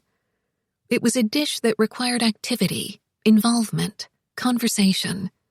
The broth was indecently good, a savory elixir that washed exquisite, truffly sensation through his mouth. Alex was about to ask for a spoon, having decided there was no way in hell he was giving back his bowl until he'd consumed every drop. But homemade French rolls were being passed around, crisp on the outside, fine-textured and chewy on the inside. The diners tore the bread with their fingers and used the pieces to sop up the rich liquid. The discussion turned to the half-day whale-watching trip that Phyllis and James had arranged to take the next morning, and an alpaca farm that Phyllis wanted to visit. "Have you ever treated an alpaca?" Zoe asked Phyllis. "No, most of my patients are dogs, cats, and horses." Phyllis smiled reminiscently as she added, "Once I diagnosed a guinea pig with a sinus infection." "What's your weirdest case ever?" Justine asked. Phyllis grinned. "That's a tough one. I've seen a lot of weirdness. But not long ago, a man and a woman brought in their dog who'd been having stomach problems. The x-rays showed a mysterious obstruction, which I removed with an endoscopic camera. It turned out to be a pair of red lace panties, which I put in a plastic bag and gave to the woman. "How embarrassing," Emma exclaimed. "It gets worse," Phyllis said. "The woman took one look at the panties, clocked the man with her purse, and left the office in a fury. Because the underwear didn't belong to her. And the man was left to pay the bill for a dog who had just outed him as a cheater." This story was greeted with raucous laughter. Glasses were refilled, and little finger bowls filled with water and rose petals were brought out. They rinsed their fingers and dried them on fresh napkins. A palate-cleansing sorbet was served in frosty lemons that had been hollowed into small cups, the iced puree flecked with lemon zest and mint. When Zoe and Justine went to the kitchen for the next course, Phyllis exclaimed, "I've never had food like this in my life. It's an experience." James frowned. Inexplicably, he had become more dour and subdued with every passing minute. "Don't be dramatic." "For goodness sake, James," Emma said. "She's right. It is an experience." He grumbled beneath his breath and poured more wine into his glass. Zoe and Justine returned with plates of crisp-skinned quail, brined with salt and honey before it had been roasted in the oven. The quail was accompanied by quenelles, or small, delicate dumplings, made with minced chanterelle mushrooms and a sweet, nut-like kiss of hyacinth. Alex had eaten quail before, but not like this, enlaced with a pungent, toasted, deeply rich flavor. Conversation turned languid, faces flushed, eyes blinked slowly as repletion settled over the room. Coffee and handmade chocolate truffles were served, followed by pot de crème, vanilla and egg creams, and honey baked in a water bath. The luscious emulsion dissolved in the mouth and slid gently down the throat, coating the taste buds in rapture. James Hoffman alone had been silent amid the exclamations of the group. Alex couldn't fathom what was wrong with the man. He had to be ill. There was no other possible reason why he had eaten so little. Apparently reaching the same conclusion, Phyllis asked James in concern, "Are you okay? You hardly touched your food all through dinner." He looked away from her, focusing his gaze on the pot de crème in front of him, blotchy color appearing on his cheeks. "My dinner was inedible. It was bitter. All of it." He stood and tossed his napkin to the table and cast a furious, resentful glance at the stunned faces around him. His gaze settled on Zoe's blank face. "Maybe you did something to my food," he said. "If so, your point was made." "James," Phyllis protested, blanching. "I ate from your plate and your food was exactly like mine. Your taste buds must be off tonight." He shook his head and strode from the room. Phyllis hurried after him, pausing to turn back at the doorway and say sincerely to Zoe, "It was magnificent. The best meal of my life." Zoe managed a smile. "Thank you." Justine shook her head after Phyllis had gone. "Zoe, your dad is crazy. This dinner was amazing." "She knows it was," Emma said, gazing at Zoe. Zoe looked back at her with resignation. "It was the best I could do," she said simply. "But that's never been enough for him." She stood from the table and gestured for them to stay in their chairs. "I'll be right back. I'm going to put on another pot of coffee." She left the library. Seeing Justine begin to stand, Alex said quietly, "Let me." She frowned, but remained seated as he headed after Zoe.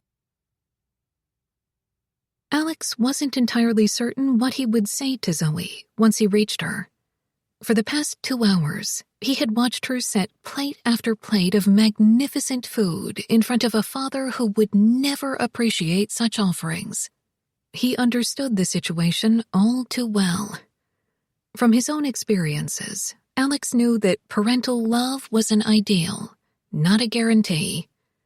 Some parents had nothing to give their children. And some, like James Hoffman, blamed and punished their children for things they'd had nothing to do with. Zoe was occupied with measuring grounds into the basket of the small coffee maker. Hearing his footsteps, she turned to face him.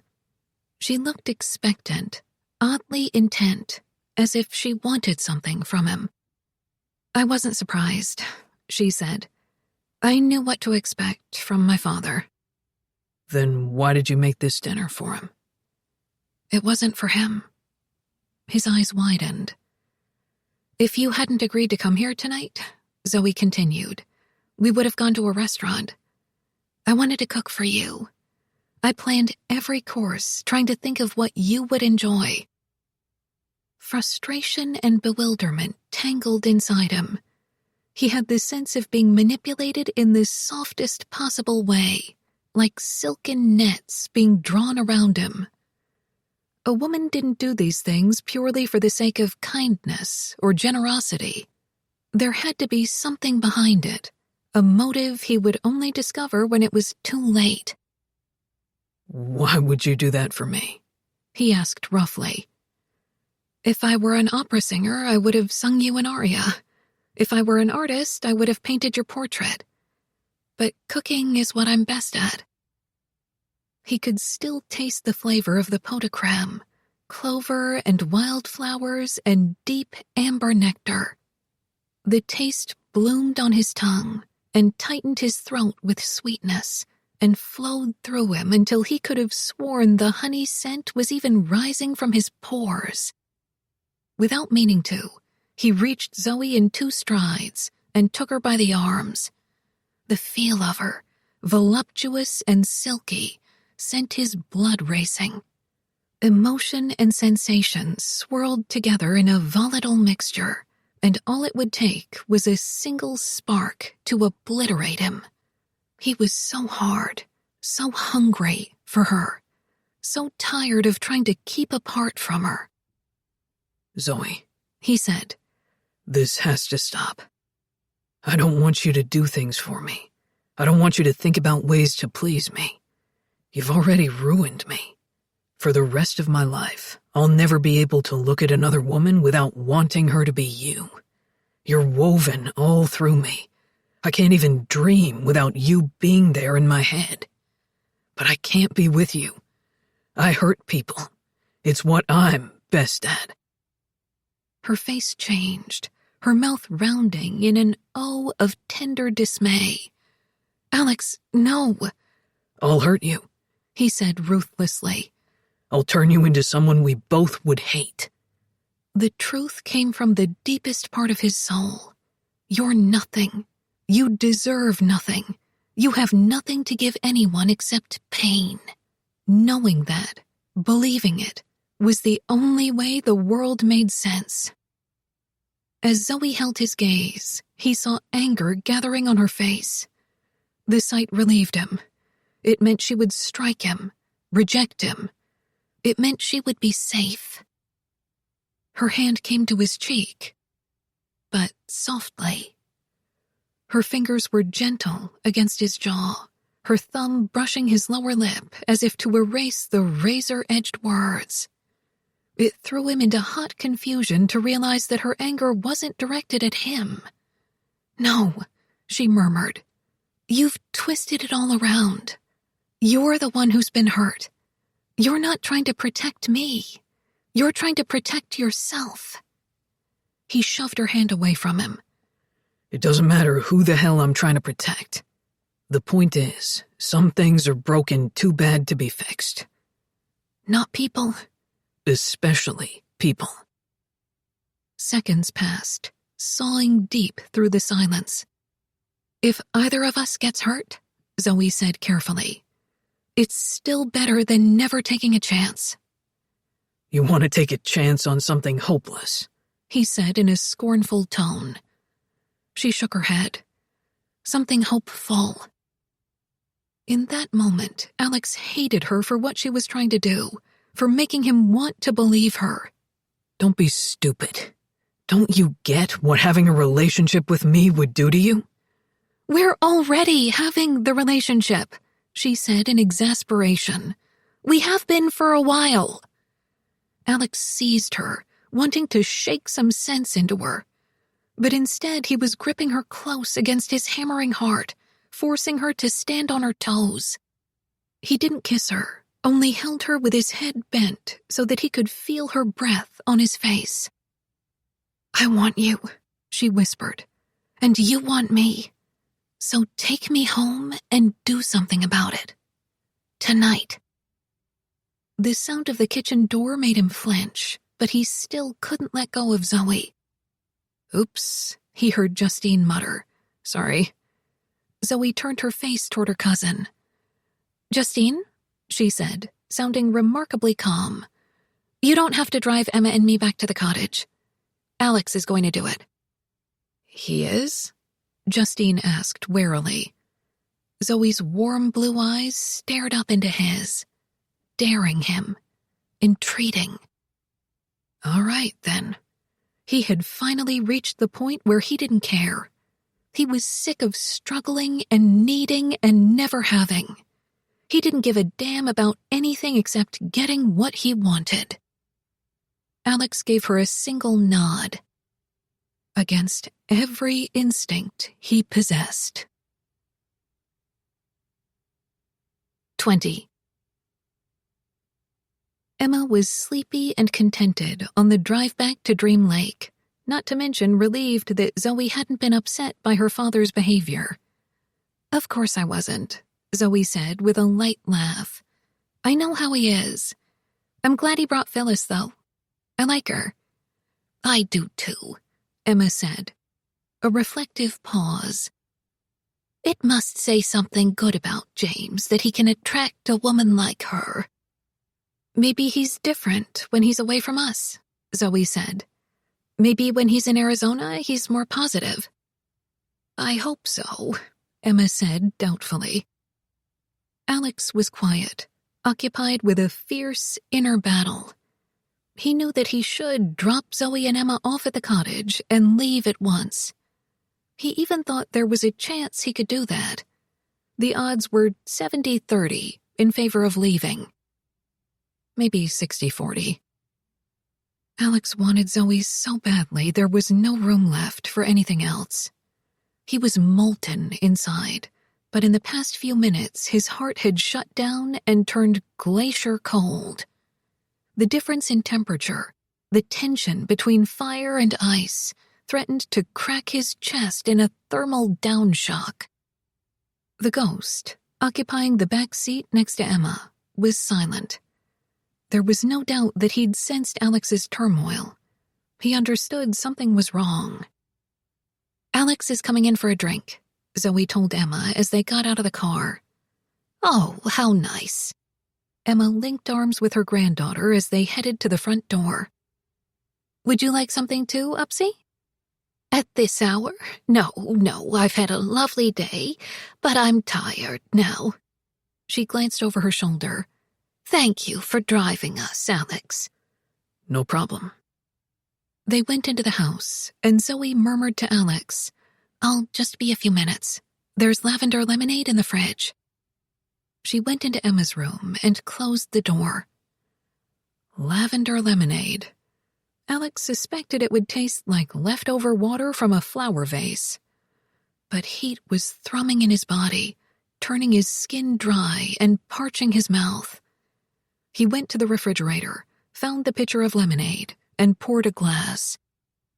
It was tart and light, wonderfully cool. He drank deeply, sitting on one of the bar stools at the kitchen island. The ghost was nowhere in sight. A heavy mass of emotion had gathered inside, and he struggled to separate it into identifiable parts. Lust, first and foremost. Anger. Maybe a trace of fear, but it was so mixed up with the anger that he couldn't be sure. And worse than anything was a terrible, knifing tenderness he'd never felt for anyone in his life. The women he'd been with in the past, including Darcy, had all been experienced, confident, seasoned. With Zoe, it would be different. The familiar terms for sex, nailing, boning, banging, did not apply. She would expect him to be gentle, gentlemanly. God help him, he'd have to figure out how to fake that. The bedroom door opened and closed quietly. Zoe had slipped off her high heels. She walked toward him in that damned black dress, the gathered fabric hugging every luxurious curve. Alex didn't move from the bar stool. A tightening feeling spread over him, the lust threatening to annihilate him, and her along with him. "She's asleep now," Zoe whispered, coming to stand in front of him. Her smile was tremulous. He reached out and touched the pure line of her throat, pale as moon glow. His fingertips trailed softly downward to her collarbone. The light touch drew a shiver from deep within her. He pulled her closer between his spread thighs and gripped one strap of her dress, dragging it down a few inches. Pressing his mouth to the side of her neck, he kissed the smooth skin, working his way down. Gently, he bit the fine, firm muscle at the top of her shoulder. A gasp escaped her. He could feel a blush in her, burning its way to the surface. For a moment, it was enough just to hold her like this, to savor the female form caught between his thighs, the veil of her hair sliding against his face and neck. "You know this is a mistake," he said gruffly, lifting his head. "I don't care." He sank his hand into her hair and kissed her, opening her mouth with his, searching aggressively with his tongue, then caressing in softer, deeper strokes. She tensed against him, a sound caught in her throat, her hands groping around his shoulders. He had never known such intense need, more than could be satisfied in 10 lifetimes. He wanted to spread her out like a feast, kiss and taste every part of her. Reaching behind her, he found the hidden zipper of the dress, and it gave way with a metallic hiss. His hand slipped inside the shadowed opening, fingers spreading across the satiny warmth of her back. The pleasure of touching her shot through him. His mouth traveled over her throat, and he breathed her name, rubbing the syllables into her skin with his lips and tongue. A harsh caterwaul came from behind him. Startled, he nearly jumped out of his shoes. He turned to see the big, baleful cat glaring at him. Zoe pulled away from Alex, her eyes wide. Seeing the cat, she laughed breathlessly. "I'm sorry, poor Byron." She bent to pet the Persian. "Poor Byron?" Alex asked incredulously. "He's insecure," she explained. "I think he needs reassurance." Alex gave the cat a narrow-eyed glance. "I think he needs to be drop-kicked from the front doorstep." His attention was diverted as Zoe held up the gaping front of her dress with one hand. "Let's go into the bedroom," she said. "He'll settle down in a few minutes." Following Zoe, Alex turned and closed the door in the cat's face.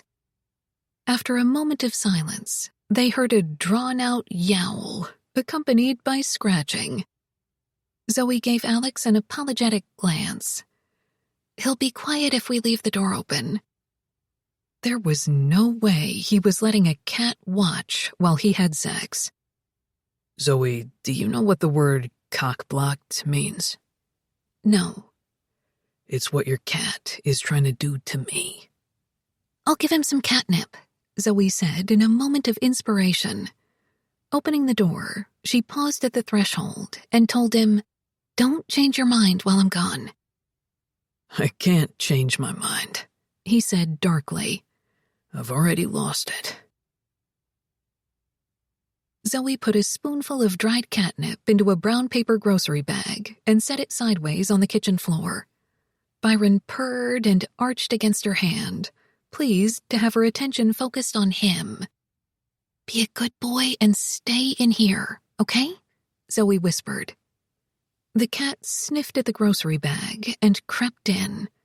The paper crackled and sagged as Byron executed a slow roll inside. Returning to the bedroom, Zoe closed the door. Alex had taken off his shoes and was sitting on the edge of the bed, which was covered with a flowered duvet. He looked big and vaguely dangerous in the confines of her bedroom. The glow from the lamp played over the hard perfection of his features, the gleaming black layers of his hair. "We may have to get creative," he said. "Not being forewarned, I don't have any kind of protection for you." "I bought some, just in case," she admitted. One of his brows arched. "You were pretty sure I'd end up at your place." "Not sure," she said. "Just optimistic." "Bring them to me." The raw velvet of his voice caused the back of her neck to prickle in excitement. Zoe went to the tiny bathroom and closed the door. After undressing and slipping into a soft pink robe, she found the box of condoms and returned to the bed. Alex's gaze traveled slowly over the robe, down to her exposed ankles and bare feet, and back to her flushed face. Taking the box from her, he opened it, took out a packet, and set it on the night table. To her surprise, Alex took out another packet and set it beside the first. She blinked and felt her face turn hot. Sending her a pointed glance, Alex put a third packet on the nightstand. Zoe couldn't hold back an airless giggle. "Now you're being optimistic," she said. "No," came his measured reply. "I'm sure." She thought with private amusement that there were situations in which a touch of male arrogance was not necessarily a bad thing. Alex set aside the box and stood. He unbuttoned his charcoal gray shirt and let it drop to the floor. His V-neck undershirt was crisp white against tanned skin. Tentatively, Zoe reached for the hem of the tee, the bleached cotton holding the warmth and salty clean scent of his body. She pulled it upward, and he moved to help her. As the undershirt was stripped away, his body was revealed, elegant in its spare, hard strength. For a split second, she wondered if he would be gentle enough, careful enough. It had been so long since she'd been intimate with anyone. He focused on her, taking in her dazed expression. "Worried?" he asked quietly, his hands coming to her arms, caressing over the robe. "No, She gave him an unsteady smile. "I just want to remind you that I'm not very skilled." "I got it covered," he said. Pulling her closer, he nuzzled against her hair, the heat of his breath sinking to her scalp. Yes, that much she knew. The awareness of his experience sent a nervous flutter through her stomach. Alex drew her to the bed and lay beside her. His calloused hand came to the side of her face, warmth and roughness cradling her cheek. He kissed her, slow and insatiable, the taste of him sweet and edged with lemonade tartness. She opened eagerly to the flavor and rolled to press closer to him, trembling in excitement at the feel of the hard masculine form all along hers. Her hands wandered over the arousing textures of him, the silky, coarse hair on his chest, the sleek hardness of his shoulders, the shaven bristle of his jaw. He nuzzled beneath her jaw and worked his way to the hollow behind her ear and touched his tongue to her earlobe. Shivering, she turned to find his lips with hers. More of those dizzying, whole-mouthed kisses, a little deeper, rougher. Heat had accumulated beneath the pink robe. She wriggled to be free of the confining fabric. She was smoldering, suffocating. Clumsy with desire, she fumbled at the fabric belt. The knot defied her efforts, tightening adamantly until she began to wrench at it in frustration. Lifting his head, Alex saw what she wanted. "I'll do it," he said, reaching for the belt. "Lie still." Zoe rolled to her back, gasping. Heat had gathered in her mouth and at the roots of her hair, and between all her fingers and toes. Everywhere. She clenched her thighs against a simmer of wetness. She had never wanted anything as much as she wanted him inside her. She was anxious and aroused, lost in the middle of a dream that might end too soon. "Alex," she said desperately, "you don't have to bother with doing a lot of extra stuff." "What stuff?" he asked, busy with the belt of her robe. She couldn't prevent a moan of relief as the garment loosened. "Foreplay. I don't need any right now, because I'm ready." His hands stilled.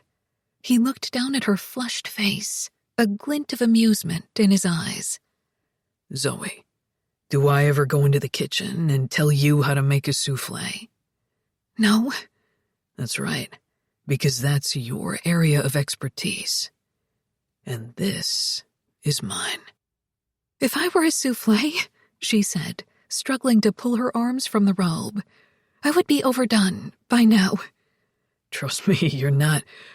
Oh, God." The sides of the robe had fallen apart, revealing the abundant pink and white curves of her body. Looking down at her, Alex shook his head slowly. "This is dangerous. This is how people die."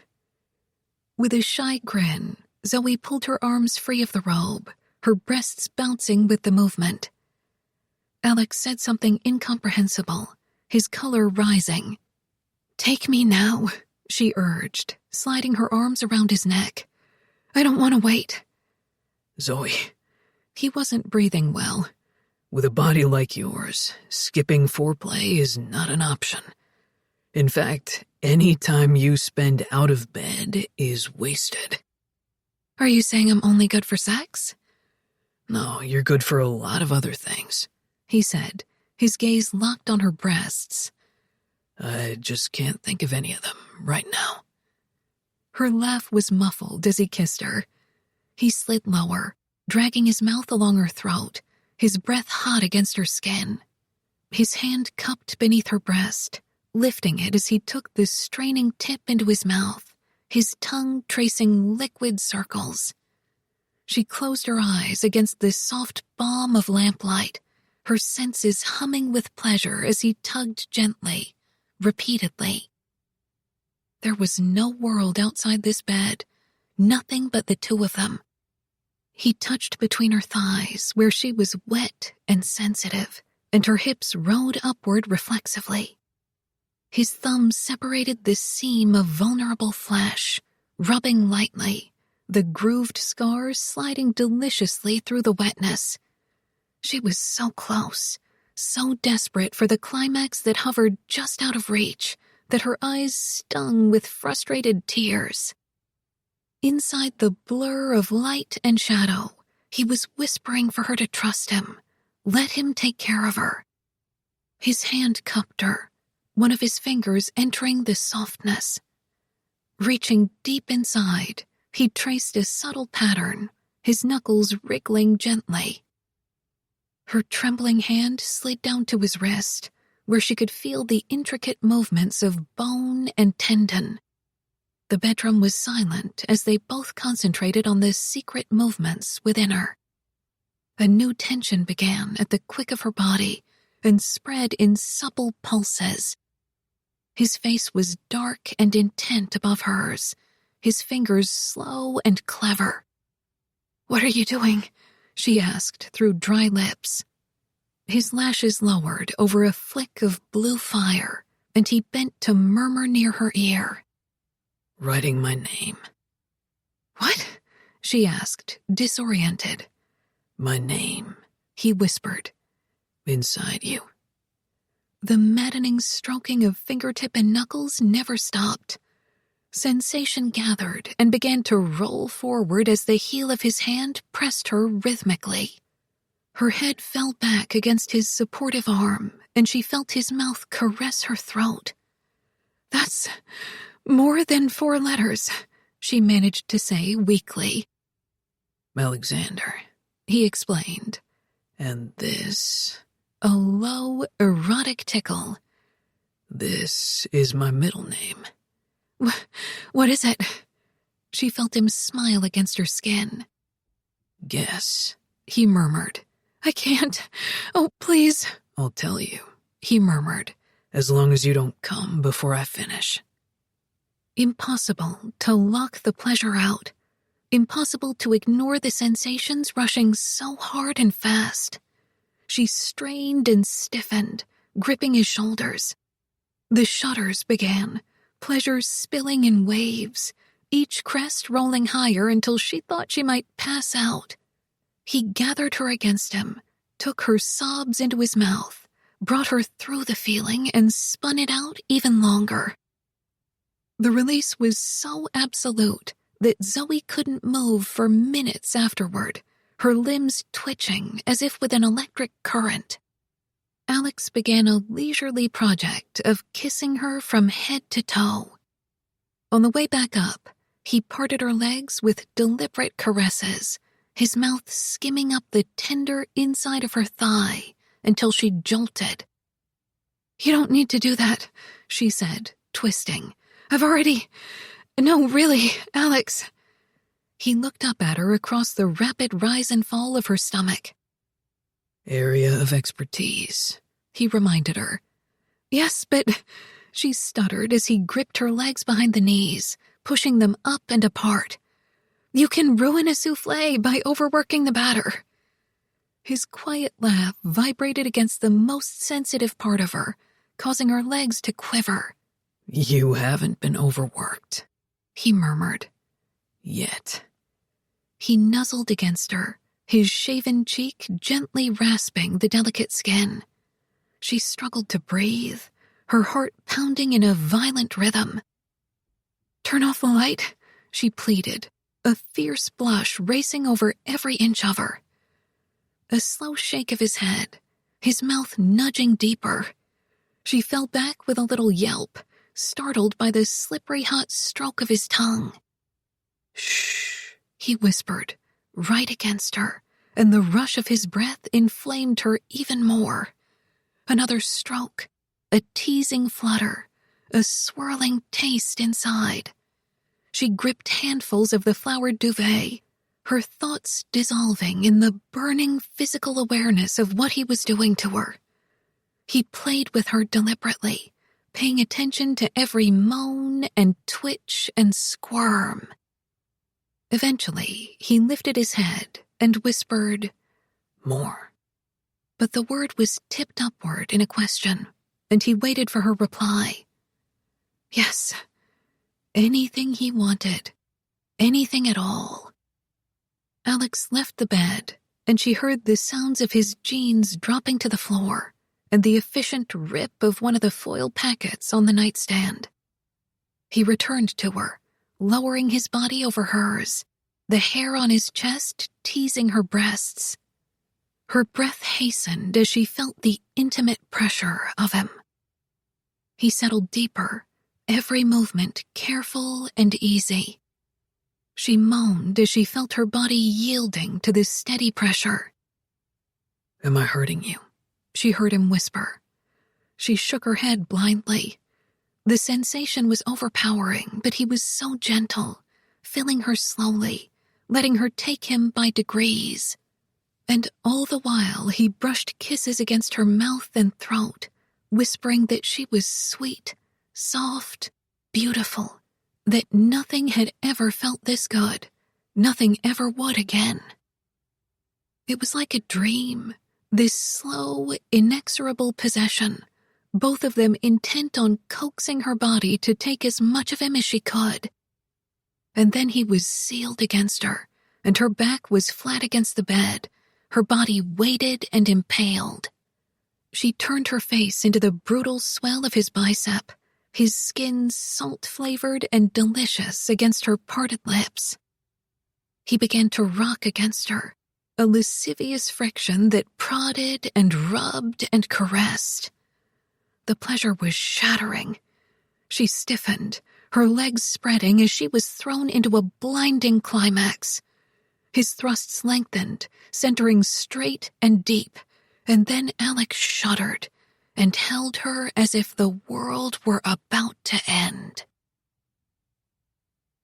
"Tell me," she said a long time later, in the dark. Her voice was lower than usual, liquid, as if it had been heated to a melting point. Alex's hand wandered idly over her sated body. "Tell you what?" "Your middle name." He shook his head. She tugged gently at his chest hair. "Give me a hint." He took her hand and brought it to his mouth, kissing her fingers. "It's a U.S. president." She traced the fine, firm edge of his upper lip. "Past or present?" "Past." "Lincoln." As he shook his head, she continued to guess. "Jefferson. Washington. Oh, give me another hint." His mouth curved against her palm. "Born in Ohio." "Millard Fillmore." That drew a low laugh from him. Millard Fillmore wasn't born in Ohio. "Another hint." A Civil War general. "Ulysses S. Grant?" "Your middle name is Ulysses?" She snuggled next to him, smiling against his shoulder. "I like that." "I don't. 1,000 playground fights started with someone calling me by my middle name." "Why did your parents name you that?" My mother was originally from Point Pleasant, Ohio, where he was born. She claimed we were distant relatives. Since Grant was a notorious alcoholic, I could almost believe it.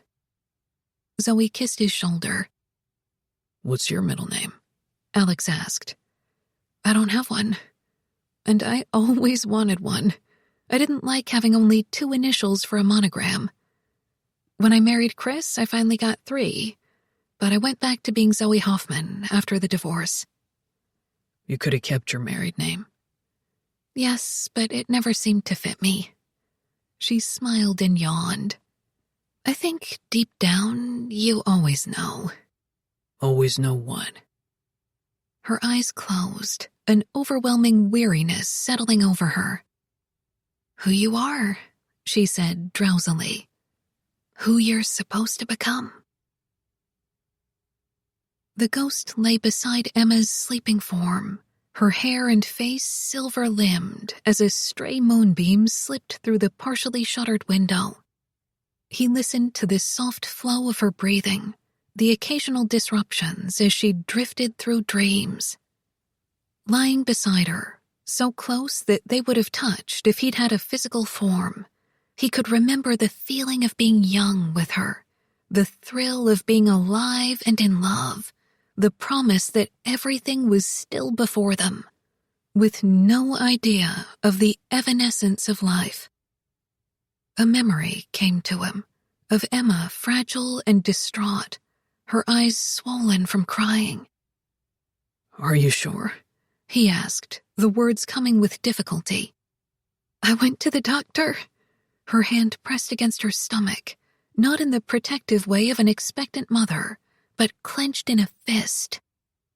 He felt ill, furious, blank, scared out of his mind. "What do you want?" he asked. "What should I do?" "Nothing.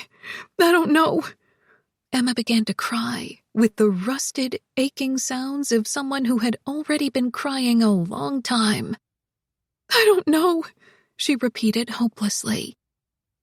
He put his arms around her and held her firmly and kissed her burning wet cheeks. "I'll do the right thing. We'll get married." "No, you'll hate me." "Never. It's not your fault." Silence. "I want to marry you," he said. "You're lying," she choked, but her sobs quieted. Yes, he was lying. The idea of marriage, a baby, made him die inside. Marriage would be a prison. But he loved Emma too much to hurt her with the truth. And he'd known the risks of having an affair with her. A nice girl from a fine family, facing ruin because she loved him. If it killed him, he wouldn't let her down. I want to, he repeated. I'll talk to my parents. No, I'll talk to them. I'll take care of everything. You just calm down. It's not good for you to get upset. But Emma was shaking with relief, holding him tightly, struggling to get even closer. Tom, I love you. I'll be a good wife. You won't be sorry, I swear it. The memory faded, and the ghost was left with feelings of shame and dread. For God's sake, what had been wrong with him? Why had he been so afraid of the thing he had wanted most? He'd been an idiot. If only he'd had it to do over again, everything would be different.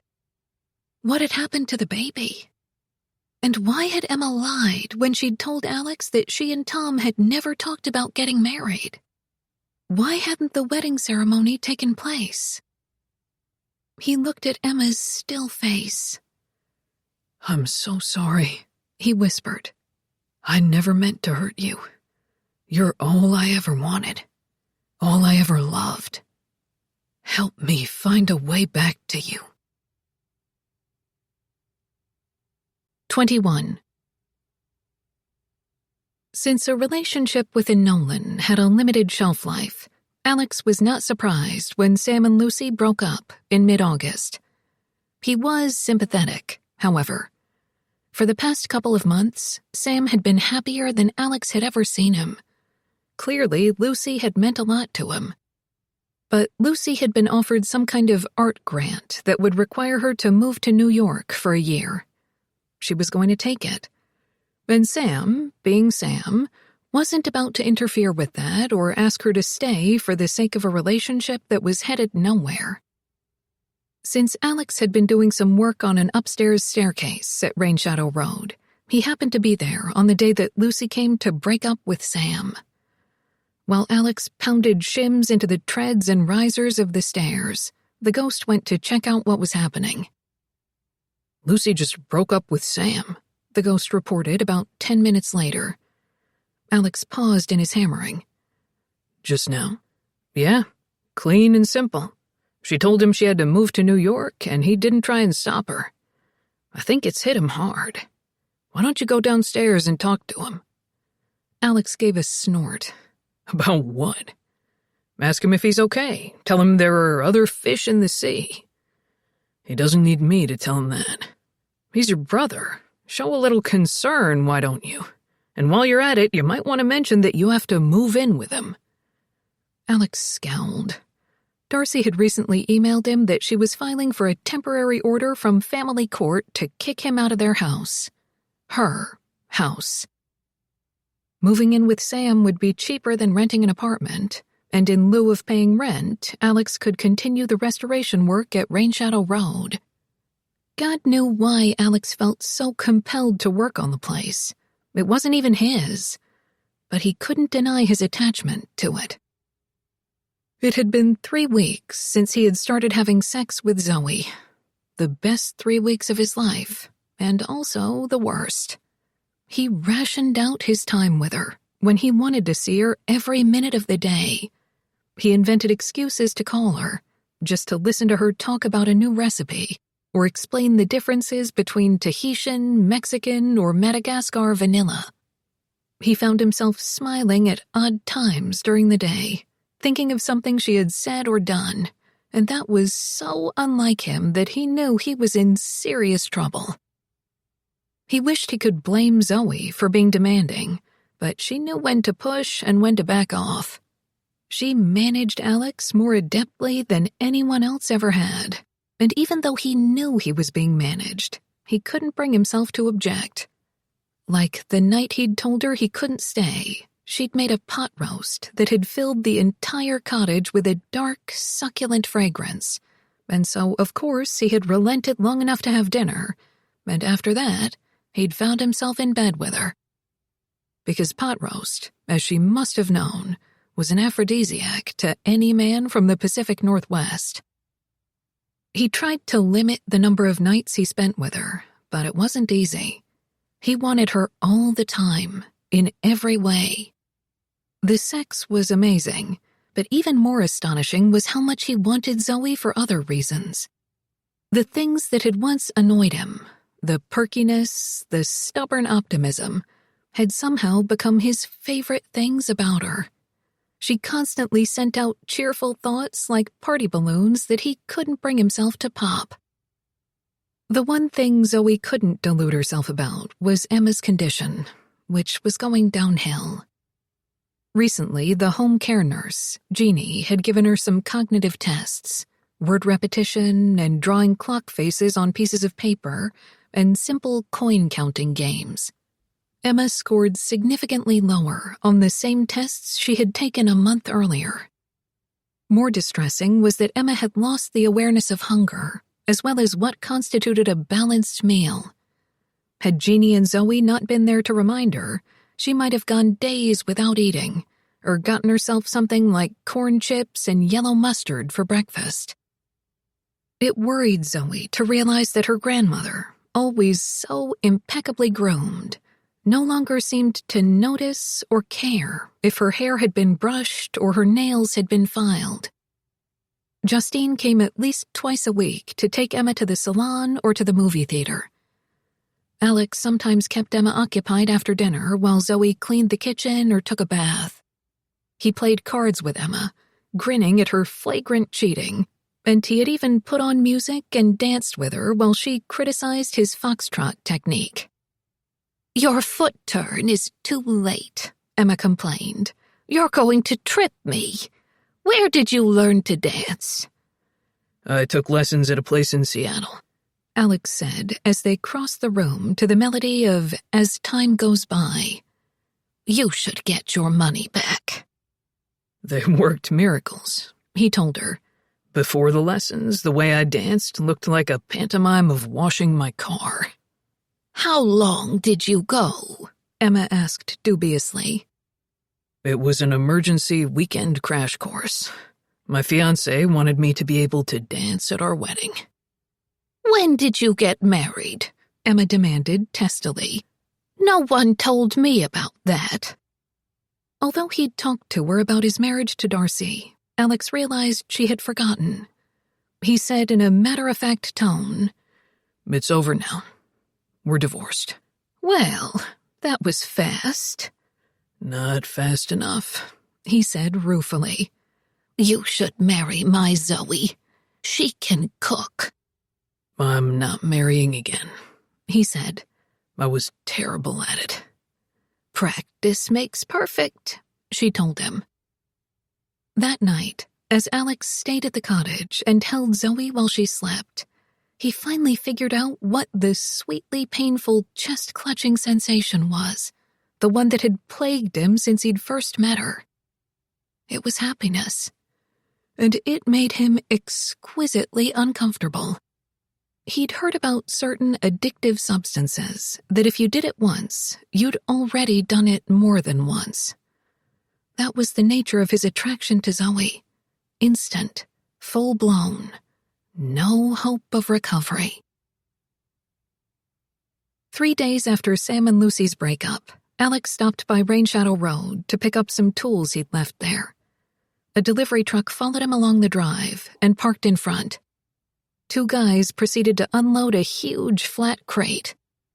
"Someone's got to sign for this," one of them told Alex as they carried the crate up the front steps.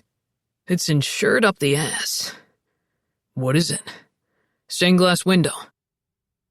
From Lucy, Alex surmised. Sam had told him that Lucy had been making a window for the front of the house.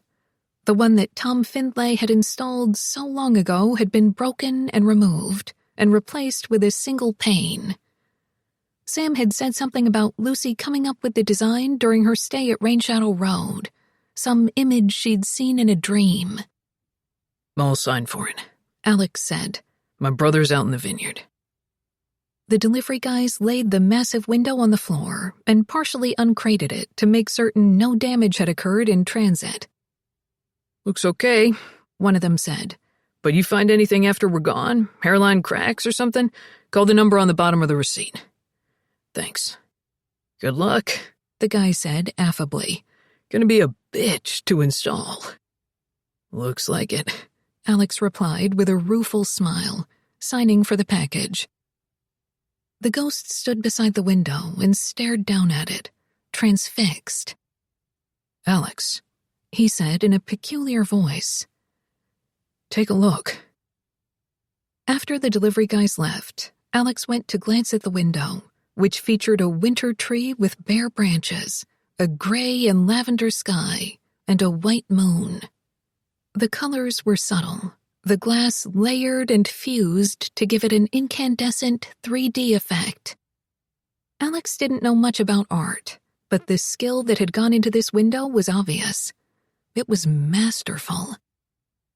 His attention returned to the ghost, who was utterly still and silent. The entrance hall had turned chilly in spite of the summer heat. It was sorrow, so raw that Alex felt his throat and eyes sting. Do you remember this? He asked the ghost. Is it like the one you put in for Emma's father? The ghost was too upset to speak. He responded with a single nod. More sorrow, filling the air until every breath was an icy scourge. He was remembering something, and it wasn't good. Alex took a step back, but there was nowhere to go. Cut it out, he said gruffly. The ghost pointed to the second floor and gave Alex a beseeching stare. Alex understood instantly. All right, I'll install it today. Just no drama. Sam came into the house.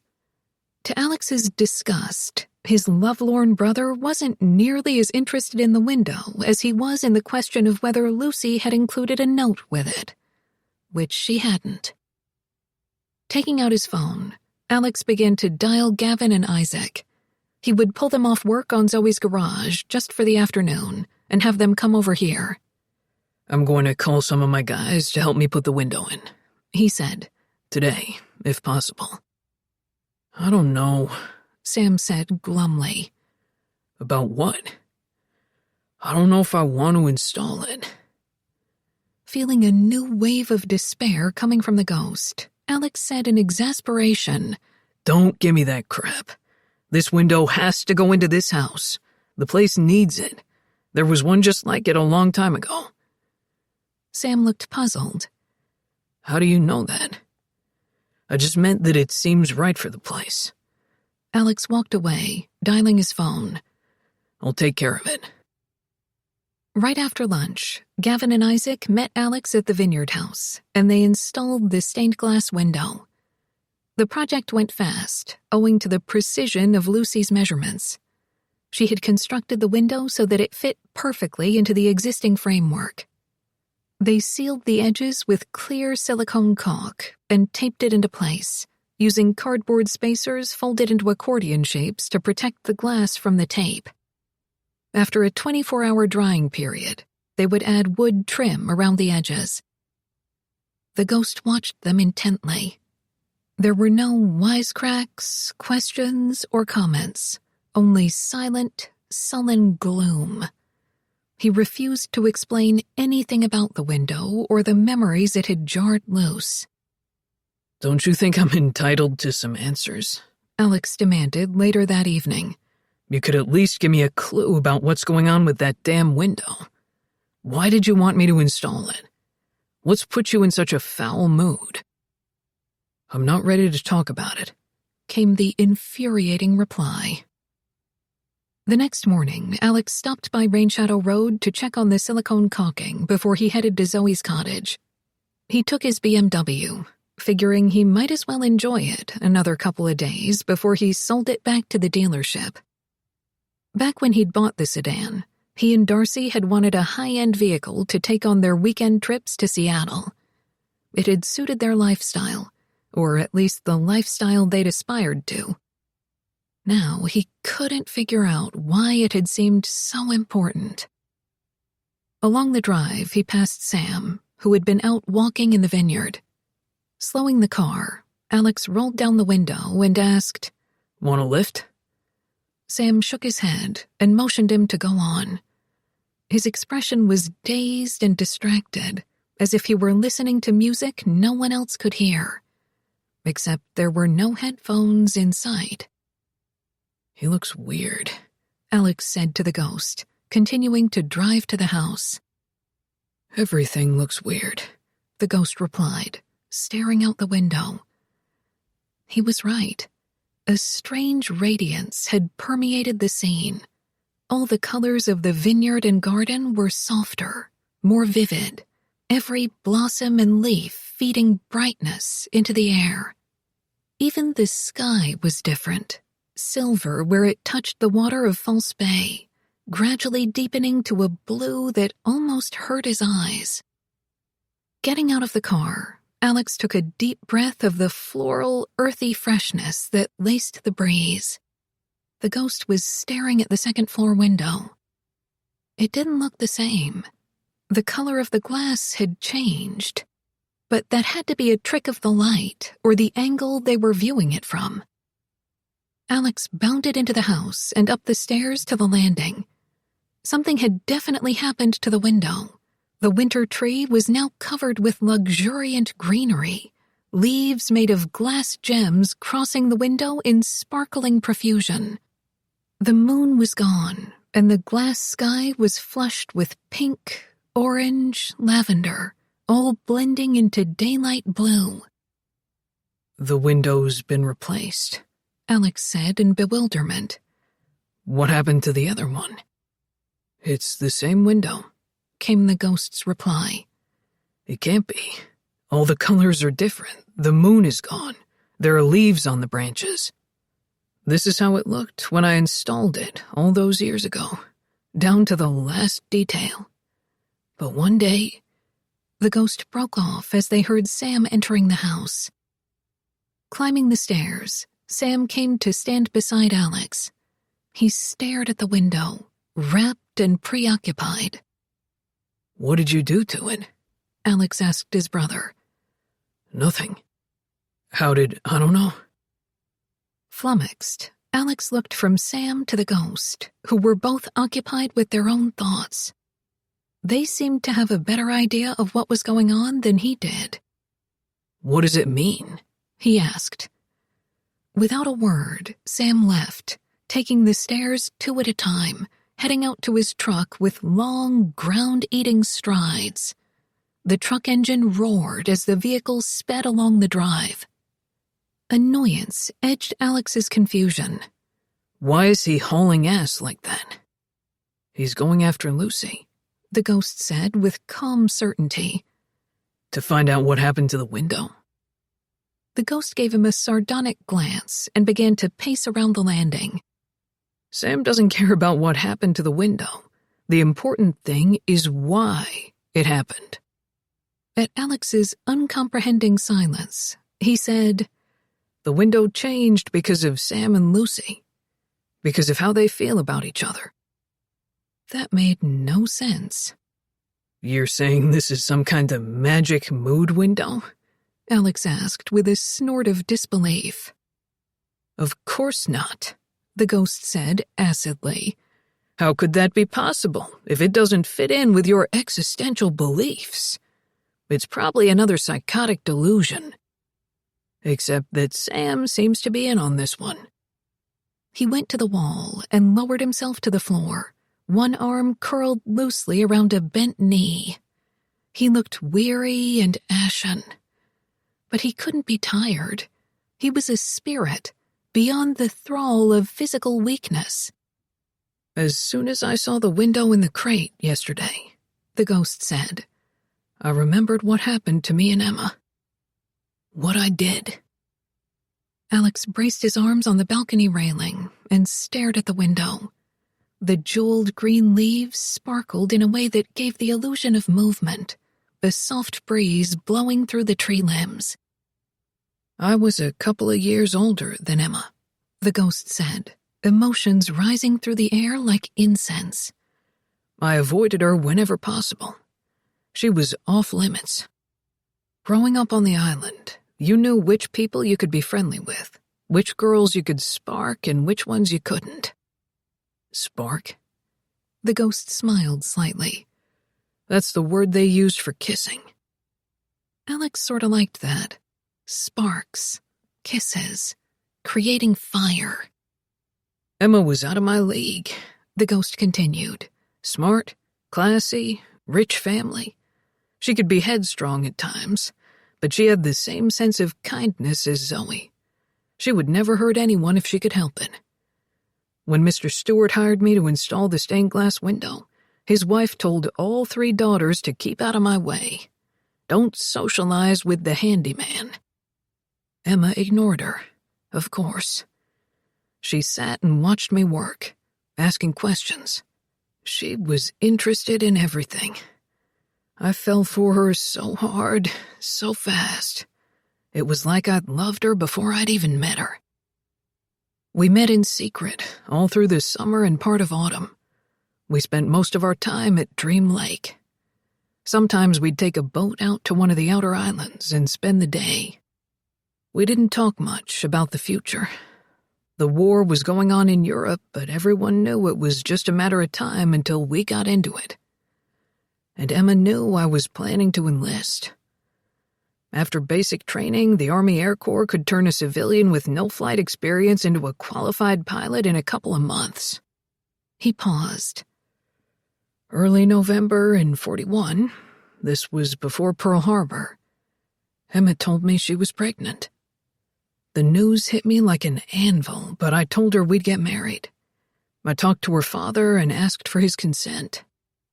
Although he wasn't exactly thrilled about the situation, he wanted the wedding to happen as soon as possible, to avoid scandal. He was pretty decent about it. It was the mother who I thought might kill me. She believed Emma was lowering herself by marrying me, and she was right. But there was a baby on the way, so no one had a choice. We set the wedding date for Christmas Eve. You weren't happy about it, Alex said. Hell no, I was terrified. A wife, a baby, none of that had any connection to who I was. But I knew what it was like to grow up without a father. There was no way I'd let that happen to the baby. After Pearl Harbor, every guy I knew headed to the local recruiting office to sign up. Emma and I agreed that I'd hold off enlisting until after the wedding. A few days before Christmas, Emma's mother called and told me to come to the house. Something had happened. I knew it was bad from the sound of her voice. I got there just as the doctor was leaving. He and I talked on the front porch for a few minutes, and then I went upstairs to Emma, who was in bed. She lost the baby, Alex said quietly.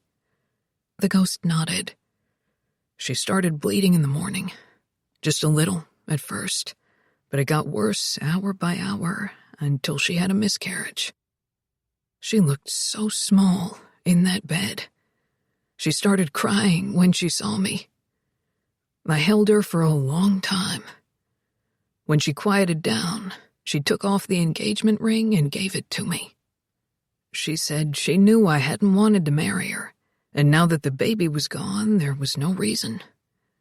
And I told her she didn't have to make any decisions right then. But for a split second, I was relieved, and she saw that. So she asked me if I thought I would be ready for marriage someday, if she should wait for me. I told her no, don't wait. I said even if I made it through the war and came back, she would never be able to count on me. I told her love didn't last. She'd feel the same way about some other guy someday. I even believed it. She didn't argue with me. I knew I was hurting her, but I thought it would spare her a lot more pain in the future. I told myself it was for her own good. Cruel to be kind, Alex said in agreement. The ghost barely seemed to have heard him. After a contemplative silence, he said, That was the last time I ever saw her. When I walked out of that bedroom and headed to the stairs, I passed by this window. The glass had changed. The leaves had disappeared, and the sky had darkened, and a winter moon had appeared. An honest-to-God miracle. But I couldn't let myself think about what it meant. Alex couldn't understand what the ghost thought was so appalling and shameful in such a confession. He'd acted honorably in offering to marry Emma when circumstances had merited. There had been nothing wrong about breaking off the engagement after the miscarriage. Emma had hardly been left alone and destitute. And Tom was going to enlist anyway. You did the right thing, Alex volunteered. You were honest with her. The ghost looked at him with a flare of incredulous anger. That wasn't honesty. It was cowardice. I should have married her. I should have made sure that no matter what happened, she would have always known that she meant more to me than anything else in the world. Not to be insensitive, Alex began, and scowled at the ghost's humorless laugh. But you probably would have died in the war anyway. So it's not like you would have gotten any more time together. You don't get it, do you? The ghost asked in disbelief. I loved her, and I failed her. I failed both of us. I was too much of a coward to take a chance. Some men go their whole lives dreaming of being loved like that, and I threw it away. And all my chances to make it right went smashing down to the ground along with me and that airplane. Maybe you were lucky. Have you thought of that? If you'd lived through the war and made it back to Emma, you might have ended up with a lousy marriage. The two of you might have ended up hating each other. Maybe you were better off the way things turned out. Lucky? The ghost looked at him with horror, fury, disgust. He stood and wandered aimlessly around the landing. A couple of times he paused to glance at Alex as if at some mildly repellent curiosity. Eventually, he stopped in front of the window and said in a hostile tone, I guess you're right. It's better to die young and avoid all the miserable, messy business of loving other people. Life is pointless. Might as well get it over with. Exactly, Alex said, resenting the moralizing. After all, he was willing to make his choices and pay for them, just as the ghost had. It was his right.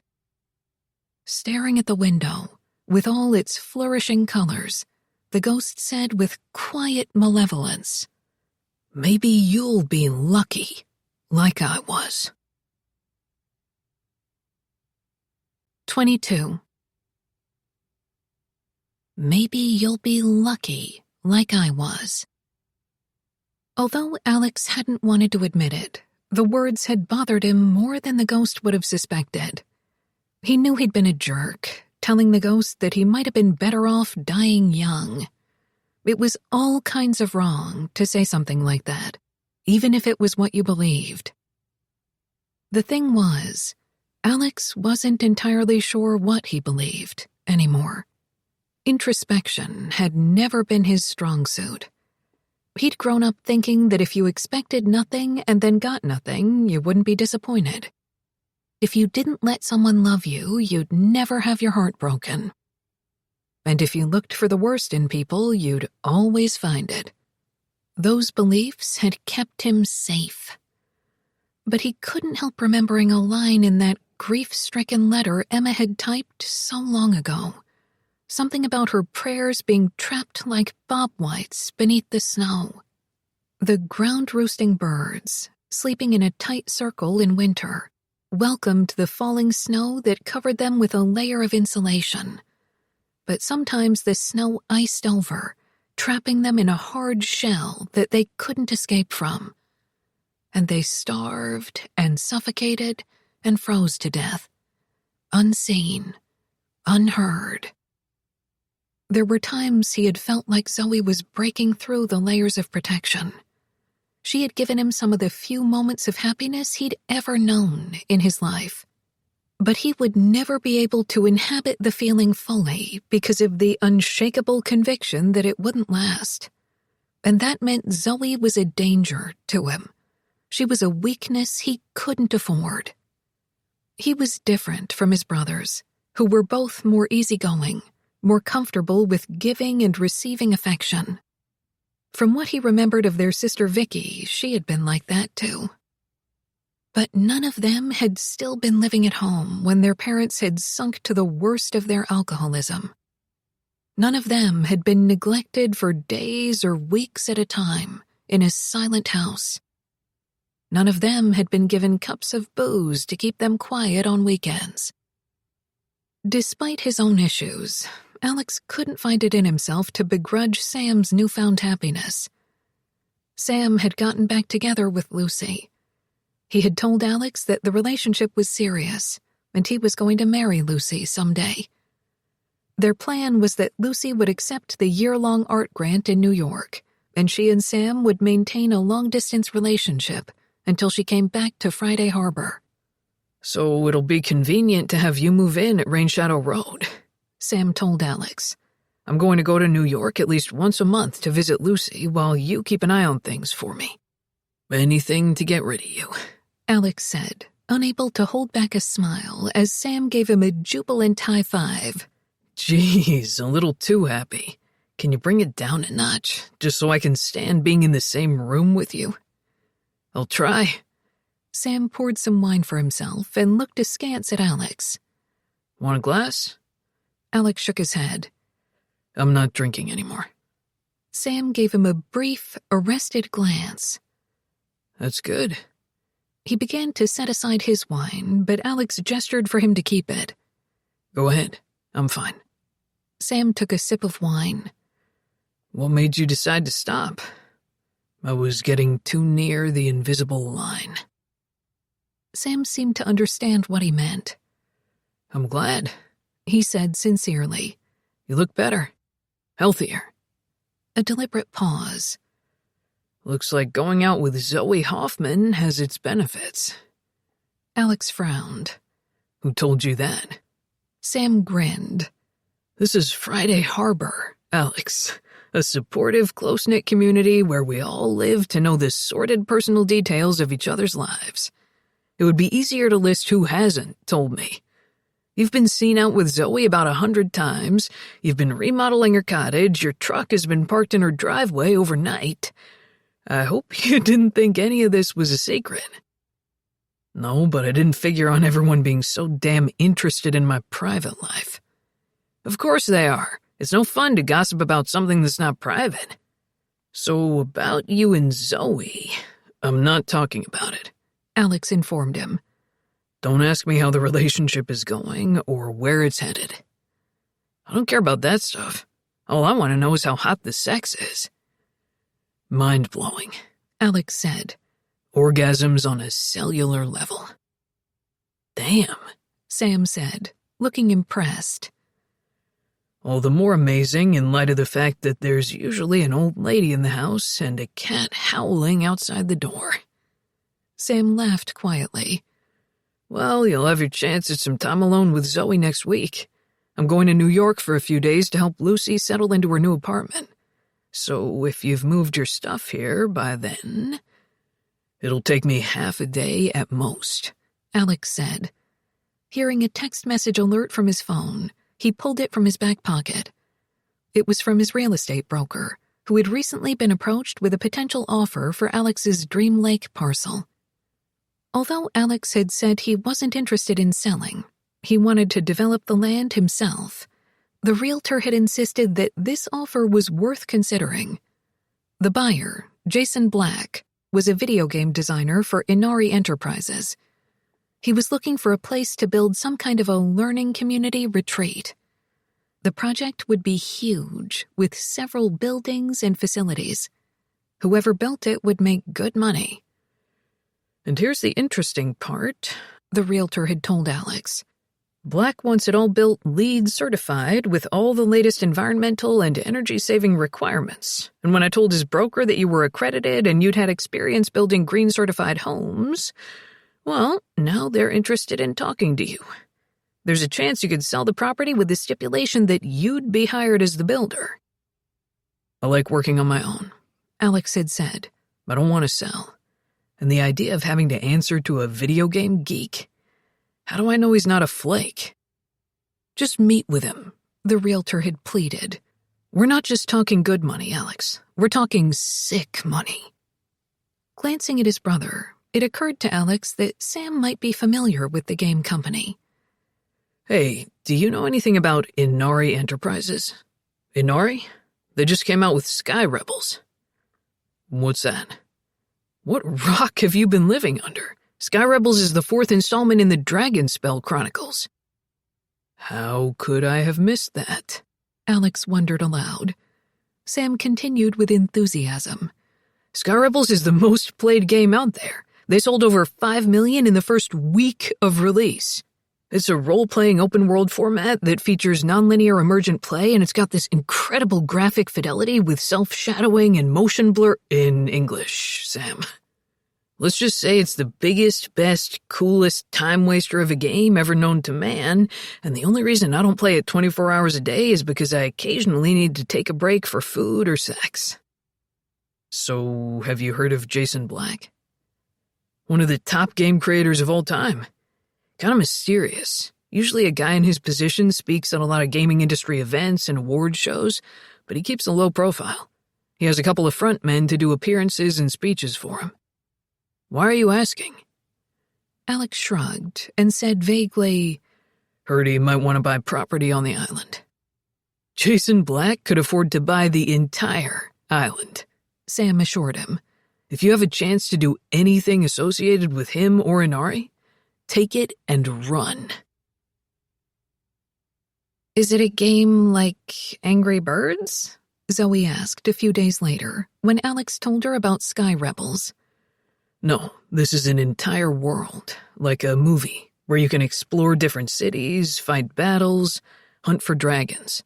There's a potentially unlimited number of scenarios. Apparently, you can take time out from the main quest to read books from a virtual bookshelf or cook virtual meals.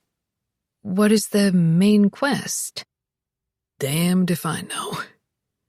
Zoe smiled as she scraped cooled melted white chocolate from a small saucepan into a bowl. She and Alex were alone at the house on Rainshadow Road. Sam had gone to visit Lucy in New York, while Justine had volunteered to stay with Emma at the Dream Lake cottage. I'm not doing it for Alex. I'm doing it for you, she had told Zoe. You should have an occasional night when you don't have to worry about Emma. Setting aside the empty saucepan, Zoe said, Why would anyone want to spend that much time in a virtual world instead of the real one? You could go to all the trouble of making a virtual meal, but you still wouldn't have a real dinner to eat. Gamers don't want a real dinner, Alex said. They like things you can eat with one hand. Potato chips, Pop-Tarts. He laughed at her expression and watched, intrigued, as Zoe used a spatula to mix the white chocolate into a bowl of whipped cream. Why are you stirring it like that? I'm folding it. If you stir it the regular way, it won't be fluffy. She cut the rubber spatula vertically through the bowl of whipped cream and liquid white chocolate, swept it across the bottom of the bowl and up the side, and over the top of the mixture. Each time she finished the movement, she rotated the bowl a quarter turn. See? This way it keeps the mixture light. Here, try it. I don't want to ruin it, Alex protested as she gave him the spatula. You won't. She put her hand over his and showed him the motion. He stood behind her, his arms around her while she guided his hand deftly. Down, across, up, over. Down, across, up, over. Yes, that's the technique. I'm starting to get excited, he said, and she laughed. It doesn't take much for you. He gave the spatula back to her and nuzzled into her curls as she finished folding the batter. What are we making this stuff for? White chocolate strawberry shortcake. She dipped a fingertip into the rich whipped cream and turned in his arms. Taste. He tasted the cream from her finger. My God, that's good. Give me another. No more after this, Zoe said sternly, dipping her finger once more into the bowl. We need the rest for the shortcake. Her finger was drawn into the warm suction of his mouth. Bending his head, He shared the taste with her, his tongue sweet like white chocolate. Zoe relaxed against him, her lips parting. The kiss lengthened, turning lazy and deep, while his hands slid over her arms and shoulders. Grasping the hem of her t-shirt, he began to pull it upward, and she stopped him with a little squeak of protest. "Alex, no! We're in the kitchen." His lips dragged gently to her neck. "No one's here." "The windows." "There's no one for miles around." He stripped the shirt away from her. His mouth caught hers with a sensual greed that made the down on her neck and arms rise. When she felt him pulling down her bra straps, she tensed uneasily but let him do it. His fingers, so clever and sure, went to the back of her bra and unfastened the tiny hooks. 1, 2, 3. The straps and elastic webbing fell away. His hand covered her breast with warm, stimulating pressure, his palms rubbing softly, and then his thumbs flicked until the tips were rosy and hard. She leaned back against the hard edge of the counter, forcing words between shallow gasps. "Please, upstairs." She wanted the dark, enveloping privacy of a bedroom, the softness of a bed. "Here," Alex insisted softly. He took off his own shirt and dropped it to the floor, all toughness and masculine brawn, his body rampantly aroused. His eyes were light and devil blue as he reached into the bowl of frothy cream and scooped some with 2 fingers. She blinked as she realized what he intended. "Don't even think it," she wheezed, giggling, trying to slide away. "There's something wrong with you."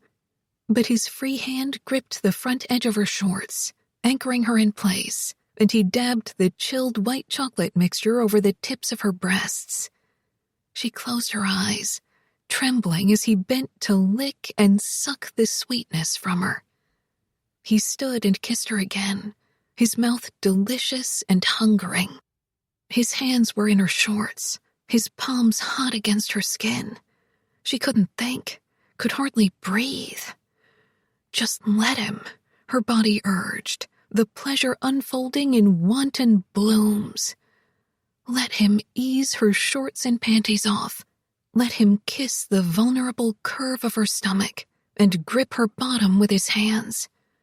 Let him kneel in front of her, his mouth following the taste of her excitement. Her legs shook, and she leaned back against the cold granite counter for support. Goose flesh covered her skin everywhere. He reached for the bowl of cream, a dab of cool sweetness between her thighs. He opened her with his mouth, his tongue flickering. Down, across, up, over. The rhythm was persistent, merciless, allowing her no time to think, lavishing her with a feeling so intense that it shortened the spaces between her heartbeats. She heard herself making sounds like a distraught dreamer, her hips moving in tight circles against his mouth. Her flesh swelled, and he licked deeper, rougher, faster, sending her into a commotion. She cried out, their surroundings shimmering in a brilliant blur. He stayed with her, stroking while the release melted through her until she was moaning and spent. Rising to his feet, Alex tugged at the zipper of his jeans. His arms went around her, pulling her upward against the stiff shape of his erection. She wrapped her arms around his neck, her head falling to his shoulder. There was no need for condoms. She had started taking the pill. Reaching down, he angled her hips and positioned himself, and she gasped as a heavy upward thrust nearly lifted her toes from the floor. Her body closed around him, working at the hard invasion until he groaned and thrust again. She was weightless, anchored only by the force of him inside her, shudders of pleasure rebounding from her flesh to his and back again. The breath hissed between his teeth as he came in rough pulses, his arms curling tightly around her. They stood locked and shivering, exchanging soft, sated kisses that soon turned greedy. The kind of kisses you shared with someone you might not have for always, but you could have for right now. They went upstairs to Alex's bed, with its cool white sheets and the screened windows open to the salty breeze from False Bay. As Alex kissed and caressed her, the September moon shed cold lavender light into the room. She felt the pull of it, the moontide of emotion and energy rising as Alex made love to her as if he owned her, as if he wanted the feel of him to sink deep in her nerve memory and never be erased. He was so strong over her, so deliberate, filling her with heavy lunges while the moonlight wrapped around them. His hand went beneath her bottom, lifting her into his movements. The lust gathered to an agonizing pitch, and she groaned the moment before it uncoiled. But he backed off, slowing, not letting her come. He circled his hips, teasing until she writhed. She gasped out a few pleading words, telling him she wanted him, needed him, she would do anything for him. It wasn't enough. He brought her to the edge and retreated until they were both sweating and shaking with desire, and he breathed her name with each thrust as he drove her at a slow, merciless pace. She felt hot pleasure tears leak from her eyes, and he kissed them, pressing wordless gasps against her cheek. And then she understood what Alex wanted, what he was trying to force from her even though he wasn't aware of it. The moment she gave it to him, she would lose him. But she had known from the beginning that this was where they'd been heading. Withholding the truth wouldn't change what was real, what was inevitable. Turning her face, she spoke close to his ear. "I love you." She felt the jolt that went through him, as if she'd just heard him. But he began to thrust harder, losing control. "I love you," she said again, and he crushed his mouth over hers, his hips pumping roughly. She felt herself splintering, rapture spilling and spreading. Tearing her mouth free, she repeated the words as if they were an incantation, a charm to break a spell, and he buried his face against her neck and found his own shattering release. 23. In the morning, they treated each other with the forced casualness of two people desperately trying to pretend nothing had changed, when everything had. Zoe found it unbearable, trying to pretend to be light and cheerful when she could see the way Alex was pulling back from her. They talked impersonally while he drove her to the cottage. It was positively gruesome, Zoe thought privately, feeling miserable and defiant.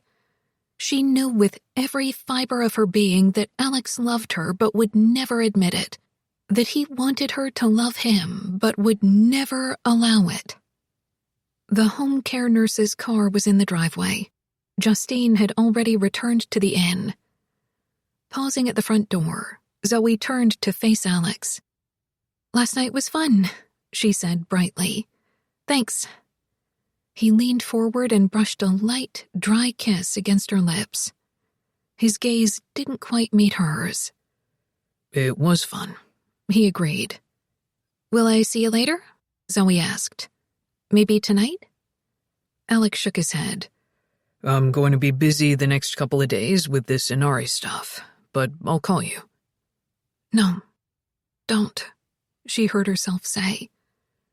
Alex looked at her then, his eyes questioning. Zoe didn't want to keep up pretenses.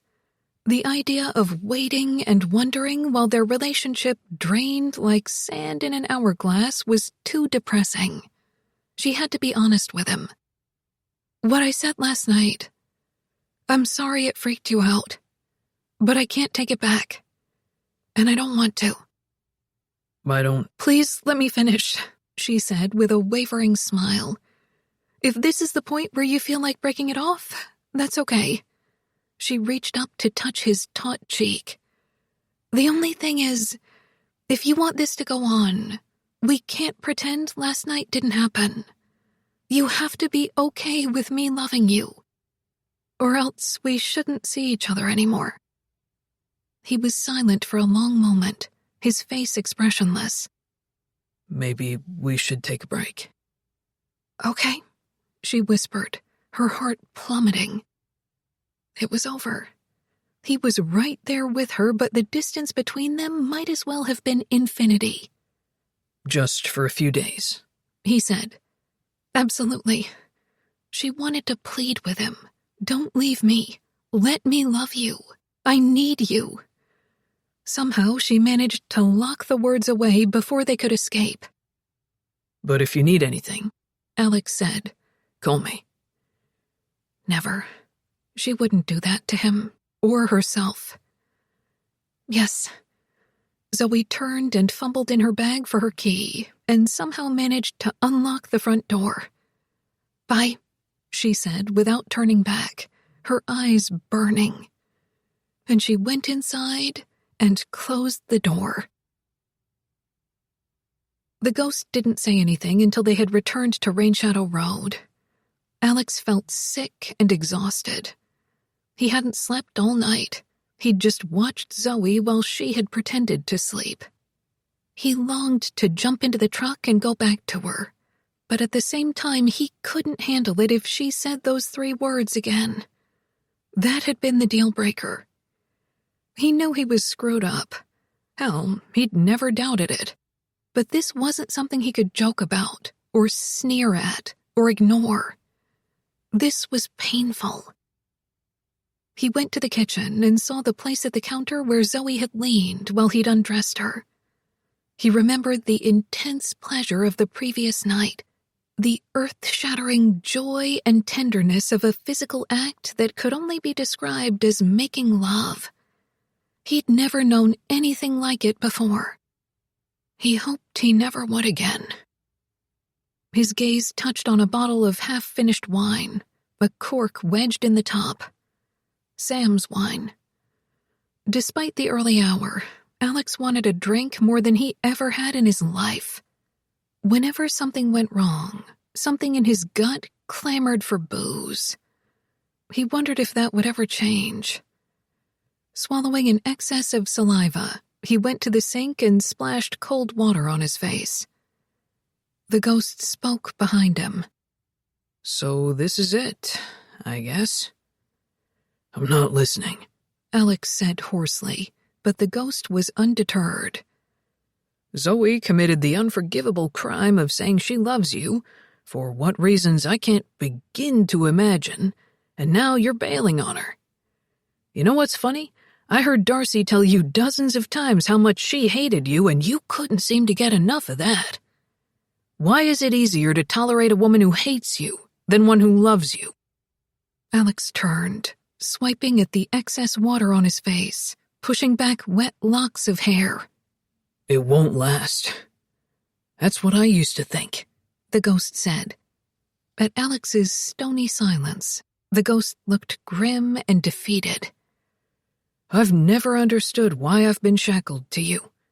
I probably never will. There's no point in any of this.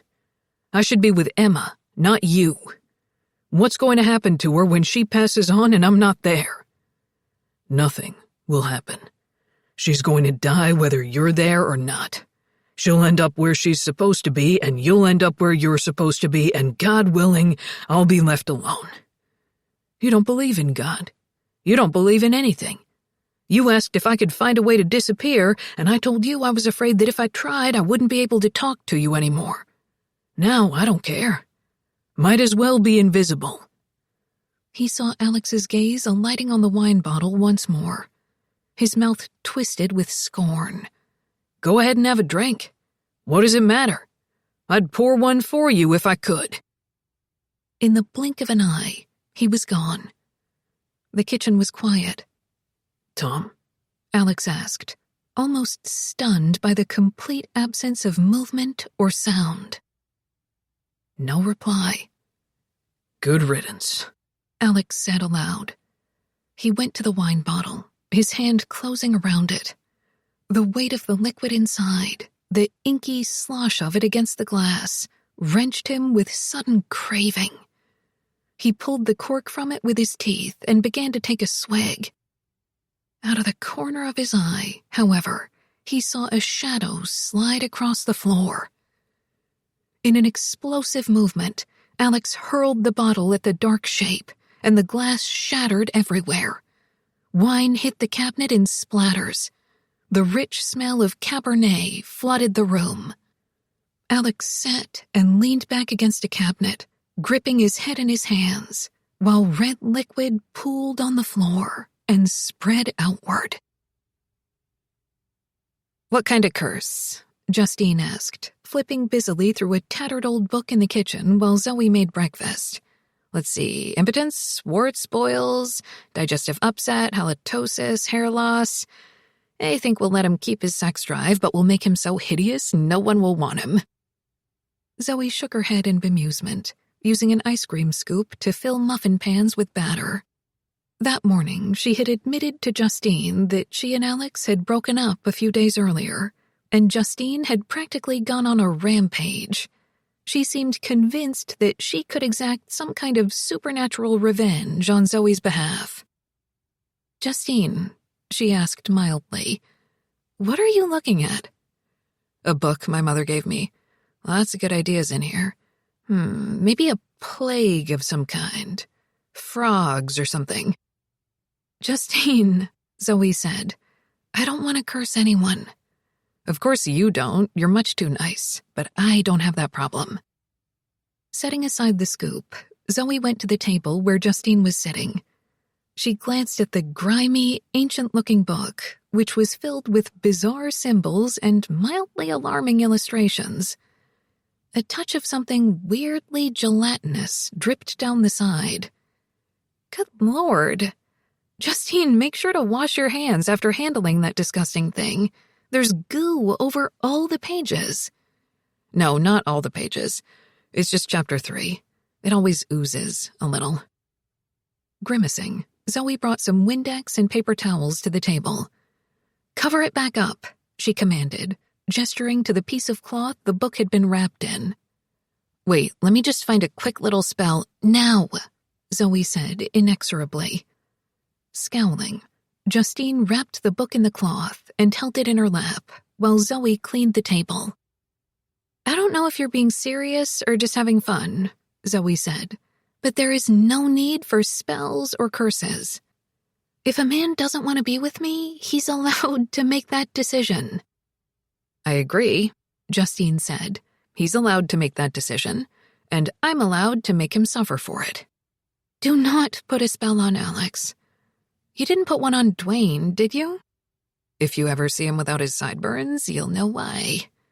"Well, I want you to leave Alex alone." Justine's shoulders slumped. "Zoe, you're the only real family I've ever had. My dad's gone, and my mom is one of those women who should never have had a child. But somehow I got lucky enough to have you in my life.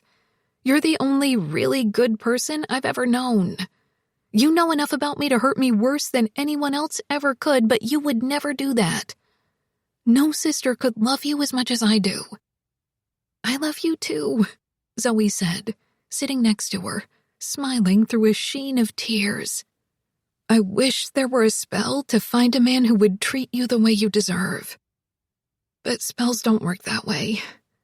I knew right away that Alex was dangerous for you, and the worst thing in the world is to see someone you care about headed toward danger and not be able to stop them. So I don't think a curse, a small one, is entirely unwarranted." Zoe leaned against her, and they sat together silently. Eventually, Zoe said, "Alex is cursed enough, Justine. You couldn't do anything to him that would be worse than what he's already been through." Standing, she went back to the counter to finish filling the muffin pan. "Do you want a plastic bag to keep that revolting book in?" Justine held the book defensively. No, it needs to breathe. As Zoe put the muffin pan into the oven, her cell phone went off. Her heart skipped a beat, as it had for the past few days every time someone called. She knew it wasn't Alex, but she couldn't help wanting it to be him. "Would you get that for me?" she asked. "It's in my bag on the back of the chair." "Sure." "Wipe your hands first," Zoe said hastily. Making a face at her, Justine sprayed Windex on her hands and scrubbed them with a paper towel. She reached into Zoe's bag for the phone. "It's your home number," she said, lifting it to her ear. "Hi, this is Justine. Zoe's in the middle of something. Can I take a message?" A moment of silence. "She'll be there soon." Another pause. "I know, but she'll want to come." "Okay, Jeannie." "What is it?" Zoe asked, sliding another muffin pan into the oven. "Nothing serious. Jeannie says Emma's blood pressure is slightly elevated and she seems confused, mixing up her words a little more than usual. Jeannie's giving her medicine and says there's no need for you to go over there, but you heard what I said." "Thanks, Justine." Zoe's frown deepened. Removing her apron, she tossed it to the counter. "Take those muffins out in exactly 15 minutes, okay?" "Yes. Call me when you can. Let me know if you end up having to take her to the ER." Zoe reached the cottage in 15 minutes flat. She hadn't seen Emma that morning. When Jeannie had arrived, Emma had still been sleeping. It had been the latest in a string of rough nights. Emma's sundowning was getting worse, with confusion and irritability in the evenings. She wasn't sleeping well. Jeannie had made several helpful suggestions, such as encouraging Emma to take naps during the day and listening to soothing music just before bedtime. Dementia patients tend to get overwhelmed near the end of the day, Jeannie had explained. Even the simple things are a lot for them to handle. Although Zoe had been warned what to expect, it was stressful to see her grandmother behaving in ways that weren't at all like her. When Emma couldn't find a pair of embroidered slippers, she had mortified Zoe by accusing Jeannie of stealing them. Fortunately, Jeannie had been kind and calm and not at all offended. "She'll do and say many things she doesn't mean," she had said. "It's part of the disease." Entering the cottage, Zoe saw her grandmother sitting on the couch, her face lined and tired. Jeannie was sitting beside her, trying to brush her tangled hair, but Emma pushed her hand away irritably. "Upsy," Zoe said with a smile, approaching her. "How are you feeling?" "You're late," Emma said. "I didn't like my lunch. Jeannie made me a hamburger and it was too raw inside because I wouldn't eat it if I didn't, because I didn't like my lunch and you make lunch when it's not raw but I won't eat." Zoe struggled to maintain her calm expression while panic surged inside. Even for Emma, this word salad was unusual. Jeannie stood and brought the hairbrush to Zoe, murmuring, "Stress. She'll get better once the blood pressure medication takes effect." "I didn't like my lunch," Emma insisted. "It's not lunchtime yet," Zoe said, sitting beside her, "but when it is, I'll make you whatever you want. Let me brush your hair, Upsy." "I want Tom," Emma said gravely. "Tell Alex to bring him." "Okay." Although Zoe wanted to ask who Tom was, she thought that it was better just to agree until Emma's blood pressure lowered. Gently, Zoe drew the brush over her hair, pausing to pull apart a tangle. Emma fell silent for a while, seeming to enjoy the feeling of Zoe's hands in her hair. This simple task helped them both to relax. How many countless times Emma had done the same thing for Zoe when she was a little girl. Emma had always finished by telling her that she was beautiful, inside and out, and those words had taken root inside her. Everyone should have someone who loved them unconditionally, and for Zoe, it had always been Emma. When Zoe was done, she set aside the brush and smiled into her grandmother's face, beautiful," she said, "inside and out." Emma's arms went around her. They hugged each other in a moment of pure, quiet joy, with no thought of the past or future. They focused on what they had right now, together. Emma rested for most of the afternoon, while Jeannie kept an eye on her blood pressure. Finally satisfied that the hypertension had subsided, Jeannie left for the day. "Try to get her to sip some water at every opportunity," she told Zoe. "She keeps forgetting to drink, and we don't want her to become dehydrated." Zoe nodded. "Thank you, Jeannie. I can't tell you how much I appreciate everything you do for Emma, and for me. We couldn't do without you." The nurse smiled at her. "I'm glad to help. By the way, you may want to give Emma one of the prescription sedatives after dinner to get a head start on the sundowning. She had a lot of rest today, and even though she needed it, sleeping tonight may be a dicey proposition without a little help." "Got it. Thanks." Having discovered that Emma stayed calmer when the television was off during the evening, Zoe played some quiet music instead. The strains of "We'll Meet Again" floated softly through the air. Emma listened as if mesmerized. "When is Alex coming?" she asked. The question made Zoe's heart ache. She missed Alex the most in the evenings. The relaxed conversation while he helped put away the dishes, the way he would hold her and rub her back. One night he had discovered that his laser measure, with its red dot of light dancing across the floor, would drive Byron wild. Alex had sent the cat in circles across the room, chasing after the dot, and then he would switch it off so that Byron thought it was trapped beneath his paw. Watching their antics, Emma had laughed so hard she'd nearly fallen off the couch. On another evening, having learned that Emma was having trouble remembering where things were kept in the kitchen cabinets, Alex had labeled each door with a sticky note, one for plates, another for glasses, another for flatware, and so forth.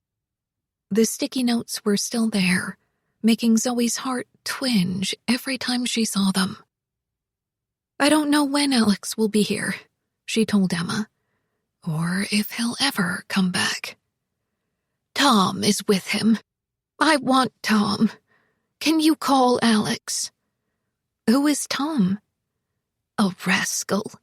Emma smiled slightly. "A heartbreaker." "An old boyfriend." Zoe smiled back at her. "Were you in love with him?"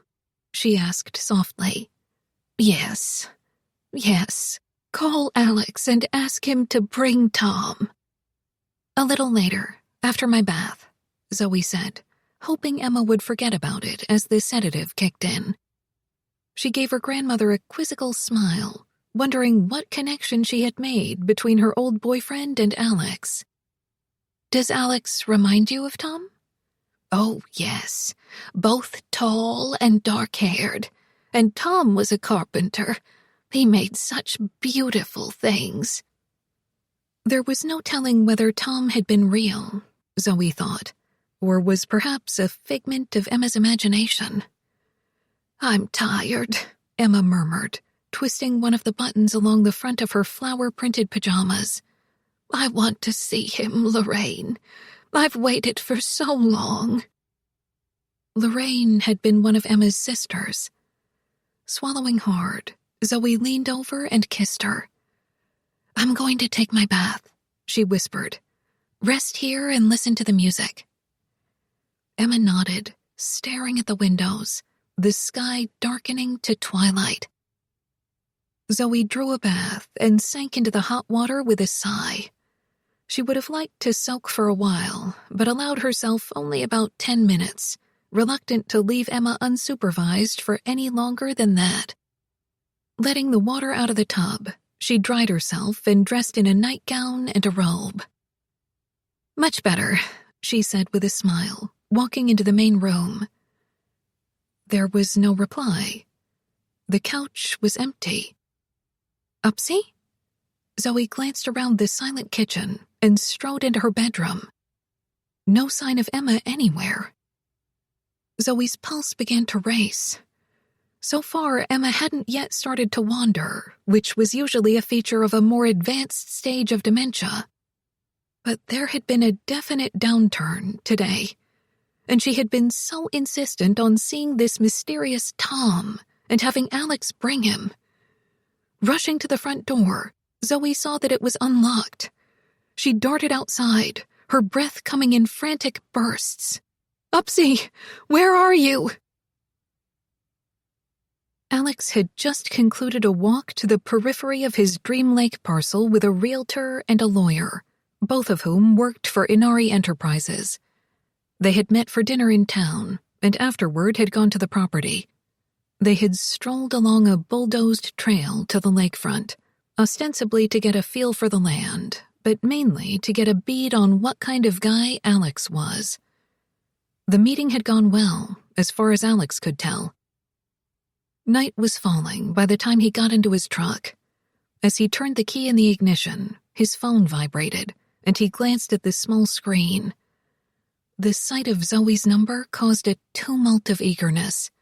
He was starved for the sound of her voice. Without even thinking, he answered. "Hi," he said. "I've been—" "Alex!" Zoe sounded desperate, shaky. "I'm sorry, please help me. I need help." "What is it?" he asked instantly. "Emma's missing. I just took a bath and she's only been gone for 15 minutes, but she wandered off and I've been calling for her." Zoe was sobbing and talking at the same time. "I'm outside right now. I've gone all around the outside of the house and she won't answer and it's dark." "Zoe, I'm close by. I'll be right there." All he could hear was the broken sound of her crying. He was fiercely glad that she had turned to him for help. "Sweetheart, did you hear me?" "Yes." "Don't be scared. We'll find her." "I don't want to call the police. I think she would try to hide from them." More crying. "She's had part of a sedative, and tonight she kept talking about you and some guy named Tom, and she wanted me to ask you to bring him. I think she went out looking for you." "Okay, I'm less than a minute away from the cottage." "I'm sorry," Zoe choked. "Sorry to bother you, but—" "I told you to call if you needed something. I meant it." He'd meant it even more than he'd realized. Even in these circumstances, talking with Zoe was a relief beyond measure. It was like being able to breathe again. He realized he wasn't going to be able to walk away from Zoe this time. Something had changed in him, or... no, something had not changed. That was the point. His feelings for Zoe hadn't changed, and never would. She was a part of him. The revelation astonished him, but there was no time to think about it now. As he drove, he scanned the heavily forested road for any sign of Emma. She couldn't have gotten far in such a short amount of time, especially not while sedated. The only thing he worried about was the lake being in such proximity. "Zoe," he said. "Have you gone to the waterfront yet?" "I'm headed there right now." She sounded calmer now, although she was still sniffling. "Good. I'm pulling into the driveway. I'm going to check out the woods on the other side of the road and work back to the house. What is she wearing?" "Light-colored pajamas." "We'll find her soon, sweetheart. I promise." "Thank you." He heard the sound of her unsteady sigh. "You never called me that before." She ended the connection before he could answer. Alex jumped out of the truck and nearly yelped as he came face to face with the ghost. "Jesus!" Tom gave him a sardonic glance. "No, it's just me. It's about time you showed up. This has nothing to do with you," Tom informed him. "I just want to help find Emma. Start calling for her." "Emma!" Alex shouted. "Emma, are you out here?" He stopped as he heard the sound of a distant female voice, but he recognized it immediately as Zoe's. Continuing to search, he went into the woods, periodically calling Emma's name. Tom strayed from Alex as far as he could, wandering among the trees. "She wouldn't have gone any farther than this," he said. "I don't think she crossed the road. Let's head back toward the house.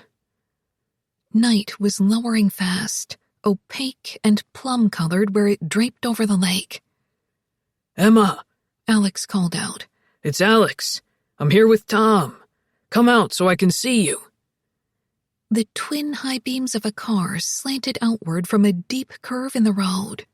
It was coming fast, too fast for such a narrow lane, so Alex retreated to the side, waiting for it to pass. Alex, came Tom's voice, harsh with fear. At the same moment, Alex saw Emma's slight form wavering unsteadily toward the center of the road. She looked uncertain, wide-eyed, her skin brilliant in the stark glare of headlights. The car was coming around the curve. By the time the driver saw her, it would be too late. Zoe, who had just returned from the lake, approached the opposite side of the road from Alex. Her face contorted with horror as she saw Emma standing in the path of the oncoming vehicle. Alex sprinted toward Emma, a rush of adrenaline making him lightning fast. He reached her, shoved hard, and felt a massive impact that knocked him to the ground. Everything spun, the world turning too fast, his flesh translating to fire. But the scalding premonition of pain vanished instantly. He wasn't hurt. He'd just had the wind knocked out of him. It took him a few seconds to recover himself. Dazedly, he sat up, looked around, and saw with relief that he'd succeeded in pushing Emma out of the way. She had stumbled against Zoe, who had caught her.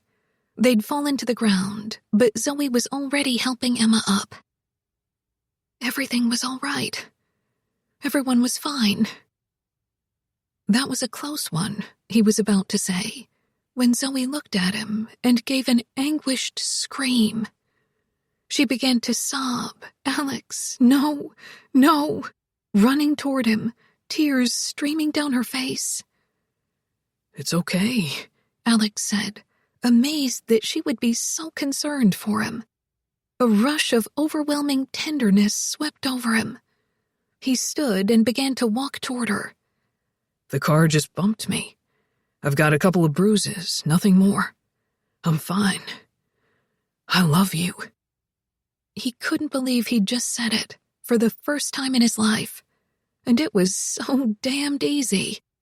I love you. Alex, she choked. Oh God, please, no. And she rushed right past him. No, not past. Through him. Startled, he turned to see Zoe dropping to the ground, huddling over a crumpled shape on the road. Her shoulders shook violently, and she crooned a few broken words. That's me? Alex asked in bewilderment, backing away. He looked down at his arms and legs. They weren't there. Nothing was there. He was invisible. His gaze returned to the two figures on the road, the body Zoe was crouching over. That's me, he said, his emotions racing across the spectrum from joy to despair. He wanted to cry. He could feel the agony of sorrow, but his eyes remained dry. You never get used to grief without tears, came a quiet voice beside him. Who'd have thought one of the things you miss the most is crying? Tom. Alex turned and seized his forearms desperately. He was shocked to be able to feel the texture and strength of a human form. What do I do now? He asked. Nothing. Tom stared at him with grim compassion. All you can do now is watch. Alex's gaze returned compulsively to Zoe. I love her. I have to be with her. You can't. God damn it, I didn't get to say goodbye to her.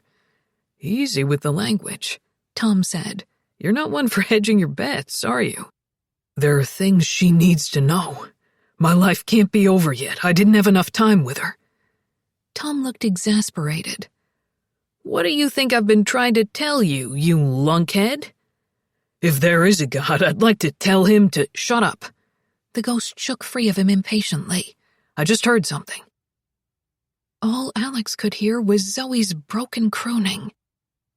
Tom stared distractedly up at the sky, wandering away a couple of steps. What are you doing? Alex demanded. Someone's trying to tell me something.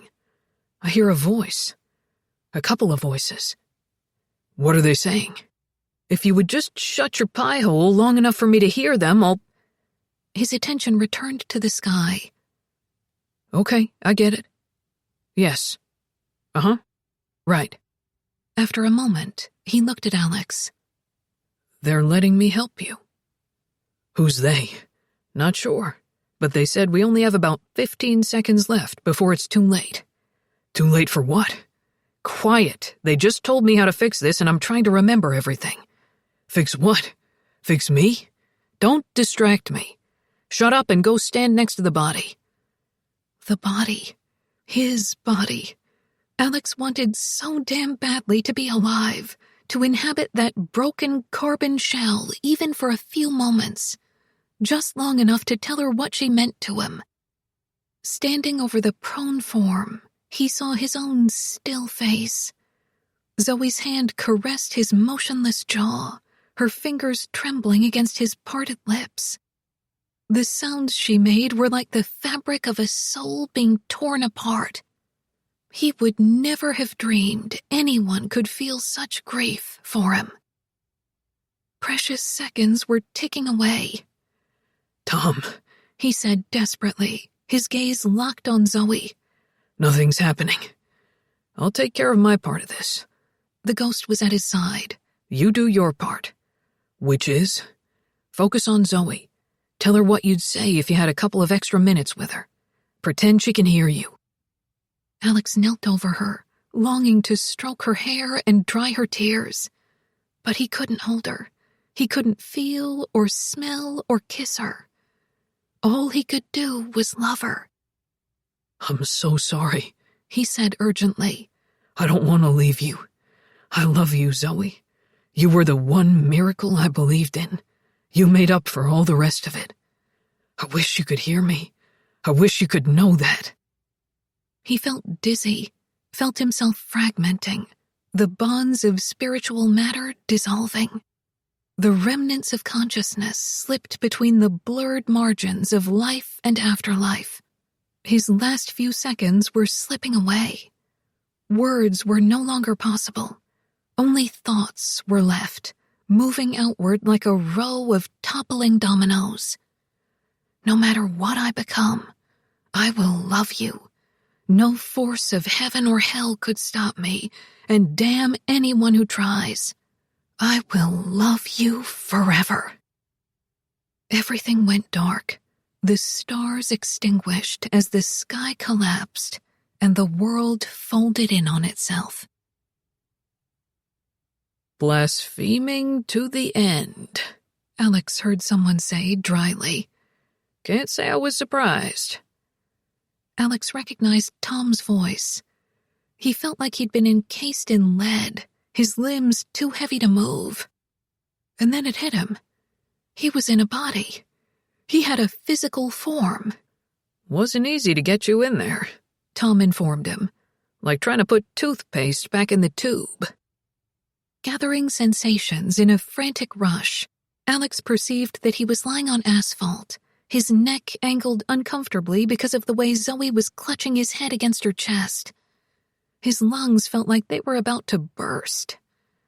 Try breathing, Tom suggested. Alex pulled in a rush of cool, blessed air, blinked his eyes open, and began to move. Zoe let out a startled cry. "Alex!" Her shaking hands moved over him. "But your chest was all... There was no way you could have..." Overcome, she covered her mouth with one hand, staring at him in terrified wonder. With effort, Alex levered himself to a sitting position. He grasped Zoe's wrist and pulled it away, and crushed a hard kiss against her lips. He tasted the salt of her tears. "I love you," he said hoarsely. Breathing in sobs, Zoe stared at him with streaming eyes. Tom spoke to him urgently. "Help Emma. She needs to go inside the house." Emma was kneeling nearby, watching them blearily, the breeze blowing locks of silvery hair across her face. Alex struggled to his feet and pulled Zoe up with him. "Maybe you shouldn't try to walk," Zoe protested. "I'm fine." "Alex, you were hurt. I saw it." "I know what it must have looked like," Alex said gently. "but everything's okay. I promise." The driver of the car, a distraught middle-aged woman, was babbling about insurance and phone numbers and calling paramedics. Alex said to Zoe, "If you could take care of her, I'm going to bring Emma inside." Without waiting for a reply, he bent to scoop Emma into his arms. He carried her to the cottage. She was astonishingly light in his arms. "Thank you for saving me," Emma said. "No problem."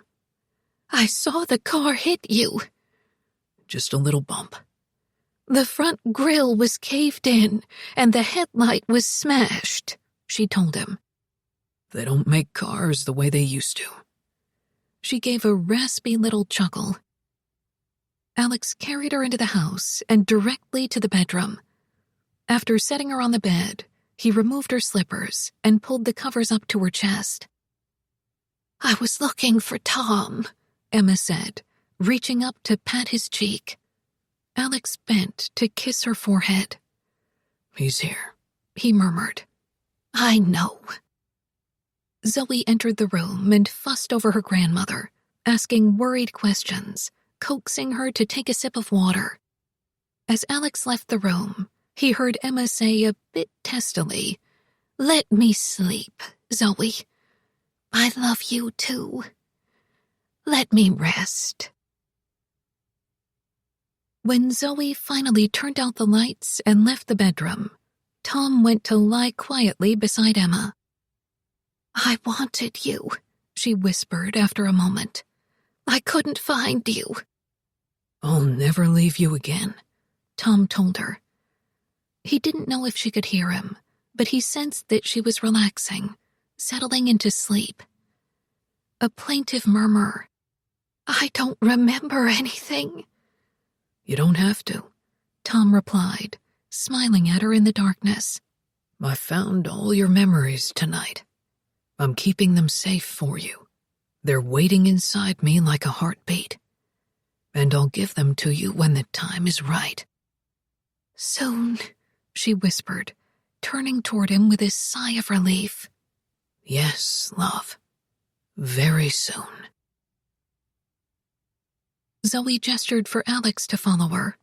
She led him to her room, her throat tight, her eyes flooding with fresh tears. He looked down at her with infinite concern.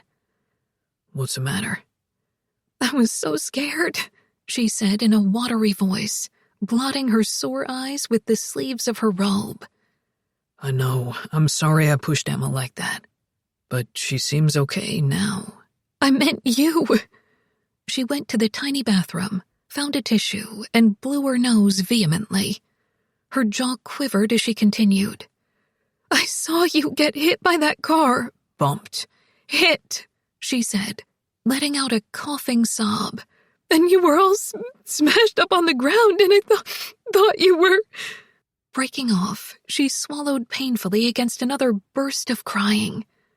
She would never recover from the sight of him unconscious on the road. The fears still hadn't left her. Her shaking hand touched his shoulder, just to make certain he really was there, that he was alive. He took both her hands and brought them to his chest, where she could feel the strong, steady thump of his heart. "Zoe, I have so much to say to you. It could take all night. A year. No, a lifetime." "Take as long as you want," she said with a sniffle. "I'm not going anywhere." Alex put his arms around her, gathering her into a deep, secure embrace. So strong, so vital. He was silent for a long time, understanding somehow that she needed the feel of him. She laid her head against his chest, breathing in this sense of dirt and tar and night air. Pushing aside her hair, Alex pressed a few light, hot kisses against the side of her face. "When you told me you loved me," he said quietly, "I got scared. Because I knew when a woman like you says that, it means everything. Marriage, a house with a porch swing, children." "Yes." He sank his hand into her hair and tilted her head back. He looked into her eyes with a sober intensity that she couldn't doubt. "I want those things too." She had been shaking with nerves and fear before, but she felt shaky in a new way now, because she understood that he meant it. His mouth caressed hers, a searing pressure that lingered until her knees went weak. "We'll take it at your pace," he said. "As fast or slow as you want." "I don't want to wait," she told him, her hands creeping up his warm, hard back. "I don't want to spend a night without you ever again. I want to move in together right away and get engaged and set a wedding date and—" She stopped and gave him a sheepish glance. "Is that too fast?" Alex laughed quietly. "I can keep up," he assured her, and took her to bed. Alex awakened in a wash of morning light. He lay still, relishing the feeling of waking up in Zoe's bed, his head half buried in lavender-scented pillows. His arms swept across the white sheets, reaching for her, but all his hand encountered was empty space. "Zoe's in the kitchen," he heard Tom say. Opening his eyes, Alex did a double-take as he saw that Tom wasn't alone. A slender young woman stood beside him, their hands clasped. Her blonde hair was arranged in smooth curls and parted on the side. She had a lovely, slightly angular face, her eyes bright with intelligence. Alex sat up slowly, keeping the sheet pulled up to his waist. "Good morning," he said, dazed. She gave him a familiar smile of mischief. It was more than a little disconcerting to see Emma's smile in this drastically younger version of herself. "Good morning, Alex." His wondering gaze slid over the two of them. The air was luminous with happiness, emotion translated to light. Tom had lost the ever-present shadow of loneliness, his dark eyes snapping with joyful vitality. "Everything's okay, then," Alex said, giving them both a questioning glance. "Glorious," Emma said. "Everything is the way it should be." Tom's gaze lingered on Emma before returning to Alex. "We came to say goodbye," he said. "We've got places to go. Do you?"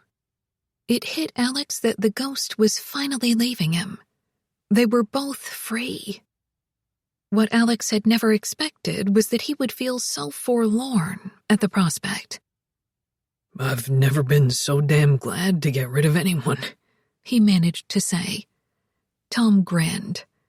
"I'll miss you too." There were things Alex needed to say. "I will never forget you and your obnoxious singing and smart-ass comments and the way you saved my life. You became the friend I didn't even know I needed. And you made me realize that the worst thing isn't dying, but dying without ever having loved someone." However, it didn't seem that they would have the time or opportunity to talk.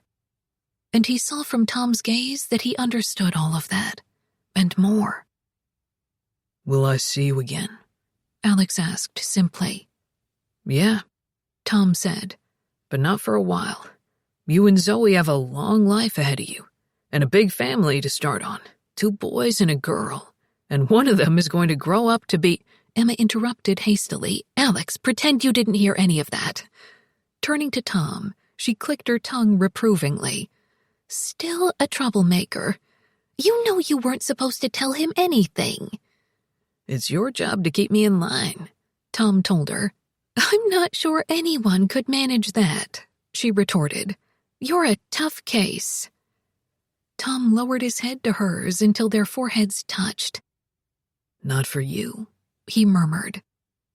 They were silent for a moment, their pleasure in each other's company almost palpable. Let's get going, Tom murmured. We've got some lost time to make up for. About 67 years, she told him. He smiled into her eyes. We'd better get started, then. Sliding an arm around Emma's shoulders, he guided her to the doorway. Stopping at the threshold, they turned to look back at Alex. He saw them through a sudden blur. He had to clear his throat roughly before he could speak. Thanks. For everything. The other man smiled in understanding. You and I both got it wrong, Alex.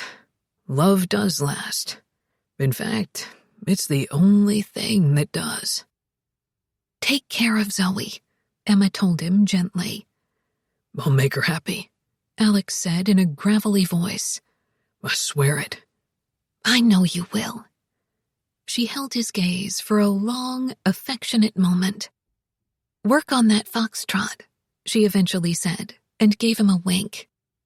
The next moment, they were gone.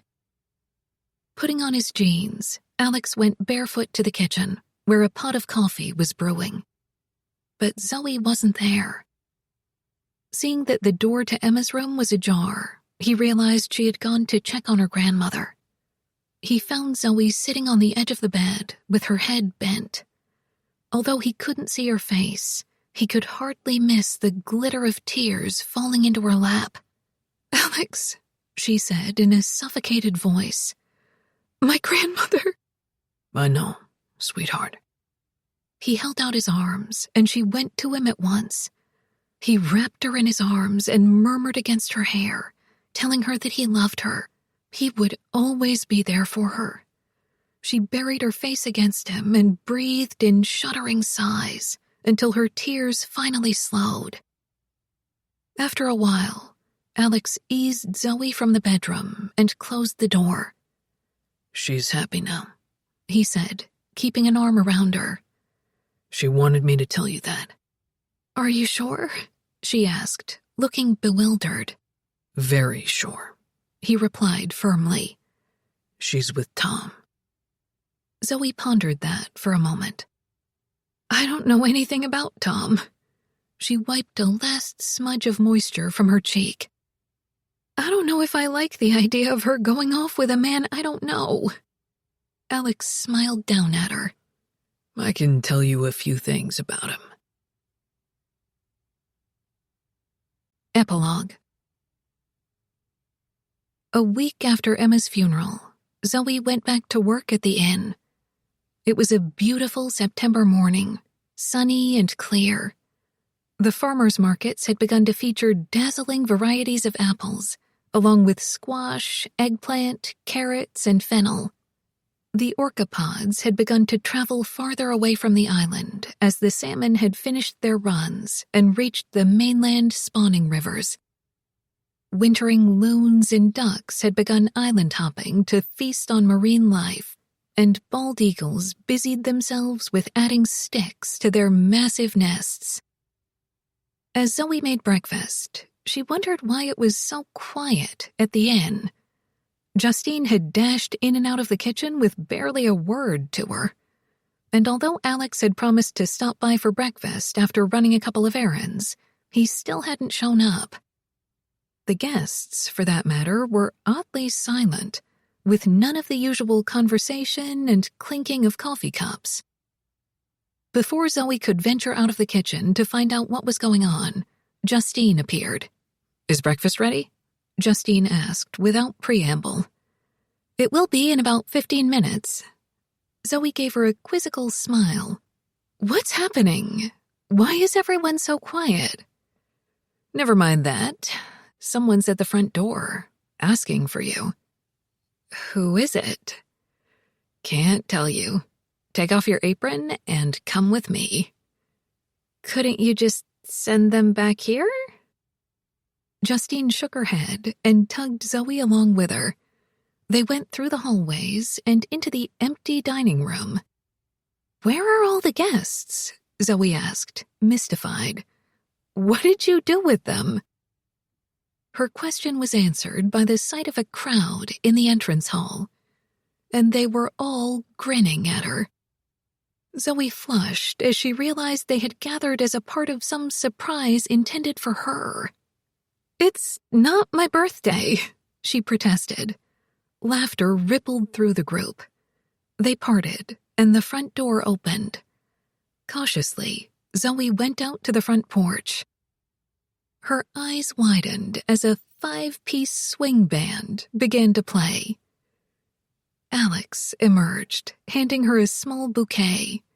He smiled down at her. "I arranged for us to have a dance." "I can see that." Zoe took the bouquet, inhaled the fragrance of fresh flowers, and looked up at him with shining eyes. "Any particular reason?" "Just wanted to practice my foxtrot." "All right." Laughing, Zoe set the bouquet on a porch rail and went into his arms, letting him draw her into a smooth, easy dance. Other couples joined in, young and old, and passers-by stopped to listen. A few children began to hop and swirl in time to the ebullient music. "Why this particular morning?" Zoe asked Alex. "And why on the front porch of the inn?" "I'm in the mood to make a public declaration." "Oh, no." "Oh, yes." Leaning closer, Alex murmured in a confidential tone, "I have a present for you." "Where is it?" "My back pocket." Her brows lifted. "I hope it's not a brooch. You could hurt yourself." Alex grinned. "It's not a brooch. But before I give it to you, I need to know something. If I got down on one knee in front of all these people and asked you a yes or no question, what would you say?" Zoe looked up into his warm blue eyes. They were eyes a woman could gaze into for a lifetime. She stopped dancing and stood on her toes to kiss him. "Try it and find out," she whispered against his mouth. And he did.